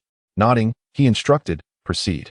Studying the map, he noted that the lair was situated in a deep valley, making it a defendable position. The fact that the scorpion-tailed lions were at home made the assault exceptionally challenging. Deploying goblins and kobolds would be tantamount to inviting disaster, as their lower levels would be no match for the scorpion-tailed lions. Adept in earth and poison magic capable of altering the terrain to their advantage with devastating effect. After a moment's contemplation, Sane decided to send the fire trolls into battle. Leveraging their strength and remarkable regenerative abilities, the scorpion-tailed lion's venom would merely be a nuisance to them. Trandel, knowing his tribe was to engage the scorpion-tailed lions, was filled with excitement. Without waiting for Sane's command, he charged into the valley with his kin, eager to confront the beasts. Observing the fire trolls acting independently, Sane felt a pang of frustration. Their recent integration into the ranks had rendered them incapable of adhering to orders like the seasoned troops. It appeared that once this territory was secured, they would require retraining. Otherwise, a band of reckless brutes could lead to mutual destruction. The scorpion-tailed lions, initially resting at home, were taken aback by the sight of heavily armored trolls rushing into their valley. Their distinct aura made it easy to identify the trolls, despite the mingling of other scents. The leading Trandel bellowed, "Scorpion-tailed lions, heed my words. Surrender, and you shall not be harmed." The proud leader of the scorpion-tailed lions was incensed by the trolls' audacity to provoke them and resolved to teach them a lesson. "Attack," commanded the leader. And all scorpion-tailed lions charged forth, their tails poised to inject venom into the intruders, ready to inflict suffering. Understanding their inability to kill the trolls, the scorpion-tailed lions aimed to deliver a harsh lesson. After all, the troll race was notorious in the Beast Mountain range for their disruptive antics, exploiting their extraordinary regenerative capabilities to seize whatever they desired. The leading scorpion-tailed lion lunged at Trandel, knocking him to the ground. its fearsome jaws clamping down on his helmet. The sturdy helmet cracked under the pressure, rendering it useless. Subsequently, the lion's tail pierced Trandal's eye, delivering a lethal dose of venom into his system. The venom wreaked havoc within Trandal's bodily tissues, while his regenerative abilities repeatedly repaired the damage, creating a cycle of excruciating agony. The other fire trolls also found themselves at a disadvantage. Despite their transformation through dragon blood, they could not match the 6th-tier strength of the scorpion-tailed lions. In the first wave of assault, the fire trolls faced utter annihilation. Some lost their heads, others were pinned to the ground and disemboweled, while still others were infused with venom, driven to madness by their torment. The once confident fire trolls were swiftly vanquished in a single encounter. Chapter 49. The scorpion-tailed lion surrenders. The flame troll had been in the valley for some time, and Sane, unaware of the unfolding events, dispatched an aerial scout to investigate the situation. The scouts anticipated a one-sided affair. However, upon witnessing the scene within, it was indeed a lopsided confrontation, with the scorpion-tailed lions mercilessly thrashing the flame trolls. The scorpion-tailed lions vented their frustrations by delivering a thorough beating to the flame trolls, eventually driving them out of the valley. Since killing them was not an option, a good thrashing would suffice. When the flame trolls entered with an air of bravado, they emerged looking wilted, akin to frostbitten eggplants. Trandal lamented, "General, we have failed." Sane was not inclined to show them any kindness. "Now that you recognize your failure, do you wish to overcome them?" "Yes, I must avenge myself. Their poison is excruciating," they replied. Sane retorted, "Is your brain being devoured by dogs? Engaging in battle without weapons? What sort of combat is this? You are merely courting death." Realizing his impatience had led to folly, Trandal promised, "I assure you, I will follow orders in the next action. Grant us another chance." "Very well," Sane replied. "Arm yourselves and coordinate with the aerial bombardment unit to subdue those scorpion-tailed lions." "Can you accomplish this task?" Trandal insisted. "I believe only our flame troll clan should engage." Sane glared at him. "Have you not suffered enough? Listen to me. You will draw their attention while the bombardment unit strikes. It is settled. Take up your weapons and charge again." This time, driven by a desire to redeem their honor, the flame trolls armed themselves with spiked clubs and charged once more. The scorpion-tailed lion leader, just as he was about to drift into slumber, was startled awake. The scorpion-tailed lions announced, "You are surrounded. Surrender at once." The leader regarded Trandal with a patronizing gaze. "Have you lost your mind? Did you not learn from the previous defeat? This time will be different. We shall avenge our shame. Charge!" Trandal shouted. The scorpion-tailed lion leader observed their clubs, noting, "Indeed, you have come prepared this time, but you will still meet the same fate of being pummeled." Having learned from past mistakes, Trandal skillfully maneuvered to avoid direct confrontation, swinging his club towards the lion's face. With a resounding thud, although the lion reacted, Trandal struck him, sending him flying. While the injury was trivial, the scorpion-tailed lion leader was now genuinely enraged. "Well done. You have successfully provoked my wrath. Prepare to suffer." Chaos ensued as they clashed once more. The scorpion-tailed lions refrained from using magic, mindful that their lair was at risk of collapse should they unleash such powers. Trandal seized upon their hesitation, shouting, "They dare not use magic. We have free rein to attack." Thus, the trolls engaged in a reckless exchange of blows, inflicting mutual harm. Had they not been trolls, they would have long succumbed to their own reckless strategy. Some scorpion-tailed lions began to sustain injuries due to the trolls' reckless aggression. Yet they remained undeterred and fought with fervor. Unbeknownst to them, dog-headed beings were monitoring the situation from above, relaying reports of the battle. "Look, Trandal is once again entangled with the scorpion-tailed lion leader, who, lacking honor, resorts to a dirty trick. Poor Trandal, struck in a most sensitive area. That must be quite painful. Over there, a flame troll is grappling with a scorpion-tailed lion, executing a perfect throw, followed by a kick aimed at the lion's hindquarters. Unfortunately, it was a female, so the damage was minimal. Behold, a flame troll has unceremoniously slipped away from the fray, intending to infiltrate the depths of the valley. What could he be plotting? Alas, his scheme to capture scorpion-tailed lion cubs for leverage was foiled before it even began. He was discovered and drawn back into the battle. Outside, Sane was engrossed in the reports from the rather unorthodox aerial scout, while Waz and Blackfang listened intently. The scout's commentary made them feel as though they were witnessing the events firsthand, quite an impressive feat in our past. and the flame trolls had been engaged in combat with the scorpion-tailed lions for a full 60 minutes. It was evident that both sides were beginning to tire, and the outcome would hinge upon which side could endure longer, for only the physically resilient could claim ultimate victory. After an hour of fighting, both factions momentarily retreated to catch their breath. The scorpion-tailed lion leader declared, "Out of the kindness of my heart, I shall grant you this reprieve. Depart at once." Trandel chuckled, "How absurd. Our goal is to make you submit. Until we achieve that, we shall continue to fight." The lion leader, frustrated, responded, "Are you not weary? We are exhausted. Show some mercy and leave. We shall not trouble you again. That is unacceptable. I have vowed to subdue you, and I shall see it through." The scorpion-tailed lion leader, unable to contain his irritation, retorted, "Are you out of your mind?" Trandel replied, "Indeed, I am mad." "What of it? Do you have a remedy?" The lion leader, flustered, could scarcely articulate his thoughts, finally declaring, "Very well. I shall accompany you to the bitter end." Continue fighting. Outside, Sane, monitoring the live broadcast, sensed an opportunity and instructed the griffin leader, "Caesar, it is your time to make an entrance." Understood. The griffins, bearing the ogres, soared towards the valley, unnoticed by the combatants engrossed in their fierce struggle. It was not until a thunderous explosion from a two-headed ogre erupted that they became aware of their aerial adversaries and ceased their combat. The scorpion-tailed lion leader, serious and wary, gazed up at the griffins and ogres, inquiring, "What is your intention?" At that moment, Trandel stepped forward, laughing, "Are you bewildered? This is my reinforcement.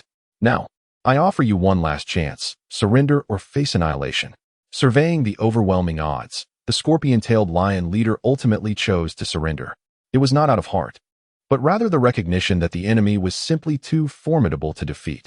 If they could not win, they might as well join forces. Thus, he would not be branded a failure.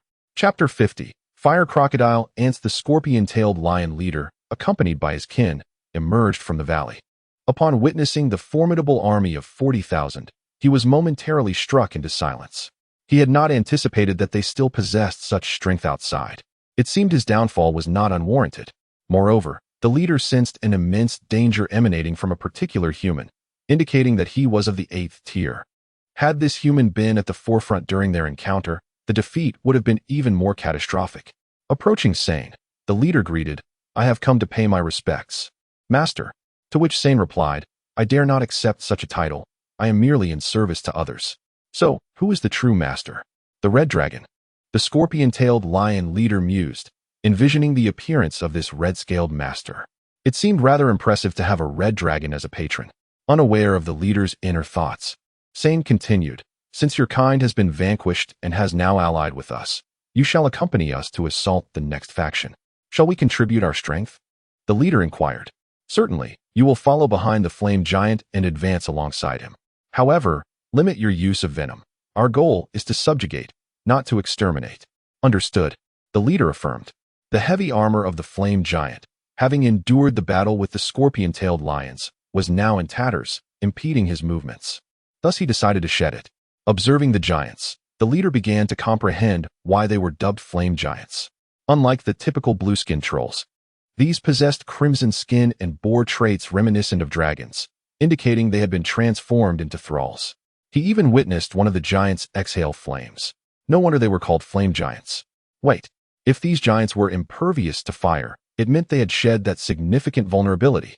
The only way to defeat them would be to swiftly dismantle their physical forms. The scorpion-tailed lion leader could already envision the despair of future foes confronting the flame giants, when they confidently unleashed their flames, only to find it utterly ineffective, while being scorched in return. Such a scene evoked sheer hopelessness. After the griffins cleared away the discarded armor, Sane commanded the march to the second target faction. This next faction was also a beast tribe, primarily dwelling underground in vast numbers, making their subjugation a daunting task. However, high difficulty often equated to high value. This beast tribe consisted of ants, fire crocodile ants. These creatures possessed both earth and fire attributes. Though their individual levels were low, their sheer numbers could overwhelm even ordinary 7th-tier beasts. Among the fire crocodile ants, the worker ants were 2nd tier, soldier ants were 3rd tier, while the guardian ants ranked 4th, and the queen ant was 5th. They could inject a venom known as fire poison into their prey, which raised the victim's body temperature. gradually paralyzing them and impeding their magical abilities. Additionally, the soldier and guardian ants could spew molten lava, once fixated upon by a sufficient number of fire crocodile ants. Escape became nearly impossible. Flying away? One might ask. Alas, the fire crocodile ants are capable of flight. Their wings, usually concealed beneath their exoskeletons, are seldom utilized. Fortunately, fire crocodile ants rarely venture far from their nests in search of food, primarily subsisting on subterranean rocks and ores. As they journeyed, the giants and scorpion-tailed lions forged ahead, followed by the vast army. The scorpion-tailed lion leader turned to Trandel and inquired, "What is our next target?" "The fire crocodile ants," came the reply. "What? Seeking the fire crocodile ants is tantamount to courting death." Trandel countered, "We are going to confront them. Do you think this army of 40,000 is merely for a stroll? Yet, this number seems insufficient. They likely number around 100,000. But we have ourselves. Do we not? We can easily handle them." The scorpion-tailed lion leader retorted, "True, but if we are surrounded, we too will perish." Trandel confidently asserted, "I am a giant. Why should I fear them? Perhaps their consumption rate is slower than my recovery rate. But why provoke them? They rarely stray from their nests. Because they can smelt ores." He replied dismissively. What kind of reasoning is that? Trandel did not wish to enlighten this ignorant creature. Fire crocodile ants thrive in scorching environments, particularly near magma. Thus, they excavate underground, connecting their nests to lava rivers. They feed on stones and ores, and their excrement is refined into metallic products. Muria's plan to subjugate the fire crocodile ants was predicated on their ability to produce metals. However, given their vast numbers and formidable strength, the order was to capture either the queen or a potential queen alive. Both, however, resided deep within the nest, necessitating the elimination of other fire crocodile ants first, marking this as a fierce battle with significant casualties. Yet Muria remained unconcerned. Only those who endured this battle would constitute a true army. As for the scorpion-tailed lion tribe, they were merely cannon fodder, expendable, given their low value. The distance from the scorpion-tailed lion's nest to the fire crocodile ant nest was a mere 10 kilometers in a straight line, yet separated by towering mountains reaching 1,000 meters. Taking a detour would multiply the distance significantly. Thus, Sane, the commander, resolved to scale the mountains directly, aiming to establish a camp on the opposite side before nightfall. Gazing at the steep peaks, Sane commanded, "Trandel, you lead the way." "Understood." Trandel, along with his kin, arrived at the mountain's base, organizing them into 3 groups to carve out 3 pathways. Their method was brutally straightforward. They first cleared obstacles with brute force, while others manually excavated steps, rotating as fatigue set in. Simultaneously, all 3 routes were under construction, and any beasts encountered along the way quickly fell prey to the giant's might. Before long, all 3 teams reached the mid-slope. Trandel, having forged ahead, arrived at a relatively open platform where a pair of flying beasts resided. Upon spotting Trandel, they attempted to resist, but were ruthlessly driven away. Chapter 51. The half-blood titan Trandel led his kin to the platform to rest after a prolonged period of labor. They found themselves rather cramped, with 11 individuals squeezed into the small space. Hence, Trandel guided his people to expand inward against the rocky wall, thereby enlarging the platform. With a cacophony of sounds, a newly enlarged platform emerged. A group of fire giants lay sprawled on the dusty ground, exuding an air of leisure. Trandel inadvertently noticed a crack in the stone wall behind him. Upon closer inspection, he discovered that there was space beyond the fissure. "Little ones, do not rest.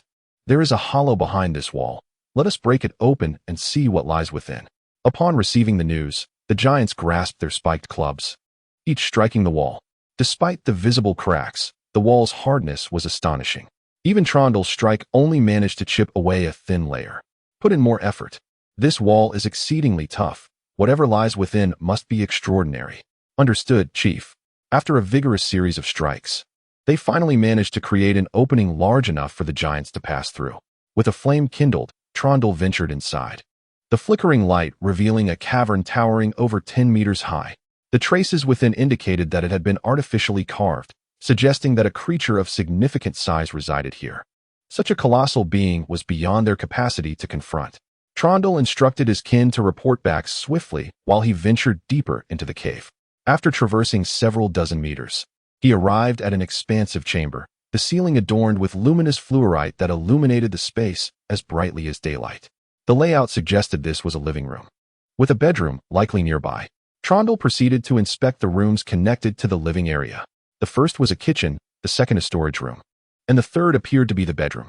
At the stone door of the bedroom, Trondle cautiously pushed it open, revealing a colossal figure reclining upon a stone bed.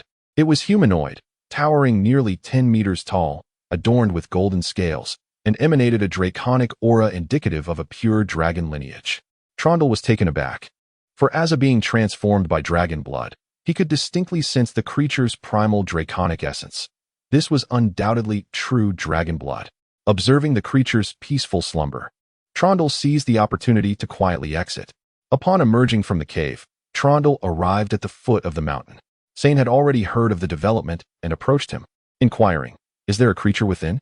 With grave seriousness, Trondle replied, "There is a 10-meter-tall giant inside, covered in dragon scales and exuding a potent draconic pressure. Is that truly the case?" "Indeed, I could not deceive you on such a matter. Lord, this is a letter from General Sane that I was instructed to deliver." Miria opened the letter and read it. Afterward, he stated, "I understand. Please indicate their location." The aerial scouts pointed out the direction, and Miria transformed into his true form, soaring towards Sane. In the air, he observed the ground forces below and descended. Sane hurried forward. "My lord, the creature resides above." Miria entered the giant's chamber, gazing in awe at the figure resting upon the stone bed. Sane, equally fascinated, asked, "My lord, what manner of beast is this? I have never encountered such a creature." Miria explained, "This is no mere beast. He is a hybrid of dragon and titan, an exceptionally rare lineage that embodies the strengths of both races, a chosen race whose birth is profoundly difficult." Sane, well-versed in the lore, recognized the titans as beings that, like dragons, stood atop the world's hierarchy. They possessed immense physiques and were renowned for their unparalleled strength, surpassing even that of dragons. Titans, akin to dragons, boasted numerous divine-level beings among their ranks, with their power rivaling that of the dragon kin. There were various distinctions among titans, including earth titans, ocean titans, frost titans, fire titans, and storm titans, analogous to the chromatic and metallic dragons of the draconic lineage. Beyond these common titans, there existed others, such as the lava titan, composed entirely of molten rock. Naturally, dragons also had their own lava counterparts. Upon realizing this was the offspring of dragons and titans, Sane was genuinely astonished. "My lord, why have I not heard of such hybrids?" Miria elucidated, "It is quite normal for you to be unaware. Both dragons and titans reign at the pinnacle of existence. While procreation among similar beings is relatively straightforward, crossbreeding between species significantly complicates the process. For instance, the difficulty of mating between red dragons is rated at 1, whereas between a red dragon and a blue dragon, it escalates to 10. The disparity in attributes complicates the inheritance of abilities, thus amplifying the challenge. This was merely the case among dragons. The difficulty of breeding between dragons and titans is at least 100. Furthermore, even if conception were to succeed, the likelihood of producing viable offspring is exceedingly low. The half-blood offspring of dragons and titans are rarer than the anomalous dragons among the dragon kin. After hearing Miria's explanation, Sane posed another question. Then why is he here?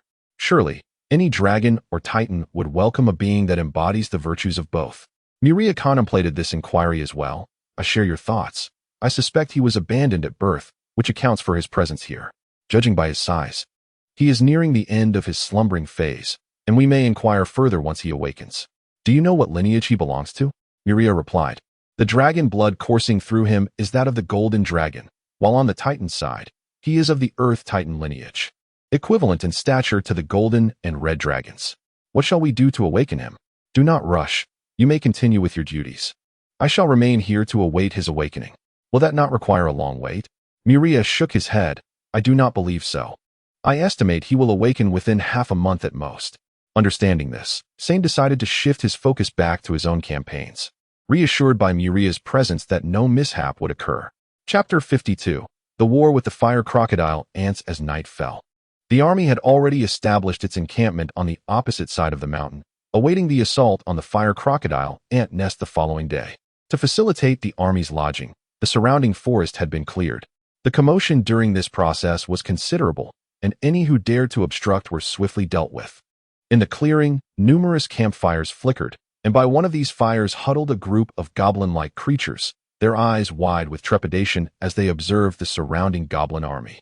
These goblins were witnessing their kind for the first time, and to their astonishment, these were no ordinary goblins. Each stood at least 3 meters tall, with the tallest approaching nearly 2 meters. Were these truly goblins? What they did not realize was that these goblins now all possessed draconic bloodlines. The initial batch of goblins that had joined the territory were all of the blessed kin, and their descendants similarly bore draconic lineage. Among them, Waz's progeny displayed the greatest potential, for he was a scion of the dragon lineage. Over the years, Waz's draconic bloodline had been refined, now reaching 1/5 of its original purity. Waz and Blacktooth jointly governed the goblin clan, though Waz had little interest in management. He preferred to delve deeper into the arcane arts. Blacktooth surveyed the goblins, pondering their fate. The territory had no shortage of inhabitants, yet exterminating them seemed a waste. Facing the captives, Blacktooth, towering at 2 meters, looked down upon them and declared, "After careful consideration, I have decided to allow you to join our ranks. Survive the impending battle, and you shall be welcomed into our clan." Upon hearing the glimmer of hope, the goblins nodded fervently in agreement. Despite the high fatality rate of battle, the prospect of survival was enticing. As for fleeing under the cover of darkness, that was an impossibility. The presence of such a formidable army left them with no courage to escape. The next day, with a resounding horn blast from Sane, the resting army swiftly assembled.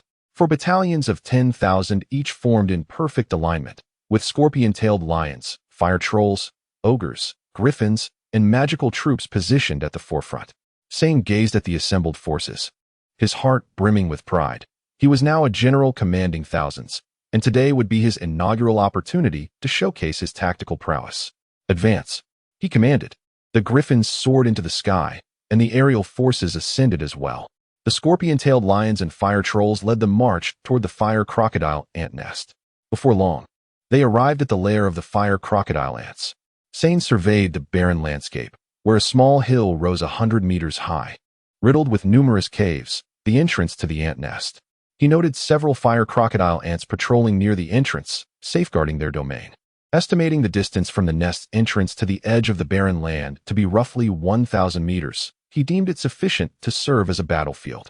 All units, construct a defensive line from the edge of the barren land, establishing a fortification every 100 meters as we advance inward, he ordered. The defensive line consisted of obstacles and trenches, primarily designed to slightly impede the advance of the fire crocodile ants. From dawn until midday, all defensive constructions were completed. "Send a squad to provoke the fire crocodile ants," Sane instructed. The goblins captured the previous day would serve as bait, driven near the ant nest. Upon spotting the goblins, the fire crocodile ants clamped their enormous mandibles together, signaling the intruders to keep their distance. The goblins, familiar with the terror of the fire crocodile ants, stood frozen in fear, hesitant to advance further. "Let them take action," Sane commanded. An archer drew back his bow, releasing an arrow that landed amidst the goblins, causing them to retreat in alarm. Realizing their task was to instigate conflict, they retrieved iron balls from their packs, pressed a button, and hurled them towards the fire crocodile ant nest. Most fell outside the nest, but a few found their mark, entering the caves. With a resounding explosion, the entrance shattered, creating a significant breach. A number of unfortunate fire crocodile ants perished in the blast, while others were left wounded, stripped of their combat capabilities. The tumult on the ground roused those beneath, and several fire crocodile ants emerged from the depths, witnessing the shattered entrance and their fallen comrades. They comprehended that invaders had struck. One fire crocodile ant released pheromones, and soon the message reached the queen. Although the queen lacked combat prowess, she possessed great intelligence and swiftly dispatched combat orders through an instinctive network. This network, unique to the queen, connected all her offspring, allowing her to relay information individually or collectively, albeit within a limited range of 10 kilometers. Upon receiving the alert, the fire crocodile ants within the nest mobilized, a multitude of soldier and worker ants lining up in preparation for battle. Sane, observing through his telescope that the fire crocodile ants were emerging, promptly commanded aerial forces. Commence long-range bombardment. In response, griffins carrying ogres and mages soared above the nest. Waz assumed command, instructing the mages to employ earth magic to confine the ants, gathering them together before unleashing wind or ice magic. Do not use fire spells. Their resistance to flames is considerable, he cautioned. Following orders, several mages began to chant incantations, raising a formidable earthen wall to temporarily contain the surging fire crocodile ants. In no time, over 1,000 fire crocodile ants were trapped in this confined space, visibly gnawing at the wall. As it appeared on the verge of collapse, was commanded, "Prepare." The mages promptly began chanting their spells, ready to unleash their magic. Attack. With Waz's command, spikes, ice arrows, wind blades, and bolts of lightning rained down upon the fire crocodile ants below, inflicting massive damage. Many fire crocodile ants fell instantly, while the others fared little better, due to the cramped space and dense numbers. The initial barrage of spells resulted in the deaths of over half of the fire crocodile ants. Waz then ordered a second round of magical bombardment. After 3 rounds of spellcasting, the 100-meter-high entrance of the nest had collapsed entirely, claiming the lives of thousands of fire crocodile ants. Waz ordered a retreat. Although the magical onslaught was potent, it had also drained their reserves significantly, necessitating time for recovery. Chapter 53. The initial battle in the heavens. Sane commanded the overall situation.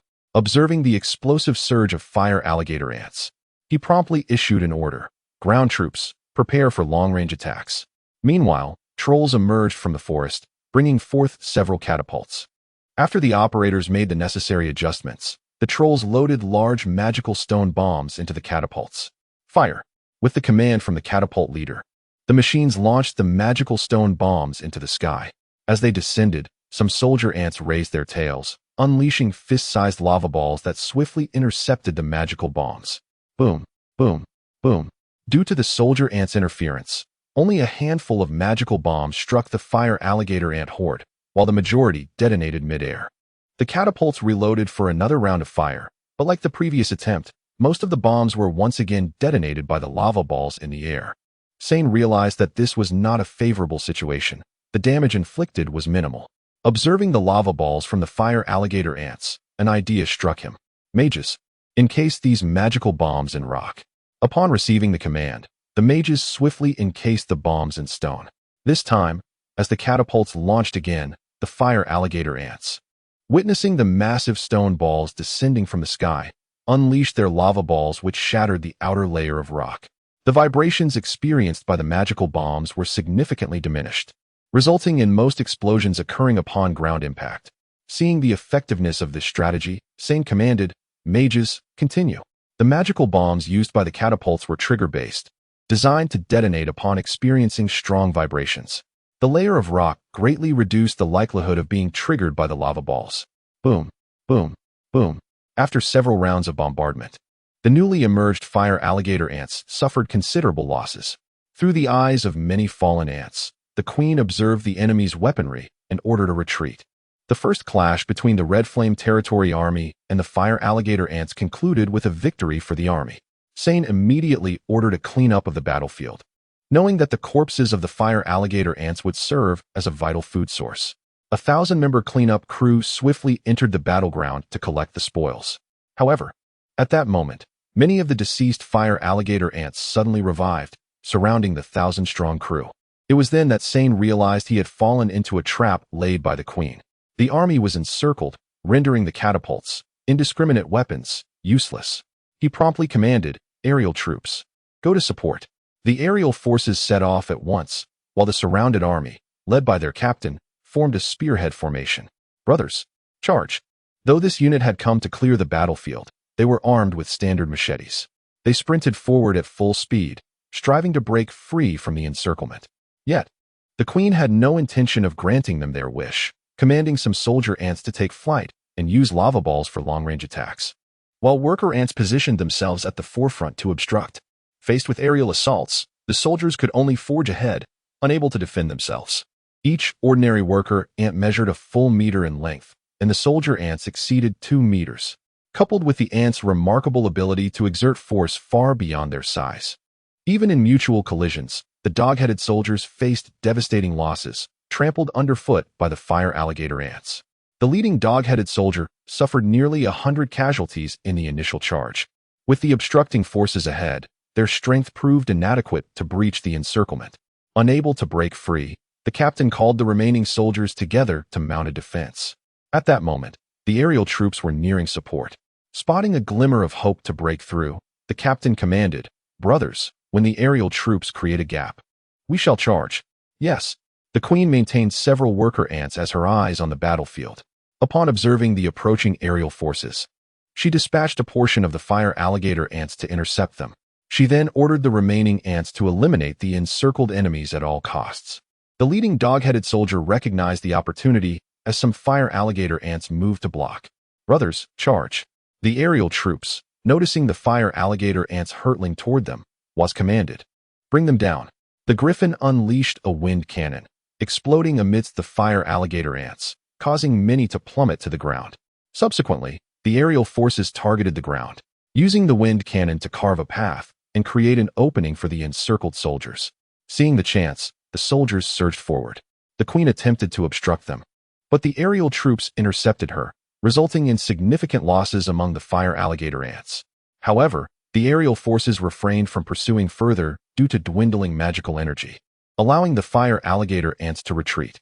Sane, observing the battlefield strewn with fire alligator ant corpses, decided to dispatch another contingent to clean up the area. This time, to ensure safety, the aerial troops circled above the nest. It appeared that following the recent clash, the fire alligator ants had retreated into their lair, remaining hidden. This was fortuitous for the cleanup operation. Soon, the corpses of the fire alligator ants were thoroughly cleared away. Upon counting the number of severed heads, it was estimated that around 3,000 had been slain. Yet, for a swarm of over 100,000 fire alligator ants, this loss was negligible. After this battle, it was time for lunch. The army produced cooking utensils to prepare food, utilizing the corpses of the fire alligator ants as ingredients. While dining, Sane gazed at the entrance of the nest in the distance, reflecting on the recent conflict. His oversight stemmed from underestimating the intelligence of the beastly adversaries, resulting in the cleanup crew's entrapment. It was clear that one must approach all opponents with seriousness, lest they face a similar debacle in the future. After lunch, Sane dispatched the griffin for reconnaissance. Upon investigation, the area around the nest displayed no signs of activity, merely a few soldier ants guarding the entrance. It seemed as if the earlier battle had never occurred. The tranquility surrounding the fire alligator ant nest instinctively struck Sane as suspicious. Yet he was unaware of the queen's intentions. He could only urge his troops to remain vigilant and continuously monitor the movements of the fire alligator ant nest. Chapter 54. Night after the two aerial scouts departed, Sane began contemplating strategies to combat the fire crocodile ants. Although he had theorized about them while in the valley, those were merely conjectures. Now, having engaged in actual combat, he had acquired invaluable first-hand experience. Meanwhile, the two aerial scouts were en route to fulfill their mission. In the cave, Miria received a battle report from Sane and opened it for review. He was quite surprised to learn that the fire crocodile ant queen possessed tactical understanding. Historically, in the inherited memories, fire crocodile ants relied solely on overwhelming numbers to exhaust their foes, employing only swarm tactics. The revelation that this queen could employ strategic maneuvers piqued his interest, and he planned to inquire about her tactical knowledge once she was captured. Despite the queen's tactical prowess, Miria remained unperturbed. Defeating the fire crocodile ants was merely a matter of time. Furthermore, with himself stationed in the rear, he was confident that he could intervene if the situation grew dire. At present, Miria's primary interest lay not in the fire crocodile ant queen, but in a slumbering hybrid titan. Should he succeed in subduing it, he would gain a formidable asset for his forces. In the valley, Ivankov received Sane's missive, which requested a staggering 10,000 magical stone bombs. Ivankov cursed under his breath as he exited the blacksmith's workshop, incredulous at Sane's audacity. With such limited inventory, asking for 10,000 was excessive. These bombs were costly, and he lamented the lack of prudence in their usage. Despite his grumblings, he proceeded to the armory and retrieved the requested 10,000 magical stone bombs. Observing the stock, Ivankov felt a pang of regret. The essence of the magical stone bomb was the magical stone itself. One magical stone could yield 100 bombs. Thus, 10,000 bombs equated to 100 magical stones, and given that each stone was worth 100 gold pieces, the total cost soared to 10,000 gold pieces. Typically, magical stones were a strategic resource, and disposable items like magical stone bombs were scarce. However, Muria's territory boasted 2 magical stone veins, alleviating some of the concerns. Additionally, Muria was perpetually eager to recreate explosives from his previous life. Through experimentation, he had concluded that magical stones were the ideal material, leading to the creation of the magical stone bomb. The destructive power of these bombs did not disappoint. Their explosion radius spanned 20 meters, with the core area of 10 meters ensuring the demise of any foe below the 4th tier. Those in the outer zone, 3rd tier or lower, would be fortunate to survive. After accounting for the 10,000 magical stone bombs, Ivankov dispatched a griffin to the front lines with the explosives. On the battlefield, Sane observed the fire crocodile ant's lack of movement and instructed his forces to remain still, curious to see what the ant queen would do. He regarded her as a genuine adversary. With the defensive positions established, all that remained was to await the fire crocodile ant's response. Time passed, and Sane waited half the day, from noon until afternoon, but the fire crocodile ants remained still, with only a few guarding the cave entrance. Sensing something amiss, he promptly sent his aerial unit to provoke them. The goblin, perched on the griffin, accurately dropped a magical stone bomb into their passageway. Boom. The goblin dispatched by Sane was quite astute. Previously, the fire crocodile ants had swarmed out in response to provocation. Now, they did nothing but shift their sentries. This was decidedly peculiar. Within the encampment, Sane scrutinized the map, focusing on the location of the fire crocodile ant's nest. Their refusal to emerge suggested that the ant queen was more formidable than anticipated. Without the fire crocodile ants leaving their nest, an attack was impossible. They dared not enter the underground, as even Sane would emerge gravely injured from their lair. Nevertheless, Sane remained unaware of the queen's underlying strategy and could only order his troops to remain vigilant. As night fell, many soldiers dozed around the campfire. Noting the weariness of his men, Sane ordered a rotation for rest. Half the forces would guard during the first half of the night, while the other half would take the second shift, prepared for any sudden assault from the fire crocodile ants. At 2 in the morning, it was time to change shifts. The guard felt their eyelids growing heavy, while the newly awakened soldiers were still bleary-eyed and drowsy. After the handover, the previous watch fell into a deep slumber, while the new sentries struggled against fatigue. Suddenly, the ground beneath them began to tremble. Was it an earthquake? They thought little of it. Even Sane, nestled in his tent, dismissed it as a minor tremor that would soon pass. However, the shaking persisted for a full half-minute, intensifying rather than subsiding. Only then did Sane realize something was amiss beneath his feet. He sounded the alarm, and the clarion call roused all the soldiers, who understood that an enemy was approaching. Sane burst from his tent and soared into the sky, observing the ground shaking rhythmically beneath the troops. Suddenly, the truth dawned upon him. No wonder the fire crocodile ants had been silent during the day. They were digging tunnels beneath the army's formation, preparing for a nocturnal ambush. He shouted urgently, "Quickly! Evacuate this area. The fire crocodile ants are beneath us." The troops swiftly retreated deeper into the forest, seizing only what they could carry. The large siege engines had to be abandoned. Once the army had vacated the area, Sane looked down from above at the earth, now fissured with cracks. Knowing the fire crocodile ants would soon emerge, he promptly commanded, "Aerial units, prepare to attack. Once they gather, unleash your strike." As the ground fissures widened, worker ants began to emerge, scouting the area. Upon surfacing and discovering the emptiness around them, they conveyed the information to the queen, who realized her plan had failed. Chapter 55. Night Warfare Within the Lair. The Ant Queen swiftly established a connection with the worker ants on the ground, ultimately discerning the whereabouts of the military forces, which had retreated to the rear. She promptly commanded the fire alligator ants to encircle these troops. It is noteworthy that during the day, she had already excavated tunnels around the battlefield, specifically to facilitate their encirclement. Upon receiving the order, a portion of the fire alligator ants emerged from the trenches to attract attention, while others stealthily surrounded the military. In the sky, Sane observed thousands of worker ants emerging from the trenches and immediately issued the command to attack. Instantly, a barrage of ranged attacks rained down upon the ant swarm, resulting in only a handful of the fire alligator ants surviving the onslaught. At that moment, another wave of fire alligator ants surged forth, seemingly oblivious to the presence of the military. Seizing the opportunity, the aerial forces engaged without awaiting further orders from Sane. After dispatching the second wave of fire alligator ants, a third wave emerged, boasting greater numbers and superior quality, featuring not only worker ants, but also a considerable number of soldier ants. Although Sane had experience commanding a 100-man team, he had never truly directed a large-scale battle, yet his instincts warned him that something was amiss. Suddenly, from among the fire alligator ants, over 100 large bodyguard ants emerged. They soared directly towards Sane, encircling him. Not only the bodyguard ants, but all the preceding fire alligator ants took flight, surrounding both the aerial forces and Sane. Realizing the ruse, Sane comprehended that these ants were merely a distraction, as the true main force had already reached the military. However, instead of breaking free to assist his comrades, Sane recognized this as a prime opportunity for training. Thus, he feigned being genuinely besieged. The Ant Queen, witnessing Sane ensnared, immediately ordered the full assault of the fire alligator ants. Through the gaps, Sane observed the overwhelming tide of fire alligator ants surging forth and feared the military might not withstand the onslaught. Consequently, he resolved to eliminate the fire alligator ants surrounding him to clear a path.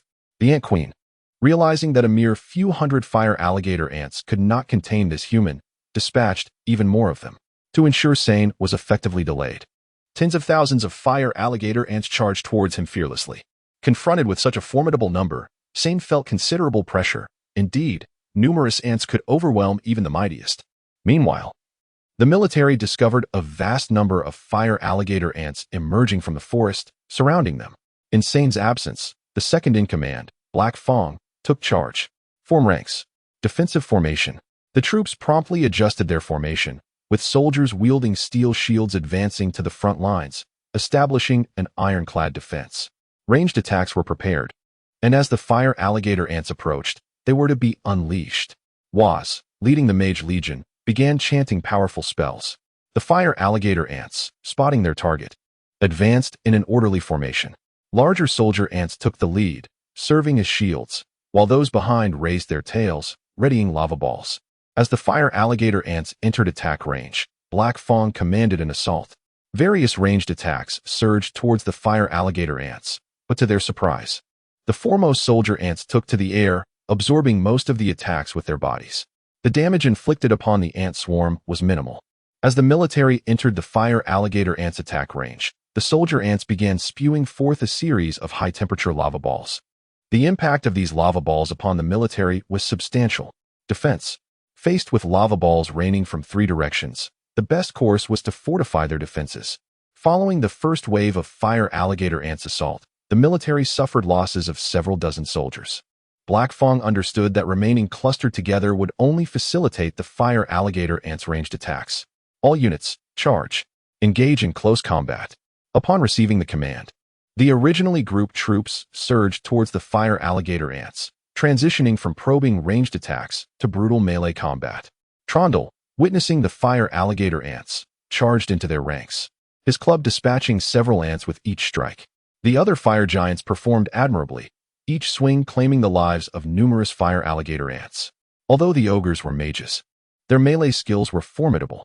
Clad in armor, they could temporarily disregard the bites of the fire alligator ants. They plunged into the fray, wielding their spiked clubs while simultaneously casting spells. Their lethality surpassed even that of the fire giants. The recently tamed scorpion-tailed lion tribe fervently attacked the fire alligator ants, their thick fur providing a degree of protection. The military strength was largely equivalent to that of the fire alligator ants, predominantly at the 2nd and 3rd tiers.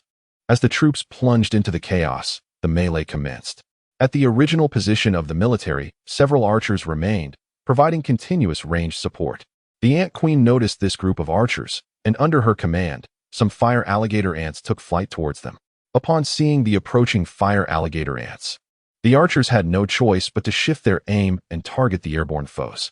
Sane, sensing the tumult of battle from afar, remained unperturbed, leisurely engaging with the fire alligator ants. After all, practical training often entails casualties. Muria had allocated him a quota of half casualties, meaning as long as losses did not exceed 50%, he was in the clear. Meanwhile, the Ant Queen, confident of her impending victory, dispatched even more fire alligator ants, aiming to ensnare Sane, this formidable adversary. This aligned perfectly with Sane's intentions, as he sought to exhaust the fire alligator ants in large numbers, minimizing the resistance he would face when entering their lair. On the military front, fire alligator ants fell by the minute. The well-trained troops exhibited commendable combat skills, albeit lacking the baptism of bloodshed. This battle served as their initiation. The fire giants wreaked havoc among the ant ranks, unfazed even when swarmed by fire alligator ants. Regardless of the relentless bites, they sustained minimal damage, their remarkable regenerative abilities rendering them nearly invulnerable. However, the fire alligator ants' fiery venom posed a slight nuisance, just a minor inconvenience, really. The ogres, on the other hand, found their armor ravaged and on the verge of ruin. Shedding their armor, they fought with abandon. The scorpion-tailed lions pressed on, unstoppable. Although the fire alligator ants' powerful jaws could breach defenses, the robust hides of the scorpion-tailed lions rendered them relatively unscathed by minor wounds. Chapter 56. The battle concludes. This fierce conflict endured for over half an hour, ultimately culminating in the retreat of the fire alligator ants, prompted by the queen's realization of their considerable losses. As they withdrew, the remaining soldiers of the army exhaled a collective sigh of relief. After such an intense engagement, they were nearing their limits. Had the battle continued, they might have truly faltered. The army chose not to pursue the retreating fire alligator ants, not out of disinterest, but due to their depleted strength, rendering them incapable of a chase. Sane, surrounded by thousands of fire alligator ants, observed their retreat with bated breath, having conserved his strength for this very moment. A dual practitioner of martial prowess and magic, he possessed both the formidable physique of a warrior and the destructive capabilities of a sorcerer. The fire alligator ants were particularly vulnerable to ice-based attacks. Thus, Sane unleashed a 6th-level spell, summoning a tempest of ice and snow that engulfed the fire alligator ants, freezing them in the extreme cold. Witnessing the instant demise of nearly 10,000 of her kin, the queen realized she had been outmaneuvered. Her tribe had suffered grievously, now reduced to fewer than 50,000, foreshadowing imminent troubles. With the battle concluded, Sane approached the battleground, surveying the multitude of corpses and the weary, battle-worn soldiers. "Comrades, we have triumphed," he declared. The soldiers, yearning to celebrate, were instead overwhelmed by fatigue, longing only for rest. Sane continued, "Now is not the time for rest. We must first cleanse the battlefield and honor our fallen brethren." Upon hearing this, many goblins and gnolls felt their eyes welling with tears. Silently, they rose and began searching among the numerous bodies for their fallen comrades. Some grievously injured wished to join them, but Sane intervened, stating, "You are wounded and require immediate care." In the aftermath of the battle, it was evident that everyone bore injuries. Light wounds were the most fortunate outcome. Many were severely injured, with numerous limbs severed. Those still capable of movement gazed at the dismembered remains of their brothers in arms, their hearts heavy with sorrow. The fate of being bitten by the fire alligator ants often resulted in the loss of limbs. Some were even bitten in half, their innards spilled across the ground. Before long, all bodies had been gathered. Even Sane felt the weight of loss as he surveyed the thousands of corpses. The sacrifice had been substantial. Upon tallying the casualties, it was revealed that over 7,000 had perished. Despite the high cost, the outcome was significant, at the expense of 7,000 lives. More than 50,000 fire alligator ants had been eliminated, a commendable achievement. As the soldiers' bodies were piled together, Sane conjured a fire spell, igniting the pyre of corpses. The flames blazed brightly, illuminating the forest, and those who survived would carry forth the memory of their fallen comrades. Sane looked upon his army with satisfaction. Although they had paid a bloody price, they had emerged as a true military force, one forged in the crucible of genuine combat. As dawn broke, casting its golden rays upon the forest, the blood-soaked ground bore witness to the night's fierce battle. After a few hours of rest, the army reassembled at the sound of the horn. Originally 4,000-strong formations, only 2.5 remained standing, one of goblins, one of gnolls, and the last half comprised of the wounded. The 2 standing formations bore their injuries but remained intact. "Report, General," one said. "The losses have been accounted for. The gnoll army suffered 475 dead, with 104 severely injured and incapacitated. The goblin army lost 104, with 671 severely injured and incapacitated.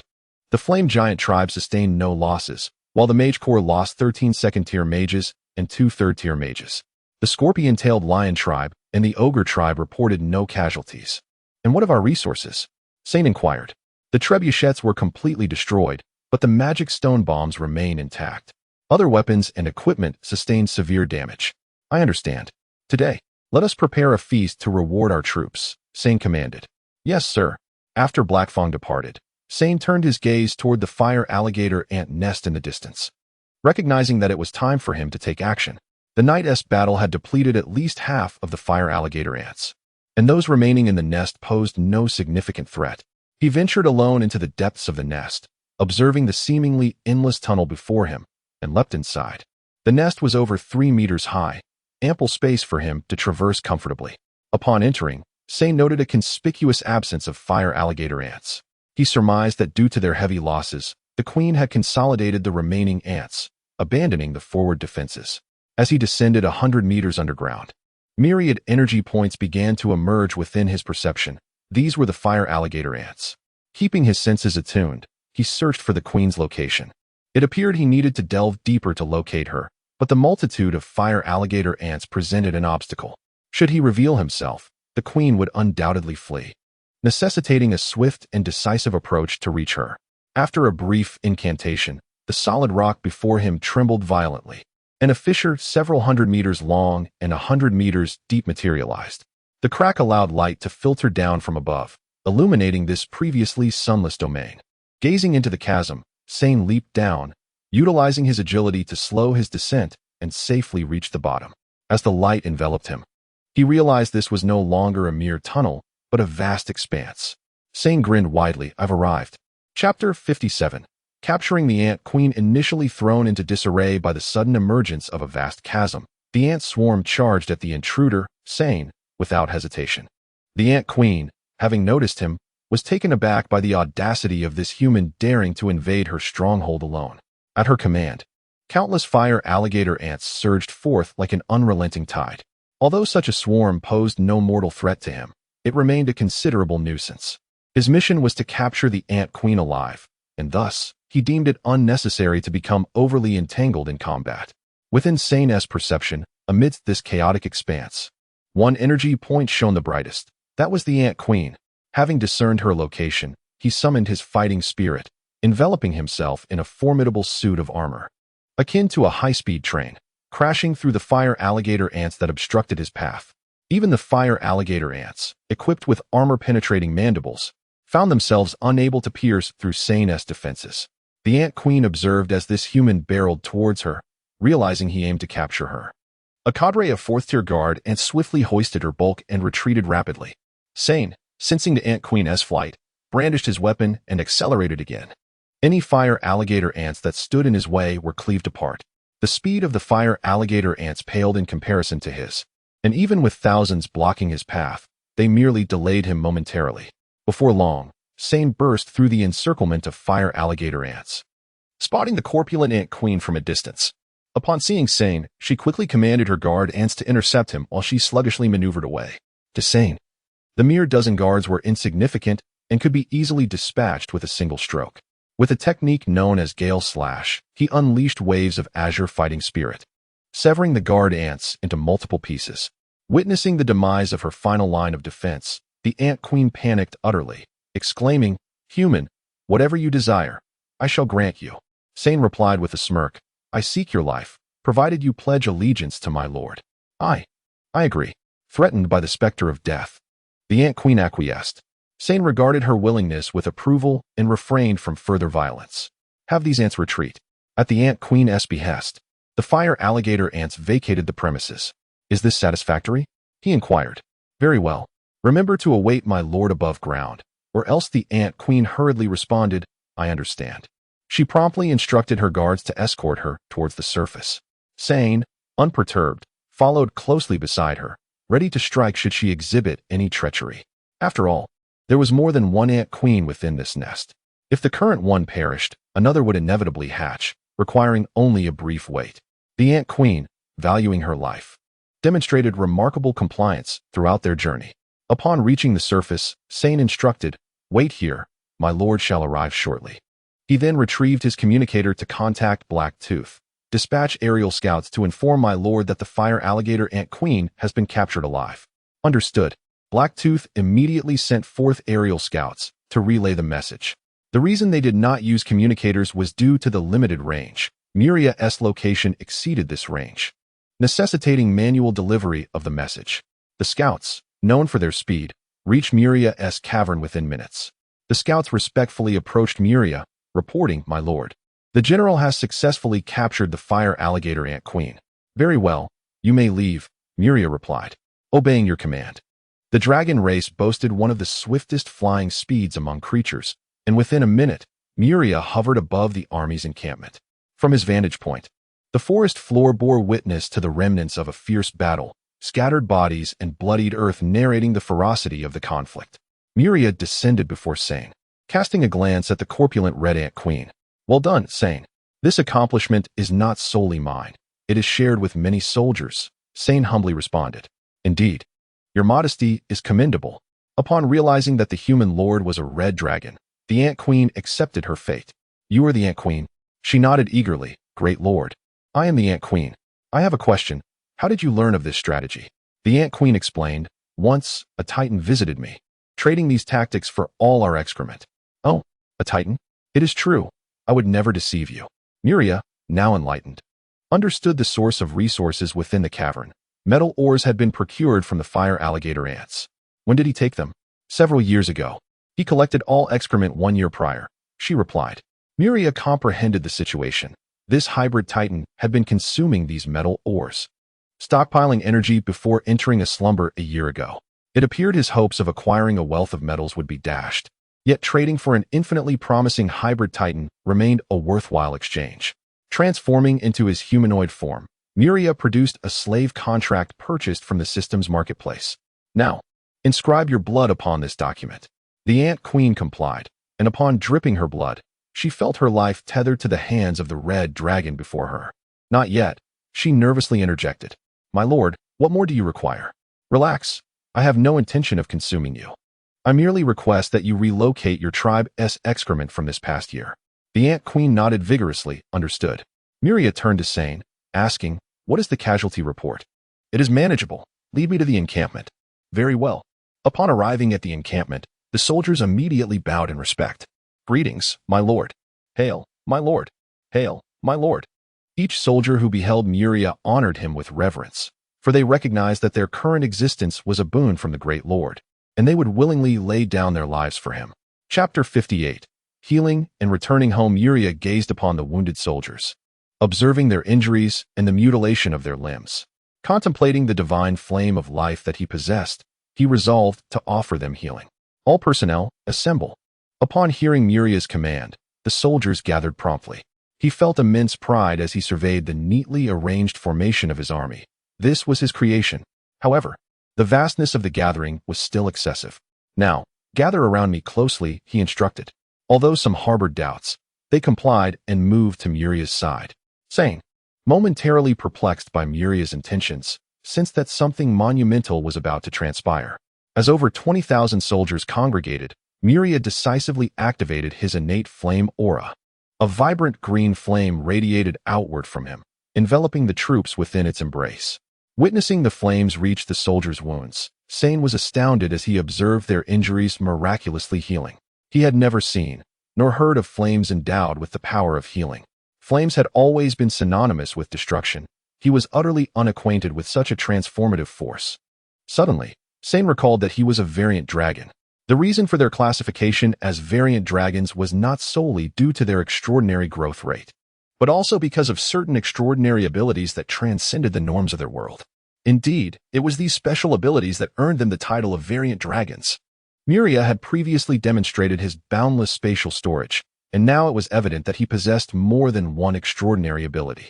This flame, imbued with healing properties, was a second gift. The soldiers enveloped by the flames felt a change within their bodies, witnessing their wounds mend before their very eyes. This miraculous sight left them in awe, yet they attributed it to their magnificent lord, accepting it as a natural occurrence. For the grandeur and strength of their lord were beyond their comprehension. Expanding the flame aura to encompass thousands was no small feat, and even Muria felt the toll it took on him. After healing the first batch, he instructed, "You may disperse now and gather the severely injured and disabled." Upon hearing this, the soldiers speculated whether their lord possessed the ability to regenerate severed limbs. Sane shared this thought, yet his mind wandered further, surmising that Miria would again employ that wondrous flame for healing. Under Sane's eager gaze, all the severely injured and disabled soldiers congregated. Once more, the flame aura expanded. Under the embrace of the divine flame of life, the injuries of the gravely wounded healed at a remarkable rate. Even previous internal injuries vanished. The disabled soldiers felt a tingling sensation at their wounds, only to witness their severed limbs gradually regenerating. Although the growth was slow, it was nonetheless visible to the naked eye. Due to the presence of those regaining limbs, Miria's flame aura sustained itself for 3 minutes. When it finally dissipated, the soldiers who had once been missing limbs stood whole and unharmed. Stunned, everyone turned their astonished gazes towards Miria. Sane stepped forward, proclaiming, "Our magnificent Lord has granted us rebirth. We shall become the strongest pillars for our Lord. Great Lord, you have bestowed upon us new life." The soldiers echoed passionately. Their excitement was understandable. This was a miraculous resurrection. As long as they lived, they could once again fight valiantly for their Lord. Meanwhile, the fire giants stood in disbelief, witnessing the impossible regeneration of severed limbs. At that moment, the ogre chief timidly interjected, "My lord, we too have sustained injuries and require healing." Miria glanced at their superficial wounds and remarked, "You lot are sturdy. Your injuries are merely superficial and do not require treatment." "But," the ogre chief began. But Miria had already moved on. Watching him depart, the chief could only murmur, "We also wish to experience the sensation of that flame." "I understand, my lord," Sane said, noticing Miria's hesitation. "Is there something you wish to inquire?" "My lord, what exactly is that flame you wield?" Miria, contemplating the inevitable revelation of the divine flame of life, saw no harm in disclosing the truth. That flame is known as the divine flame of life, possessing formidable healing capabilities that grant its bearer regenerative abilities akin to that of ogres, and can also heal others. Sane was astonished to learn that the flame possessed both self-healing and healing properties. Such power was unprecedented. Well, it is remarkable, though it lacks any offensive capability. Thus, I extend my early congratulations to you, my lord. After bidding farewell to Miria, Sane returned to the formation of troops. Attention! In no time, the formations were assembled. Now that the fire crocodile ant has been vanquished, we have emerged victorious. Hooray! Long live our triumph! Amidst the jubilant soldiers, Sane proclaimed, "In this battle, we have mourned the loss of many comrades. Let us observe 3 minutes of silence for them." "Indeed," Sane affirmed. Silence. The entire assembly fell into a hush. Chapter 59. The 100 Poison Python. A few words from Sane ignited fervor within the ranks of the kobold and goblin armies. After calming them, their leaders were summoned for a meeting in the tent. Blacktooth stated, "There is no further need for training. Our objective has been achieved. We shall retain our elite forces for the battles ahead." Waz responded affirmatively, "Understood." Meeting adjourned. Once the troops departed, Sane began assessing the current strength of his army. At the pinnacle stood himself, an 8th-tier powerhouse, followed by the 7th-tier flame troll Trander, the scorpion-tailed lion leader, and the griffin leader. The 6th tier included members of the scorpion-tailed lion and griffin clans, along with Waz, Blacktooth, Moreau, Walker, Austin, and the flame troll clan. The primary combatants of 4th and 5th tiers consisted of werewolves, goblins, and kobolds. This formidable strength was more than sufficient to dominate the western region. Even the most western dark elf tribe would struggle to impede their advance. Among the 10 targets in the west, 9 were magical beasts, 7 of which were solitary, with only the scorpion-tailed lion and fire crocodile clans being social. Sane's third target was a 7th-tier magical beast, the 100 Poison Python, typically a 6th-tier entity. This particular python had attained 7th-tier status due to some fortunate encounter, thus defying conventional expectations of magical beasts. A typical 100 Poison Python measures around 20 meters in length, possessing a powerful bite, and once it ensnares its prey, it does not relinquish its hold easily. Particularly notable is its venom, which can swiftly dispatch even creatures of the same tier. Due to its massive size, this beast often relies on ambush tactics to capture prey. The 100 Poison Python excels in concealing its presence and possesses remarkable camouflage abilities, making it a challenge to locate. Upon entering the territory of the 100 Poison Python, Sane activated his sensory magic. Soon, all magical energy signatures in the vicinity appeared within his perception. Directly ahead lay a brilliantly luminous magical point, the python itself. Disengaging from his perception, Sane gazed toward that direction, noting no unusual activity. He could not help but marvel at the python's extraordinary ability to conceal itself. "Since you prefer to hide, allow me to surprise you," Sane mused. He activated his sensory magic once more and began to chant a spell, preparing for a few seconds before targeting the area to unleash his attack. 7th tier wind magic, Gale Blade. He unleashed a sweeping attack with wind blades toward the designated area. The speed of wind magic is unparalleled. At the moment the spell was cast, the 100 poison python sensed danger and attempted to flee, but several wind blades were already upon it. Sane, accompanied by his subordinates, approached the massive carcass of the 100 poison python, contemplating the situation. The body of a 7th tier magical beast held significant value, and leaving it here would indeed be a waste. However, lacking spatial rings made the transportation of such a colossal creature time-consuming and laborious. In that moment, he recalled Muria's capabilities. "Waz, you are the fastest flyer here. Go inform Lord Muria that we have a 7th tier magical beast carcass." "I understand." Upon receiving the message, Muria instructed Waz to lead the way. Knowing that the corpse of a 7th tier magical beast could fetch at least 100,000 gold coins. With his treasury currently depleted, he could not pass up such a lucrative opportunity. When Sane saw the carcass of the 100 poison python vanish, he remarked, "Lord Muria, the remaining targets are all magical beasts. Do you possess a spatial ring? It would greatly facilitate the collection of their corpses." After contemplation, Muria deemed it wise to provide a spatial ring to avoid constant trips. He opened the system shop and perused the options for spatial rings. A 1 cubic meter spatial ring costs 100 gold coins, with each additional cubic meter increasing the price by 100 gold coins. With a balance of 150,000, he decided to purchase a 500 cubic meter spatial ring. "This 500 cubic meter ring is now yours," Muria said, handing it over. Sane was taken aback. He had merely inquired out of curiosity, never expecting such a gift. Accepting the spatial ring without questioning its origin. After all, he was no fool. He vowed, "I will ensure that the corpses of the magical beasts are delivered to you." Back in the cave, Muria pondered the worth of a 7th tier magical beast being 150,000 gold coins, and with 6 more to account for, that totaled 900,000 gold coins. Contemplating how to utilize this substantial sum, he opened the system shop, glancing at his 10,000 gold coins and the otherworldly blind box gift packs. After much internal deliberation, he succumbed to temptation and purchased 10 otherworldly blind box gift packs. As he gazed at the 10 packs in his system inventory, he silently prayed before eagerly opening them all at once. "Congratulations. You have received 10,000 super rice seeds. Congratulations. You have received 1 liter of river water from the green pastures. Congratulations. You have received a bowl of Ichiraku ramen from the Naruto world. Congratulations. You have received a pair of Naruto's original flavor socks from the Naruto world. Congratulations. You have received a solar charger from Earth. Congratulations. You have received a rechargeable battery from Earth. Congratulations. You have received a laptop from Earth. Congratulations. You have received a piece of sea stone from the One Piece world. Congratulations. You have received a piece of clothing worn by Xiao Yixin from the Dopa world. Congratulations. You have received a trace of Yao Lao's ashes from the Dopa world." Muria's face lit up with joy. The solar charger, rechargeable battery, and laptop from Earth would finally allow him to ascertain the contents of the USB drive he had previously acquired. As for the super rice, its name alone suggested an exceptionally high yield. Although he was not in dire need of food, how could he refuse a new high-yield crop? As for the other rewards, they held little practical use and would merely gather dust in his system inventory. Chapter 60. The Water Python. After opening the gift pack, it was time to examine the useful items. Super rice, a product of an unknown world, with an average yield of 5,000 pounds per acre.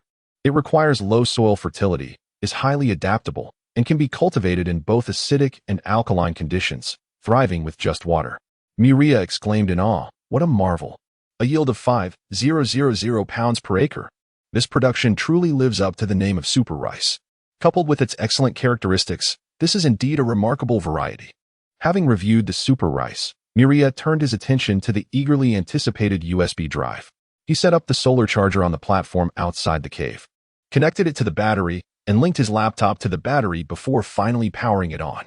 As the laptop screen illuminated, Muria felt an exhilarating rush of excitement. Gazing at the software on the computer, he nearly leaped for joy. To his surprise, the computer even included several single-player games, which was simply wonderful. However, he put the games aside. The USB drive was the main event. With great seriousness, he inserted the USB drive into the computer and opened it, revealing several folders. The first folder was titled Marxism. Upon opening it, he discovered a collection of ebooks, including Das Kapital and Materialism and Empirio-Criticism, classic texts of Marxist thought. Muria found these books rather useless, as he had no need for them. Next was the second folder, labeled Children's Educational Animation. Inside were episodes of Baby Einstein and Teletubbies. This left him somewhat speechless. Opening the third folder, titled Action Anime, he found 3 series: Naruto, One Piece, and Bleach. It seemed he would have some anime to watch soon. The final folder was named Study Materials. At the sight of this title, Muria felt a surge of anticipation. Inside were numerous videos. He opened one, and indeed, it was the content he had been hoping for. Such treasures were meant to be savored alone, with no one around.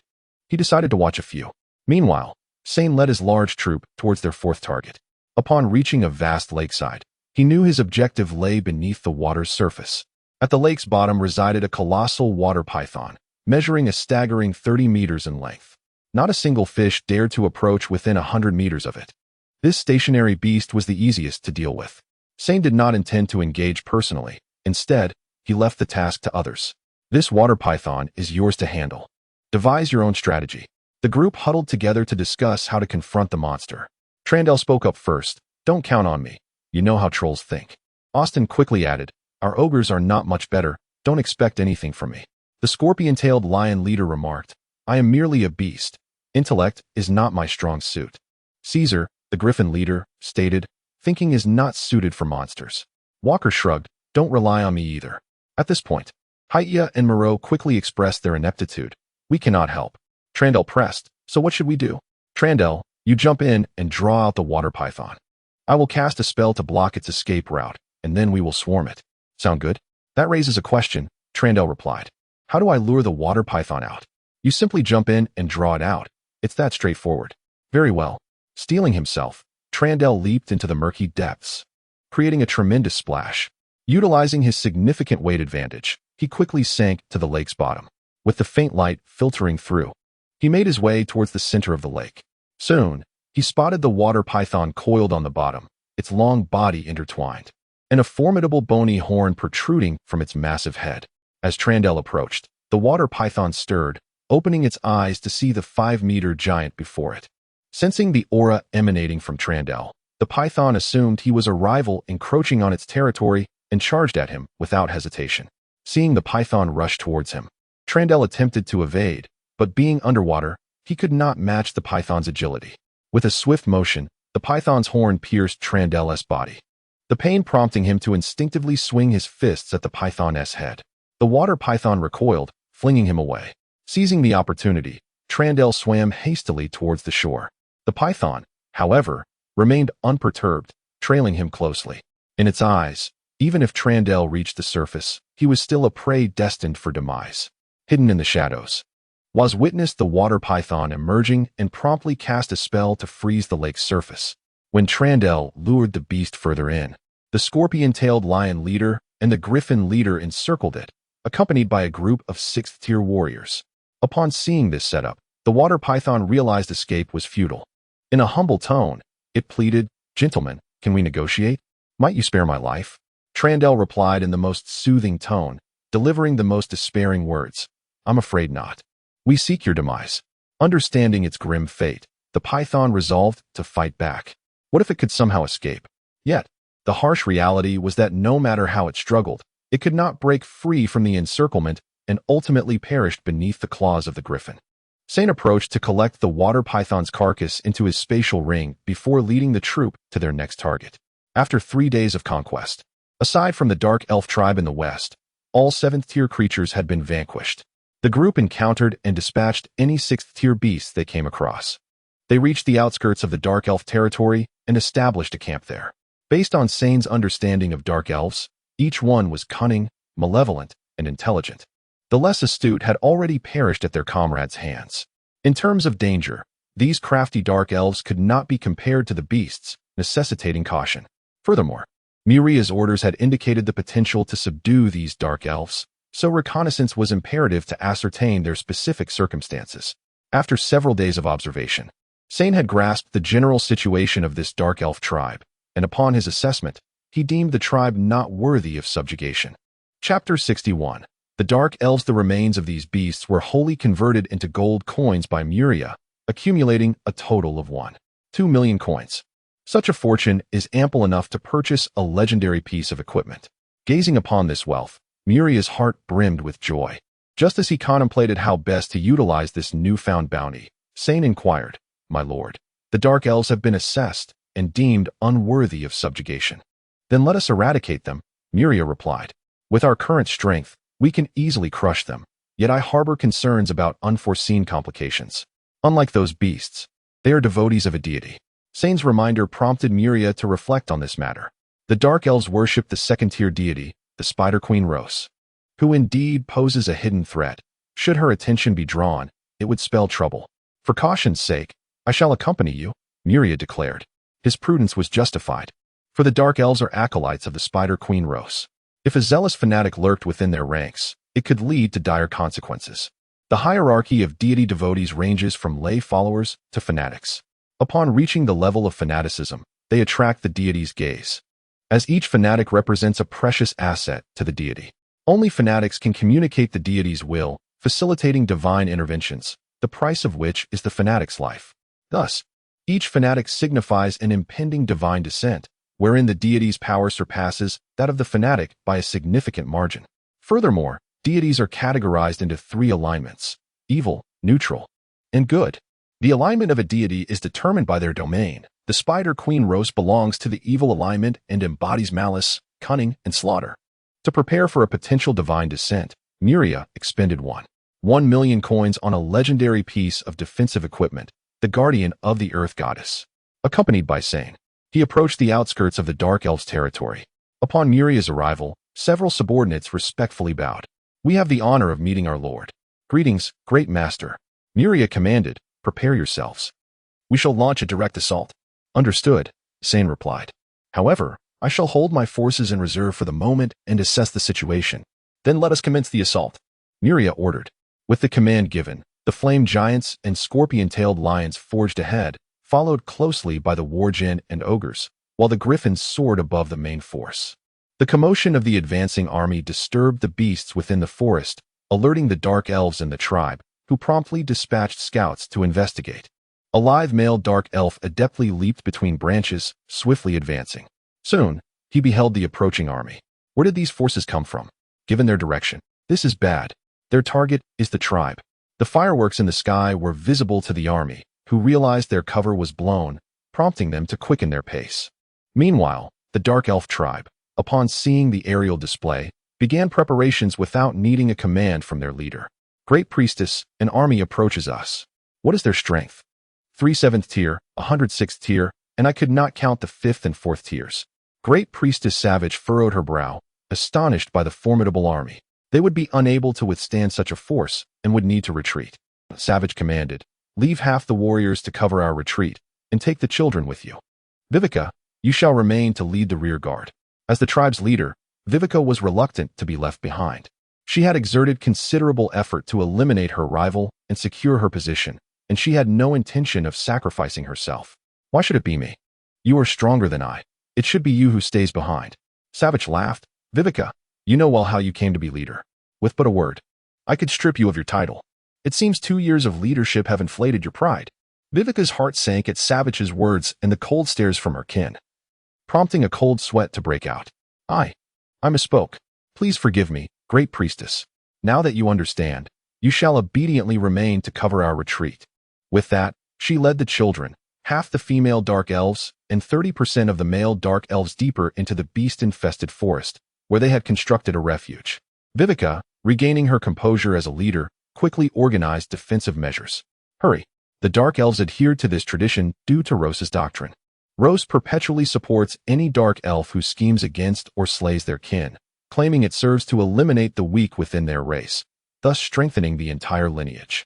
Rose carefully curtails open or widespread conflicts within Dark Elf society, never tolerating large-scale skirmishes that deplete the tribe's strength. However, she endorses meticulously planned and decisive, overwhelming attacks.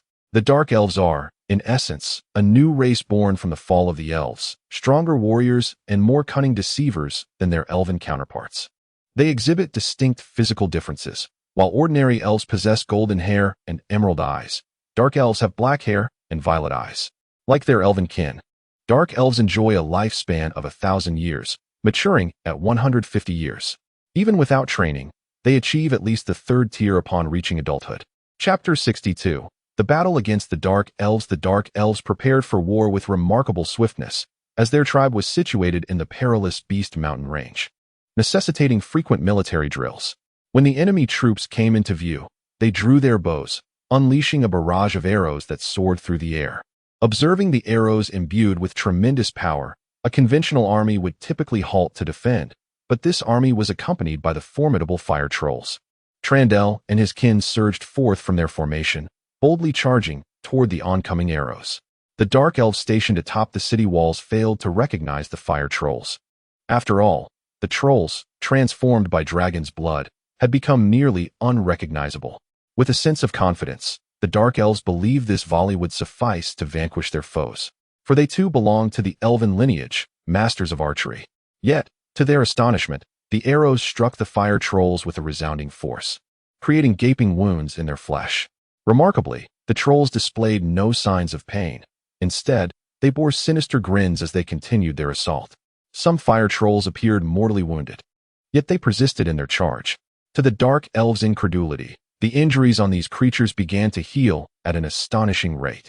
It was in this moment that they comprehended the true nature of their adversaries. These were trolls. Vivica, an experienced leader, swiftly issued the command, "Quickly, switch to fire arrows." Numerous Dark Elves promptly replaced their arrows with those tipped in crimson flame, drawing back their bows to target the fire trolls. Upon impact, the fire arrows erupted in a blaze of scorching flames. The Dark Elves envisioned the trolls perishing in agony amidst the flames. However, reality defied their expectations. The flames inflicted no harm upon the trolls, who continued their relentless advance.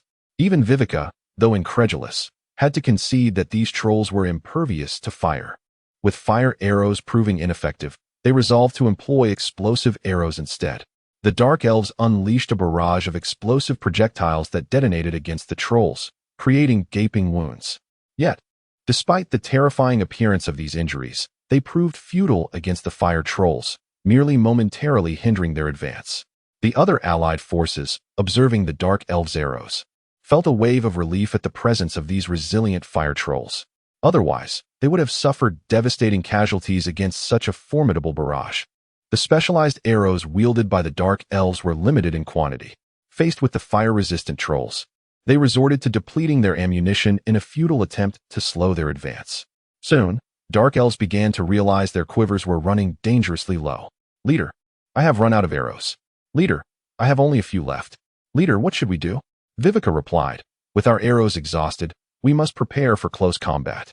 Acknowledging this, the army recognized that the Dark Elves' ammunition was nearly depleted. "Charge! Their arrows have run out." The other races, prepared for the moment, surged forward with wild abandon. Trandel scoffed at the wall ahead, believing he could easily topple it. With a resounding crash, he barreled into the wall, collapsing it, only to be buried beneath the rubble. As the troops behind him trampled over him into the Dark Elf stronghold, Trandel attempted to rise multiple times, but each effort was thwarted by the weight of his comrades. He vowed never again to recklessly charge into a wall. With the wall breached, the Dark Elves armed themselves for battle. As the leader, Vivica found herself encircled by the scorpion-tailed lion leader and the griffin leader. Just as Trandel finally emerged, he joined the encirclement. Faced with 3 7th-tier opponents, Vivica felt a sense of despair, trapped in midair, unable to flee. Fortunately, her agility and speed surpassed those of her hulking foes. Otherwise, she would have been utterly defenseless. Trandel, however, showed no mercy for Vivica's beauty, brandishing his spiked club with fervor. With an elegant dodge, she countered with a knife slash that left a vicious gash on Trandel. The pain only fueled his rage, driving him into a frenzied assault that forced Vivica to retreat. Unlike the trolls, she lacked their extraordinary healing abilities and could not disregard her injuries. As an elf, Her constitution was frail. A blow from Trandal's weapon could very well spell her doom. Thus, she was compelled to evade while also warding off attacks from the other two. The scorpion-tailed lion leader and the griffin leader observed the clash with indifference, allowing Trandal to unleash his fury without interference, merely ensuring Vivica did not escape. Understanding the dire situation, Vivica recognized a fleeting opportunity. Seizing the moment, she unleashed her full strength. With a flurry of precise strikes, she severed Trandal's limbs, momentarily stunning the other two. In that instant, Vivica, like a wraith, darted away. Though the momentary distraction allowed her to escape the encirclement, the griffin leader, Caesar, quickly caught sight of her and pursued relentlessly, unleashing a barrage of wind blades that forced her to a halt. The scorpion-tailed lion soon joined the chase, and she found herself ensnared once more. Trandal, having regrown his limbs, rejoined the encirclement. This time, the three opponents coordinated their attacks. Trandal focused on restraining Vivica, while the scorpion-tailed lion and griffin unleashed their assault without concern for Trandal's presence. Despite her remarkable agility, Vivica was overwhelmed by the trio's relentless onslaught. A misstep led to her capture, culminating in her demise at the hands of the griffin's wind blades. With Vivica eliminated, the three resumed their rampage. They became an unstoppable force amidst the Dark Elves, leaving no one able to withstand their advance. In short order, the Dark Elves were entirely eradicated, their blood staining the ground. The victorious army, drenched in the blood of their foes, erupted in jubilant cheers. Chapter 63. Annihilation of the Dark Elves. After the Dark Elves within the tribe were vanquished, Miria and Sane emerged. Trandal immediately approached to take credit, exclaiming, "My lord, we have successfully eradicated these Dark Elves." Miria, gazing at the lifeless bodies of the Dark Elves strewn upon the ground, noted that only the adult Dark Elves remained. The young ones were conspicuously absent. Observing the scale of the area, she surmised that the numbers should have been greater. Sane also recognized the issue, stating, "My lord, it appears that some of the Dark Elves have escaped." Miria replied, "There is no need for haste. These Dark Elves arrived from the Underdark through a temporary portal. They are likely still nearby. Send out a search party." "Yes." Trandal, looking puzzled, inquired, "My lord, what is this Underdark?" Miria explained, "Beneath the material plane lies a vast subterranean realm known as the Underdark. It harbors an ecosystem starkly different from the surface, teeming with many malevolent beings, as well as some rather peculiar creatures. Are you suggesting that this Underdark is accessible by digging down?" Trandal exclaimed, realization dawning upon him. "Is there anything of value down there?" "There are indeed many treasures within. You shall discover them if given the opportunity to enter." Sane then remarked, "My lord, since there exists a temporary portal here, it could be developed into a permanent one." Miria pondered for a moment before responding, "Let us not rush into this matter. We are unaware of where this portal leads within the Underdark. If it opens in the heart of the Dark Elf stronghold, it could spell trouble. I have been too hasty. This matter cannot be rushed. The portal shall remain here. Investigate personally and seek out where the remaining Dark Elves have fled." "Yes, my lord." Sane promptly departed to scour for clues. Before long, he returned with news, "My lord, I have discovered that the Dark Elves fled towards the northwest." Receiving the command, Caesar led Miria and Sane in pursuit to the northwest. After searching the skies for over half an hour, Caesar spotted the Dark Elves below. They were resting before a cave, their numbers not inferior to those left behind. Miria, having noticed as well, observed over 500 Dark Elves, with the leader among them being a priest. Sane, take the other troops down to probe their defenses. Sane descended with his forces, instructing them to unleash a barrage of ranged attacks for a surprise assault. Savage, gazing at the cave behind her, sighed. 6 years prior, scouts had discovered this spatial portal, which was initially a permanent one. In her ambition to secure the position of High Priestess, she had led a faction of her kin to the surface, intending to establish a tribe and expand their territory. Initially, all seemed well, but mere days later, the spatial portal vanished. It was then she realized that this had been a ruse from the outset, designed to leave her stranded on the surface and eliminate her from the competition. As despair gripped her, a sudden instinct of danger surged within her, prompting her to instinctively cast a defensive spell. Almost immediately, a deluge of magical attacks rained down upon them. Caught unawares, the Dark Elves suffered devastating losses, with over half meeting their demise. Savage glared in rage at the griffins and the troops mounted upon them, particularly at the human leading the charge. Seizing the opportunity, Sane quickly organized a second wave of assault. Savage, realizing the impending doom, hastily commanded, "Find cover." The subsequent attack yielded moderate results, with only a few dozen casualties, though many were injured. Soon, the troops surrounded the dark elves on the ground. Savage implored Sane, "Human, if you allow us to leave, I shall offer you all our wealth." Sane scoffed, "Should I slay you, your riches will naturally become mine." Kill. Wait. I possess information that you will find absolutely intriguing. How about I trade this information for my life? Sane regarded Savage with amusement. You offer your life in exchange for your own, disregarding the fates of your kin? I am a priestess. Their lives are worth less than mine.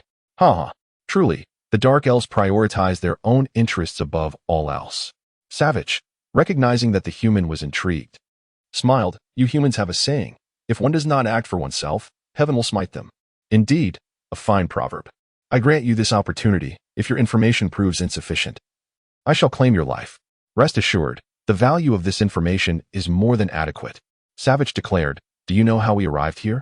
While Sane had a general idea, he played along, eager to extract more details from her. "Speak, do not keep me in suspense." "We came through a temporary spatial portal located within the cave behind me." This was indeed valuable information, though still not sufficient. Savage, aware of this, continued, "What if I also provide the location of this portal within the Underdark?" Sane replied, "That would suffice. The temporary portal lies in a small valley, 300 kilometers east of the Dark Elves' capital in the Underdark. The area you describe is far too vast. You are trying to deceive me." Savage retorted, "I possess a map of the Underdark. The location of the portal is marked upon it. Surely this is adequate. Very well, hand over the map, and I shall let you go. You must first swear an oath to the divine, or else you shall not receive the map." Sane stared at Savage for a long moment, his expression inscrutable before finally stating, "I, Sane, swear before the god of light that I shall release you upon receiving the map." Only then did Savage relinquish the map, confident he would not break his oath, before hastily fleeing into the depths of the forest. Unbeknownst to Savage, Miria had been observing everything from above and was now following closely behind her. Sane surveyed the encircled Dark Elves. Having fled, they possessed only a meager assortment of weaponry for defense. Coupled with the earlier assault, their fighting force now numbered barely over 100, rendering them utterly vulnerable to the advancing army. Indeed, within mere minutes, all the Dark Elves were slain. Even the children spared no mercy. Thus, the Dark Elf tribe was left with but a single priestess alive, while the rest perished. Chapter 64. Divine Descent. She had never harbored any hope that the human could be trusted. Her only recourse was to distance herself as much as possible before he could renege on their agreement. Gazing at the spatial ring adorning her finger, a smile crept across her lips. How easily the human could be deceived. Initially, he sought the riches of the Dark Elves, yet through her cunning guidance, she had dispatched him with a trivial map of little value. Indeed, humans were ever so gullible. It was a testament to the Dark Elves' ingenuity that even in perilous situations, they pondered ways to safeguard their own interests. Savage abruptly raised her gaze to the sky, spotting Miria perched above. That aura. You are a red dragon." "Ah, your nose is quite perceptive," Miria replied. "The faint scent of sulfur that clings to you is unmistakable. It appears I must increase my bathing frequency, lest my own odor grow too potent." Savage observed the griffin upon which Miria had settled, instantly realizing that he was indeed the true master of the previous army. A daring thought flitted through her mind. As Dark Elves shared aesthetic sensibilities akin to those of other elves, Savage seized the moment, dramatically shedding her priestess robes to reveal an expansive vista. Miria scrutinized her with a critical eye, somewhat taken aback. "I did not anticipate you were so well endowed. It seems the elven race is truly favored in terms of appearance." Miria regarded her with a playful glint in her eye. "What else might I gain besides you?" Savage's heart soared at the prospect. "If you would assist me in seizing the position of High Priestess within my clan, the Dark Elves would gladly serve beneath your banner." "That does sound rather tempting, yet I must decline," Miria replied with earnestness. "Firstly, I have no interest in a commodity of uncertain provenance. Secondly, once I acquire sufficient strength, the Dark Elves will naturally bow before me. I have ample time to wait." Just as Savage contemplated an escape, Miria's voice cut through the air. "I advise against rash actions. Do you truly believe I cannot see through your little schemes?" Savage halted, laughing. "Even if you are aware, you cannot prevent me. You red dragons are so prideful. Do you truly think you can distract me with words? Look at your own feet." Savage was not one to readily accept such words. She swiftly invoked a speed-enhancing spell and launched herself into a sprint. However, after only a few strides, she found herself encircled by a formidable wall of stone, obstructing her path to freedom. Miria approached the rocky barrier, declaring, "I grant you the chance to take your own life. This is my greatest mercy." Realizing her escape route had been severed, a glimmer of madness flickered in Savage's eyes. "You are merely a 7th-tier young dragon. Though I may not defeat you, I can still inflict grave injury. If you were an ordinary red dragon, that might hold true. After all, you are the priestess of the spider goddess, Rose. However, I fear nothing of your possessions. Enough of this conversation. I shall give you 1 minute. Will you take your own life, or shall I take action?" "Ha ha, I will choose neither." With that, Savage consumed a vial of unknown potion, and her aura surged dramatically, reaching the 8th tier in an instant. Feeling the unprecedented power coursing through her, Savage grinned menacingly. "Red Dragon, it is now my turn to hunt dragons. You drank a secret potion, but I wonder how long it will last? Ah, that is of no concern to you, for you shall soon perish." With that, Savage vanished like a wraith, leaving behind a fleeting shadow as she dashed toward Miria. In a single leap, she struck down with her blades. Miria, fists clenched and covered in dragon scales, countered with a powerful punch. The collision produced a resonant clang, sending Savage staggering back. "This is impossible. A young dragon could not possess such strength." Miria mused, finding Savage's incessant chatter tiresome. She vanished, reappearing almost instantaneously before her foe. Silence. With a thunderous blow to Savage's abdomen, she sent her flying. Dazed, Savage struggled to rise, her eyes wide with terror as she regarded Miria. "You are no ordinary young dragon. Such speed and power I have only witnessed in legendary dragons. Am I not allowed to grow at a swift pace?" Miria retorted, "Enough of this idle chatter. It is time to send you on your way." In the next moment, Savage beheld the rapidly approaching figure and fist, the speed so great that evasion was impossible. She could only resort to her hidden trump card. Boom.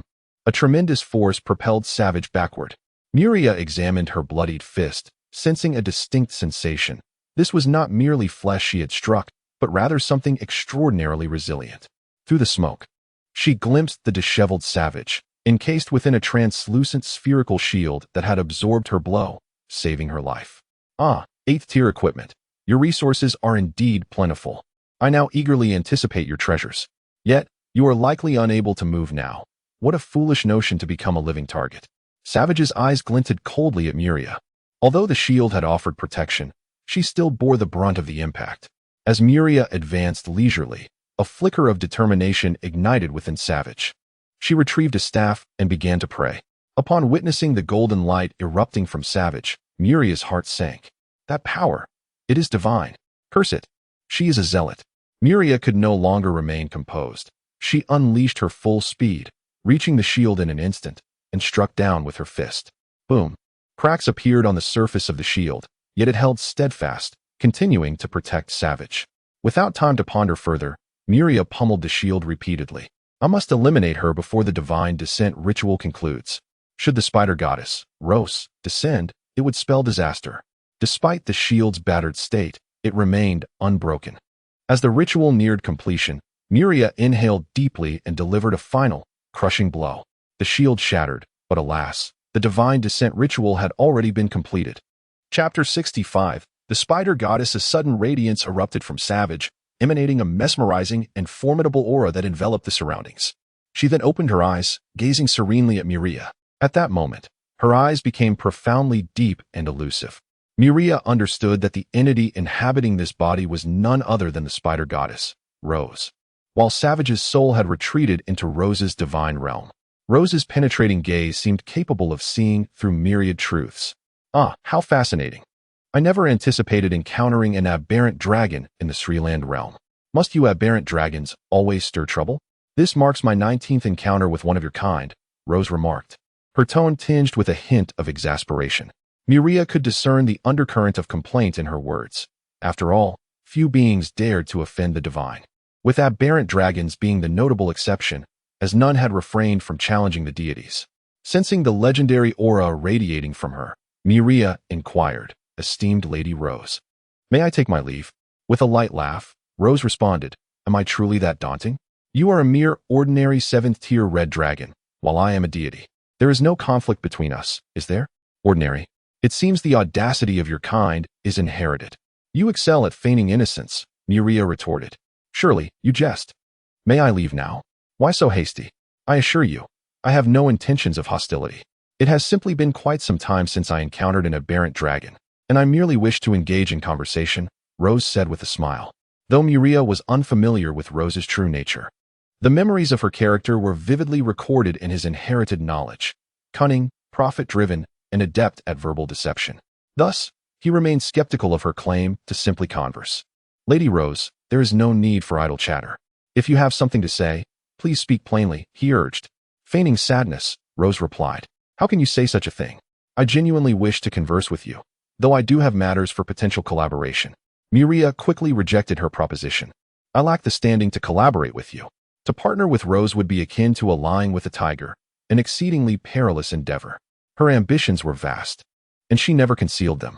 Miria could readily infer the nature of her proposal, aiding her in establishing dominion over the Dark Elves, subsequently launching an offensive on the surface to eradicate the surface-dwelling elves. Rose was well aware that her aspirations had soured her relationships with other deities, as such ambitions inherently weaken them. Her mention of collaboration was merely a casual remark. Since you show no interest, we shall leave it at that. Today, I find myself in a good mood. Feel free to inquire about anything you wish to know, she offered. Miria remained only half convinced by her words. For even deities possess emotions, and thus he could only trust her partially. I wish to inquire. If I were to annihilate your dark elves along with a fanatic priest, would you seek retribution against me? Rose replied. If it were anyone else, I would not hesitate to obliterate them. However, I cannot guarantee I could subdue you, and provoking you would only breed enmity. After all, you are an aberrant dragon, and your growth is beyond my control. Moreover, a mere 1,000 dark elves and a fanatic do not warrant such animosity. I prefer not to become a target of your attention, as I desire a peaceful existence. Upon hearing this, Miria grasped the reason behind Rose's reluctance to engage him in conflict. Speaking of enmity, it reminds me of that Tiamat character. Among the deities, none has been more vexed by aberrant dragons than her. Miria understood the reason well. Tiamat, the goddess of evil dragons and the progenitor of the chromatic dragons, was a first-tier deity. Yet, she constantly sought to subjugate all aberrant dragons for her own gain. Her plans for domination invariably failed, leading to hostility with those aberrant dragons. Once they attained power, they often troubled her, with some even daring to assault her divine realm. Though Tiamat was a first-tier deity, she herself was a third-tier being. Those aberrant dragons who invaded her realm were ultimately taught a lesson before being allowed to depart. After all, to breach a divine realm was a feat requiring godlike strength, and such internal disputes among dragons could be resolved with a lesson learned. Yet, Tiamat persisted in her efforts to subdue the undeified aberrant dragons, resulting in a perpetual cycle of conflict, akin to a war that only escalated with each defeat. Miria regarded Rose, now confident that she would not act against him. This presented an opportunity to extract some hidden information from her. I seek information regarding the Underdark. This should not pose a problem, I trust. Oh, why is that? Such information should be relatively easy to obtain, Rose remarked. Miria clarified. The readily available information pales in comparison to what I desire. Deep, substantive insights into the Underdark.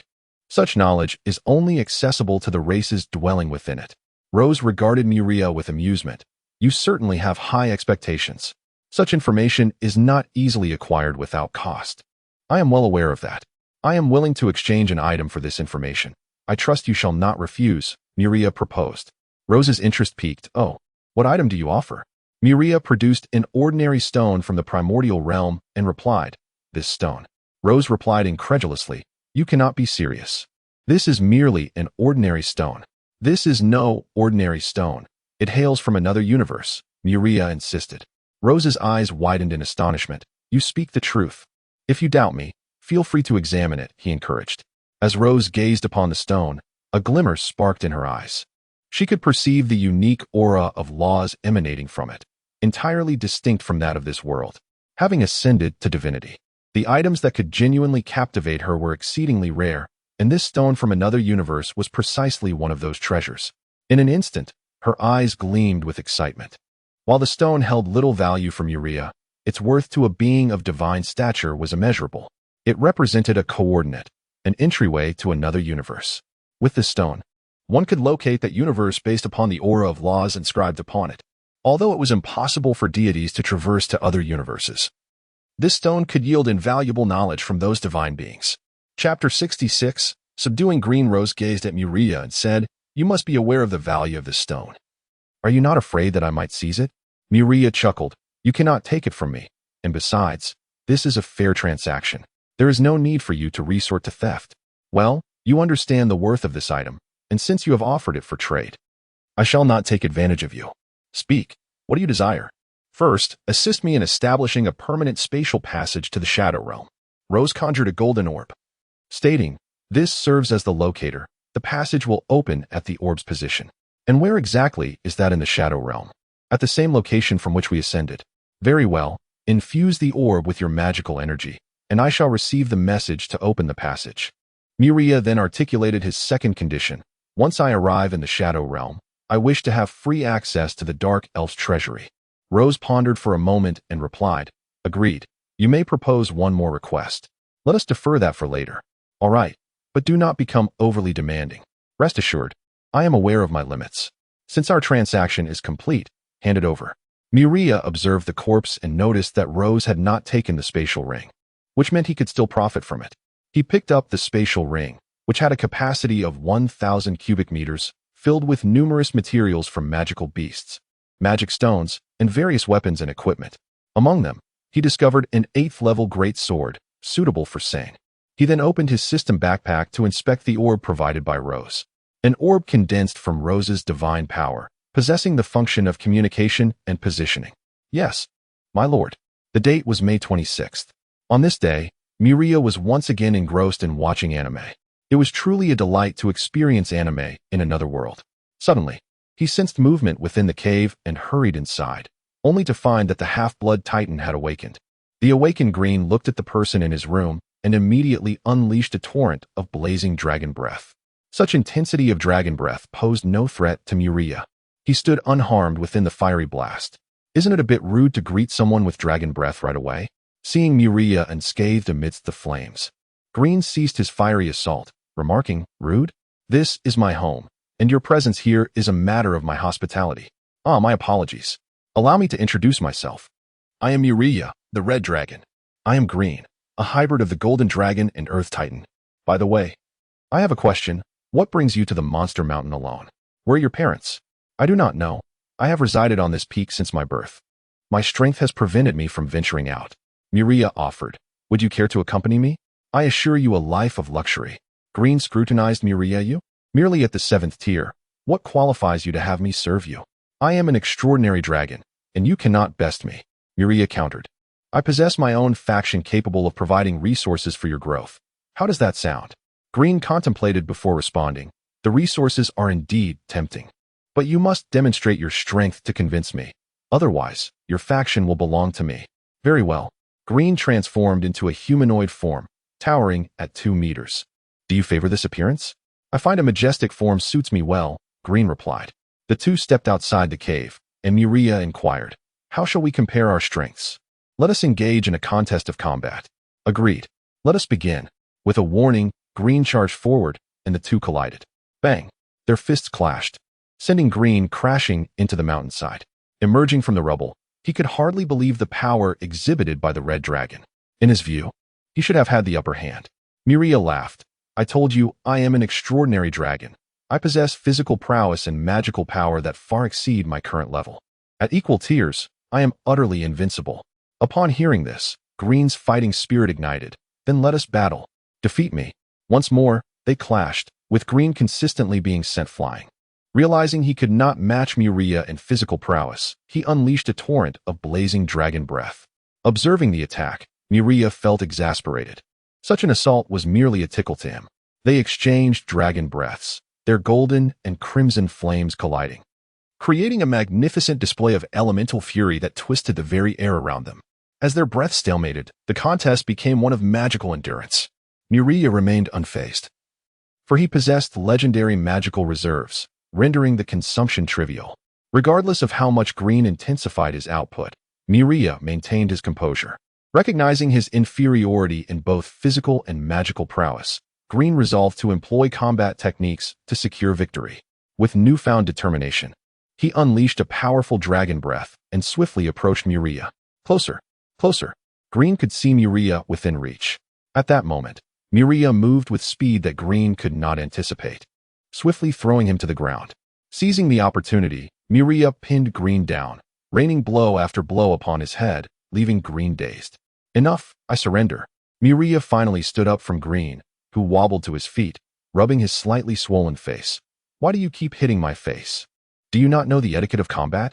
Apologies, it was unintentional. Unintentional. You, Green, since you have lost, you are now my subordinate. Green replied, rest assured. I, Green, am a man of my word. I shall not deceive you. And about your promise of indulgence, does it hold true? Miria smiled. Of course, it is entirely true. Chapter 67. The Necromancer. The arrival of Green signifies the emergence of a formidable future force within the territory. Should he flourish, his prowess will undoubtedly eclipse that of my two sisters. Upon reaching the heart of the domain, the valley where Miria's journey began, Green gazed upon the vast expanse inhabited by countless kobolds and goblins. The residents along the way greeted him with genuine warmth, calling out to their lord with enthusiasm. Observing Miria's esteemed reputation among the populace, Green felt assured that aligning with him was indeed a prudent choice. Upon arriving at the castle, Green spotted Ilea fishing by the lake and inquired, "Is this little girl also one of your acquisitions?" "She is my sister," Miria replied. "Sister? So, you are merely in your teens?" "To be precise, I am nearly 10 and a half," she responded. Green remarked, "Ah, the growth rate of a hybrid dragon is astonishing. A 10-year-old young dragon." Miria chuckled, "I find it hard to believe that your growth rate is still so sluggish as a half-breed. When it comes to aberrant dragons, all things irrational suddenly seem plausible." Following Miria into the castle, they encountered Mia, who was engrossed in her magical studies. Green commented, "Your third sister appears to be far superior to the second, one idling away fishing while the other diligently studies magic." Miria smiled. "The path they choose is theirs alone. I can only provide a conducive environment." This sentiment rang true. "By the way, have you considered establishing a city elsewhere? The location here is suitable for a small settlement, but not for a city. A city is indeed in the plans. Once we conquer the northern territories, we shall commence the construction of our first city. It seems you have already chosen the site for your city. The plains 30 kilometers north of the river beyond the valley will be the location of my city." Green posed a question. "However, a city cannot be constructed haphazardly. Numerous factors must be considered. Do you possess the necessary talents for this?" "I must admit, I overlooked that. We shall first erect a temporary settlement and address the city's reconstruction once the population increases." That evening, Miria convened a meeting, summoning the leaders of various races. Addressing them, he said, "This is Green, who will henceforth be a part of our territory." Green greeted everyone and briefly introduced himself. Ease, the scorpion-tailed lion leader, welcomed him warmly, followed by Trandel, who echoed the sentiment. "Now, let us proceed to matters at hand." Saying, "Has the cleansing in the west been completed?" Sane replied, "My lord, we estimate that by the end of the month, we will have eradicated all beasts of the 3rd tier and above." Miria added, "As we cleanse the area, keep an eye out for beasts that can be tamed as mounts. We shall reserve those for the cavalry." "Understood." He continued, "Now, let us discuss how to secure the northern region." Sane, please share your insights. Sane explained, "The northern region presents no significant obstacles, akin to the west, save for a troublesome necromancer who is likely of the 8th tier. Though the necromancer may lack in personal combat strength, their ability to conjure an army of the dead makes them quite formidable. Thus, peaceful coexistence is ideal. However, if we can recruit him, it would be even better." Miria concluded, "So, resolving the necromancer issue will render the remaining challenges trivial." "Indeed," Sane confirmed. "Very well. I shall pay a visit to this necromancer tomorrow to resolve the matter." Sane, do you have anything further to add? "No, the northern beasts and factions are entirely manageable." The following day, Miria arrived at the dwelling of the necromancer. From a distance, it appeared to be an unremarkable valley, yet within a 3-kilometer radius, not a single living creature could be found. Low-tier undead roamed the valley, while higher-tier undead patrolled the outskirts, with aerial scouts hovering above. Miria's presence was swiftly detected by the valley's master. He called out from above, I have come to discuss matters with you. Then, he unleashed his formidable dragon aura. After a considerable pause, a raspy voice responded, "A guest approaches, please proceed." The undead creatures parted to form a pathway, allowing Miria to enter. Despite the eerie atmosphere, the necromancer exuded a sense of decorum. Upon transforming into human form within the valley, a seventh-tier undead serpent approached Miria. "Esteemed guest, please," it beckoned. Miria recognized that the necromancer was exerting control over the serpent. Following it into a courtyard, he found a gaunt old man seated and waiting, with tea already prepared on the table. Upon noticing the guest, Zirav rose and performed a proper noble greeting. "Welcome, esteemed guest." As they settled at the table, a skeletal soldier poured tea for both. After sipping, Zirav remarked, "I am Zirav Alman. What brings you to my humble abode?" Miria replied, "The Alman family disappeared from the Moonlight Kingdom 80 years ago. I am surprised to find a survivor." Zirav expressed surprise. "I am flattered that you are aware of my family. It seems you possess considerable knowledge of the Moonlight Kingdom." "Not particularly. I am merely familiar with its nobility. The Alman family, a ducal lineage, was eradicated for treason. In truth, you were too powerful, and the royal family feared you, which led to this fabricated charge." "You seem quite knowledgeable about my family's history," Zirav noted. "I suppose you have been hiding in the Monster Mountains all these years seeking revenge?" A glint of madness flickered in Zirav's eyes. "Indeed, I shall personally slay Bard and offer his head as a tribute to my fallen kin." Miria stroked his chin. "Bard? Are you referring to the former king, Bard Moonlight?" Upon hearing this, Zirav's aura turned menacing. "Indeed, that is correct." A slight smile crept across Miria's lips. The bait was prepared, and now it was merely a matter of waiting for the fish to bite. Chapter 68. The recruitment of the necromancer. After a while, Zirav managed to rein in his fury, and his demeanor softened once more. "I apologize for my earlier outburst," he said. Miria replied, "It is of no consequence. I am here to extend an invitation for you to join me." Zirav promptly declined. "I'm afraid I have no interest." Miria confidently countered, "Do not be so hasty in your refusal. I have yet to present my terms. Please, go ahead." A fruit of law. At the mention of this, even Zirav, who had cultivated his composure for quite some time, faltered. He gazed at Miria in astonishment. "What? Is it truly a fruit of law?" Miria chuckled. "Indeed. I surmise you have been stuck at the pinnacle of the 8th tier for quite some time now." "Yes, I have reached the age of 180, remaining at the 8th tier for 30 years. If I cannot break through, I shall drag Bag down with me to the grave.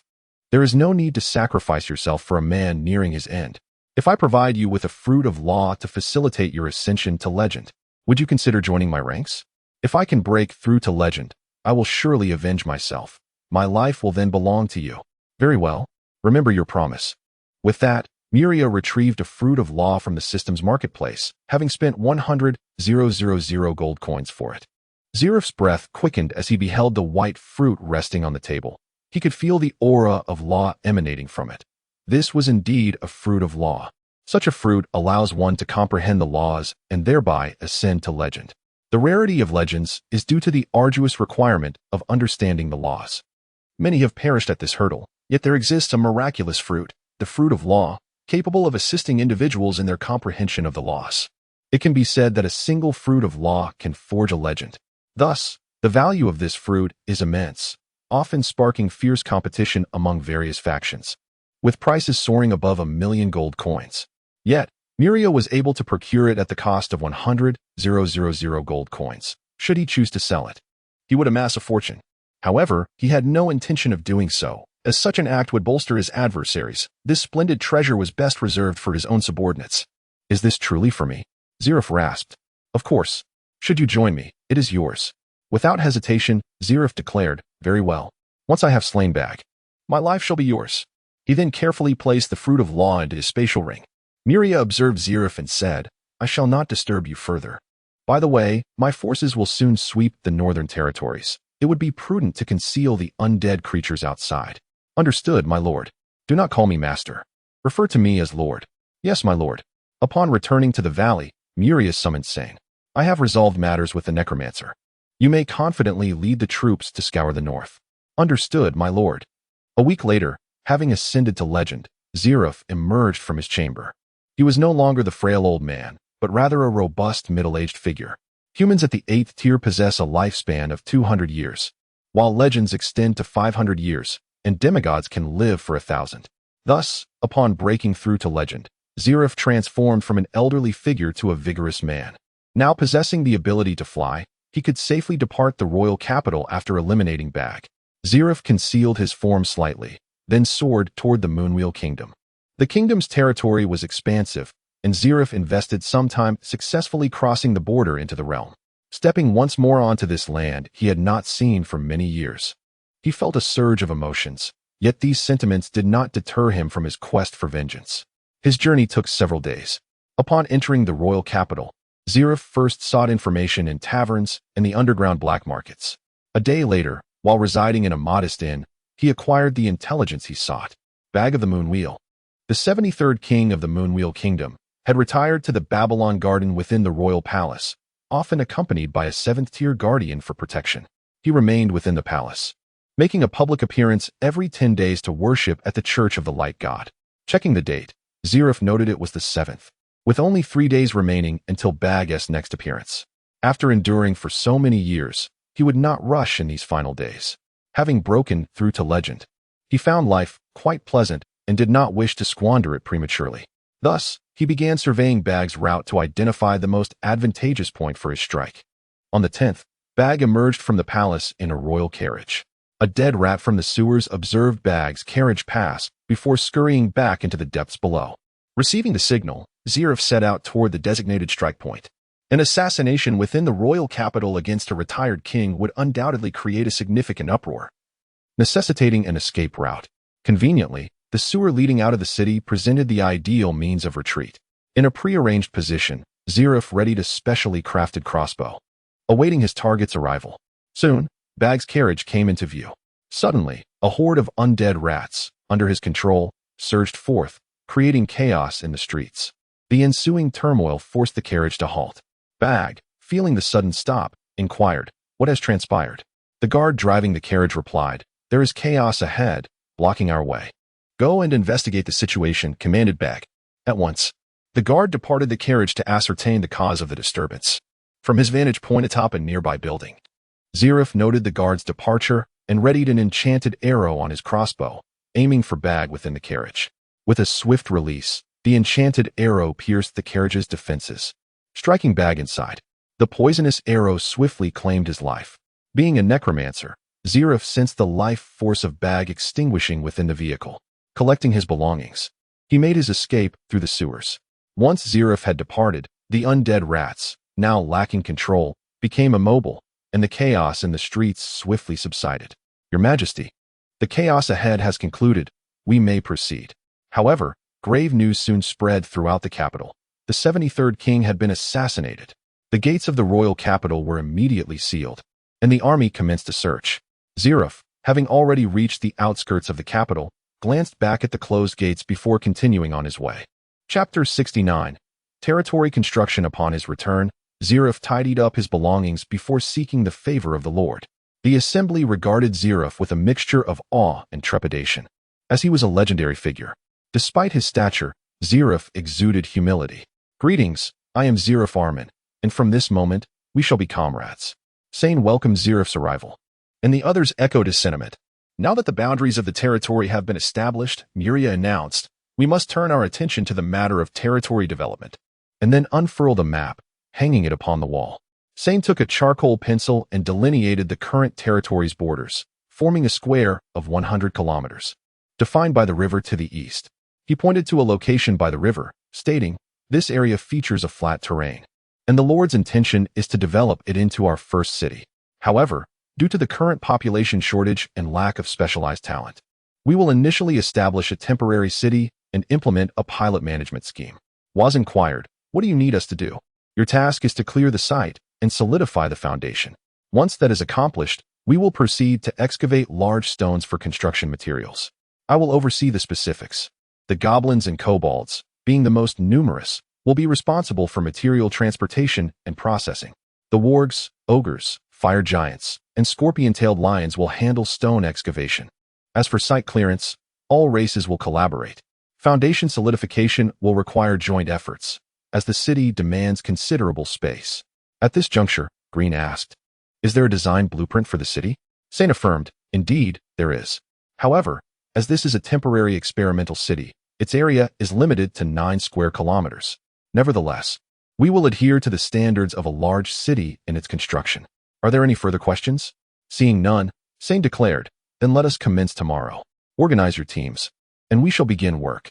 The following day, thousands of goblins and kobolds, along with other races, made their way to the designated site to begin their labor. Meanwhile, Miria arrived at the territory's border, summoning Hermes. "Speak, lad. What do you require of me this time?" Hermes inquired, slightly exasperated. Ever since forming a pact with Miria, he had been summoned solely for construction endeavors. He had previously questioned why he was not called upon for combat, to which Miria had retorted, "Combat? Who among the same rank could possibly rival me? If I cannot prevail, what use is your assistance?" Thus, he had resigned himself to the role of chief builder. Miria gestured towards a vine wall on the ground and instructed, "Construct a wall 300 kilometers long, 10 meters high, and 5 meters wide along this vine wall." Hermes was taken aback by the enormity of the task. "Wait, are you jesting? 300 kilometers long, 10 meters high, and 5 meters wide?" Miria nodded earnestly, "Indeed."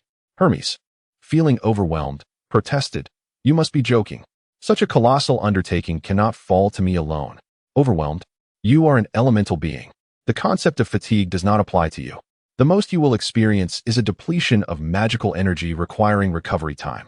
Hermes shot Miria a resentful glance. "Do you believe I might just walk away from this?" Miria countered, "Hermes, my dear friend, I acknowledge that the workload is indeed substantial. However, I assure you, this time there will be compensation for your efforts." "Compensation? Now that piques my interest. If the remuneration does not meet my satisfaction, I shall take my leave." Understanding that enticing Hermes required tangible rewards, Miria procured a large earth crystal from the system shop for 100,000 gold coins. Presenting the crystal, Miria remarked, "Would 1 earth crystal suffice?" Hermes gasped, "Where did you acquire such a treasure? This is a remarkable commodity." As Hermes reached for the earth crystal, Miria deftly evaded him. With a feigned expression of concern, Miria said, "Hermes, this earth crystal can fetch upwards of several 100,000 gold coins if sold. I can offer it to you. But your future tasks?" Before Miria could finish, Hermes hastily interjected, "Rest assured, I will not refuse any future work. I guarantee it will be executed flawlessly." After much deliberation, Miria relented. "Very well." Hermes eagerly snatched the earth crystal, his eyes gleaming with excitement as he exclaimed, "With this earth crystal, I can strive towards achieving demigod status." Suddenly, he noticed Miria's somewhat pained expression and added, "Fear not. Should I attain demigod status through this earth crystal, I shall owe you a favor." "Very well," Miria replied. Miria mused to himself, "This earth elemental is rather easily swayed. It seems this earth crystal holds considerable value. Having a demigod earth elemental at my disposal would prove advantageous in future battles." The monumental task of constructing a 300-kilometer wall would occupy Hermes for the next fortnight. Upon returning to the valley, Miria recalled Green's lineage of earth titans, realizing he possessed comparable skills in earth manipulation. "Green," Miria called. "Lord, how may I assist you?" Green replied, "I have a task for you," Miria stated, as Green eagerly expressed his desire to prove his worth. "Excellent." Miria led Green to the northernmost riverbank of their territory, instructing him to commence the construction of the city wall. Initially skeptical of his role as a builder, Green ultimately accepted reality and began his labor. Observing Green's diligent efforts, Miria felt a surge of satisfaction. With their combined efforts, the anticipated 2-week timeline could be condensed to just 8 or 9 days. Chapter 70. Development planning with little to occupy his time. He spent his days wandering through the territory, and after several excursions, he had memorized the entire landscape. By the end of June, the city had taken shape. Encased within towering walls measuring 10 meters in height and 5 meters in width, sheltering a variety of architectural styles within. In constructing the residential areas of the city, considerations were made for the differences in size and living habits among the various races. The living quarters were thus divided into several zones, one shared by the gnolls and goblins, another designated for the gnomes, and separate areas for the wargs, ogres, and other races. As for the griffins and scorpion-tailed lions, they resided outside the city boundaries. Additionally, a military camp was established 10 kilometers from the city, adjacent to a beast breeding facility. A vast area of the forest was enclosed for the purpose of raising mounts. The former valley was transformed into a granary and reserve base. The first type of beast was the giant rock bull, a third-tier creature recognized for its immense size, strength, and enduring stamina, making it the optimal choice for transporting goods. This beast was thus designated for transportation and civilian use. The second type was the Gale wolf, also a third-tier beast, measuring over 3 meters in length. Known for its speed and endurance, and its ability to work in teams, classifying it as a skirmishing light cavalry. The third type, the storm leopard, matured into a fourth-tier beast, noted for its explosive speed and agility. Due to its limited numbers, it was classified as an advancing light cavalry. The fourth type was the swift lion, a fifth-tier beast, larger than the giant rock bull, possessing tremendous strength and the ability to unleash powerful bursts of speed, making it suitable for frontal charges and classified as a heavy cavalry. With mounts available, it was essential to have riders to control them. To facilitate the training of cavalry, Myria designated an area next to the military camp as a cavalry training ground. From above, Myria observed the newly constructed training ground where fire trolls galloped freely atop swift lions, while wargs practiced rapid advances on storm leopards, and the gnolls and goblins trained on gale wolves. The soldiers entering the cavalry regiment were meticulously selected, particularly among the goblins and gnolls, owing to their overwhelming numbers. In contrast, the wargs and fire trolls had not yet reached a sufficient population to match that of the mounts. As the size of the legion expanded, issues became increasingly pronounced, particularly concerning troop types. The low-tier goblins and gnolls were adequate, yet the mid-tier wargs, ogres, and fire trolls were in short supply, while high-tier troops were virtually non-existent. That evening, Myria convened another meeting to discuss future developmental directions. Once all had gathered, he stated, "Let us address our future trajectory. First, we must consider the population of our territory. With such significant expansion, we require a larger populace. Thus, I decree that all races are to increase their birth rates. More is better. Secondly, regarding our military, we must recruit new races to enhance our combat capabilities. Additionally, we require specialized personnel for the training of ground cavalry. Furthermore, the breeding of mounts also necessitates expert guidance." Zilef spoke up, "My lord, it will be quite challenging to transport so many into the monster mountains." Myria replied, "Precisely because it poses a challenge, I entrust this task to you. If I must oversee every detail myself, what purpose do you serve?" Zilef conceded, "Very well. To facilitate transport, I allow the use of griffins for aerial logistics." Sane added, "With the griffin's assistance, transporting personnel will be considerably easier. We will ensure all other matters are handled efficiently." Myria continued, "This responsibility falls to you. Now, let us discuss the issue of food supply. With our territory now expanded, we require someone to oversee food production. Who among you will accept this role?" "I will," exclaimed Annie. Myria turned to her. "You? Are you prepared for such responsibility?" Annie responded, "It is merely managing food production. I have been assisting for years and am well acquainted with the process." Myria asked if there were any objections, and the others expressed their agreement. Recognizing the cumbersome nature of food management, they preferred not to burden themselves with additional responsibilities. "Very well," Myria declared, "from now on, Annie will oversee food production. Annie, we need to clear new farmland, and I entrust this task to you. Ensure that the farmland is centralized, and also expand the scale of livestock farming." "I understand, my lord," Annie affirmed. Myria then addressed logistical concerns for the army. "Ivankov, how many gnomes do you currently have?" 300, Ivankov replied, "but that is still insufficient. You must strive to increase your numbers." "Understood. By the way, I recall that we captured some gnomes. Where is their leader, Trellis?" At that moment, a diminutive figure, standing just over a meter tall, arrived late, panting heavily. "Apologies, my lord. I became engrossed in my research and lost track of time." Myria reassured him, "No matter. We were just discussing your gnomes. You excel in magical technology. Focus on your research, and if you require materials, consult our steward, Sane." Trellis replied, "You are indeed a generous lord." As a traveler from another realm, Myria understood that research is a costly endeavor, and without sufficient resources, one cannot engage in scientific pursuits. The territory currently possessed enough foundation to support the gnomes in their magical technology research. Myria then outlined additional development plans, including military training and cultural education for the residents. The meeting lasted over half an hour, successfully charting the future course of the territory. Chapter 71. The Northern Region. The following day, The territory commenced operations according to Muria's meticulous plans. Zelif and Sane readied their belongings, setting their sights on the Moonwheel Kingdom. Just as they were about to embark, Muria called them over, indicating that he had something to discuss. Upon arriving at the castle, Zelif inquired, "My lord, is there something you wish to command?" Muria replied, "It is nothing of great consequence. I too shall be visiting the Moonwheel Kingdom." Sane interjected, "If you travel to the Moonwheel Kingdom, who shall manage the territory in your absence?" With a furrowed brow, Sane added, "My lord, I am but a simpleton, ill-equipped to oversee the territory." Muria reassured him, "I am well aware of your capabilities. While your martial command may leave much to be desired, your administrative skills are commendable. I trust you with this responsibility." He concluded, "So it is settled. Additionally, Annie shall accompany me. You will have to bear the extra burden." Sane wished to protest, but his words dissolved into a resigned sigh. "Understood, my lord." At that moment, Zelif posed a question, "My lord, in what capacity shall we present ourselves at the Moonwheel Kingdom?" Muria considered, "Let us assume the guise of wealthy merchants. You shall serve as my bodyguard, and Annie will be my maid." "That identity will suffice," Zelif acknowledged. Observing Muria and Annie's attire, Zelif remarked, "As a merchant and maid, one must don garments befitting their status." Annie glanced down at her humble attire, realizing that, given the territory's textile limitations, her clothing was among the finest available.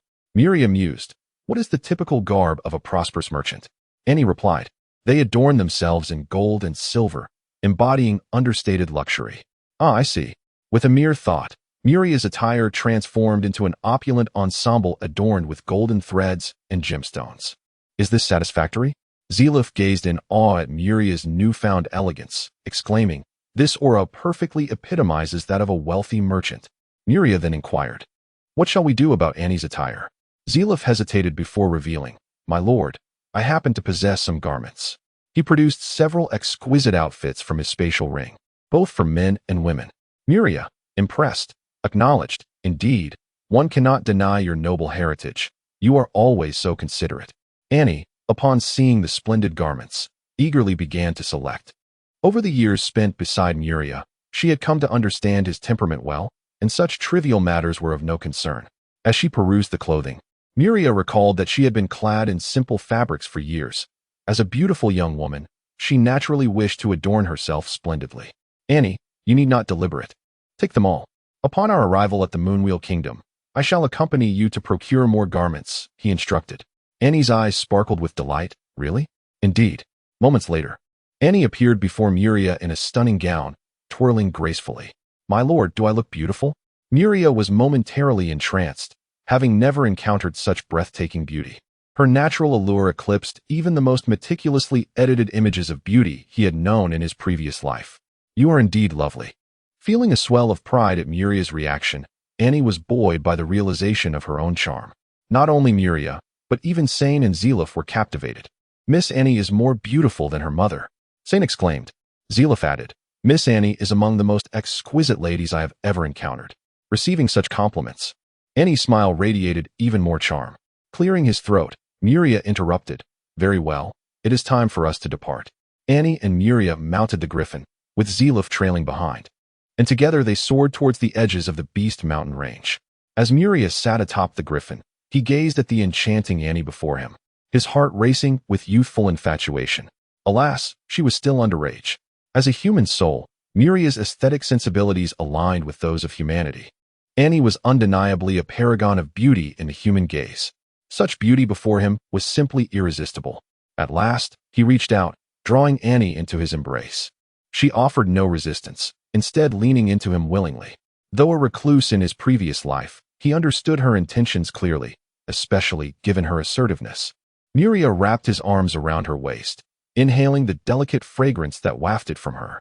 Together, they savored this tranquil moment. Meanwhile, Zelif, witnessing this tender exchange, felt like an unwitting spectator to a romantic scene. Observing the affectionate couple ahead, he contemplated his own legendary status, which allowed him to live for over 300 years. Now that he had avenged himself, it was time to restore the glory of the Almond family. The first step was to find several beautiful wives to bear his heirs. He resolved to address this matter during their visit to the Moonwheel Kingdom. The Moonwheel Kingdom had constructed an imposing border wall in the northern region. Such a grand defense was not without its flaws. Zelif had previously infiltrated through one of these gaps. Upon successfully entering the Moonwheel Kingdom, Miria couldn't help but comment. The border defenses of the Moonwheel Kingdom are rather lax. Annie explained, the Hogni family is responsible for this border defense, tasked with guarding against the super beast tide. It has been 40 years since the last occurrence, hence the relaxed vigilance. Miria inquired, how frequently does this super beast tide occur? Typically every 50 to 60 years. She replied. Miria's interest piqued. Could you elaborate on this super beast tide? Annie admitted, I am not very well versed in that topic. At this juncture, Zelif interjected. The super beast tide arises when the population of magical beasts within the Beast Mountain range reaches a critical threshold. At this point, the demigods residing within the mountains will unleash the beasts in a devastating onslaught. In addition to the super beast tide, surrounding forces also venture into the Beast Mountain range to hunt magical beasts. Yet this is merely a drop in the ocean, given the vast number of beasts within. It was no wonder that so many human adventurers congregated here, all seeking to hunt magical creatures. Having gleaned this information, Miria and Zelif deliberated and resolved to scout for talent in the northern region, as it was in close proximity to their territory. Naturally, the Hogni City was the prime location for such talent. Upon hearing they would head to Hogni City, Annie's expression became quite complex. Miria offered her reassurance, fear not, for I am here. Indeed, she replied. Chapter 72. The Northern Territory. Several dozen kilometers from the border wall, Miria and his companions stumbled upon a quaint village. From above, the golden waves of ripened wheat surrounded the settlement, a sight that stirred Miria's thoughts. It is already July, the season of harvest, he remarked. Zelif replied, indeed. The autumn harvest is a splendid term, symbolizing abundance and fruitful yield. Intrigued, Miria's curiosity piqued about the lives of the common folk in this world. Let us not hasten to Hogni City. I wish to observe the living conditions of the lower class here. Zelif furrowed his brow. My lord, what is there to see among these lowly peasants? Upon hearing Zelif's dismissive words, Miria could surmise that the plight of the common people was far from favorable. Zelif, heed my words. Refrain from such sentiments in the future. Aware of his lord's displeasure, Zelif quickly apologized. My apologies, my lord. I shall not speak thus again. Turning to the griffin beside him, Miria commanded, let us descend. Not far from the village, he gazed at the golden fields and instructed his companions, change into simple garments. Once attired in humble cloth, the two followed Miria into the village. It was morning, and the villagers were engrossed in the wheat fields, harvesting the ripe grain. Oblivious to the arrival of the trio, Miria observed the laboring villagers, choosing not to interrupt their toil, and directed Annie and Zelif to sit by the roadside and wait. Annie promptly settled on the ground, her gaze fixed on the muddy path, while Zelif hesitated before joining her. As noon approached, the villagers emerged from the fields for a brief respite, and it was then they noticed Miria and his companions. Despite their simple attire, the cleanliness of their garments and their distinguished appearances hinted at noble lineage, leading the villagers to deduce their status as young aristocrats on an excursion. An elderly man, appearing to be in his 60s, approached. Having lived long enough to acquire a keen sense of discernment, he perceived the young men before him as friendly. What brings you, young lords and ladies, to our humble abode? He inquired. Miria replied, good sir, I am merely curious about the standard of living among you. The old man, astonished, responded, it is a rare occurrence for nobles to show concern for the lives of us common folk. Pray, enlighten me. The elder chuckled, there is little to hide. Each year, our harvest barely affords us sustenance. Surviving is our modest triumph. Miria pressed further, what is the tax burden you face? 40%, the elder explained. We are left with 60% of our wheat, and with other crops combined, we manage to stave off hunger. And what is the source of your income? Miria observed the villagers' relatively good spirits, suggesting a semblance of comfort in their lives. In that case, your situation is rather fortunate, Miria remarked. Indeed, my son tells me that our village is among the wealthiest in the vicinity, while others suffer from starvation year after year. How do they succumb to such famine? My son explained that our village falls directly under the Duke of Hogni's jurisdiction, which results in lower taxes. Other lands governed by barons and counts impose heavier levies, often starting at 50% or even 60%. Miria pondered, with such oppressive taxation, do the people not rebel? Rebel? We are mere commoners. How could we oppose the aristocrats endowed with extraordinary power? Surviving is our only hope, the elder replied. Very well, good sir, we shall take our leave. As they departed the village, Muria's mood darkened. It was disheartening to realize that a village merely scraping by could be considered the most prosperous in the area, leaving one to wonder about the dire conditions of others. He understood that this was a world of magic, vastly different from Earth. In a world where heavy taxation and oppression existed, a single individual could incite rebellion, leading the populace to rise against their rulers. However, in this realm, strength held dominion. The powerless common folk, despite their plight, lacked both the courage and means to resist the relentless exploitation of the nobility. Noticing Muria's somber demeanor, Annie said, "My lord, the people in the north are comparatively better off. My mother often remarked that, in other regions, some lords regard the common folk as mere chattel. In certain territories, the commoners are considered the lord's personal property, their lives and deaths dictated by their overlords. Furthermore, there exists the right of the first night, where lords claim the first night with all women within their domain." Upon hearing Annie's words, Muria realized that indeed, the North could be deemed fortunate. As a youth of the new era, he had always lived in a land of freedom, equality, and prosperity. Thus, upon his arrival in this world, he endeavored to implement the principles of his previous life in his own dominion. Now, confronted with the harsh realities of this world, he observed the unending exploitation of the lower class by their noble superiors, who wielded absolute power with no thought of resistance. At that moment, Muria asked, "Annie, how does my territory compare to the north?" "My lord, the territory you have built is the finest I have ever seen. There is no equal. Here, there is no exploitation. Everyone lives freely and happily. All races are treated equally, with ample food for all, even meat. Furthermore, every individual has access to knowledge and the opportunity to gain extraordinary power, and illness or injury is treated. What if I were to provide the common folk of this world with such a life?" Muria proposed. Annie's eyes widened, and even Zilaf halted in astonishment, gazing at Muria. After a moment of contemplation, Annie replied, "My lord, should you pursue such a course, it would amount to war against the human nations of this world, for you would be undermining their rule." Zilaf interjected, "My lord, your vision is indeed noble, yet it is impractical.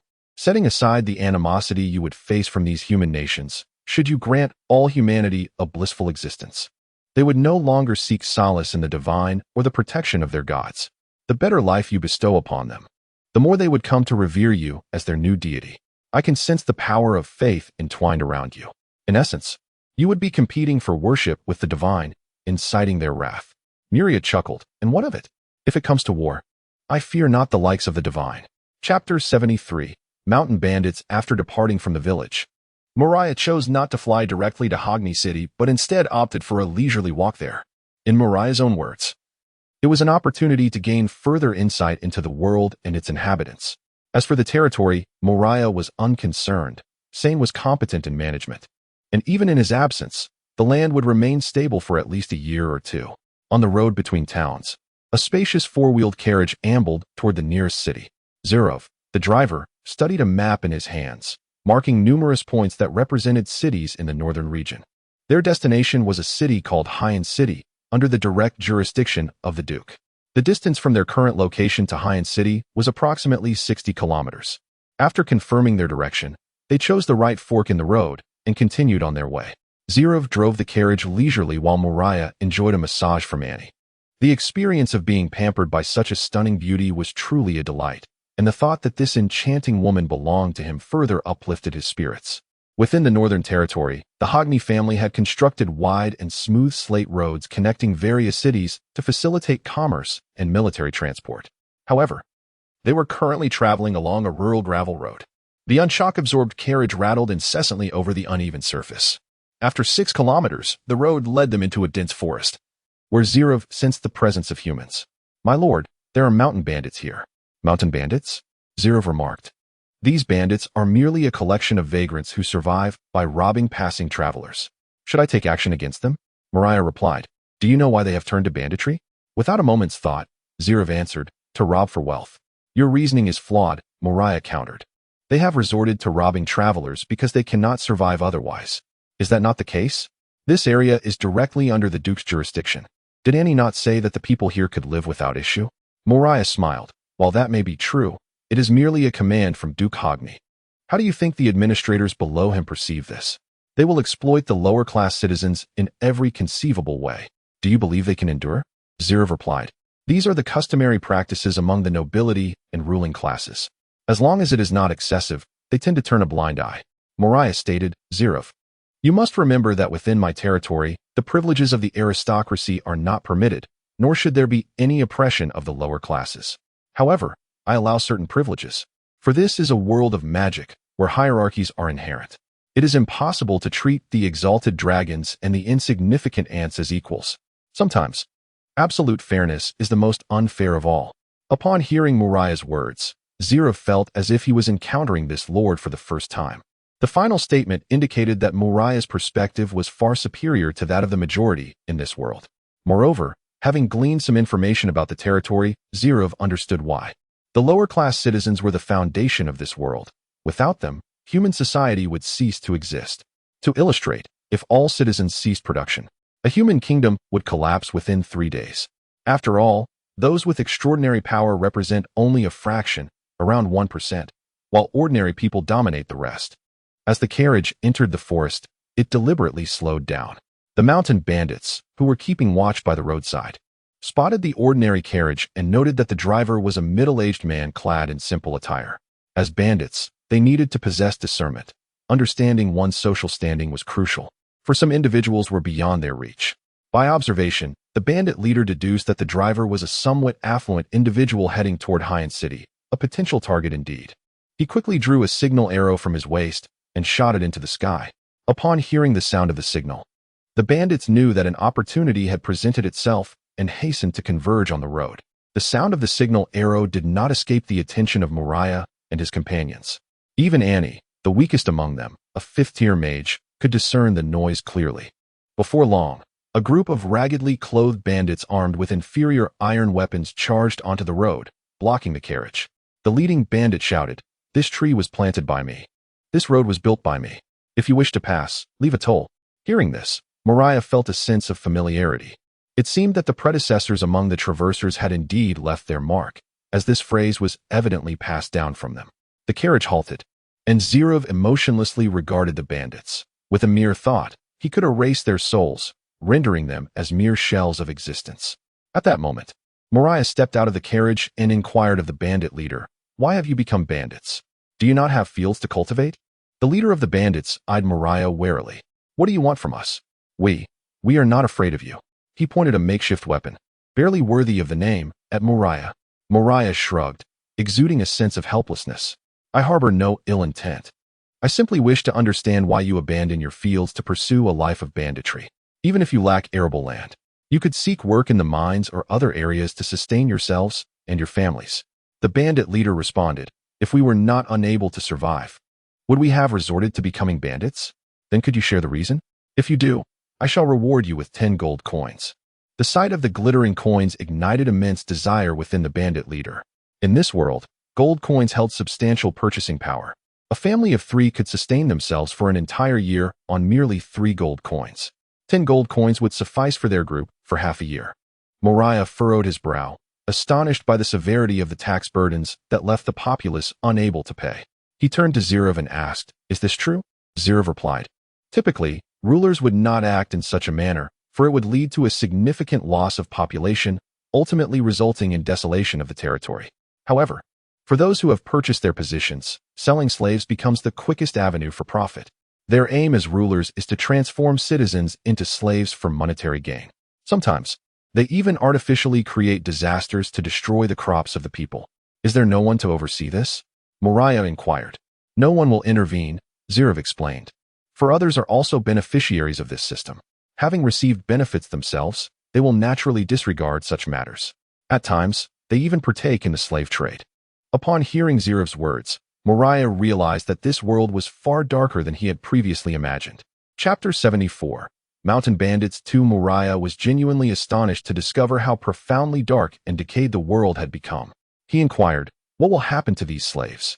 Zilaf, a former nobleman, was acutely aware of the grim reality. Male slaves would be sold to mines and factories for labor, subsisting on the poorest of sustenance while enduring the harshest conditions. Should they falter in their tasks, they would face the whip of their overseers. The labor was excruciatingly demanding. The environment dire, and even the slightest illness could spell death, even a mere cold. Consequently, the lifespan of these slaves was tragically brief. A robust young slave could fetch several gold coins. Conversely, young and beautiful women would be sold to taverns, workshops, and brothels, or acquired as servants. Young Annie, raised in an aristocratic household and later schooled in ideals of equality within the territory, found it hard to fathom such a dismal reality. This was her first encounter with the world's profound darkness. Although Moriah had braced himself for the harsh truths, he still underestimated the extent of this world's depravity. This revelation only strengthened his resolve to reform and liberate the wretched state of existence. Observing Ziluf's unflinching demeanor while recounting such harrowing tales, it became evident that he still perceived himself as a superior nobleman. It seemed imperative to elevate his ideological education. Turning to the mountain bandit leader, Moriah asked, "Could you take me to see where you live?" Brole sensed the young man's good intentions, but recognized that such a decision could not rest solely on his shoulders, as their families remained at risk. After conferring with others, they reached a consensus. Brole responded, "Welcome, please follow me." Moriah instructed Ziluf to guard the carriage while he accompanied Annie up the mountain. Navigating through the dense woods, Brole soon led them to the entrance of a cave, which bore signs of human alteration, indicating it was their dwelling. Upon arrival, they observed several women gathering wild vegetables and hunted game, while children played joyfully in a nearby clearing. Brole, feeling a twinge of embarrassment, said, "I apologize, it is rather humble here. I hope you do not mind." "Not at all," Moriah replied. The women and children noticed their guests, and one woman said, "We have visitors. I'll fetch something nice."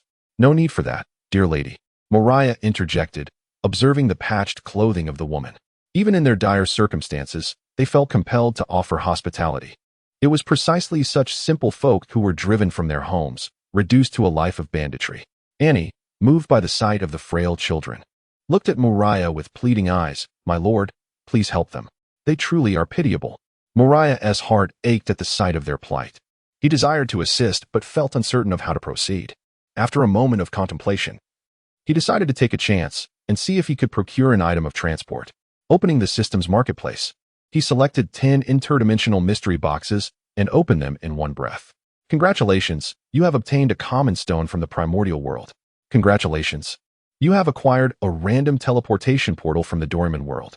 "Congratulations, you have received a magical printer from the Doraemon world." "Congratulations, you have obtained a kunai from the Naruto world." "Congratulations, you have acquired 3 shurikens from the Naruto world." "Congratulations, you have received a vial of Hashirama's cells from the Naruto world." "Congratulations, you have obtained a common stone from the One Piece world." "Congratulations, you have acquired a screw from the One Piece world." "Congratulations, you have received a stone from an unknown cultivation world." "Congratulations, you have acquired a spiritual tree from an unknown cultivation world." Gazing at the items, Moriah felt fortunate to have acquired such valuable goods, especially the teleportation portal he yearned for. He promptly examined its details. Extracting the portal from his inventory, he found a door manifesting in his mind's eye. With a mere thought, the portal appeared on the ground before him. Grasping the handle, he set the destination as the new city within his territory and opened the door. Through the portal, he could see the distant city walls, and laboring goblins and dog-headed people came into view. The sudden appearance of this portal within his territory drew a crowd, and upon realizing that the Lord stood before them, they hastily crossed through to bow respectfully. "Greetings, my lord." Brole, an ordinary man, had never encountered anything so extraordinary. The sight of goblins and dog-headed beings did not instill fear in him. He had never seen magical creatures, but understood they were not human. Hearing them address Moriah as their lord confirmed that beyond this door lay his territory. Cautiously, Brole asked, "My lord, you?" Moriah interjected, "Allow me to clarify. I am not human. I am of the dragonkin." "What? You are the legendary dragon?" "Indeed. This portal leads to my domain. You claim to be struggling. I require a substantial population for my territory. Should you choose to come, you will have homes and ample food." Brole, filled with excitement, inquired, "Is this true? We can eat our fill?" "Certainly. As long as you contribute your labor, you will be well fed." Soon, Brole regained his composure, questioning, "How can we be assured of this promise, that we will not suffer abuse?" Moriah gazed at him earnestly. "I assure you, my territory will provide for you." Seeing the sincerity in Moriah's eyes, Brole found himself believing. "Dear, Since we are merely mountain bandits struggling to survive, why not venture to this lord's domain? His wife, after a brief hesitation while observing the scene beyond the door, agreed. One by one, others, weary of their current existence, decided to take a gamble on this newfound opportunity. With their impoverished state, they had little to gather, and after a brief preparation, they followed Moriah through the portal to his territory. Upon stepping through, Sane appeared, astonished. Is this a spatial teleportation portal? Yes. I will be using this portal to continuously transport people here. You must arrange suitable accommodations for them. Understood, my lord. Returning to the carriage, Moriah instructed, let us proceed. Zilaf drove the carriage onward. Chapter 75. Black Rock City. The carriage continued its journey as Moriah began to organize the spoils of this expedition. First, there were the ordinary items. Though labeled as mundane, the aura of laws emanating from them served as coordinates, guiding the divine abode to other universes. Among these ordinary items were common stones from the primordial world and shurikens from the Naruto universe. Moriah, based on his personal understanding, classified the world levels corresponding to these items. The Naruto universe was deemed moderately dangerous, with divine beings of the past capable of wreaking havoc, likely representing the upper limit of that world. In contrast, the primordial world might possess a level of power that exceeds even that of the magical realm. Venturing there would be tantamount to courting death. Then there were the valuable items. Fortune smiled upon them this time, yielding 3 particularly useful treasures. The strategic value of the random teleportation portal is self-evident. Should Moriah desire, he could summon his army from any location, making it an indispensable tool for warfare. Furthermore, this portal could also serve as a lifesaver in critical moments. Unless there was a spatial blockade, as long as he wished to leave, no one could impede his escape.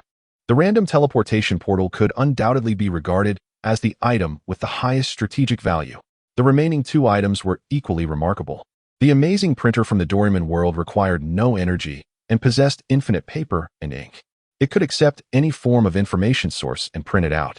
Upon reviewing the information, the mere characteristics of requiring no energy and offering unlimited resources were astonishing, suggesting limitless printing capabilities, thus holding significant strategic worth. As for its ability to accept any form of information, Moriah placed the printer in the carriage and, after some exploration, discovered its true potential. It could indeed accept any format. One could directly insert a USB drive to select content for printing or even connect to the printer to print what was conceived within one's mind. This function was undeniably powerful. The Hashirama cells from the Naruto world were equally intriguing. Injecting them into one's body would grant the complete release of Hashirama, with its chakra absorption traits transformed to absorb magical power and stamina. Moriah was taken aback to discover the complete release, a force capable of cataclysmic destruction. After comparing the destructive capabilities of the wood release with the magic of the magical realm, he surmised that the complete wood release corresponded to legendary magic. Besides its destructive power, the ability to absorb chakra, which would now be magical power and stamina, could not be overlooked. He could envision deploying large-scale wood release techniques on the battlefield, transforming into a veritable nightmare for the enemy. Gazing at the syringe containing a mass of white substance, Moriah resolved to absorb it. With the flame of life and this wood release, he was confident it would yield a result exceeding expectations. Not knowing what changes might occur from absorbing this wood release, he decided to postpone its use until later. As the carriage traveled several kilometers, a bridge appeared ahead.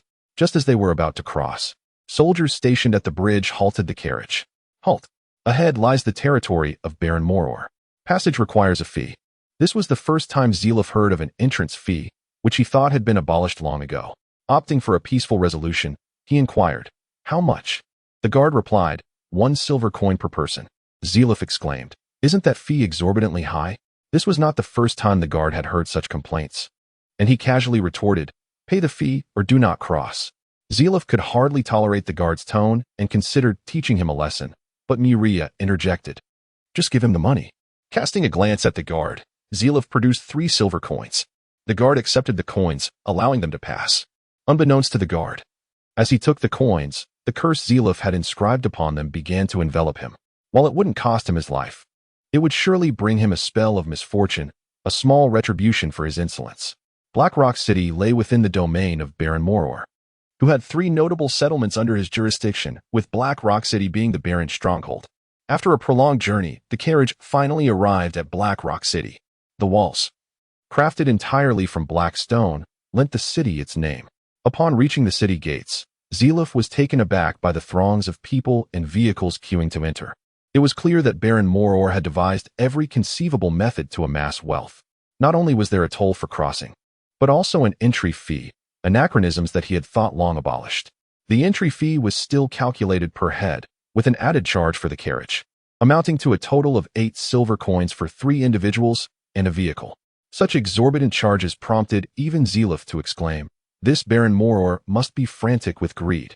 How did he even become a baron?" Once inside the city, the carriage traversed the designated path. Miria surveyed the bustling streets and remarked to Zilaf, "We shall spend the night here. Let us find an inn."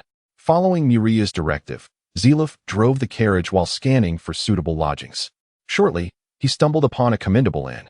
Arriving at the Rose Inn, they were greeted by staff dedicated to accommodating travelers. Noticing the carriage, which indicated wealth, the attendant approached and inquired, "Are you here for lodging?" Zilaf responded, "2 of the finest rooms, and please see to it that the carriage is cleaned and the horses well fed." The attendant greeted them with a smile, "Please disembark. I shall escort you to the registration."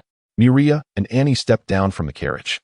Despite their simple attire, their outstanding appearance and demeanor were unmistakably distinguished, marking them as individuals of no ordinary standing. The attendant realized he had encountered a wealthy patron and knew that providing excellent service would yield generous tips. At the front desk, the attendant promptly instructed the staff, "Quickly, prepare 2 adjacent top-tier rooms." The registration personnel wasted no time, swiftly recording the details and producing 2 keys. The attendant then approached Miria, saying, "Please follow me." They ascended to the 3rd floor, where the attendant opened the doors to 2 splendid rooms. Miria stepped inside one, noting its luxurious decor and immaculate condition. "This will do. How much for a night's stay in both rooms?" 10 silver coins per day. Without needing further prompting, Zilaf produced 22 silver coins for the attendant, adding, "The excess is for your tip." The attendant's face lit up at the sight of the 2 silver coins tip, and he handed the keys to Zilaf before departing. Chapter 76. Shopping. Miria gazed out of the window at the street below. It was only afternoon. A splendid time for a leisurely shopping excursion. He turned to Annie and proposed, "Shall we go shopping?" Annie exclaimed in delight, "Absolutely." Zilaf, addressing Miria, requested, "My lord, may I have permission to roam the city alone?" "Go ahead," Miria replied. Zilaf, with a respectful noble bow, departed, embodying the elegance and decorum of his class. As Zilaf left, Annie approached Miria, affectionately linking her arm with his, and said, "My lord, let us embark on our shopping adventure." The warmth radiating from her arm momentarily sent Miria's thoughts adrift. "Let us proceed," he agreed. Given that entry into Black Rock City required a fee, the streets were devoid of beggars and the impoverished, maintaining a pristine and orderly appearance. Miria observed Annie's attire and then glanced at his own. It seemed their first stop should be acquiring a dozen new outfits. Carriages for hire lined the streets, providing transportation throughout the city. The drivers were well versed in the local shops. Approaching one such carriage, Miria inquired, "What is the fare for an afternoon rental?" 10 silver coins, came the prompt response. Without hesitation, he paid the fare and took a seat in the half-open carriage, instructing the driver, "To the finest clothing store in Black Rock City." "Very well, please secure yourselves," the driver replied. As the carriage glided smoothly along the city's flat roads, Miria found himself captivated by Annie's radiant smile. Noticing his gaze, Annie boldly met his eyes. Miria, unable to resist, pulled Annie into his embrace, teasing, "It appears you possess quite the daring spirit." Annie chuckled, "I have always been fearless." "Oh, to what extent?" he inquired playfully. "That depends on you, my lord. Perhaps I shall attend to you tonight?" Annie replied, her tone light yet suggestive. "I am nearly of age. In 6 months, I shall be an adult," she added. Miria responded, "We shall discuss this when you come of age. It is too soon now." Annie, gazing into Miria's earnest eyes, asked, "Why is that?" "It is detrimental to your health at such an early age." Hearing this, Annie felt a wave of emotion and exclaimed, "My lord, you are truly kind. Since you commend me, what reward shall I receive?" Miria teased, scanning her surroundings. Annie timidly pressed a kiss upon Miria's cheek, then lowered her gaze shyly. Miria chuckled, "I genuinely believed you were audacious. It seems you were merely feigning bravado." Annie blushed. responding, "We are in public. How mortifying it would be if someone saw. Fear not, for there is no one around. How about I gift you something?"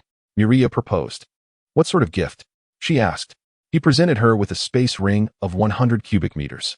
As she placed it on her finger, leaving her spiritual mark upon it, she exclaimed, "My lord, you are truly wonderful." "Of course, I am not one to be stingy," he replied. Their banter continued, and soon they arrived at the clothing store. The driver announced, "Ladies, this is the finest clothing store in Black Rock City, with prices starting at 1 gold coin." Miria marveled at the opulent decor of the shop, which hinted at the exorbitant prices of the garments within. Entering the store, they were greeted warmly, their lavish attire ensuring they were not hindered. Miria was not one to disguise his status, and for a shopping trip, it was only fitting to don attire befitting his rank. The shopkeeper, a strikingly beautiful woman of ample figure and regal presence, approached them. "Welcome, esteemed guests. What styles are you seeking today?" Miria, lacking the acumen for selecting garments, replied, "Please choose something suitable. Cost is not a concern." The shopkeeper's eyes sparkled with the prospect of a lucrative sale. "Very well, I shall select the finest for you," she said, assessing both Miria and Annie with keen scrutiny. As she navigated the array of clothing, she personally curated 2 exquisite outfits, presenting them to Miria. "These 2 sets have been meticulously chosen for you. They will surely compliment you." Miria accepted the garments and inquired, "Where is the fitting room?" The shopkeeper guided them to the fitting area, and when they emerged clad in their new attire, her eyes widened in admiration. Miria exuded an aura of nobility, reminiscent of a king, while Annie radiated grace and elegance, akin to a queen. Their presence was a perfect match. Standing before the mirror, they admired their reflections, thoroughly pleased. Miria declared, "Yes, pack this set, and let us select a dozen more." Seizing the opportunity for a substantial sale, the shopkeeper exerted her utmost effort to curate suitable outfits. Soon, 13 ensembles were selected. After gathering their purchases, it was time to settle the bill. Due to the volume of clothing, the shopkeeper took a moment to calculate, finally stating, "That will be a total of 500 gold coins." Miria produced 5 magic stones, saying, "No need for change." Upon seeing the magic stones, the shopkeeper eagerly accepted them, knowing their exchange rate was 1 to 100. In reality, 100 gold coins would scarcely procure a single stone. After escorting Miria and Annie to the exit, the shopkeeper warmly declared, "Next time you purchase clothing, I shall offer you a 10% discount." Once back in the carriage, Miria instructed the driver, "Take us to the finest restaurant in Black Rock City." His choice to dine out after a day of shopping stemmed from a desire to escape the monotony of daily meals of sweet potatoes, corn, and bread consumed in the Monster Mountain range. This time, he longed for a delightful culinary experience. Upon entering the restaurant, Miria immediately requested the best private dining room and instructed the staff to serve every dish on the menu. As the premier dining establishment in Black Rock City, the prices here were steep. A single meal could easily cost dozens of gold coins, and ordering every dish would accumulate to several hundred coins. The prospect of such a significant sale even drew the owner to personally attend to their table, recognizing that such patrons were undoubtedly distinguished. Soon, the dishes began to arrive. Miria eagerly sampled the culinary delights, relishing the flavors after years of monotonous fare. The food was exquisite. Once their meal concluded, they settled the bill, which amounted to 492 gold coins. The owner rounded it down to 490 gold coins. Chapter 77. Candlelight Dinner. Miria scrutinized the young girl closely. Aesthetically, she was quite appealing, and it was evident that her figure, concealed beneath the cloak, was commendable as well. However, the aura she emanated was subtly different from that of a human. Could she possibly be non-human? Zelif said, "Anya, remove your hood." The girl, referred to as Anya, unveiled her face, revealing a pair of furry ears perched atop her head and a pair of eyes that radiated a hint of trepidation. This delicate, helpless demeanor profoundly touched Miria's heart. A beast folk. Miria was astonished to discover that she was a beast folk from the Gurga Prairie. Upon learning that this world was inhabited by these adorable beings, he had resolutely decided to include one in his harem. Now, fate had presented him with one. Judging by her ears, she appeared to belong to the catfolk tribe. Miria inquired of Zelif, "What type of beast folk is she?" "She is of the Katkin clan." To Miria's surprise, Zelif had a penchant for beast folk. "Ah, Zelif, you must free her from her slave contract." Zelif remained silent, though a look of confusion crossed his face. Miria elucidated, Within my domain, there are no slaves. Such contracts are strictly prohibited. I see. As a legendary mage, Zelif could easily nullify a mere slave contract. Anya gazed in disbelief as the mark of slavery vanished from her hand. She was no longer a slave. Finally, Miria addressed Zelif, saying, "She is now your responsibility. I need not say more, yet you must instruct her on the rules of the territory, and perhaps you could learn a thing or two as well." Understood.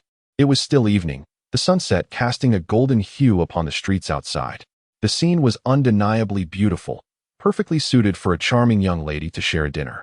Conveniently, there was a table and chairs on the balcony. Observing the modest setting, Miria felt it needed embellishment. Thus he adorned it with the items he had procured, presenting a feast accompanied by wine. Entering the room, he gently covered Anya's eyes with his hand and led her to the balcony. Releasing his grip, Anya beheld the transformed balcony, her face alight with surprise. The vine-wreathed balcony, the candlelit dinner, and the fading sunlight outside deeply moved her heart. Although such gestures might seem kitsch, their effectiveness was undeniable. Miria approached Anya and asked, "Would you, the beautiful lady, grant me the pleasure of your company for dinner?" "Certainly." A candlelight dinner is more about the ambience than the food. After their meal, the sun had completely set, and the sky was adorned with a myriad of stars. The two sat side by side, admiring the celestial display. Anya pointed to the brightest star, declaring, "That is the realm of the god of light.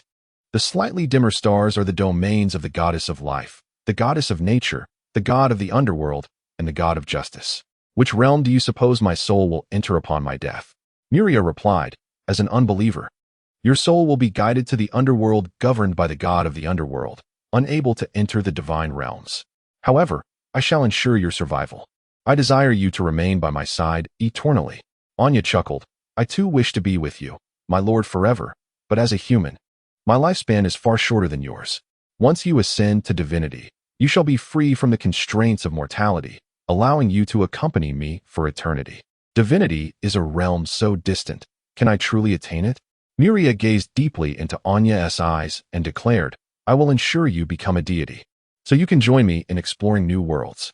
Anya smiled sweetly, "Then I shall rely on you. Let it be settled then. You shall remain by my side forever." Agreed. They nestled together, gazing at the vast expanse of stars. Miria reveled in the tranquil atmosphere of the moment.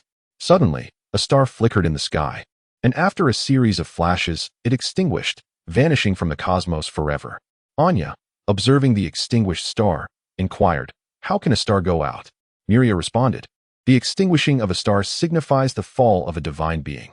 Anya gasped, "The fall of a divine being? Can divinities perish?" "Indeed, even divine beings are not immortal.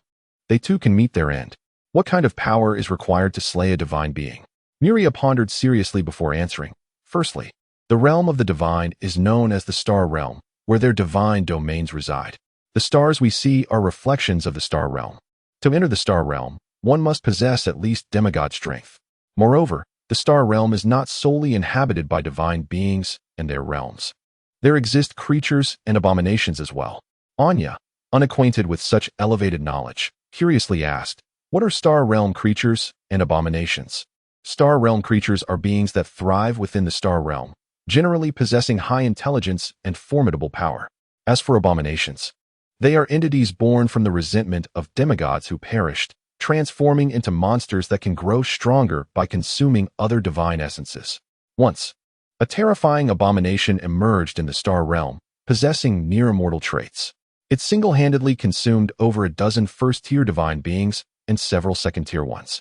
Ultimately, it required the combined efforts of several fourth-tier divine beings to seal it away. The star realm houses many such abominations, which possess incredibly resilient life forces, only able to be gradually diminished through sealing.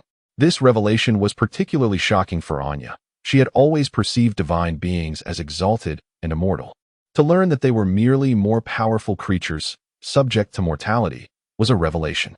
Anya suddenly posed a question: what distinguishes a divine being from a deity? Miria explained, "A deity is one who continuously comprehends the laws of existence. Upon mastering a law completely, they ascend to divinity.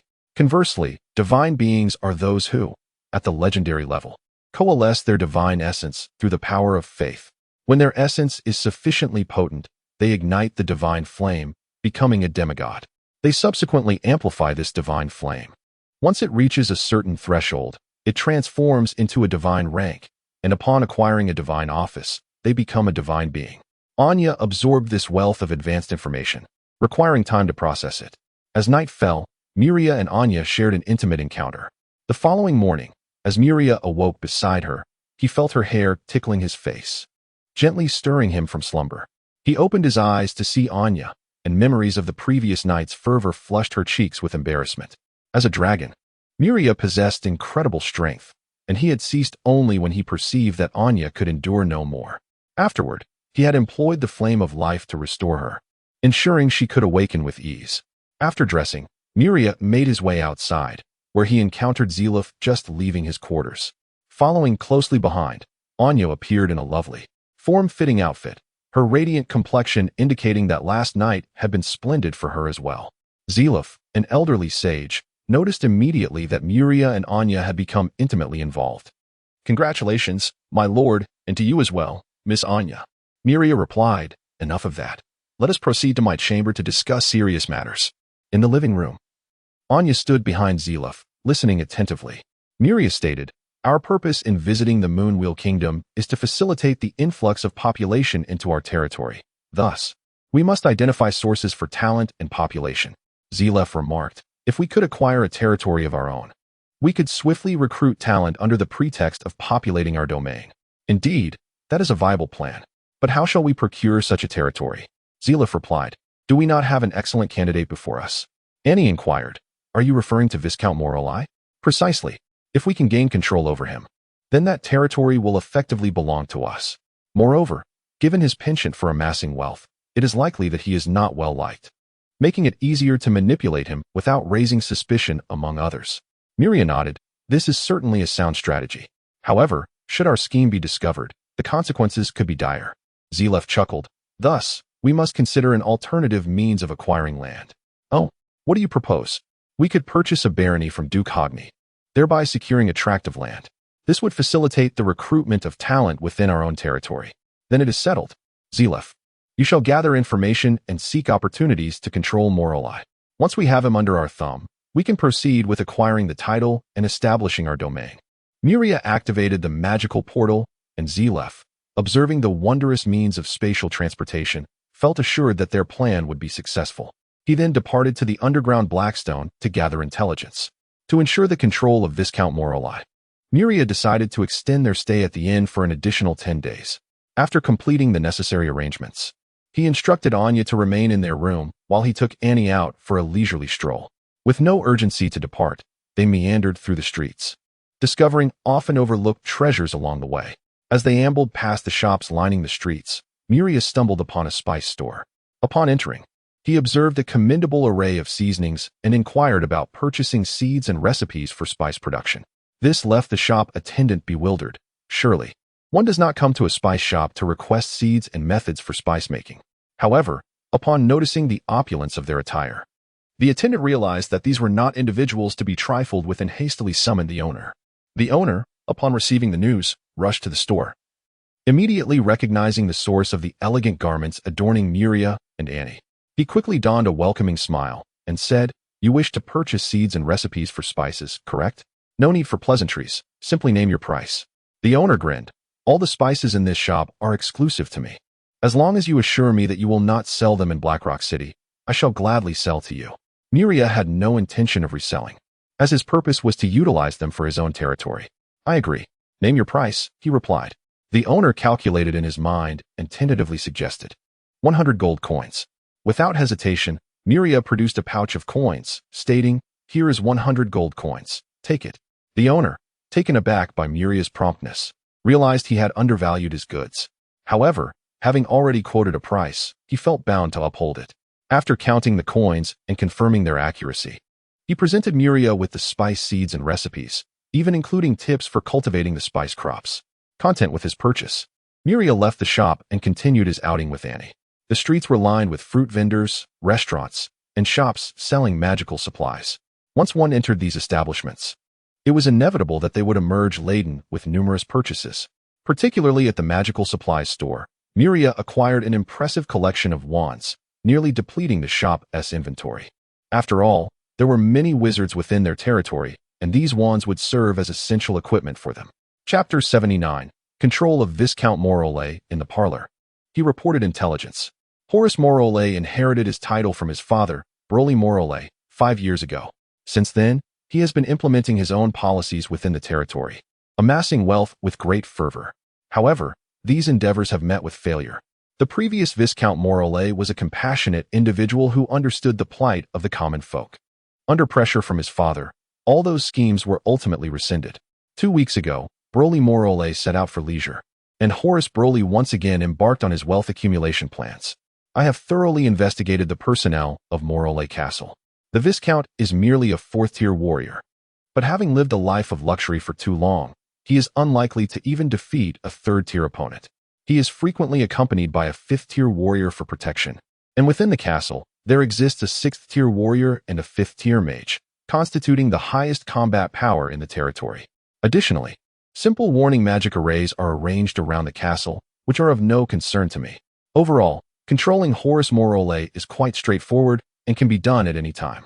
Zerov's operational capabilities are truly commendable. He has gathered intelligence with remarkable precision, leaving no stone unturned, except perhaps knowing the color and style of Horace Morole's undergarments. Given this, let us visit him tonight to seize control and expedite our plans.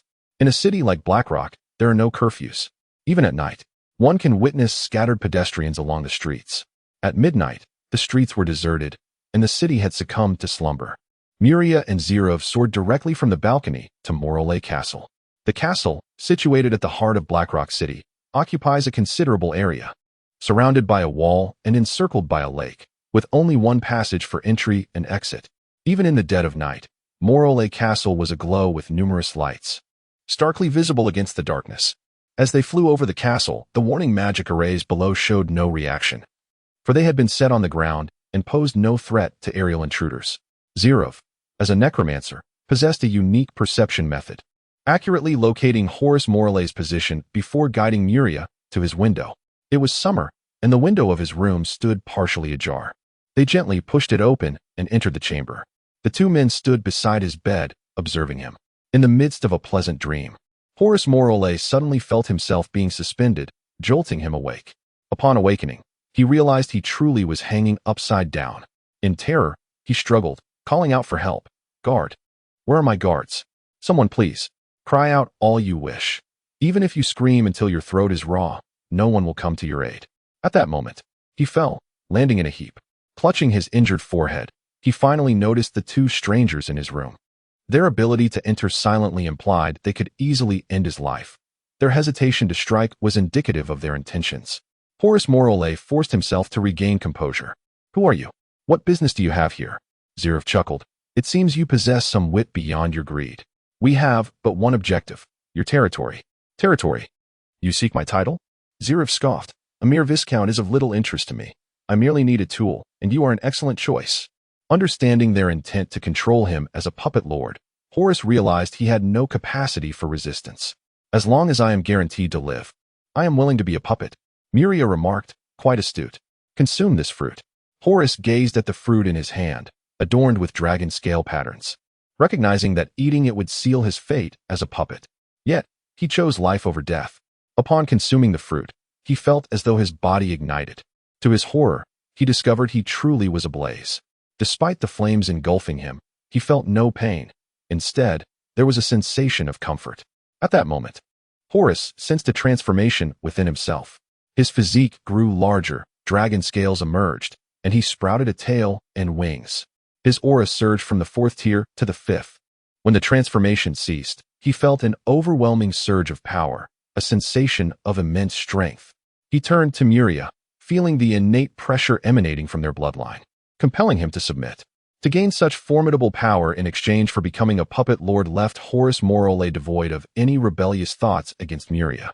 Seeing the change in Horace, Zerov inquired, "My lord, what is that fruit?"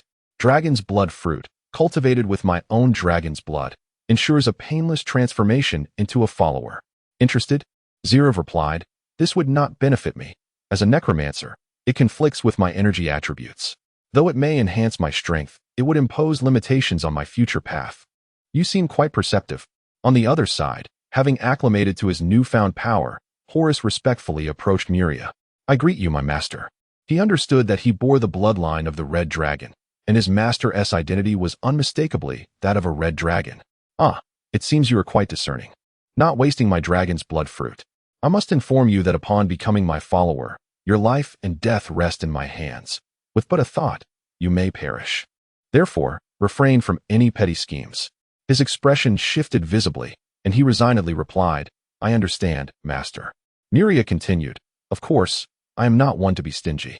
As long as you diligently fulfill the tasks I assign, the rewards shall be plentiful. I understand, master. I will come to reside with you tomorrow. Ensure that 2 rooms are prepared. I understand. Very well, until tomorrow. With that, Muria and Zirav departed through the window. Horus Morole watched the two ascend into the sky, his jaw dropping in astonishment. To fly as legends do signifies that he has aligned himself with powerful allies. The resentment he once harbored evaporated.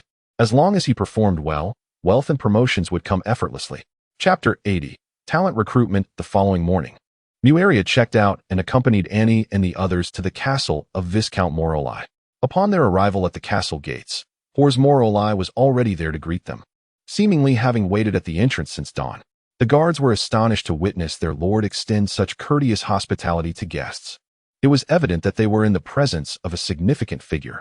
Aware of this, the guards immediately stood at attention, determined to present their finest demeanor and not bring shame to their lord. As Horus led the way, Muaria and his companions leisurely followed behind. Entering through the grand gates felt utterly distinct from scaling the walls. The night before, their entry into the castle was shrouded in darkness, leaving them unable to fully appreciate the surroundings.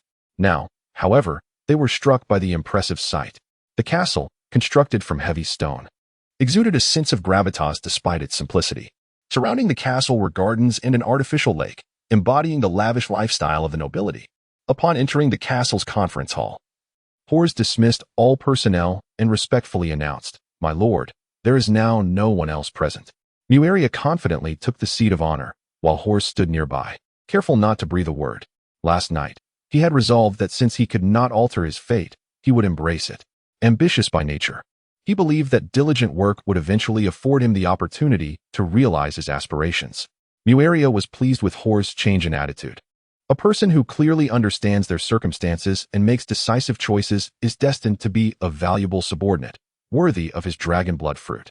Seated at the head of the table, Muaria spoke, Let us now address the matter at hand. Zilef, please outline the plan. Yes, my lord, Zilef replied. Horus, now that you are aware of our lord's identity, I trust you are curious about our intentions. Horus nodded in agreement. He had pondered extensively the night before and concluded that being a vassal of the Red Dragon meant he must find ways to amass wealth. After all, the Red Dragon was notoriously greedy, and history was replete with instances of dragons manipulating the nobility for profit. However, he was uncertain whether this would indeed be the case, as displeasing his master could lead to dire consequences. Zilef produced several books and said, You should first peruse these texts. As Horus examined the contents, his expression grew increasingly animated. The books provided by Zilef were philosophical works of Marx. After skimming through some passages, he inhaled deeply, striving to maintain his composure. It appeared he had underestimated his master's grand ambitions. Zilef chuckled, What do you think? Are you astonished? Indeed, this is truly monumental. Horus exclaimed. Will you retreat? Zilef inquired. Horus solemnly affirmed, I shall remain eternally loyal to my master. Zilef continued, Now, to the crux of the matter. Our lord's territory requires a significant influx of talent for development, and we need you to spearhead the recruitment efforts across all fields. Curiously, Horus asked, Isn't the lord's territory here? Muaria smiled and replied, If that is the case, then accompany me to observe my domain. Addressing Horus, he added, I will maintain my presence here. You should know what to do. Muaria felt a sense of reassurance regarding Horus' awareness. Having a subordinate with such qualities was indeed comforting. That very day, Horus Moroli's orders were dispatched from Blackrock City, closing the toll gates established along the territorial roads and in urban areas. Another proclamation soon followed, announcing that the Viscount would be recruiting personnel throughout the entire territory to prepare for the construction of a new city, necessitating a substantial influx of population and talent. Under Horus' diligent efforts, The news spread rapidly among all inhabitants of the territory. While the first announcement held little significance for those rarely departing their villages, the second was enough to send shockwaves through the populace. The prospect of a new city. This signified opportunities and a new life. Many could no longer contain their excitement and hastily set out for Black Rock City. In the afternoon, an even more astonishing piece of news circulated throughout the territory, reaching even those beyond its borders. In a small town within the Moroli territory, a messenger posted the Viscount's latest decree on the notice board, drawing a crowd of curious citizens. One literate individual read aloud the contents, proclaiming that, effective immediately, agricultural taxes would be reduced to 30%. Furthermore, due to natural disasters and crop failures, citizens could report their circumstances for potential tax reductions or exemptions. Those who suffered total crop loss could apply for grain subsidies. The citizens erupted with excitement upon hearing this. Is this true? A 10% tax reduction and tax relief for crop failures. Could it be real? The literate individual responded, "It is posted publicly, so it must be true. How wonderful. I was worried about how to cope with the reduced harvest. But this is a relief. Thank you, my lord. Indeed, our lord is the finest I have ever encountered." As a viscount, Moroli governed a territory of considerable size, comparable to that of a city. Numerous merchant caravans passed through daily, and the morning's announcement of wave tolls had already astonished the merchants. Now, with the news of reduced agricultural taxes, they were left bewildered. This Moroli viscount had never been perceived as particularly benevolent. What had prompted such a sudden change of heart? While the merchants were intrigued, they remained focused on their own affairs, as governance was ultimately the responsibility of the nobility. Unbeknownst to them, the news spread to other territories, stirring interest among those who learned of the favorable conditions. In the territory of Baron Halley, a neighbor to Viscount Moroli, the Baron lacked ambition. Content to lead a life of complacency. To enhance his comfort, he had recruited an adept steward from Hogney City to manage his domain. The steward was efficient, ensuring the territory was well organized, allowing Baron Halley to enjoy a rather comfortable existence. However, the steward felt his talents were underutilized. Upon hearing of Viscount Moroli's decree, he recognized the Viscount as a leader with ambition and drive, a stark contrast to his own lethargic lord. He resolved to investigate, and should he find Moroli suitable, he would gladly switch allegiances. As a steward, he possessed considerable freedom and took a few days' leave to journey to Viscount Moroli's territory. The news of Moroli's decree spread swiftly to neighboring lords. They understood that the potential influx of farmers seeking refuge was imminent, yet they paid little heed, as a few departing farmers would not significantly impact their estates. Chapter 81. Recruiting talents. After issuing the order, Hosmorol established a special recruitment point outside the city. Anyone possessing a unique skill could register here and subsequently gain entry into the Lord's castle. Thus, individuals with exceptional abilities were received, and upon entering the castle, they met the true steward, Muria. Through amicable discussions, they decided to bring their families to participate in the development of the territory. Muria instructed Sane to attend to these talents diligently. Initially, upon encountering the magical creatures, they were filled with trepidation. However, they soon realized that these beings had names and emotions, and apart from their appearance, they bore no significant differences from humans. In addition to these talents, Muria also brought all other farmers from different territories to the land. At first, these farmers were apprehensive, but they quickly adapted to their new surroundings. Thanks to the abundance of high-yield crops, they no longer had to worry about hunger, and thus, they worked with great vigor, adapting faster than the talents. Nearly a month had passed since Viscount Morol's decree, and the developments here had reached even Duke Hogney's ears. After sending someone to investigate and finding no issues, he chose to take no further action. In early August, Haas, gazing at the elderly man before him, exclaimed with excitement, "Wonderful! Master Joan, we have finally brought you here." Joan was a designer specifically invited from Hogney City, known as a city planner. His skills were merely average in Hogney City, yet he possessed an advantage. He was a solitary man, with no ties beyond his established apprentice. Such a person was ideally suited for entering the territory. Muria observed as Joan clarified the situation before him, realizing that whether to construct the city depended solely on Joan's intentions. Soon, Joan articulated his conditions. "I can assist you in building the city, but you must also help me realize my dream." Having lived for 50 years, Joan had designed numerous city blueprints, yet only a few had come to fruition. The one he cherished most remained unbuilt due to its grand scale, which few could afford. Oh, what is this dream? Joan reverently retrieved a large box, standing a meter tall, from his spatial ring. Upon opening it, he revealed an abundance of design blueprints. These are the fruits of my labor over the past 20 years. My dream is to see them constructed. Miria, upon examining the thickness of the blueprints, surmised that this city was no ordinary design. Otherwise, it would have been constructed long ago. Do you have an overview map? Let me see, he inquired. Joan presented a few top sheets, and as Miria gazed at the hand-drawn renderings, he couldn't help but exclaim, "What a beautiful city." Joan's face lit up with joy at the praise for his most cherished work. Miria contemplated that this city would be perfect as the future capital. "Joan, I agree with your dream. I shall support you in constructing this city." Joan, overwhelmed with excitement, replied, "Really, my lord?" "Indeed. However, I have one stipulation." "What is that?" "This city is designed for humans, yet my kingdom will not consist solely of humans." Joan understood. "I comprehend, my lord. I will modify the blueprints." This puzzled Miria. "Isn't this your life's work? How can you so readily alter it?" Joan replied with calm certainty, "Over the years, my horizons have broadened, leading me to consider modifications I had previously hesitated to make. Now, I have resolved to amend the designs." Miria smiled. "Then welcome aboard, Mr. Joan." The title of Mr. underscored Miria's respect and regard for him. After escorting Joan to the territory, Sane arranged a private room for him to revise the blueprints. Upon arriving at the Monster Mountain Range, Joan found new inspiration and decided to undertake a substantial revision of his designs. He yearned for the world to witness his work. Following Joan's reception, another unique talent arrived. Observing the middle-aged man, approximately 40 years of age, Miria discerned a sense of confidence about him. "You claim to be applying for the position of Chief Steward of the territory?" "Indeed." "Then please, introduce yourself." "My name is Goyado. I am 40 years old. I graduated from the Hogni City Steward Academy and have served as a steward for 22 years. Currently, I hold the position of Chief Steward under Baron Harry." Miria turned to Haas. "What sort of person is this Baron Harry?" Haas responded, "He is but a dreamless slacker, whose life goal is to merely exist."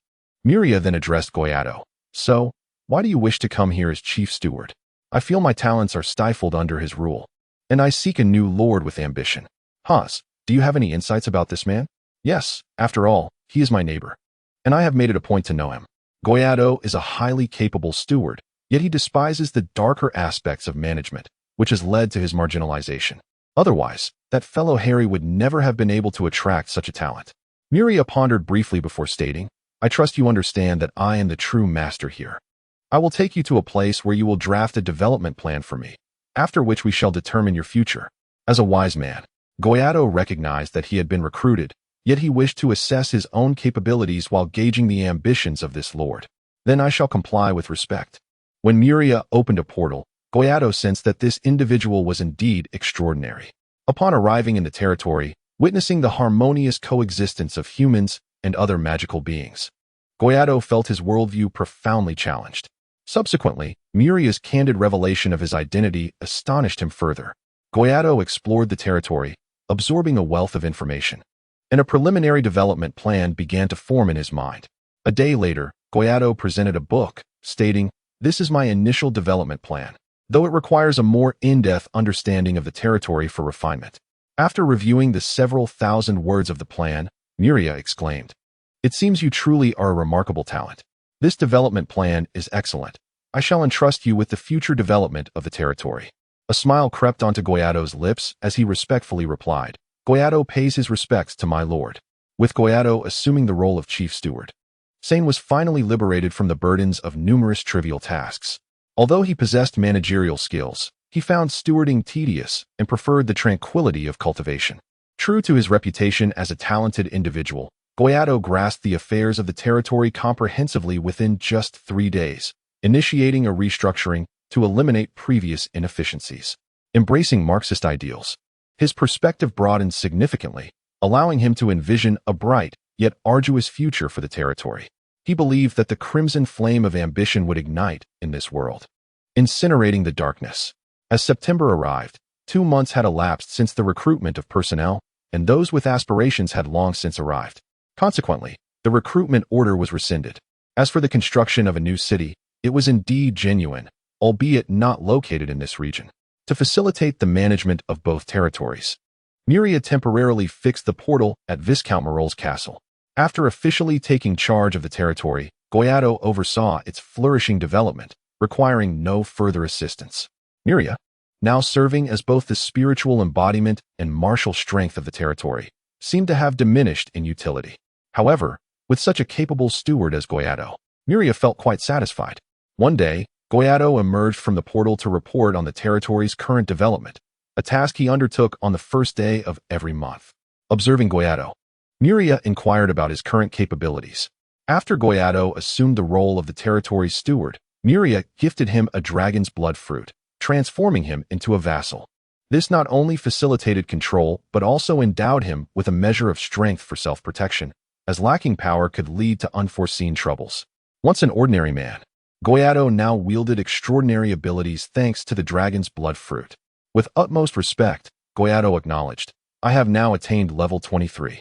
While this was commendable, he recognized that being at the third tier was still rather weak, albeit with some capacity for self-defense. Please proceed with your report," he continued. "Yes, my lord." Goyato then presented a meticulously compiled dossier of statistical information to Miria, relying on his exceptional memory to convey the details. "The development of the territory is now on the right track.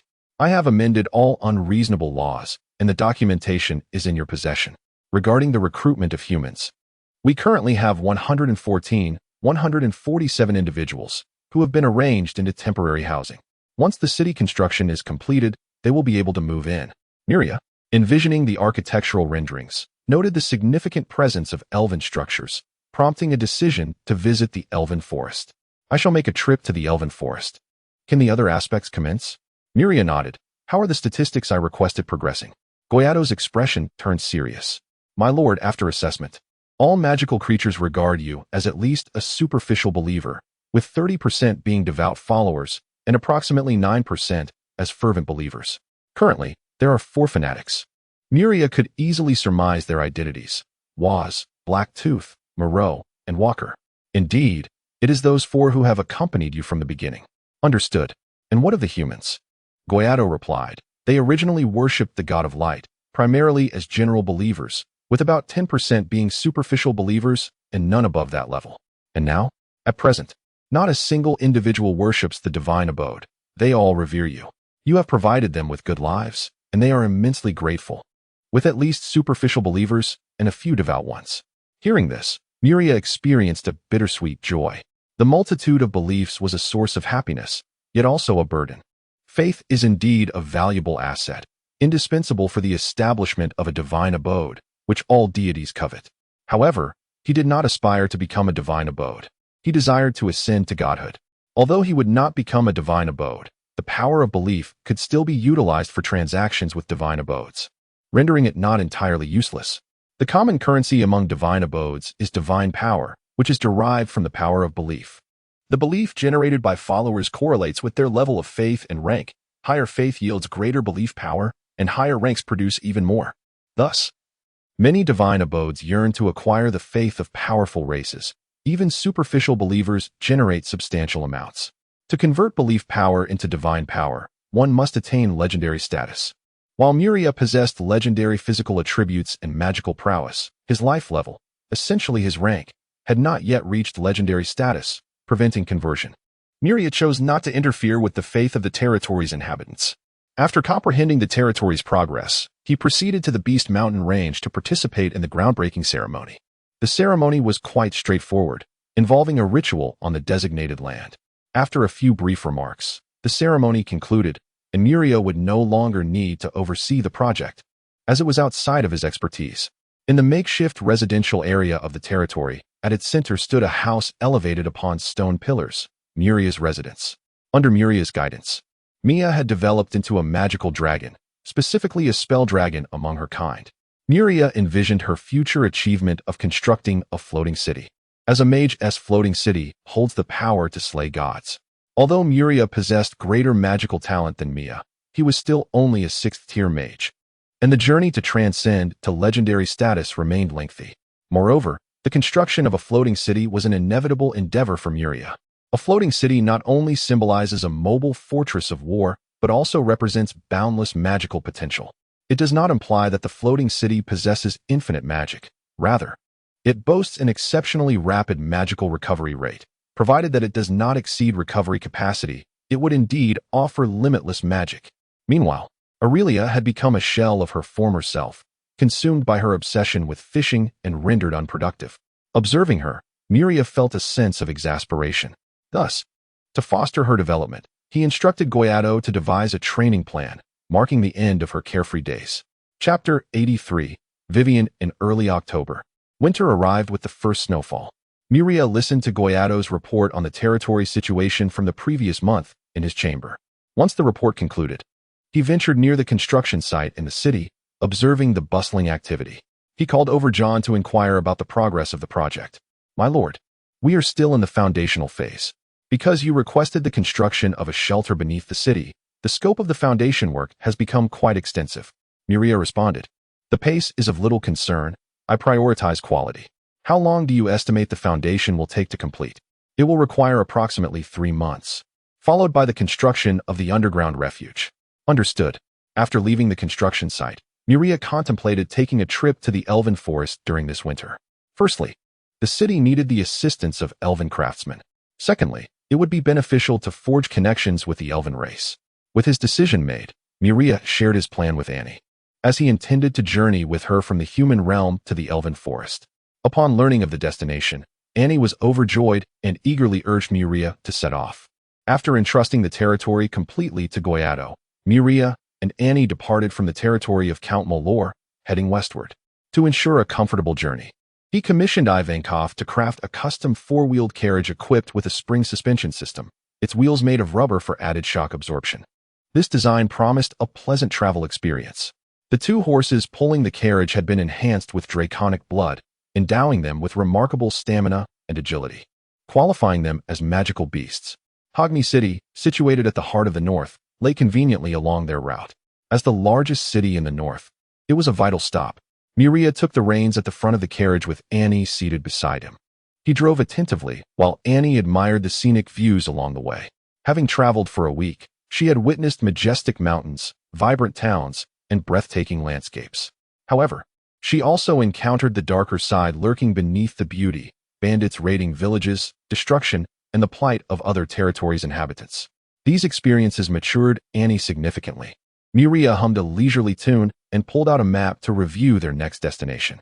Their upcoming stop was Halamig City, a prosperous city ranking among the top 10 in the north. Assessing the sky, Miria decided to quicken their pace to reach Halamig by afternoon. Before long, he noticed a silver-haired maiden on the road ahead. Judging by her silhouette, she possessed an appealing figure, an instinctual observation. Vivian, walking along the path, heard the sound of hooves behind her and turned to see the carriage, joyfully waving her arms in delight. Since leaving Dragon Island, she had been traveling across the continent. In her haste, she had neglected to take a map, often finding herself lost on her journey. Whenever she wandered astray, she would locate her path from the skies and follow the trails to human settlements. Though a dragon, Vivian found walking to be no strain. Yet she was eager to utilize convenient transport. Miria halted the carriage before Vivian, captivated by the ethereal beauty before him. Sensing her draconic essence, she was of his kind. No wonder she was so stunning and dared to wander alone in this realm. Vivian, in turn, felt Miria's presence and was astonished to encounter a kin in human territory. "Ah, what a surprise to meet another of my kind here. Greetings, I am Vivian, the Silver Dragon." With wide-eyed wonder, she regarded Miria as if she had discovered a fascinating toy. "A red dragon. Aren't they typically hot-tempered? You seem quite calm." "My temperament has always been quite amiable." "Is that so? Where are you headed?" "We plan to journey westward to the elven forest." Vivian's eyes sparkled with excitement. "To the elves? How wonderful. May I accompany you?" "Of course." "Oh, joy!" Vivian exclaimed, leaping with delight and taking a seat atop the carriage. Before long, they grew familiar with one another, and Miria learned that she hailed from Dragon Island, the dwelling of dragons in this realm, where nearly half of the dragon population resided, the remainder scattered across the continent. Furthermore, the semi-divine beings of the dragon race predominantly resided on Dragon Island, a place shrouded in mystery for Miria, who had been born outside its confines. "Vivian, could you share some insights about Dragon Island?" Eagerly and naively, Vivian cheerfully obliged. Dragon Island is located to the southwest of this realm, surrounded by a cluster of small islands that form a natural maze, effectively deterring most humans from intrusion, though it poses no challenge to legendary beings. The island is home to a vast number of dragons, primarily metallic and chromatic dragons. Currently, there are 13 semi-divine dragons residing there, with 5 metallic and 5 chromatic, alongside 3 others, the Lava Dragon, Sapphire Dragon, and Storm Dragon. Annie, upon hearing about the Sapphire Dragon, brightened considerably. Miss Vivian, is the Sapphire Dragon truly one with scales resembling sapphire? Vivian, understanding Annie's fascination, clarified, the scales of the Sapphire Dragon are merely blue, resembling sapphire. Such splendid scales must be beautiful. Indeed, they glisten radiantly under the sun. Do you have any dragon scales with you? I would love to see them. When it came to such treasures, females of any race shared the same enthusiasm. As a dragon, Vivian possessed some. She retrieved a palm-sized scale from her spatial ring, which shimmered with a mysterious luster in the sunlight. Wow, it truly is beautiful. After a moment of hesitation, Vivian declared, I'll give this to you. Really? Of course. Annie accepted the scale with elation. Thank you. Miria regarded Vivian with newfound admiration. It was known that all dragons cherish treasures, and gifting one represented a recognition of friendship. With Vivian joining their ranks, the journey became increasingly joyous. In the afternoon, a sizable city emerged on the horizon. Halamig City had arrived. Chapter 84. The City of Halamig. One of the 10 most prosperous cities in the north, is directly governed by Duke Hogni. This vibrant city boasts a flourishing trade that generates substantial commercial taxes each month, serving as a crucial source of income for the Hogni family. The influx of people entering and exiting the city results in long queues at the city gates. Beside these lines are the caravans, with numerous merchant vehicles awaiting entry. Vivian, witnessing the bustling life of the city for the first time, exclaimed, Wow, there are so many people entering the city. Miria chuckled. Halamig has a resident population exceeding 1 million, and with the daily influx of merchant caravans and buyers from other regions, the population often swells to around 1.3 million. 1 million people, that's quite a lot, Vivian remarked. Indeed, the large population and thriving commerce here are complemented by 3 8th-tier powerhouses stationed within the city, 2 of whom belong to Duke Hogni, while the other is affiliated with the church. Vivian inquired, The church? Is it the clergy of the God of Light? Yes, in this realm. The predominant faith among humans is that of the God of Light, with few followers of other deities. In such a grand city, it is only natural for a figure of archbishop stature to oversee it. As they chatted, their carriage rolled into the city, overwhelmed by the spacious and opulent streets. Vivian could hardly contain her desire to shop, a sentiment echoed by Annie. Let us not rush. Let us first find accommodation before indulging in retail therapy. With ample funds at their disposal, they checked into a lavish inn. Although Vivian, as a member of the dragon race, had no qualms about the expense, she still felt a pang of regret for quite some time. When they finally ventured out to shop, she cast her eyes upon exquisite garments and jewelry, spending liberally without a second thought, a stark contrast to her earlier hesitance regarding lodging costs. It seems, regardless of race, females have an uncanny ability to disregard expense when it comes to shopping. As dusk fell, they arrived at the city's center, the heart of its bustling activity. Here stood a grand edifice, the marketplace directly managed by the Hogni family, renowned as the largest and finest in the city. Upon entering, the opulent decor suggested that the items within would be far from inexpensive. The luxurious surroundings immediately captivated both women, who made their way inside. The first floor was replete with lavish, everyday items, clothing, accessories, and furniture. Women, particularly enamored with beautiful attire and jewelry, found themselves enthralled despite having already purchased a plethora of exquisite garments. In this paradise of fashion and adornments, Annie and Vivian soon amassed an impressive collection of items, their total expenditure reaching several tens of thousands of gold coins, a sum that, even in such a lavish setting, was noteworthy. The floor manager recognized their status as esteemed guests. Esteemed patrons, greetings.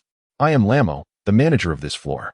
Given your demonstrated purchasing power, I would like to extend an invitation to our annual auction held by the Hogni Trading Association. Miria replied, An annual auction sounds delightful. I accept your invitation. Lamo produced a gilded invitation from his pocket, saying, Please keep this invitation safe. The auction will commence on October 10th. An entry will be granted upon presentation of this card. Returning to their inn, they began to tally their purchases. Annie alone had acquired dozens of outfits and over 100 pieces of jewelry, totaling nearly 60,000 gold coins. This revelation caused even Miria, with his considerable wealth, to feel a twinge of concern. After all, money does not come easily. Vivian, though her total was slightly less at around 50,000 gold coins, was equally stunned. How could I have spent so much when I didn't buy that many items? As she glanced at her dwindling reserves of a few thousand gold coins, the forthcoming days appeared daunting. After a brief admonishment, Miria assured Annie that she need not spend so extravagantly in the future. Observing her newfound sense of responsibility, he resolved to reward her later that evening. That night, as Vivian lay awake, disturbed by sounds from the neighboring room, she found herself regretting her keen sense of hearing. The following morning, Miria and Annie awoke refreshed, only to find Vivian casting them a lingering, reproachful glance. "Why are you looking at me like that?" Miria inquired. "Oh, it's nothing. I just wondered if you could be a bit quieter next time. I couldn't sleep next door." "If you couldn't sleep, you could have closed your ears. Did you really listen in all night?" Vivian quickly shook her head. "No, I wasn't eavesdropping." Yet her expressions and tone betrayed her. Miria leaned closer, whispering, "Perhaps you should join us tonight for a more immersive experience?" At his words, Vivian's face flushed crimson. "Get away from me, you lecherous dragon. Ah, it seems you haven't had such experiences before. Shall I assist you tonight?" Vivian dashed away in embarrassment, leaving Miria amused by her bashfulness and innocence. It is well known that the dragon race does not adhere to monogamous norms. Permanent unions are exceedingly rare, and most relationships are transient, formed merely for the purpose of procreation. The next 2 days saw Miria and Annie exploring the city's various dining establishments, savoring the local delicacies. On the third day, October 10th, the day of the Hogni Trading Association's annual auction arrived. Miria, accompanied by Annie and Vivian, made their way to the auction. This event was a lively occasion, featuring a plethora of rare items for bidding. To facilitate the auction, the Hogni Trading Association closed its first 2 floors, allowing only the third floor's auction hall to remain open.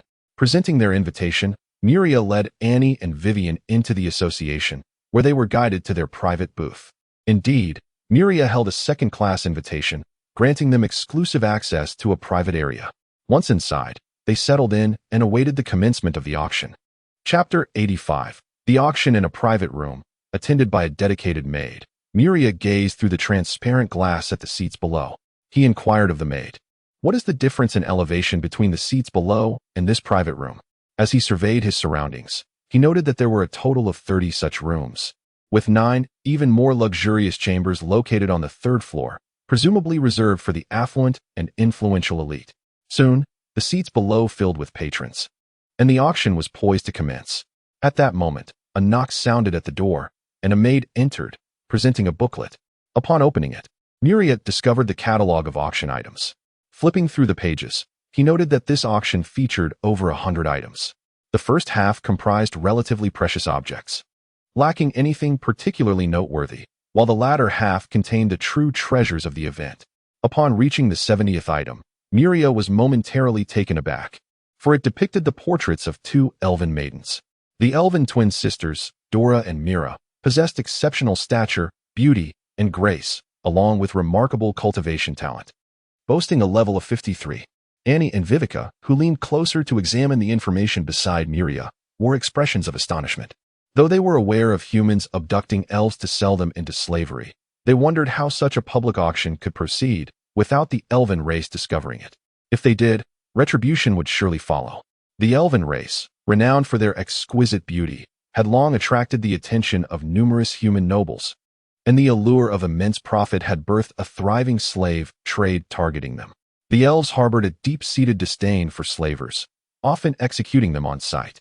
Those who purchased elven captives also faced dire consequences. It is crucial to understand that while the elven race cherished peace, they were never afraid of conflict. Peace did not equate to weakness. As Miria reached the final item in the catalog, he discovered an ancient treasure map, a relic left behind by a once mighty faction. Such an artifact was undeniably captivating, and those in the 3rd floor rooms were likely drawn to it. Soon, a graceful woman ascended the auction stage, her enchanting voice announcing, "The annual auction of the Hogni Trading Company is now commencing. Our first item for bid is a level 5 dagger. This weapon, crafted by a master, is laced with lethal poison, capable of sealing one's fate with a mere cut. The starting price is 100,000 gold coins, with free bidding. Miria had previously perused the detailed information on this equipment. It was indeed a superb weapon. If sold outright, it might fetch around 150,000 coins, but at an auction, a few thousand above that would be anticipated. I bid 110,000 gold coins. I bid 115,000. Do not compete with me. I bid 120,000. You claim not to compete, yet here you are. I bid 130,000. 140,000. The bidding reached 140,000 coins, and at this point, few remained willing to continue. 145,000 coins. 147,000 coins. I bid 150,000. 152,000 coins. 160,000 coins. With that bid, silence fell over the room, and the level 5 dagger was sold for 160,000 coins, just as Miria had predicted. The auctioneer signaled for the second item to be brought forth. This was another level 5 weapon, a battle axe crafted by a master, imbued with the power to unleash astonishing force in an instant. The starting price was set at 100,000 gold coins. Following the initial round of bidding, the competition intensified noticeably, for such a battle axe was far more coveted than the dagger. 110,000. 120,000 gold coins. In no time, this battle axe was sold for 170,000 coins. Many subsequent items witnessed fierce competition, with not a single item failing to sell.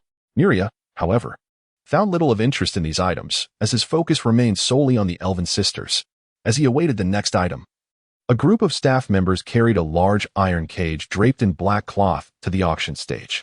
The auctioneer unveiled the cloth to reveal two extraordinarily beautiful elves curled together inside the cage, their terrified eyes scanning the crowd. The mere presence of the elves ignited a frenzy among the attendees. Alas, it is the elven race. I never thought I would witness elves in my lifetime. Such beauty, truly captivating. Alas, I cannot afford them. Indeed, the elven race is a stunning lineage. As the noise in the auction hall diminished, the auctioneer proclaimed, Item 70, the twin sisters of the elven race. Not only are they striking in appearance, but they are also 6th-level sword masters, embodying beauty and strength. The starting bid is set at 500,000 gold coins. This pair of elven sisters had become the object of desire for many. The bidding began briskly, with someone immediately calling out a price of 600,000 gold coins, prompting others to join in the fray. How dare you underestimate them? I bid 620,000 gold coins. Only 620,000. I bid 650,000. They are mine. I bid 660,000 gold coins. A voice from the adjacent room called out, I bid 680,000. The elven sisters, witnessing the fervor of the auction and the ever-increasing bids, felt their hearts sink. The affluent bidders displayed an insatiable desire for the elves, raising their offers without hesitation, each bid escalating higher than the last. When the price reached 800,000 gold coins, only 4 bidders remained on the second floor, still vying for the sisters. To the affluent patrons on the third floor, the elven women seemed effortlessly obtainable. They watched the contention below with amusement, akin to observing a pack of dogs fighting over scraps. The remaining 4 bidders were resolute in their pursuit of the elven sisters. Yet the price had escalated to a point nearing their limits. One individual, eyes aflame with determination, called out 810,000 gold coins, evidently his utmost bid.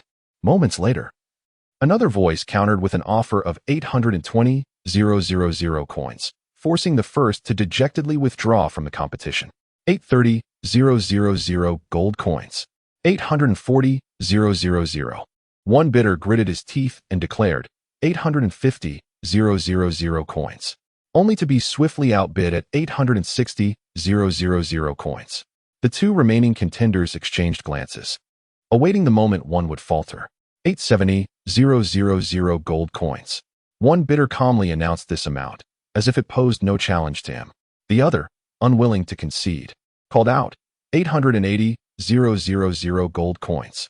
The previous bidder hesitated, contemplating whether it was wise to spend such a fortune on a pair of elven sisters who could potentially bring trouble. Ultimately, he declared, "Very well, you win." Relief washed over the victor, envisioning a future filled with bliss.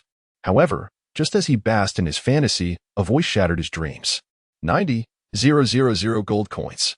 Chapter 86. The elves. The sudden bid drew considerable attention, particularly from a man whose eyes glowed with a fierce intensity as he fixated on Muria, seemingly wishing to consume him whole. The glass walls of the private room allowed those outside to glimpse its inhabitants. The influential figures on the third floor regarded Muria's unexpected appearance with mild amusement, showing little concern for him. The man, now enraged, could only stare at Muria. For had it not been for him, he would have already secured the elven sisters. With 900,000 gold coins on the table, a sum sufficient for procuring an 8th-tier equipment, it surpassed his psychological threshold. Spending such a fortune seemed imprudent. The host, noting the absence of higher bids, announced, "Lot number 70 has been purchased by Box 14. Having acquired what he desired, Muria proceeded to settle the payment and retrieve the elven sisters, and accompanying him.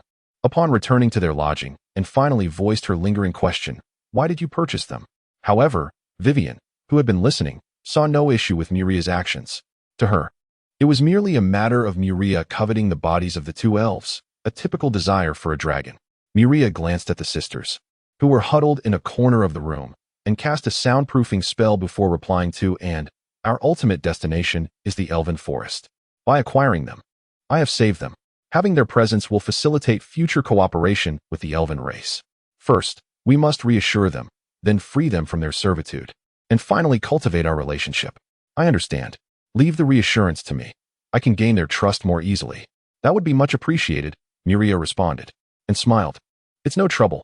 After dismantling the magical barrier, Muria exited the room, taking Vivian with him to allow and some privacy with the elven sisters.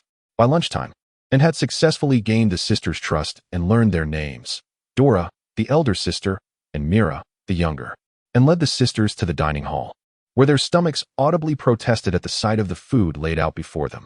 At that moment, Muria appeared and said, "Please, do not hesitate. Come and eat."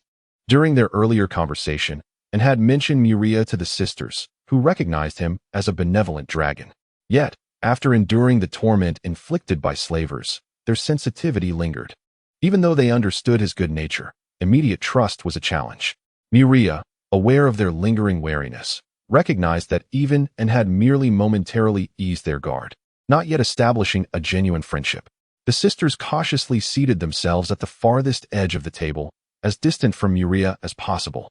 Though Vivian was uncertain of Muria's intentions in acquiring the elven sisters, she could surmise two potential motives: to consume them or to utilize them to foster a bond with the elven race. In her view, these objectives were not mutually exclusive. The atmosphere during lunch grew somewhat peculiar with the addition of Dora and Mira. After the meal, Vivian excused herself, for her meager treasury had run low, and she needed to replenish her funds.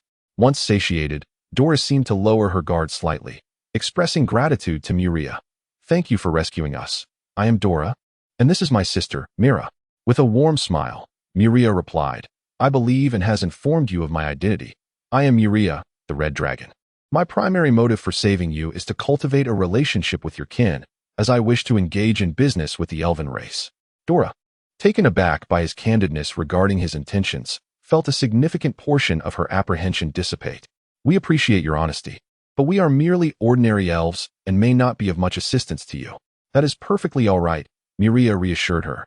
He understood that it was not the opportune moment for deeper engagement, and maintaining a respectful distance was prudent. That evening, as Dora and Mira lay in bed, they reflected on the day's surreal events, their emotions tumultuous and unsettled. The following day, they awoke to find it was already noon. Having been captured, they had been on edge, resulting in restless nights. Now, free from vigilance, they had succumbed to a deep slumber. Upon rising, they discovered a meal prepared for them on the table, the gesture soothing some of their inner turmoil. Muria spoke kindly, "Please do not be anxious. I mean you no harm."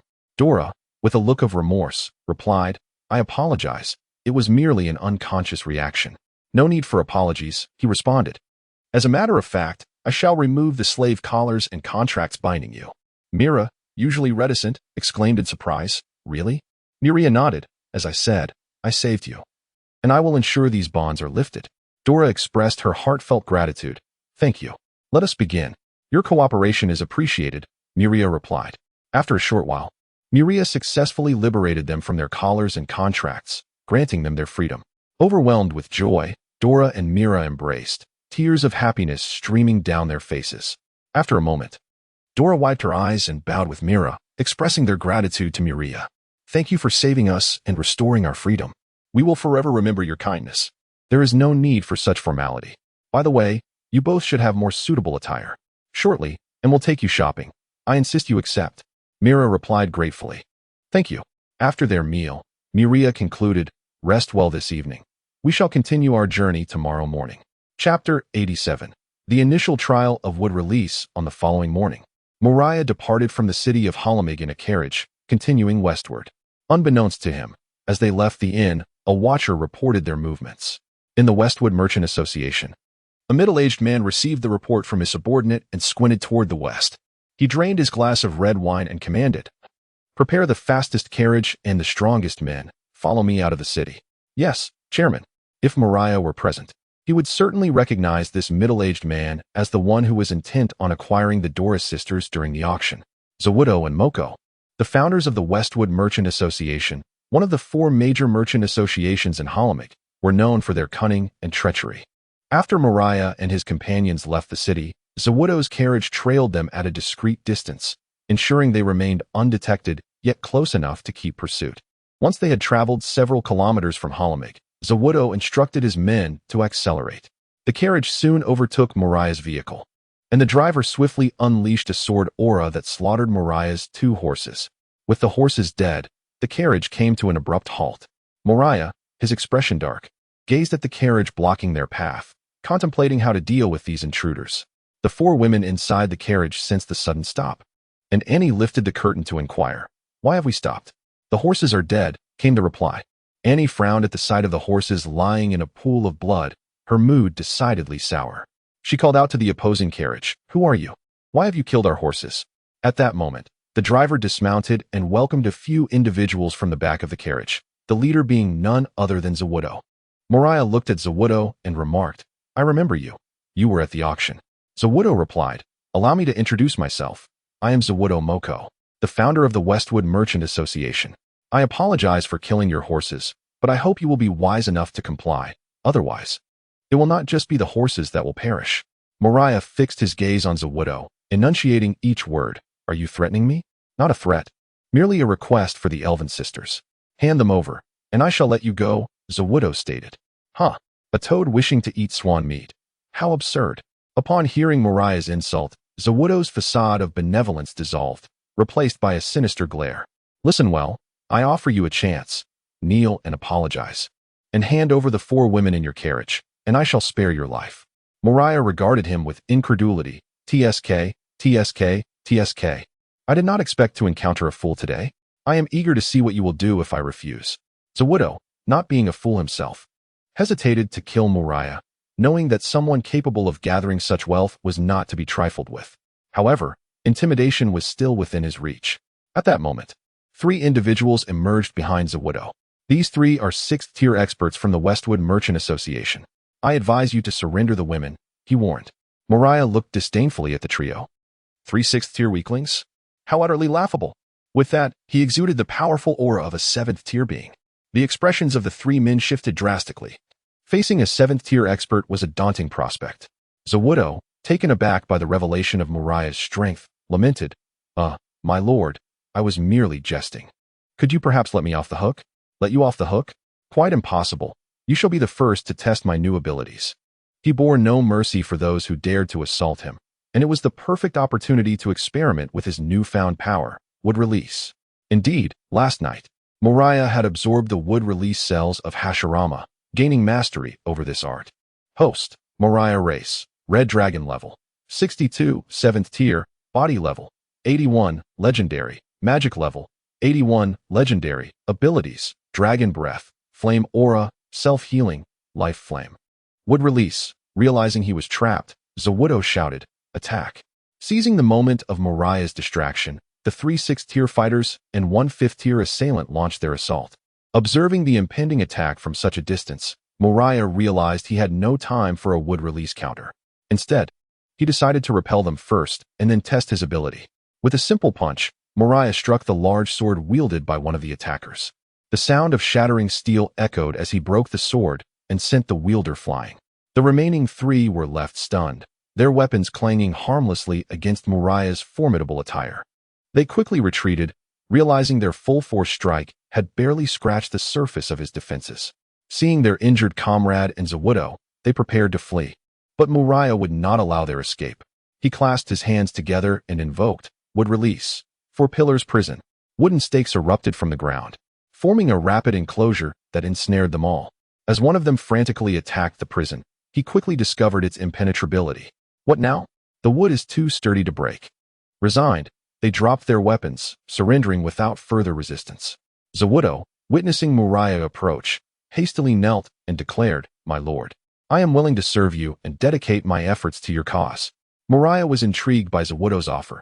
After all, the Westwood Merchant Association was capable of producing immense wealth. If he could claim it for himself, the rewards would be substantial. "Very well, I shall spare your life." Overjoyed, Zawudo exclaimed, "Thank you, my lord. Thank you." Moriah produced a slave contract and said, "Sign this, and you may leave." Suddenly, a sharp wooden spike erupted from the chest of the fifth-tier driver, branching and growing within him, causing numerous splinters to emerge from his body. He met a gruesome end. The horrific nature of this demise sent chills down the spines of the remaining four. The thought of such a death was unbearable. Moriah gazed at Zawudo, asserting, "He killed my horses. It is only just that I take his life." Zawudo quickly concurred, "Indeed, it is justified. Then I grant you 1 hour to gather all the funds you can muster." With that, Zawudo summoned the horses from his carriage to pull Moriah's vehicle as they resumed their journey. Chapter 88. Trouble at hand. Vivian turned to Annie and inquired, "Is your lord a shape-shifting dragon?"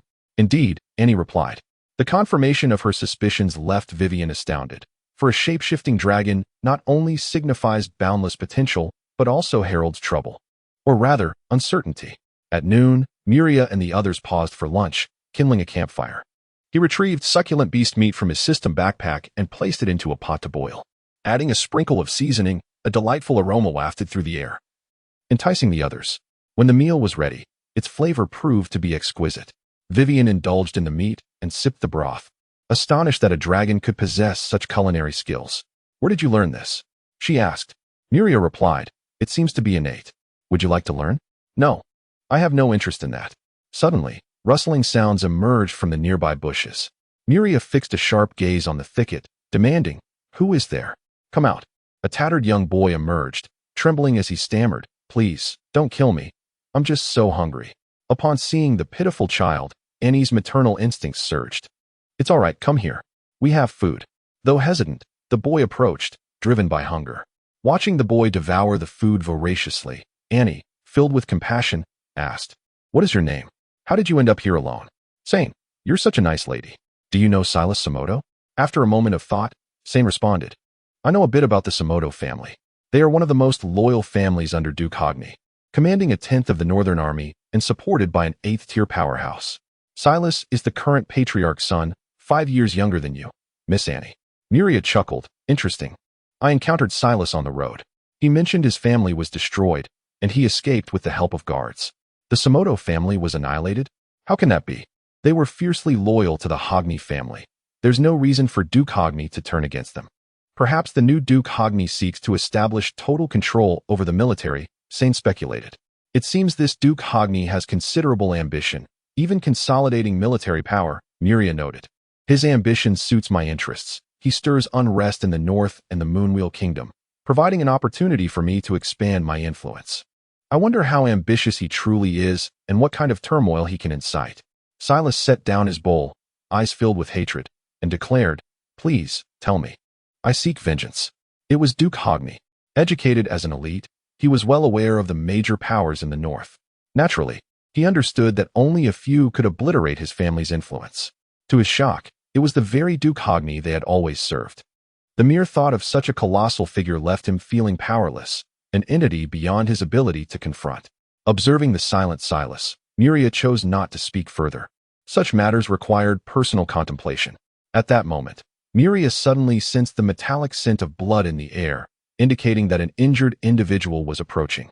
Shortly thereafter, a middle-aged man, covered in wounds, staggered into view, his body marred by gruesome injuries. Morgan, having confirmed his young master was safe from a distance, approached Miria. "Thank you for taking care of my young master.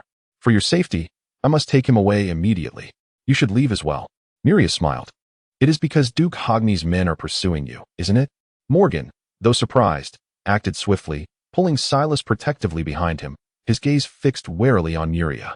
"There's no need to be tense. If I intended harm, you would have perished long ago. I am merely a passerby." Yet, Morgan remained vigilant, seeking an opportunity to flee. Silas chimed in, "Uncle Morgan, they're not bad people. They mean well." Despite Silas's assurances, Morgan did not lower his guard. "Uncle Morgan, was it Duke Hogni who killed my family?"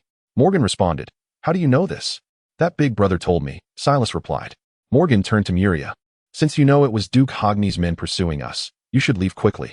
If they see us together, they may eliminate you as well." Miria replied nonchalantly, "Do not worry. We wouldn't venture out without some strength. You do not understand how many men Duke Hogni has sent. They are." At that moment, a group of over a dozen individuals burst from the woods, surrounding them. Upon seeing these figures, Morgan's expression changed drastically. The pursuers had arrived. Chapter 89. Testing the wood release. Morgan surveyed the individuals before him, his expression markedly grim. He realized he had been deceived. The reason he had managed to evade their relentless pursuit was that they intended for him to lead them to the young master for a joint confrontation. He turned to Miria, urging, "You must take the young master and flee quickly. I will hold them off." Miria chuckled. 3 level 7. 12 level 6. These adversaries present a splendid opportunity for me to stretch my muscles. Don't jest. Even a level 8 warrior would fall against such numbers. Are you truly willing to face death as a level 7? Fear not. I cherish my life and would never gamble with it, Miria reassured. Allow me to handle the ensuing battle. Those earlier foes failed to gauge the extent of my newfound abilities. I shall utilize these opponents for my testing. With that, he summoned the legendary equipment, the Guardian of the Earth Goddess, enveloping them in its protective embrace. Now, we can engage in battle without concern. When Miria cast his gaze upon the adversaries once more, mischief danced in his eyes. The leader of the group eyed Miria warily, despite exuding only a level 7 aura. An instinctual sense of impending doom washed over him. "Let the game commence," Miria declared, pressing his palms together and invoking wood release insertion technique. In an instant, sharp wooden spikes erupted from the ground, aiming directly for their vital points. The leader sensed the imminent danger and evaded the spikes with a sidestep, while his companions, trained warriors, also managed to dodge the onslaught. Realizing a single spike was insufficient, Miria escalated wood release super insertion technique. A barrage of wooden spikes surged from beneath their feet. Only one unfortunate level 6 was caught off guard, suffering a puncture in his foot before he could escape the growing spikes. Observing the lackluster effectiveness of the insertion technique, Miria mentally noted its limitations, effective against lower-tier foes but ineffective against higher-tier adversaries. After 2 failed attacks, the leader concluded that Miria was a mage. Close in. He is merely a magician. As the enemies charged forward at an alarming speed, Miria remained unperturbed. Wood release super insertion technique. From Miria's center, a multitude of wooden spikes erupted at a 45-degree angle. The assailants had already deciphered this attack pattern, effortlessly leaping over the spikes. With their last shred of hope in the insertion technique extinguished, they realized they could only contend with lesser foes. As they approached, Miria again pressed his palms together. Wood release wooden pillar wall. Rows of trees materialized, forming a semicircular barrier around him. The leader, wielding a machete, unleashed a powerful strike against the wooden pillar wall. Clang! To his astonishment, the blow was partially deflected, barely breaking through the defense. Inside the wooden pillar wall, Miria regarded the tip of the blade with satisfaction. It had withstood a formidable strike from a level 7 warrior, providing adequate protection. Recognizing the wall's resilience, Miria decided to unleash a more formidable technique. Aware that he now possessed legendary levels of magical energy sufficient for all wood release techniques. After all, the ranks in the Naruto universe were not exceedingly high. By comparison, Hashirama would be considered legendary. Wood release wood dragon technique. The ground trembled violently beneath him, and to the astonishment of the onlookers, a colossal wooden dragon, over 50 meters in length, materialized. This wooden dragon was modeled after a red dragon. From atop the dragon's head, Miria looked down upon them, proclaiming, "Now, the game begins." He commanded the wooden dragon to charge forward, crushing an unprepared foe beneath its weight. The dragon's tail whipped through the air, creating a fissure in the earth, and a powerful punch struck the ground, leaving a massive crater. Such destructive force intimidated the assailants, compelling them to evade rather than confront it head-on. Though the wooden dragon boasted formidable defense and offensive capabilities, its wooden nature rendered it slow, allowing each attack to be easily dodged. Miria found the wood release lacking. Despite summoning the wood dragon, he had only managed to eliminate one foe, a technique better suited for clearing lesser adversaries. If a single wooden dragon was insufficient, perhaps he could summon a wooden giant as well? Wood release, wooden giant technique. The earth quaked once more as a towering wooden figure, standing 100 meters tall, emerged before them, while the previous wooden dragon coiled around the giant's body. From atop the immense wooden giant, Miria gazed down at his foes, declaring, "Ants, come forth and battle." The sight of the 100-meter-tall wooden giant instilled trepidation in several of the assailants. Is this a monster? How can one summon such a colossal wooden being? My lord, should we retreat? Such a behemoth could leave us gravely wounded with a single strike. Indeed, this creature is a monstrosity. What kind of power is this? The leader commanded, "Charge." Such a giant must be slow. Evading it should pose no issue. We simply need to eliminate the caster. Encouraged by their leader's words, they surged forward toward the wooden giant. Miria, aware of their intentions, maneuvered the giant, causing tremors with each step. The limitations of the wood dragon and wooden giant techniques were evident, but should they underestimate him, they would pay the price. The giant aimed a foot at one approaching adversary, who narrowly evaded, but subsequent attacks also missed their mark. Their growing confidence led them to leap onto the wooden giant. At that moment, the coiling wooden dragon sprang into action, swiftly biting down on a level 6 warrior, tearing him apart in an instant. The dragon's unexpected assault quelled their inflated confidence. 2 level 6 warriors had already perished before they even reached their target. Though a comrade had fallen, they pressed on. 1 level 7 warrior successfully maneuvered behind Miria, launching a surprise attack. With a dagger imbued with fighting spirit, he struck swiftly and accurately at the back of Miria's head. The assailant reveled in his perceived success, believing he had triumphed. Clang! The dagger sparked against the back of Miria's head. The attacker was instantly bewildered. How could his dagger have been blocked? Seizing the fleeting moment of confusion, Miria unleashed the explosive power of his legendary physique, pivoting and delivering a devastating punch. The assailant's upper body disintegrated into a spray of blood, lifeless upon impact. Witnessing this brutal display, the remaining warriors immediately retreated. Having seen a level 7 obliterated in a single blow, they understood that advancing would equate to certain death. The final 10 regrouped, casting anxious glances at their leader. "What shall we do now, boss? We must withdraw? This opponent is far too powerful. We stand no chance." The leader swiftly made the decision, retreat. They turned and fled in haste, desperate to escape. Chapter 90. Testing would escape. Miria would not allow them to escape, as such experimental subjects were scarce. Transforming into a half-dragon form, he flew before them and proclaimed, "Gentlemen, why the haste? The game has yet to conclude." The leader, upon seeing Miria hovering above, wore a grim expression. A half-dragon, he had not anticipated encountering such formidable opposition. "We are an assassination squad under Duke Hogni. Release us, and we shall not trouble you. Do you take me for a fool? Such words are hardly credible." The leader immediately commanded, "Scatter and flee." As they dispersed in various directions, Miria clasped his hands together and cried, "Would escape, the realm of trees descends." Instantly, vast expanses of forest materialized, trapping the fleeing individuals within its confines. Within the bounds of the tree realm, all trees served as Miria's eyes, providing him with a clear view of their positions. He commanded branches and roots to strike.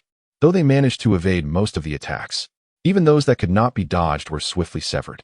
The onlookers within the protective barrier were astounded by the sudden emergence of the forest, their perspectives irrevocably altered. Such immense power could only be wielded by a deity.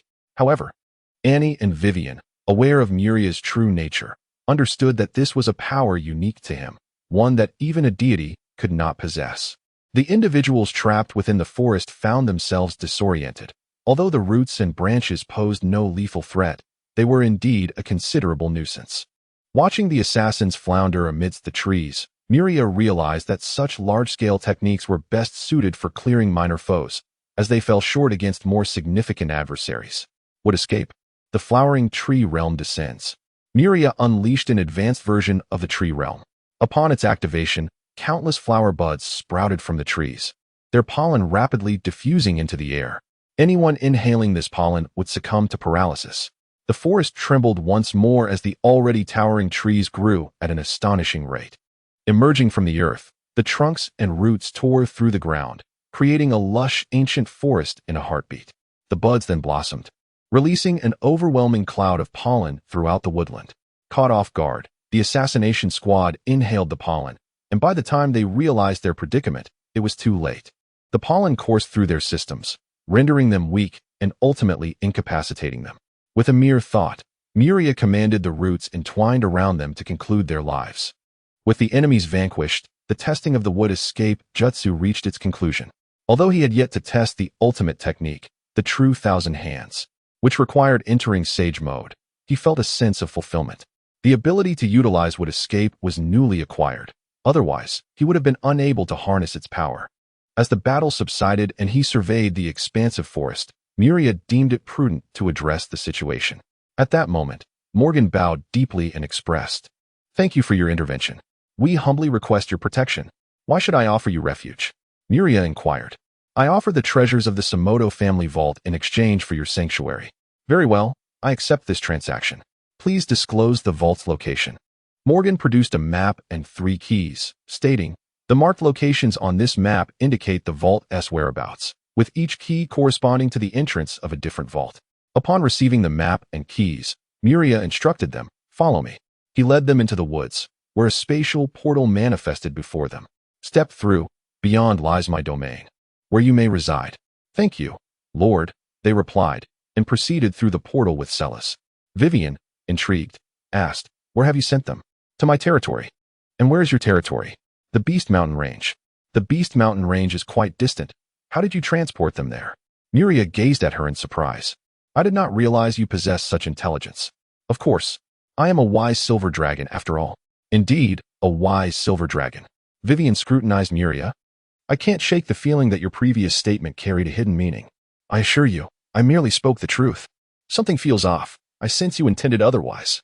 Miria chuckled. "You are overthinking it." Vivian pondered the implications of his words. "Is that so?" "Absolutely." After a moment of contemplation, unable to decipher its meaning, she ultimately conceded. As afternoon waned into twilight, a carriage rested beside the road, accompanied by a crackling campfire around which sat a man and 4 women. They conversed and shared their meal, exuding warmth and camaraderie. This was Miria and his companions, who had journeyed at full speed for several dozen kilometers and decided to rest for the night as darkness approached. After dinner, as the sun dipped below the horizon and stars began to twinkle, Vivian reclined on the grass, gazing at the night sky. Suddenly, a snowflake landed on her nose. The coolness of the melting snowflake prompted her to rub her nose. Soon, the snowfall intensified, and everyone hurried to seek shelter in the carriage. Before long, a thin layer of snow blanketed the ground. Vivian then inquired, "Where will we sleep tonight? Will the carriage be too cramped?" "No need to crowd the carriage. Watch and learn," Miria replied. The 4 women followed him to the clearing, eager to see his intentions. Would escape, technique of the 4 pillars. With that, a splendid wooden residence materialized before them. Vivian exclaimed in astonishment, "I had no idea you could wield wood escape in such a manner. Indeed, with this jutsu, I shall never worry about finding shelter. What a remarkably practical technique." Miria nodded. "Now, step inside and choose your rooms." Upon entering the residence, Dora and Mira opted to share a room, while Annie naturally chose to sleep with Miria, leaving Vivian to occupy a room alone. Thus, the 3 rooms were perfectly allocated. Chapter 91.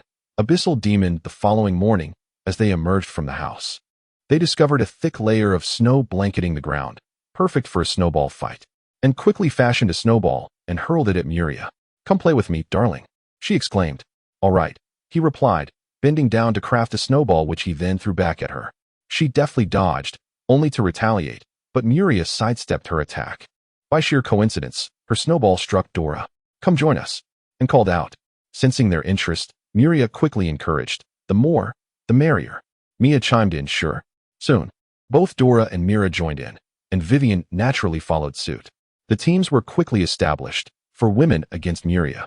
Outnumbered, he resorted to a defensive position, thinking to himself that he could not allow himself to be so easily dismissed.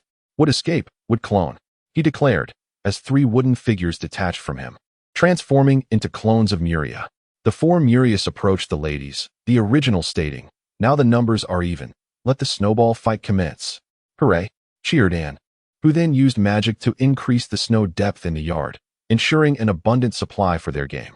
They began by constructing snow fortifications, and once both sides had completed their walls, the snowball battle erupted in joyous exchanges.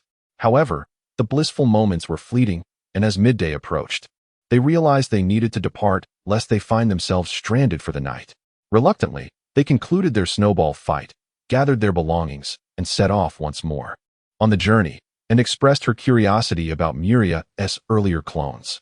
How did you create those clones? Miria explained, clones are one of my wood escape abilities. They are tangible entities that can only utilize my wood techniques, remaining intact as long as their magical energy is not depleted. Most importantly, they are extensions of my will, possessing independent consciousness. Vivian gasped in astonishment. How remarkable. So, they can essentially be considered you? Indeed, Miria replied, as they embody aspects of my personality. Grasping the uniqueness of the wood clones, Vivian felt this ability was exceptionally extraordinary, realizing that beings of his kind could not be judged by conventional standards. As it was winter, dusk descended early, prompting them to seek a suitable resting spot. At twilight, Miria spotted a small town on the map not far ahead, indicating a potential place to stay. Turning off the main road onto a smaller path, they proceeded toward the town. Suddenly, a gust of wind swept through, carrying with it a foul stench of decay that reminded him of unpleasant entities. Vivian, nestled inside the carriage, caught a whiff of the odor and lifted the curtain to inform Miria, you smell that too, right? Yes, he replied. This wretched scent is characteristic of those abyssal creatures. It seems trouble has befallen the town ahead. Let us investigate. If it is indeed those fiends, we shall deal with them. Naturally, they are not to be trifled with. Miria hastened the carriage towards the town. As they drew closer, the stench intensified, now mixed with a hint of sulfur. Soon, the outlines of the town came into view. Thick plumes of smoke billowing above, the odor now overwhelmingly potent. Upon nearing the town, it became evident that it had been ravaged. Flames danced amidst the ruins, suggesting a fierce battle had taken place. Curiously, there were no signs of life, no bodies in sight. As Miria and his companions entered the town, they discovered a monstrous creature feasting on its human prey in the town's center. The townsfolk were imprisoned, helplessly observing as the beast consumed their kin. Children and women trembled in terror, afraid to attract the creature's attention lest they become its next meal. When Miria beheld the creature, it, in turn, noticed them. The beast had dark red skin, flames enveloped its body, and it bore twisted horns atop its head, wings emerging from its back, alongside a massive sword wreathed in fire. These traits unmistakably identified it as a high-ranking abyssal demon, the Baylor Flame Demon. Recognizing the formidable presence of the 8th-tier Baylor Flame Demon, Miria remarked, so it is the Baylor Flame Demon that explains the foul stench of decay and sulfur in the air. After devouring a human, the demon, named Bagagas, stood tall and looked at Miria and his companions. Haha, little did I expect that upon arriving in the material realm, I would feast upon such tender humans, as well as receive a dragon and elves as a bonus. With an authoritative tone, Bagagas commanded a nearby human, Simdo, encircle them with your subordinates. Once the fighting begins, eliminate those 2 elves and the human. I want them alive. As you wish, Lord Bagagas, Simdo replied. Vivian, nervously glancing at Miria, asked, what should we do? This creature is an 8th-tier demon. Can we defeat it? Miria assessed their odds, an 8th-tier Baylor Flame Demon, for 6th-tier humans and 15 5th-tier humans. They had 2 7th-tier dragons, 2 6th-tier elves, and 1 5th-tier mage on their side. Numerically, they were at a disadvantage. Miria addressed Bagagas, leave the Baylor Flame Demon to me. Handle the remaining humans. Do not spare any. They have already allied with the Abyss. Realizing Miria was an anomaly, a being of dragonkind whose combat prowess defied conventional metrics, Vivian acquiesced, be careful. That is a Baylor Flame Demon, one of the most formidable among the high demons. not to be underestimated. I will, Miria assured her. Bagagas observed Miria approaching alone and sneered. You wish to challenge me one-on-one, Red Dragon? Indeed, I am curious to see the extent of our disparity, Miria replied. Bagagas' expression turned cold. Arrogant Red Dragon. Do you believe your fire resistance can match my power? You are sorely mistaken. Allow me to demonstrate the might of a demon. With that, Bagagas raised his colossal sword, flames roiling violently around it, and unleashed a massive flame slash. Would escape. Multiple wood barrier. Miria commanded, erecting a series of sturdy wooden walls to absorb the fiery assault. The flame slash was weakened by the wooden barriers, ultimately extinguishing against the last wall. Bagagas laughed heartily at the sight of the wooden fortifications. Ha! A red dragon attempting to block flames with wood? You aim to amuse me. This tactic had been a spontaneous decision by Miria, a test of wood's resilience against fire. It was evident that while he possessed fire resistance, it was not exceedingly high. Gazing at Bagagas, Miria declared, Now, the battle truly begins. Chapter 92. The Battle Against the Baler Flame Demon. Engaging in combat with the Baler Flame Demon in human form is undeniably disadvantageous.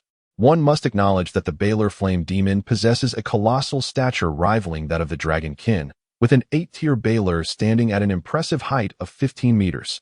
Similarly, an 8-tier dragon is of comparable height. Such immense physicality carries a strength that cannot be matched by human form. With a resonant roar, Moriah transformed into his red dragon form, measuring 12 meters in length, slightly smaller than the Baler Flame Demon, yet he remained confident in his ability to defeat it. The two colossal entities stood over 100 meters apart, poised to unleash their attacks. Given their mutual high resistance to flames, incineration was not a viable option. Close combat was the only effective strategy. While Moriah and Bagagas were locked in a stalemate, Simdo led his subordinates against Vivian and her 3 companions. Though they were outnumbered, Vivian's presence rendered one of her opponents as formidable as several 8th-tier combatants. Thus their focus remained on her. Bagagas, having ascended to his current level through countless life-and-death battles in the Abyss, was well-versed in combat techniques.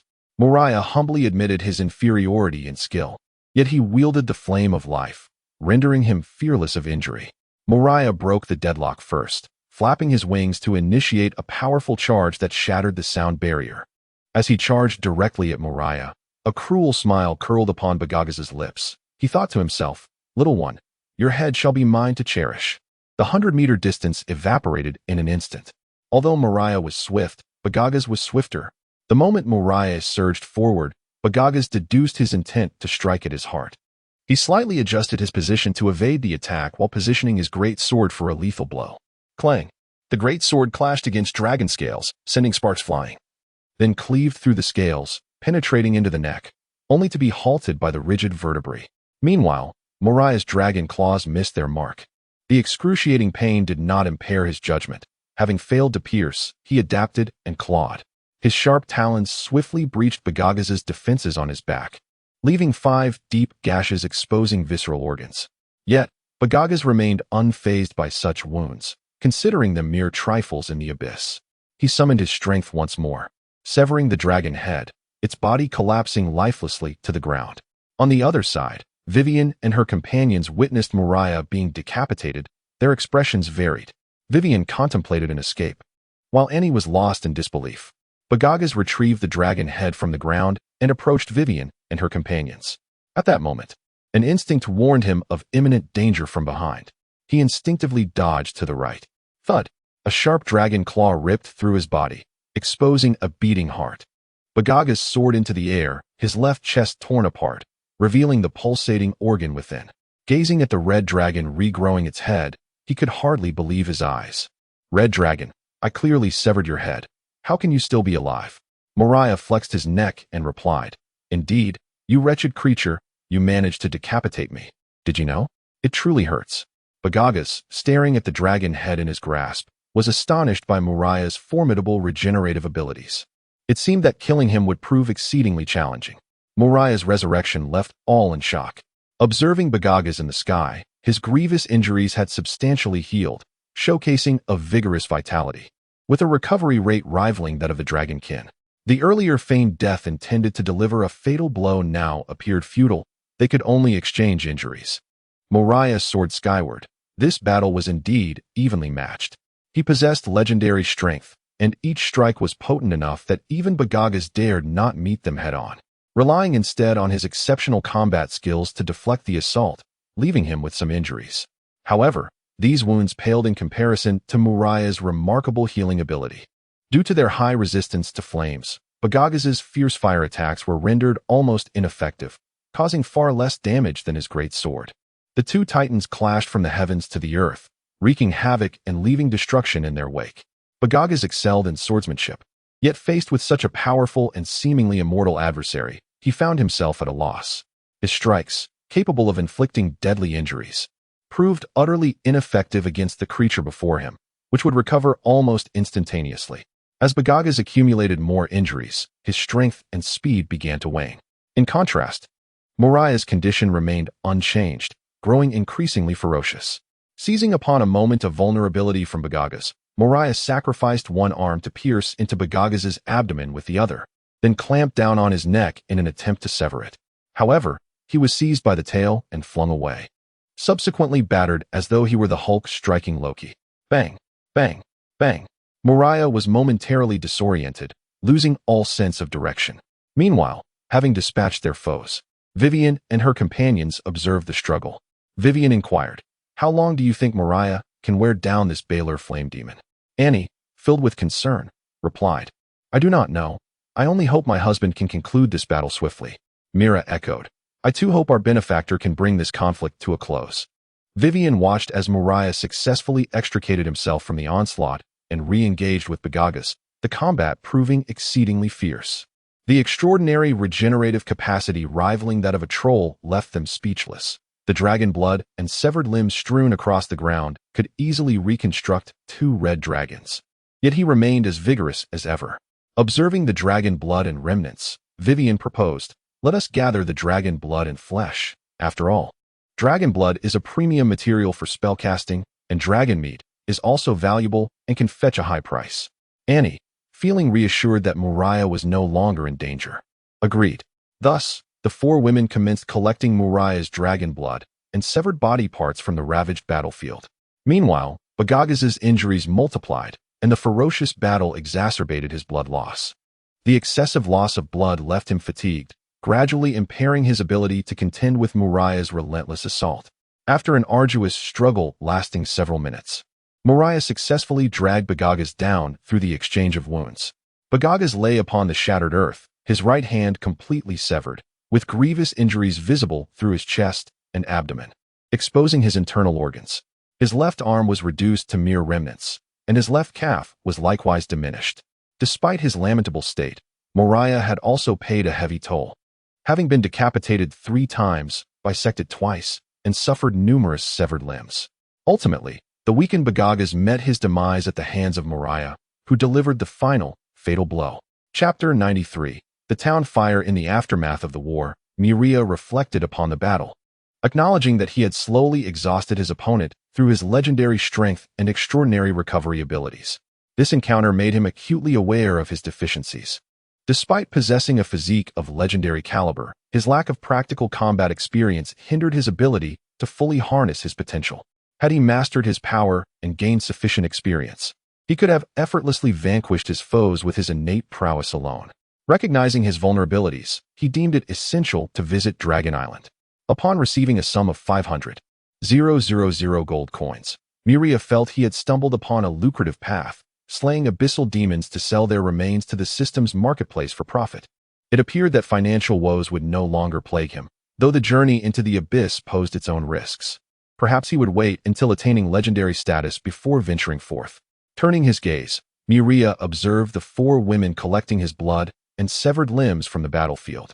Suddenly, it struck him that even his prodigious recovery abilities were not without their limits. Each revival required a portion of his vitality. While the flame of life granted him a vast reservoir of life force and rapid restoration, he was not an inexhaustible source. Repeated use would inevitably deplete his life energy. Having gathered a considerable amount of severed limbs, weighing at least 5 times his own, Moriah promptly deposited them into his system's inventory. These remnants would serve a purpose. They could be used to extract bloodlines, allowing him to cultivate several dragon blood sorcerers and potentially transform into lesser vassals. After clearing the battlefield, Vivian surveyed the town, now reduced to ruins, and inquired, "Should we clean this up?" "No need," Miria replied. "We must let them know that abyssal demons have manifested here." "And what of the remaining residents?" she asked, gesturing toward the imprisoned townsfolk. Miria regarded the several dozen inhabitants confined within their cage and said, "Let them come to my territory. They witnessed the battle, and I do not wish to attract human attention so soon." "Very well." Approaching the cage, Miria activated a random teleportation portal, instructing, "Once I open the cage, you shall enter through this door. Someone will be waiting for you on the other side. And remember, you are not to speak of what transpired in battle. Is that understood?" "We understand, my lord," they replied in unison. With a forceful motion, Miria tore open the cage, and the residents obediently entered the portal, making their way to his domain. After ensuring their safety, they departed the town's ruins and boarded a carriage, seeking a more suitable place to spend the night. On the journey, Vivian expressed her curiosity about Miria's territory, eager to learn what awaited them. "Patience," Miria said. "You will see it upon our arrival at the Elven Forest." "I wish to see it now." "That is not possible." "Please." "Absolutely not." Seeing that her pleas were in vain, Vivian ceased her attempts, knowing she would eventually see it in due time. As night fell, Miria reflected on the remarkable events of the past few days, first encountering Vivian, then the Doris sisters at the auction, followed by the assassination squad of Duke Hogni, and lastly, a confrontation with an abyssal demon. In just a few days, his life had become a tapestry of intrigue. He could only anticipate that the future would not be devoid of excitement. The propensity for trouble often accompanied those destined for greatness. And now he seemed to bear this burden as well. The following day was remarkably tranquil, with no incidents occurring along the route. The only minor disruption came when a merchant caravan's horses unexpectedly consumed poisonous grass, rendering them unable to transport their cargo. Miria intervened, healing the afflicted horses and receiving a reward of 100 gold coins. Just as he believed the day would end peacefully, an urgent cry shattered the night's stillness. "Fire! Come quick! Fire! Help!" The entire town awoke to the alarming shouts, and Miria and his companions rushed to the window, witnessing a conflagration not far away. Furrowing his brow, Miria realized that trouble had found them once more. The burning structure appeared to be a church. A church? Miria instinctively suspected foul play. For who in their right mind would set a church ablaze? Such an act would surely offend the church, tantamount to declaring war upon it. With the dragon's formidable night vision, he discerned a figure moving against the tide of frantic firefighters, clad in civilian attire and emerging from the direction of the church. It was clear that this individual was the arsonist. Observing the attire, Miria concluded that this person was likely a local, one who had dared to burn the Church of the God of Light, a sure sign that the town was not as peaceful as it had appeared earlier that day. After breakfast, they exited the inn, preparing to leave the town. Just as they mounted the carriage, Miria noticed a group approaching him, his instincts warning him that they were trouble. It seemed the fire from the previous night had not gone unnoticed. How troublesome, he thought. I did nothing to invite this trouble, yet it seeks me out. This protagonist's fate is indeed vexing. As he had anticipated, the leading middle-aged man ordered his companions to surround the carriage. Miria regarded the man with an impassive expression. "May I inquire what brings you here?" he asked. "My name is Cambra, the mayor of this town. Where were you during the fire last night?" "Is that true, Carmosai?" "It is indeed," came the reply. "They did not come down at all last night." Cambra dismissed the crowd, turning to Miria with an apology. "I apologize for the inconvenience." "Not at all, we understand. May we be on our way now?" "Of course." Just as Miria prepared to drive away, a voice rang out from a distance. "Stop! You cannot leave." Chapter 94. The priest. Upon hearing a voice, Miria turned to see 7 individuals clad in the resplendent robes of the light goddess priests. Judging by the intricate patterns on their garments, the leading lecherous middle-aged man was of the 3rd rank, followed by those of the 2nd and 1st ranks. Cambula addressed the head priest. "What troubles you, Hormo?" Hormo replied, "I suspect that the ones who set fire to the church are these outsiders. I need to detain them for an investigation, but it has already been proven that they are not responsible. This seems inappropriate." "Humph. I am the head of this church, and if my inquiries reveal their innocence, I shall certainly release them." After a moment of hesitation, Cambula acquiesced. In the small town, the priests of the light god held elevated status, and as the church leader, Horimo was tantamount to the mayor, not to mention he possessed extraordinary powers. Take them away. One of the priests commanded, glaring at Muria. What are you staring at? Get down.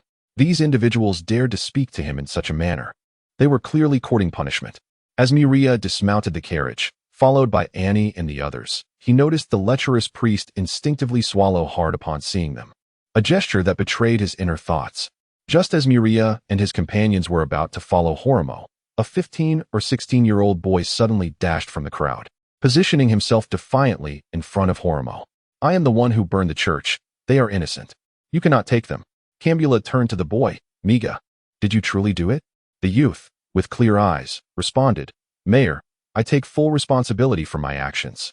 The church was my doing, and I am willing to accept the punishment. They are blameless. Cambula, wanting to say more, could only sigh in resignation. Horimo, the boy has confessed. We should let them go. Horimo gazed reluctantly at the four stunning women he had never seen before and hesitated. No, who knows if they coerced Miga into this? They must be interrogated. But, enough discussion. It is decided. Take Miga as well. The townsfolk, facing Miga, were incredulous that such a sunny and kind-hearted boy could commit such an act. Yet the grim reality remained. As the residents prepared to escort him away, Miga broke free and stood resolutely before Horimo, proclaiming, I have said it is my doing. They are not involved. Horimo glared at him. I declare they are suspects, therefore. They are suspects. Miga shouted towards Muria and the others. You must flee. Horimo harbors ill intentions. Going with him will not end well. His words stunned the crowd. They understood that he was implying Horimo was not a good person. Horimo's expression darkened. For the arson of the church and for slandering the church leader, I hereby sentence you to execution by fire. Muria observed with amusement as the boy faced off against the lecherous priest, realizing that the priest was indeed not a man of virtue. Slander? Miga suddenly glared at Horimo with hatred, shouting, My sister died because of you. You should know this best, you despicable scoundrel. Horrified by this revelation, Horimo barked, Silence. You are slandering me. Huh? Slander? The last place my sister visited before she vanished was the church. 2 days after her disappearance, I found her body by the river. She was violated and murdered, and in her grasp was a torn piece of a priest's robe. Was that not your doing? The crowd erupted in outrage. What? Shia vanished from the church? So, she was violated by those three. How could they commit such atrocities? They are priests. Horimo, now panicking, attempted to regain his composure. Everyone, this is slander. I must first interrogate him to understand why he would make such accusations. Muria, having observed Horimo's reaction, concluded that Miga's words were indeed true. Horimo was a villain. Cambula looked at Miga, instinctively believing the boy's earnestness. However, Horimo was the town's church leader. Such actions seemed implausible for him. Caught in a dilemma, Muria interjected. I have a method to discern the truth of his words. Cambula quickly inquired, What method? Let him swear an oath before the God of light and justice, and it shall suffice. Miga swiftly vowed, I, Miga, swear by the God of light and justice that every word I speak is true. Should I utter a single falsehood, may I perish on the spot. After the oath, Miga remained unharmed. Muria, with a playful glint in his eye, turned to Horimo. Well, honorable church leader, do you dare to swear an oath to prove your innocence? Utterly ridiculous. I am a priest of the light God. How could I commit such acts? It must have been one of my subordinates, and I will ensure that the perpetrator is found and held accountable. At that moment, Vivian chimed in, Accountable? More like a scapegoat. Do not speak recklessly. Recklessly? If I wish, I have ways to make you reveal the truth. Horimo's facade of calm crumbled. I am a priest of the light God. You have no right to lay a hand on me. His demeanor confirmed Miga's claims, and the townsfolk gazed at him with simmering anger. Cambula declared, Seize all members of the church. At the mayor's command, an angry mob of residents swiftly bound the priests. Although they possessed extraordinary powers, they were not combatants, rendering them vulnerable. The presence of warriors in the town made it easy to subdue them. As the townsfolk contemplated disposing of the priests, a proposal emerged to eliminate them entirely, which garnered overwhelming support. Such individuals did not deserve to be priests, let alone to live. Bound and terrified, Horimo protested, You cannot punish us. You have no authority over us. The mayor, Cambula, recognized this dilemma. To deal with them properly, they would need to be sent to the city for judgment by the church there. Someone suggested, Mayor, let us take them to the city. Very well. Let it be so. Amo, Prepare the carriage and take a few capable hands to escort them. Understood, Mayor. At this moment, Miga stepped forward. I will accompany you. I want to see this scoundrel face the consequences he deserves. Agreed. Chapter 95. The priest of Barrow City. The priests, including Holomo, were escorted to a cart. Their faces ashen and piled together like mere cargo, while a few guards stood watch nearby. In another cart, Mayor Canberra and the young Mecca occupied the front seats, with a dozen others seated behind them. Such an escort necessitated sufficient force. The two carts set off, with Muria and his companions following closely. Intrigued by how these disgraced priests would be dealt with, the small town lay merely 10 kilometers from the city. With a swift gallop, they reached Barrow City in less than 20 minutes.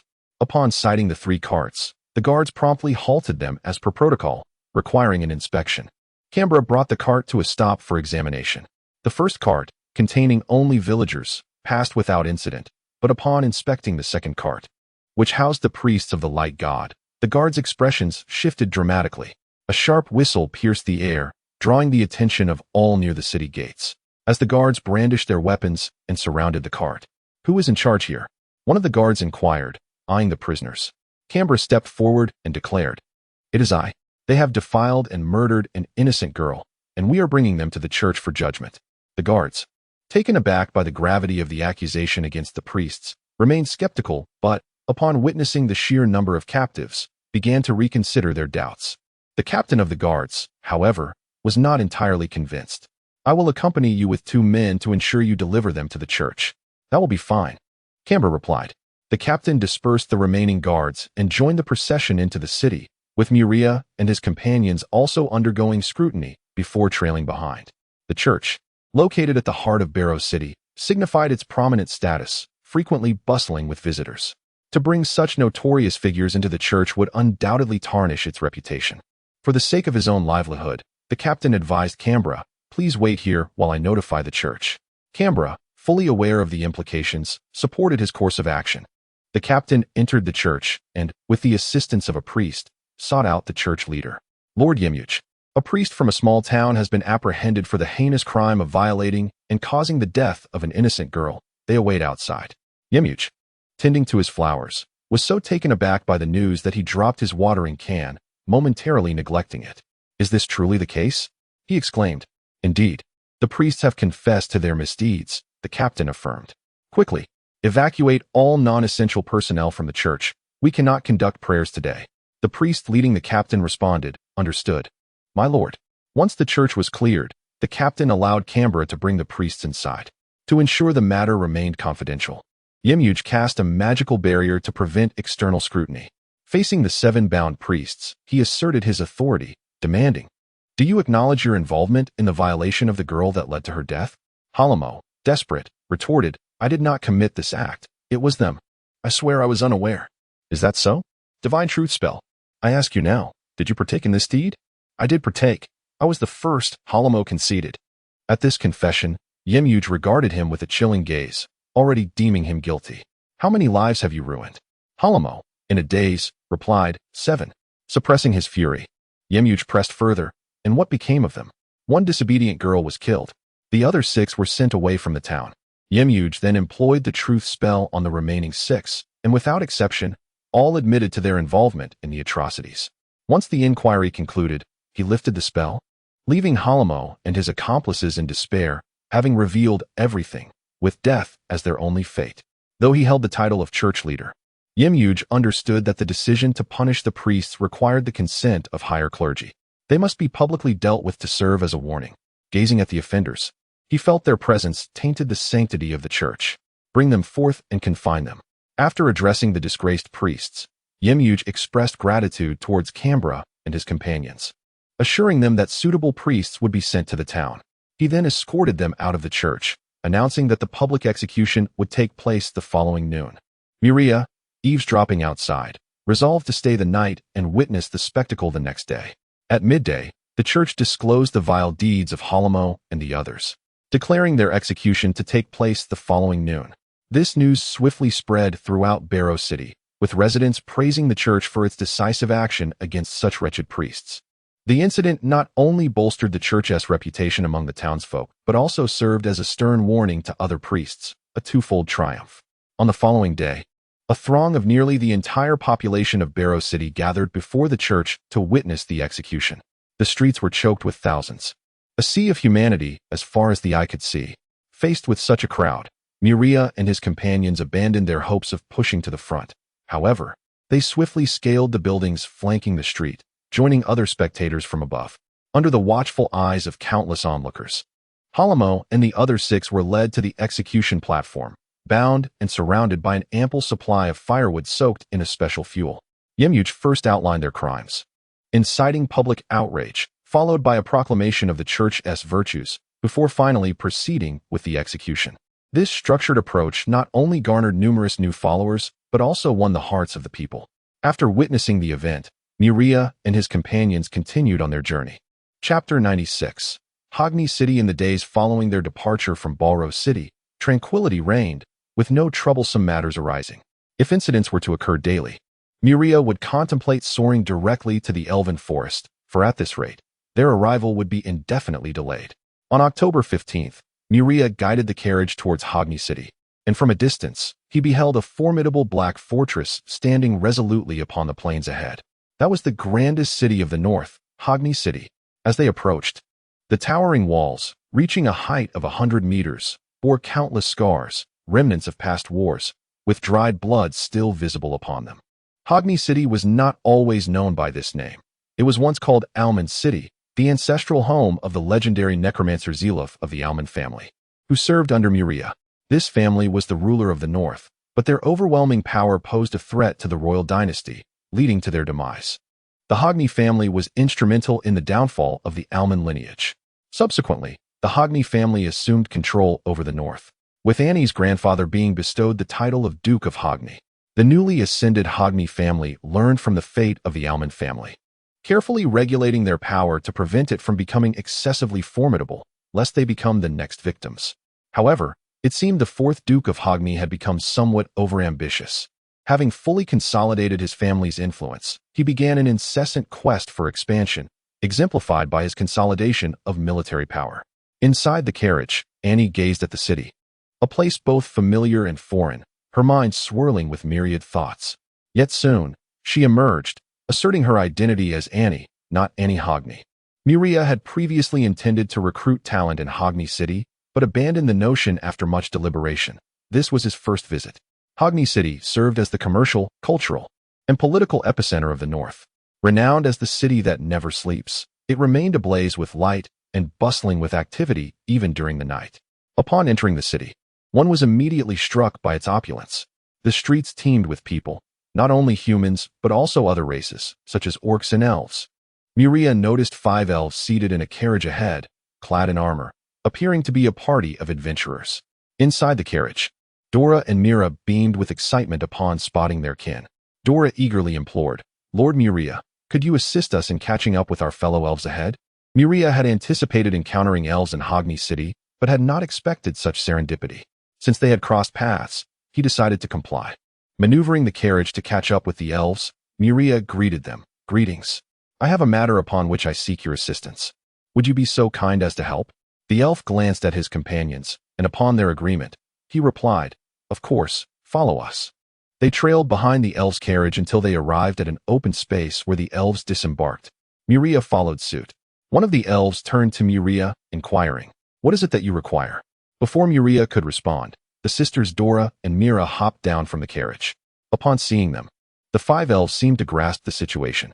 The sisters approached the sole female elf, recounting their unfortunate plight. After comprehending the circumstances, the other 4 elves regarded Muriel with benevolence.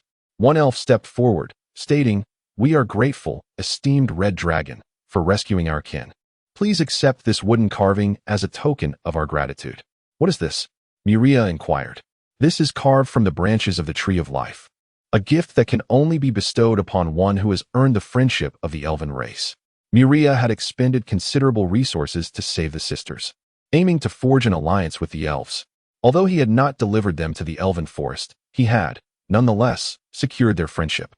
At that moment, the sisters approached Muriel, expressing their gratitude. "Thank you for your care along the way. When you reach the elven forest, we shall seek you out." "May your journey be smooth," Muriel replied. "Zemu," she added, Thank you for your well wishes. We shall rest briefly before departing. Upon our arrival in the Elven Forest, please mention my name. Oh, so your status in the Elven Forest is not insignificant? Let us remain humble. I am merely a leisurely member of the royal family, yet I do hold a modicum of standing there. I see.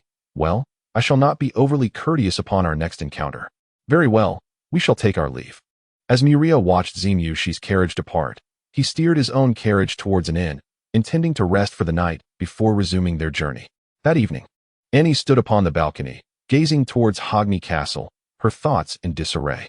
Miria approached her, asking, "What troubles you?" "I long to meet my mother," she confessed. "Since you wish to see her, we shall make the journey," Miria assured her. Annie leaned against Miria, saying, "You are so kind, but Hogni Castle is perilous. Perhaps we should reconsider." "Nonsense. With my strength, I can overcome any foes, and even if a legendary figure were to appear, I could evade them." Hearing Miria's words filled Annie with warmth. "There is no need for that. Now that we are here, it is best to meet her. Rest assured, I shall ensure you see your mother." The following day, Miria sought information in the black market, hoping to uncover details about Annie's mother. After parting with a considerable sum of gold, he obtained the information he sought. Vina, the lawful wife of the third Duke of Hogni, resided primarily within Hogni Castle but occasionally visited the church to pray. Beyond that, she seldom ventured outside. With this information in hand, Miria realized that arranging a meeting between Annie and her mother would not be a simple endeavor. Rather than relying on chance for an opportunity, he resolved to take proactive measures to facilitate their meeting. Thus, he decided to scout Hogni Castle by night. In the dead of night, a shadowy figure lurked outside Hogni Castle, observing its heavily fortified defenses. Miria found himself lacking confidence in his ability to infiltrate. Upon returning to the inn, he discovered Annie waiting for him on the balcony. "Why are you here waiting for me?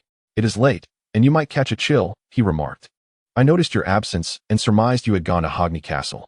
Its defenses are formidable. I take it you found no means of entry?" "Indeed. The fortifications are quite daunting. Since I cannot gain entry, it seems we must abandon the endeavor." "Very well." Chapter 97. The mother-daughter reunion. On the following morning, Miria resolved to venture once more into the underground black market in search of more detailed information. However, upon his arrival, he found himself at a complete loss. Returning to the inn, he realized that infiltration was nearly impossible. An invitation would make matters considerably simpler. Regrettably, he lacked the necessary status to obtain such an invitation. What to do? Just as despair began to set in, Miria recalled his teleportation portal. The principle behind the portal was that it could open a door to any location he had previously visited. Although he had never been to the castle, Annie had lived there since childhood. If he could provide her with the portal, she would surely be able to gain entry. Miria quickly summoned Annie and shared his idea with her. Upon hearing it, she was filled with excitement. "Darling, can we truly do this?" "Yes, indeed. As long as you envision the place you wish to go, and you have been there before, the door will open," he assured her. Annie's heart raced at the thought of reuniting with her mother. She could hardly contain her anticipation. Approaching the teleportation portal, she nervously grasped the doorknob and turned it. Beyond the door lay a room brimming with dolls, each one adorably crafted. Observing the room's decor, Miria immediately recognized it as Annie's childhood sanctuary. "Annie, is this your room?" he inquired. "Yes, I can hardly believe it still looks exactly the same as before," she replied. As she surveyed the unaltered layout, she skillfully seated herself at a desk and retrieved an aged notebook from a drawer below. Flipping through the pages, she noted the edges had curled from frequent handling. Despite the meticulous care taken by its readers, the wear was inevitable. As she examined the yellowed pages, the ink had faded with time. Yet Annie took her time to read through it from start to finish. With reverence, she closed the notebook and placed it back in the drawer. Miria observed her quietly, refraining from interrupting. When she finally stood, he approached her and said, "Shall we go find your mother?" "Yes," she replied, just as they prepared to exit the room. The sound of footsteps echoed from outside. They quickly sought refuge. Hiding within the wardrobe, Miria peered through a crack and saw a woman, approximately 50 years old, enter the room and sit at the desk. It was evident this was Annie's mother.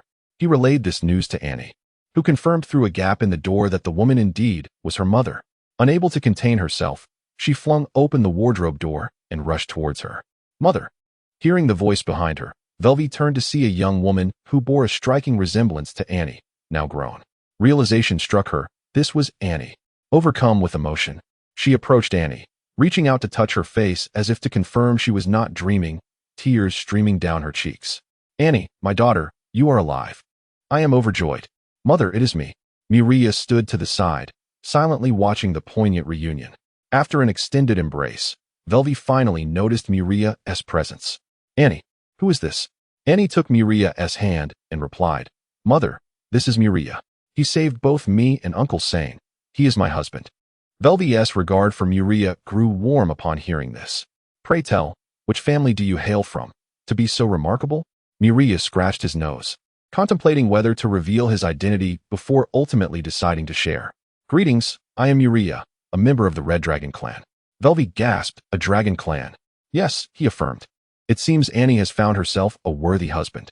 The Red Dragons are renowned for their fiery tempers, yet you present yourself as quite gentle, which is indeed rare." Feeling validated by his mother-in-law's approval, Mireia felt a swell of happiness within. "Annie, come, let us retire to the garden. I wish to hear about your life these past years," Velvi suggested. "Of course, mother," Annie replied, and Mireia followed closely behind them.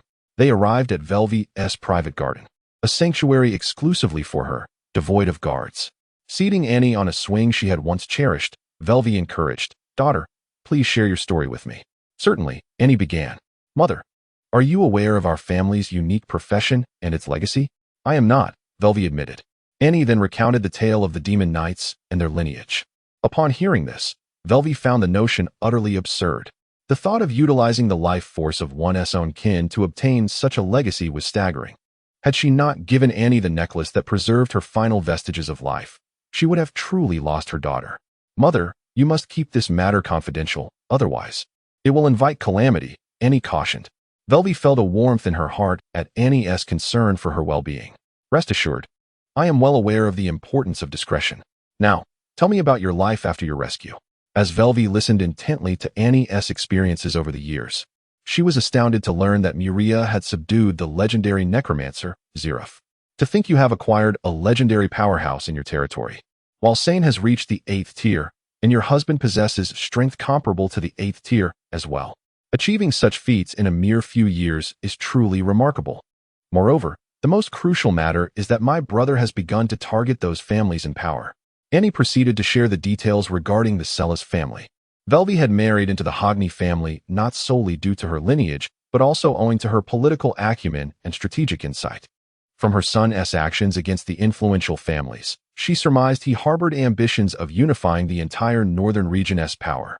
As for his Na'vi aspirations, Velvi had no intention of dissuading him. Having learned of his hand in the demise of their own kin, she had long since lost faith in man. The Alman family of yore, with its 2 legendary powerhouses and numerous 8th-tier warriors, had perished. Her son could not hope to prevail against such odds. Chapter 98. Information about the Hogni family. This casual conversation flowed seamlessly from morning until noon. Mireia was quite taken aback by the abundance of topics they managed to discuss. Finally, as their chatter subsided, it was time for lunch. Since Annie and Mireia had entered clandestinely, their identities could not be revealed. Thus, Velvi instructed the servants to bring forth the meal. Seated in a charming gazebo, Mireia savored the exquisite dishes, reflecting on the pleasures of noble life. Indeed, the higher the rank, the greater the indulgence. After the meal, Mireia approached Velvi and said, "Dear mother-in-law, I have some inquiries I wish to present to you." The title mother-in-law brought a pleasant warmth to Velvi's heart. "You are Annie's husband, so you are welcome to ask," Mireia inquired. "I would like to understand the current strength of the Hogni family." Velvi pondered for a moment and replied, "It is no trouble to share this information. I have already lost faith in this family. I am merely a mother now. Currently, the Hogni family boasts 2 public legendary figures, my husband, Edmund Hogni, and his father, Akide Hogni. However, in the shadows, there are 2 additional legendary powers, one a legendary mage, the other a legendary warrior. They were both nurtured by the Hogni family and serve as secret forces." Upon hearing of these 4 legends, Mireia remarked, "No wonder man chose to seize power and rebel. He must be relying on the support of these 4 legendary figures." Velvi sighed. He is still too short-sighted. While 4 legendary figures may seem formidable, the royal family possesses a demigod and has numerous legendary figures, over a dozen. Due to military defense considerations, most are stationed in vital locations and cannot be easily mobilized. If the royal family desires, they could extinguish the Hogni family at any time. He is young and impetuous, forgetting the vastness of this world. The Hogni family has a substantial number of low and mid-tier troops, all of whom possess extraordinary capabilities. While your army may boast superior quality, the sheer number is insufficient. In a few years, that will become a more powerful force. By the way, I wish to know what treasures reside within the Hogni family's vaults. Velvi, intrigued, asked, "Are you planning to rob the vault?" "Let us not speak so directly. I intend to procure some items. A scholar's endeavor cannot be labeled as robbery. It is merely retrieval." Velvi chuckled at Muria's audacity, finding his boldness quite amusing. Since her disappointment in the family was profound, she decided to use the treasures of the Hogni family to invest in her son-in-law. After acquiring the locations of the Hogni family's vaults from Velvi, Muria resolved to linger for a few days. If he could not extract a significant loss from the Hogni family, he would no longer be worthy of the name Muria. With the privileged information shared, Muria contemplated delivering this intelligence to the royal family, envisioning a grand spectacle. The following day, Muria escorted Annie to the garden before heading to the Hogni family's vault, intent on acquiring supplies.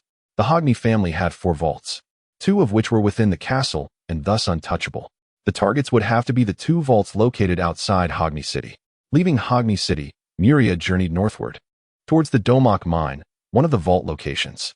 Constructing the vault within the intricate underground tunnels was indeed a wise choice.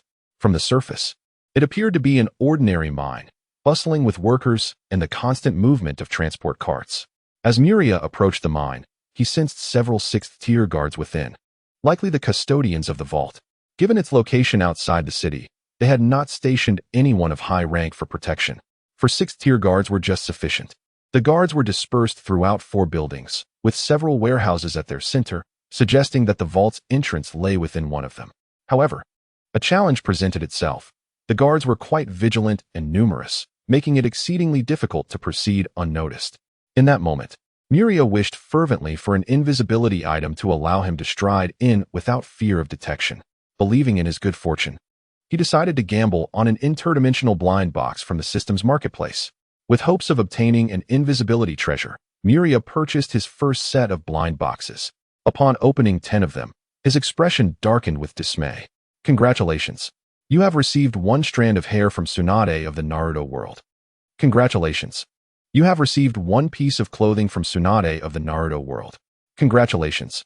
You have received 1 kunai from the world of Naruto. Congratulations.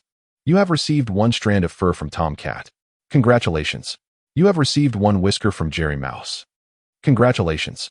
You have received 1 tuft from a character in an unknown anime world. Congratulations. You have received 1 strand of grass from the fairy tale world.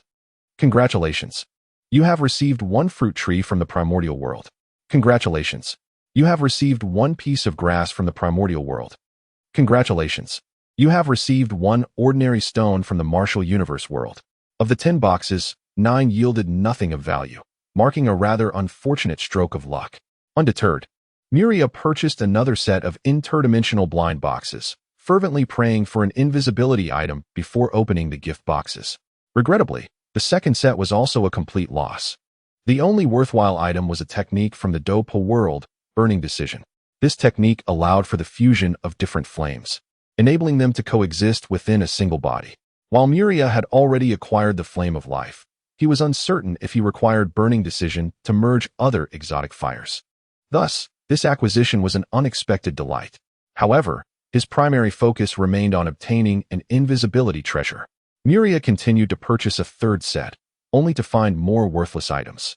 The 4th set yielded the same disappointing results.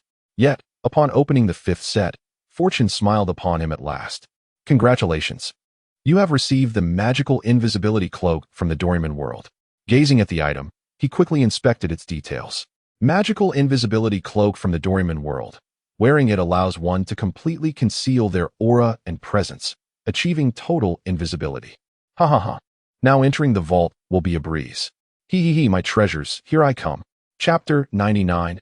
Exploration with the necessary preparations in place. Infiltrating the site became an effortless task. Donning the enchanted cloak of invisibility, Muria confidently strode into the mine. The 4 guards were stationed at the corners, with a warehouse situated in the center. Approaching one of the guards' quarters, which also appeared to be a storage room, it became evident that their role here was that of warehouse keepers. At that moment, one guard lay languidly in a rocking chair, indulging in a leisurely nap. Miria was taken aback. Were they not tasked with safeguarding the treasure?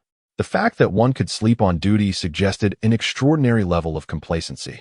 If one guard exhibited such leisure, the presence of all four in similar states implied that there was likely no treasure to guard, but rather a mere fade.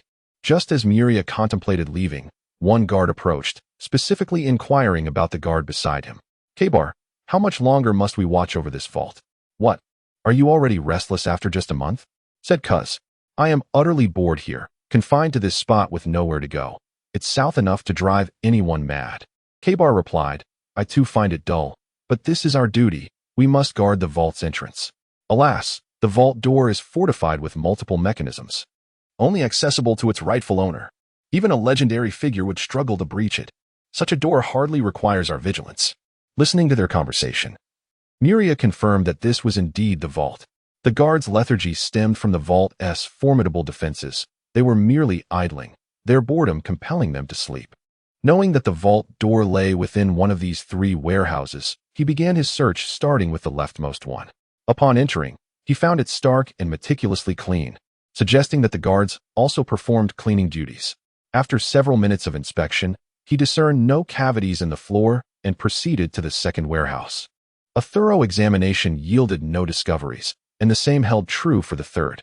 Miria surveyed the three warehouses, aware that the vault door was concealed within one.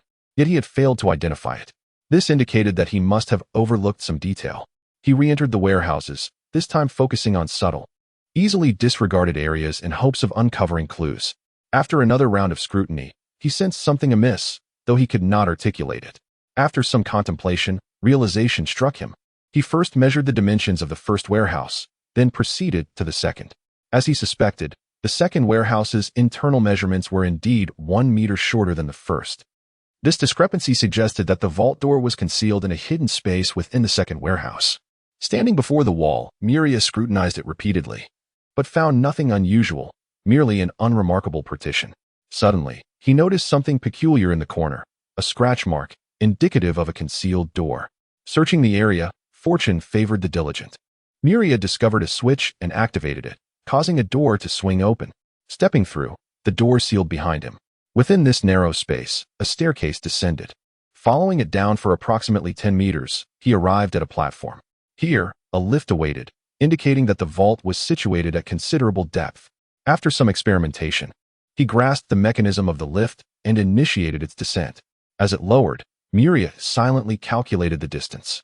When the platform finally halted, he found himself 200 meters underground. In such a location, even the most tumultuous surface disturbances would scarcely affect it. Before Miria lay a spacious corridor, yet he did not venture in recklessly. Surely such a place would be riddled with traps? Though he sought the vault, access remained elusive. He needed to devise a means to acquire the key and switch, or discover an alternative method for navigating the mechanisms and door. The southern vault also resided within a mine, and upon infiltrating it, he noted that the guards and layout mirrored those of the northern vault. This indicated that both vaults were constructed in a similar manner. Within the second warehouse, he located the entrance, confirming his hypothesis. Upon entering, he found that even the internal layout was identical. Thus, if he could devise a means of entry, the treasures of both vaults would be his for the taking. As the portal materialized, Veilway observed Miria emerging and inquired with a smile, "So, have you located the vault?" "Indeed, I have found it. But there are traps and a door preventing entry. Do you require assistance?" "Is that truly possible?" Veilway replied, "I have visited the vault before. Annie's necklace is one of its treasures. I know where the vault key is located. Will you be in danger?" Miria asked. "No. Here, no one dares disrespect me. I shall not be in peril. I merely need to borrow the vault key temporarily, which is entirely permissible." Miria contemplated the fact that this was half of a prominent family's fortune accumulated over decades. The mere thought of such immense wealth made his mouth water. With his mother-in-law's support, the treasures of both vaults were practically within his grasp. After discussing their plan with Veilway, they decided to act promptly while Man was away. Upon hearing of the impending operation, Annie insisted on accompanying Miria, confident in the simplicity of the plan, which would minimize errors. Following lunch, Veilwei entered Man's study. As the matriarch of the family, her access was unchallenged. The guards respectfully opened the door for her, then closed it behind her.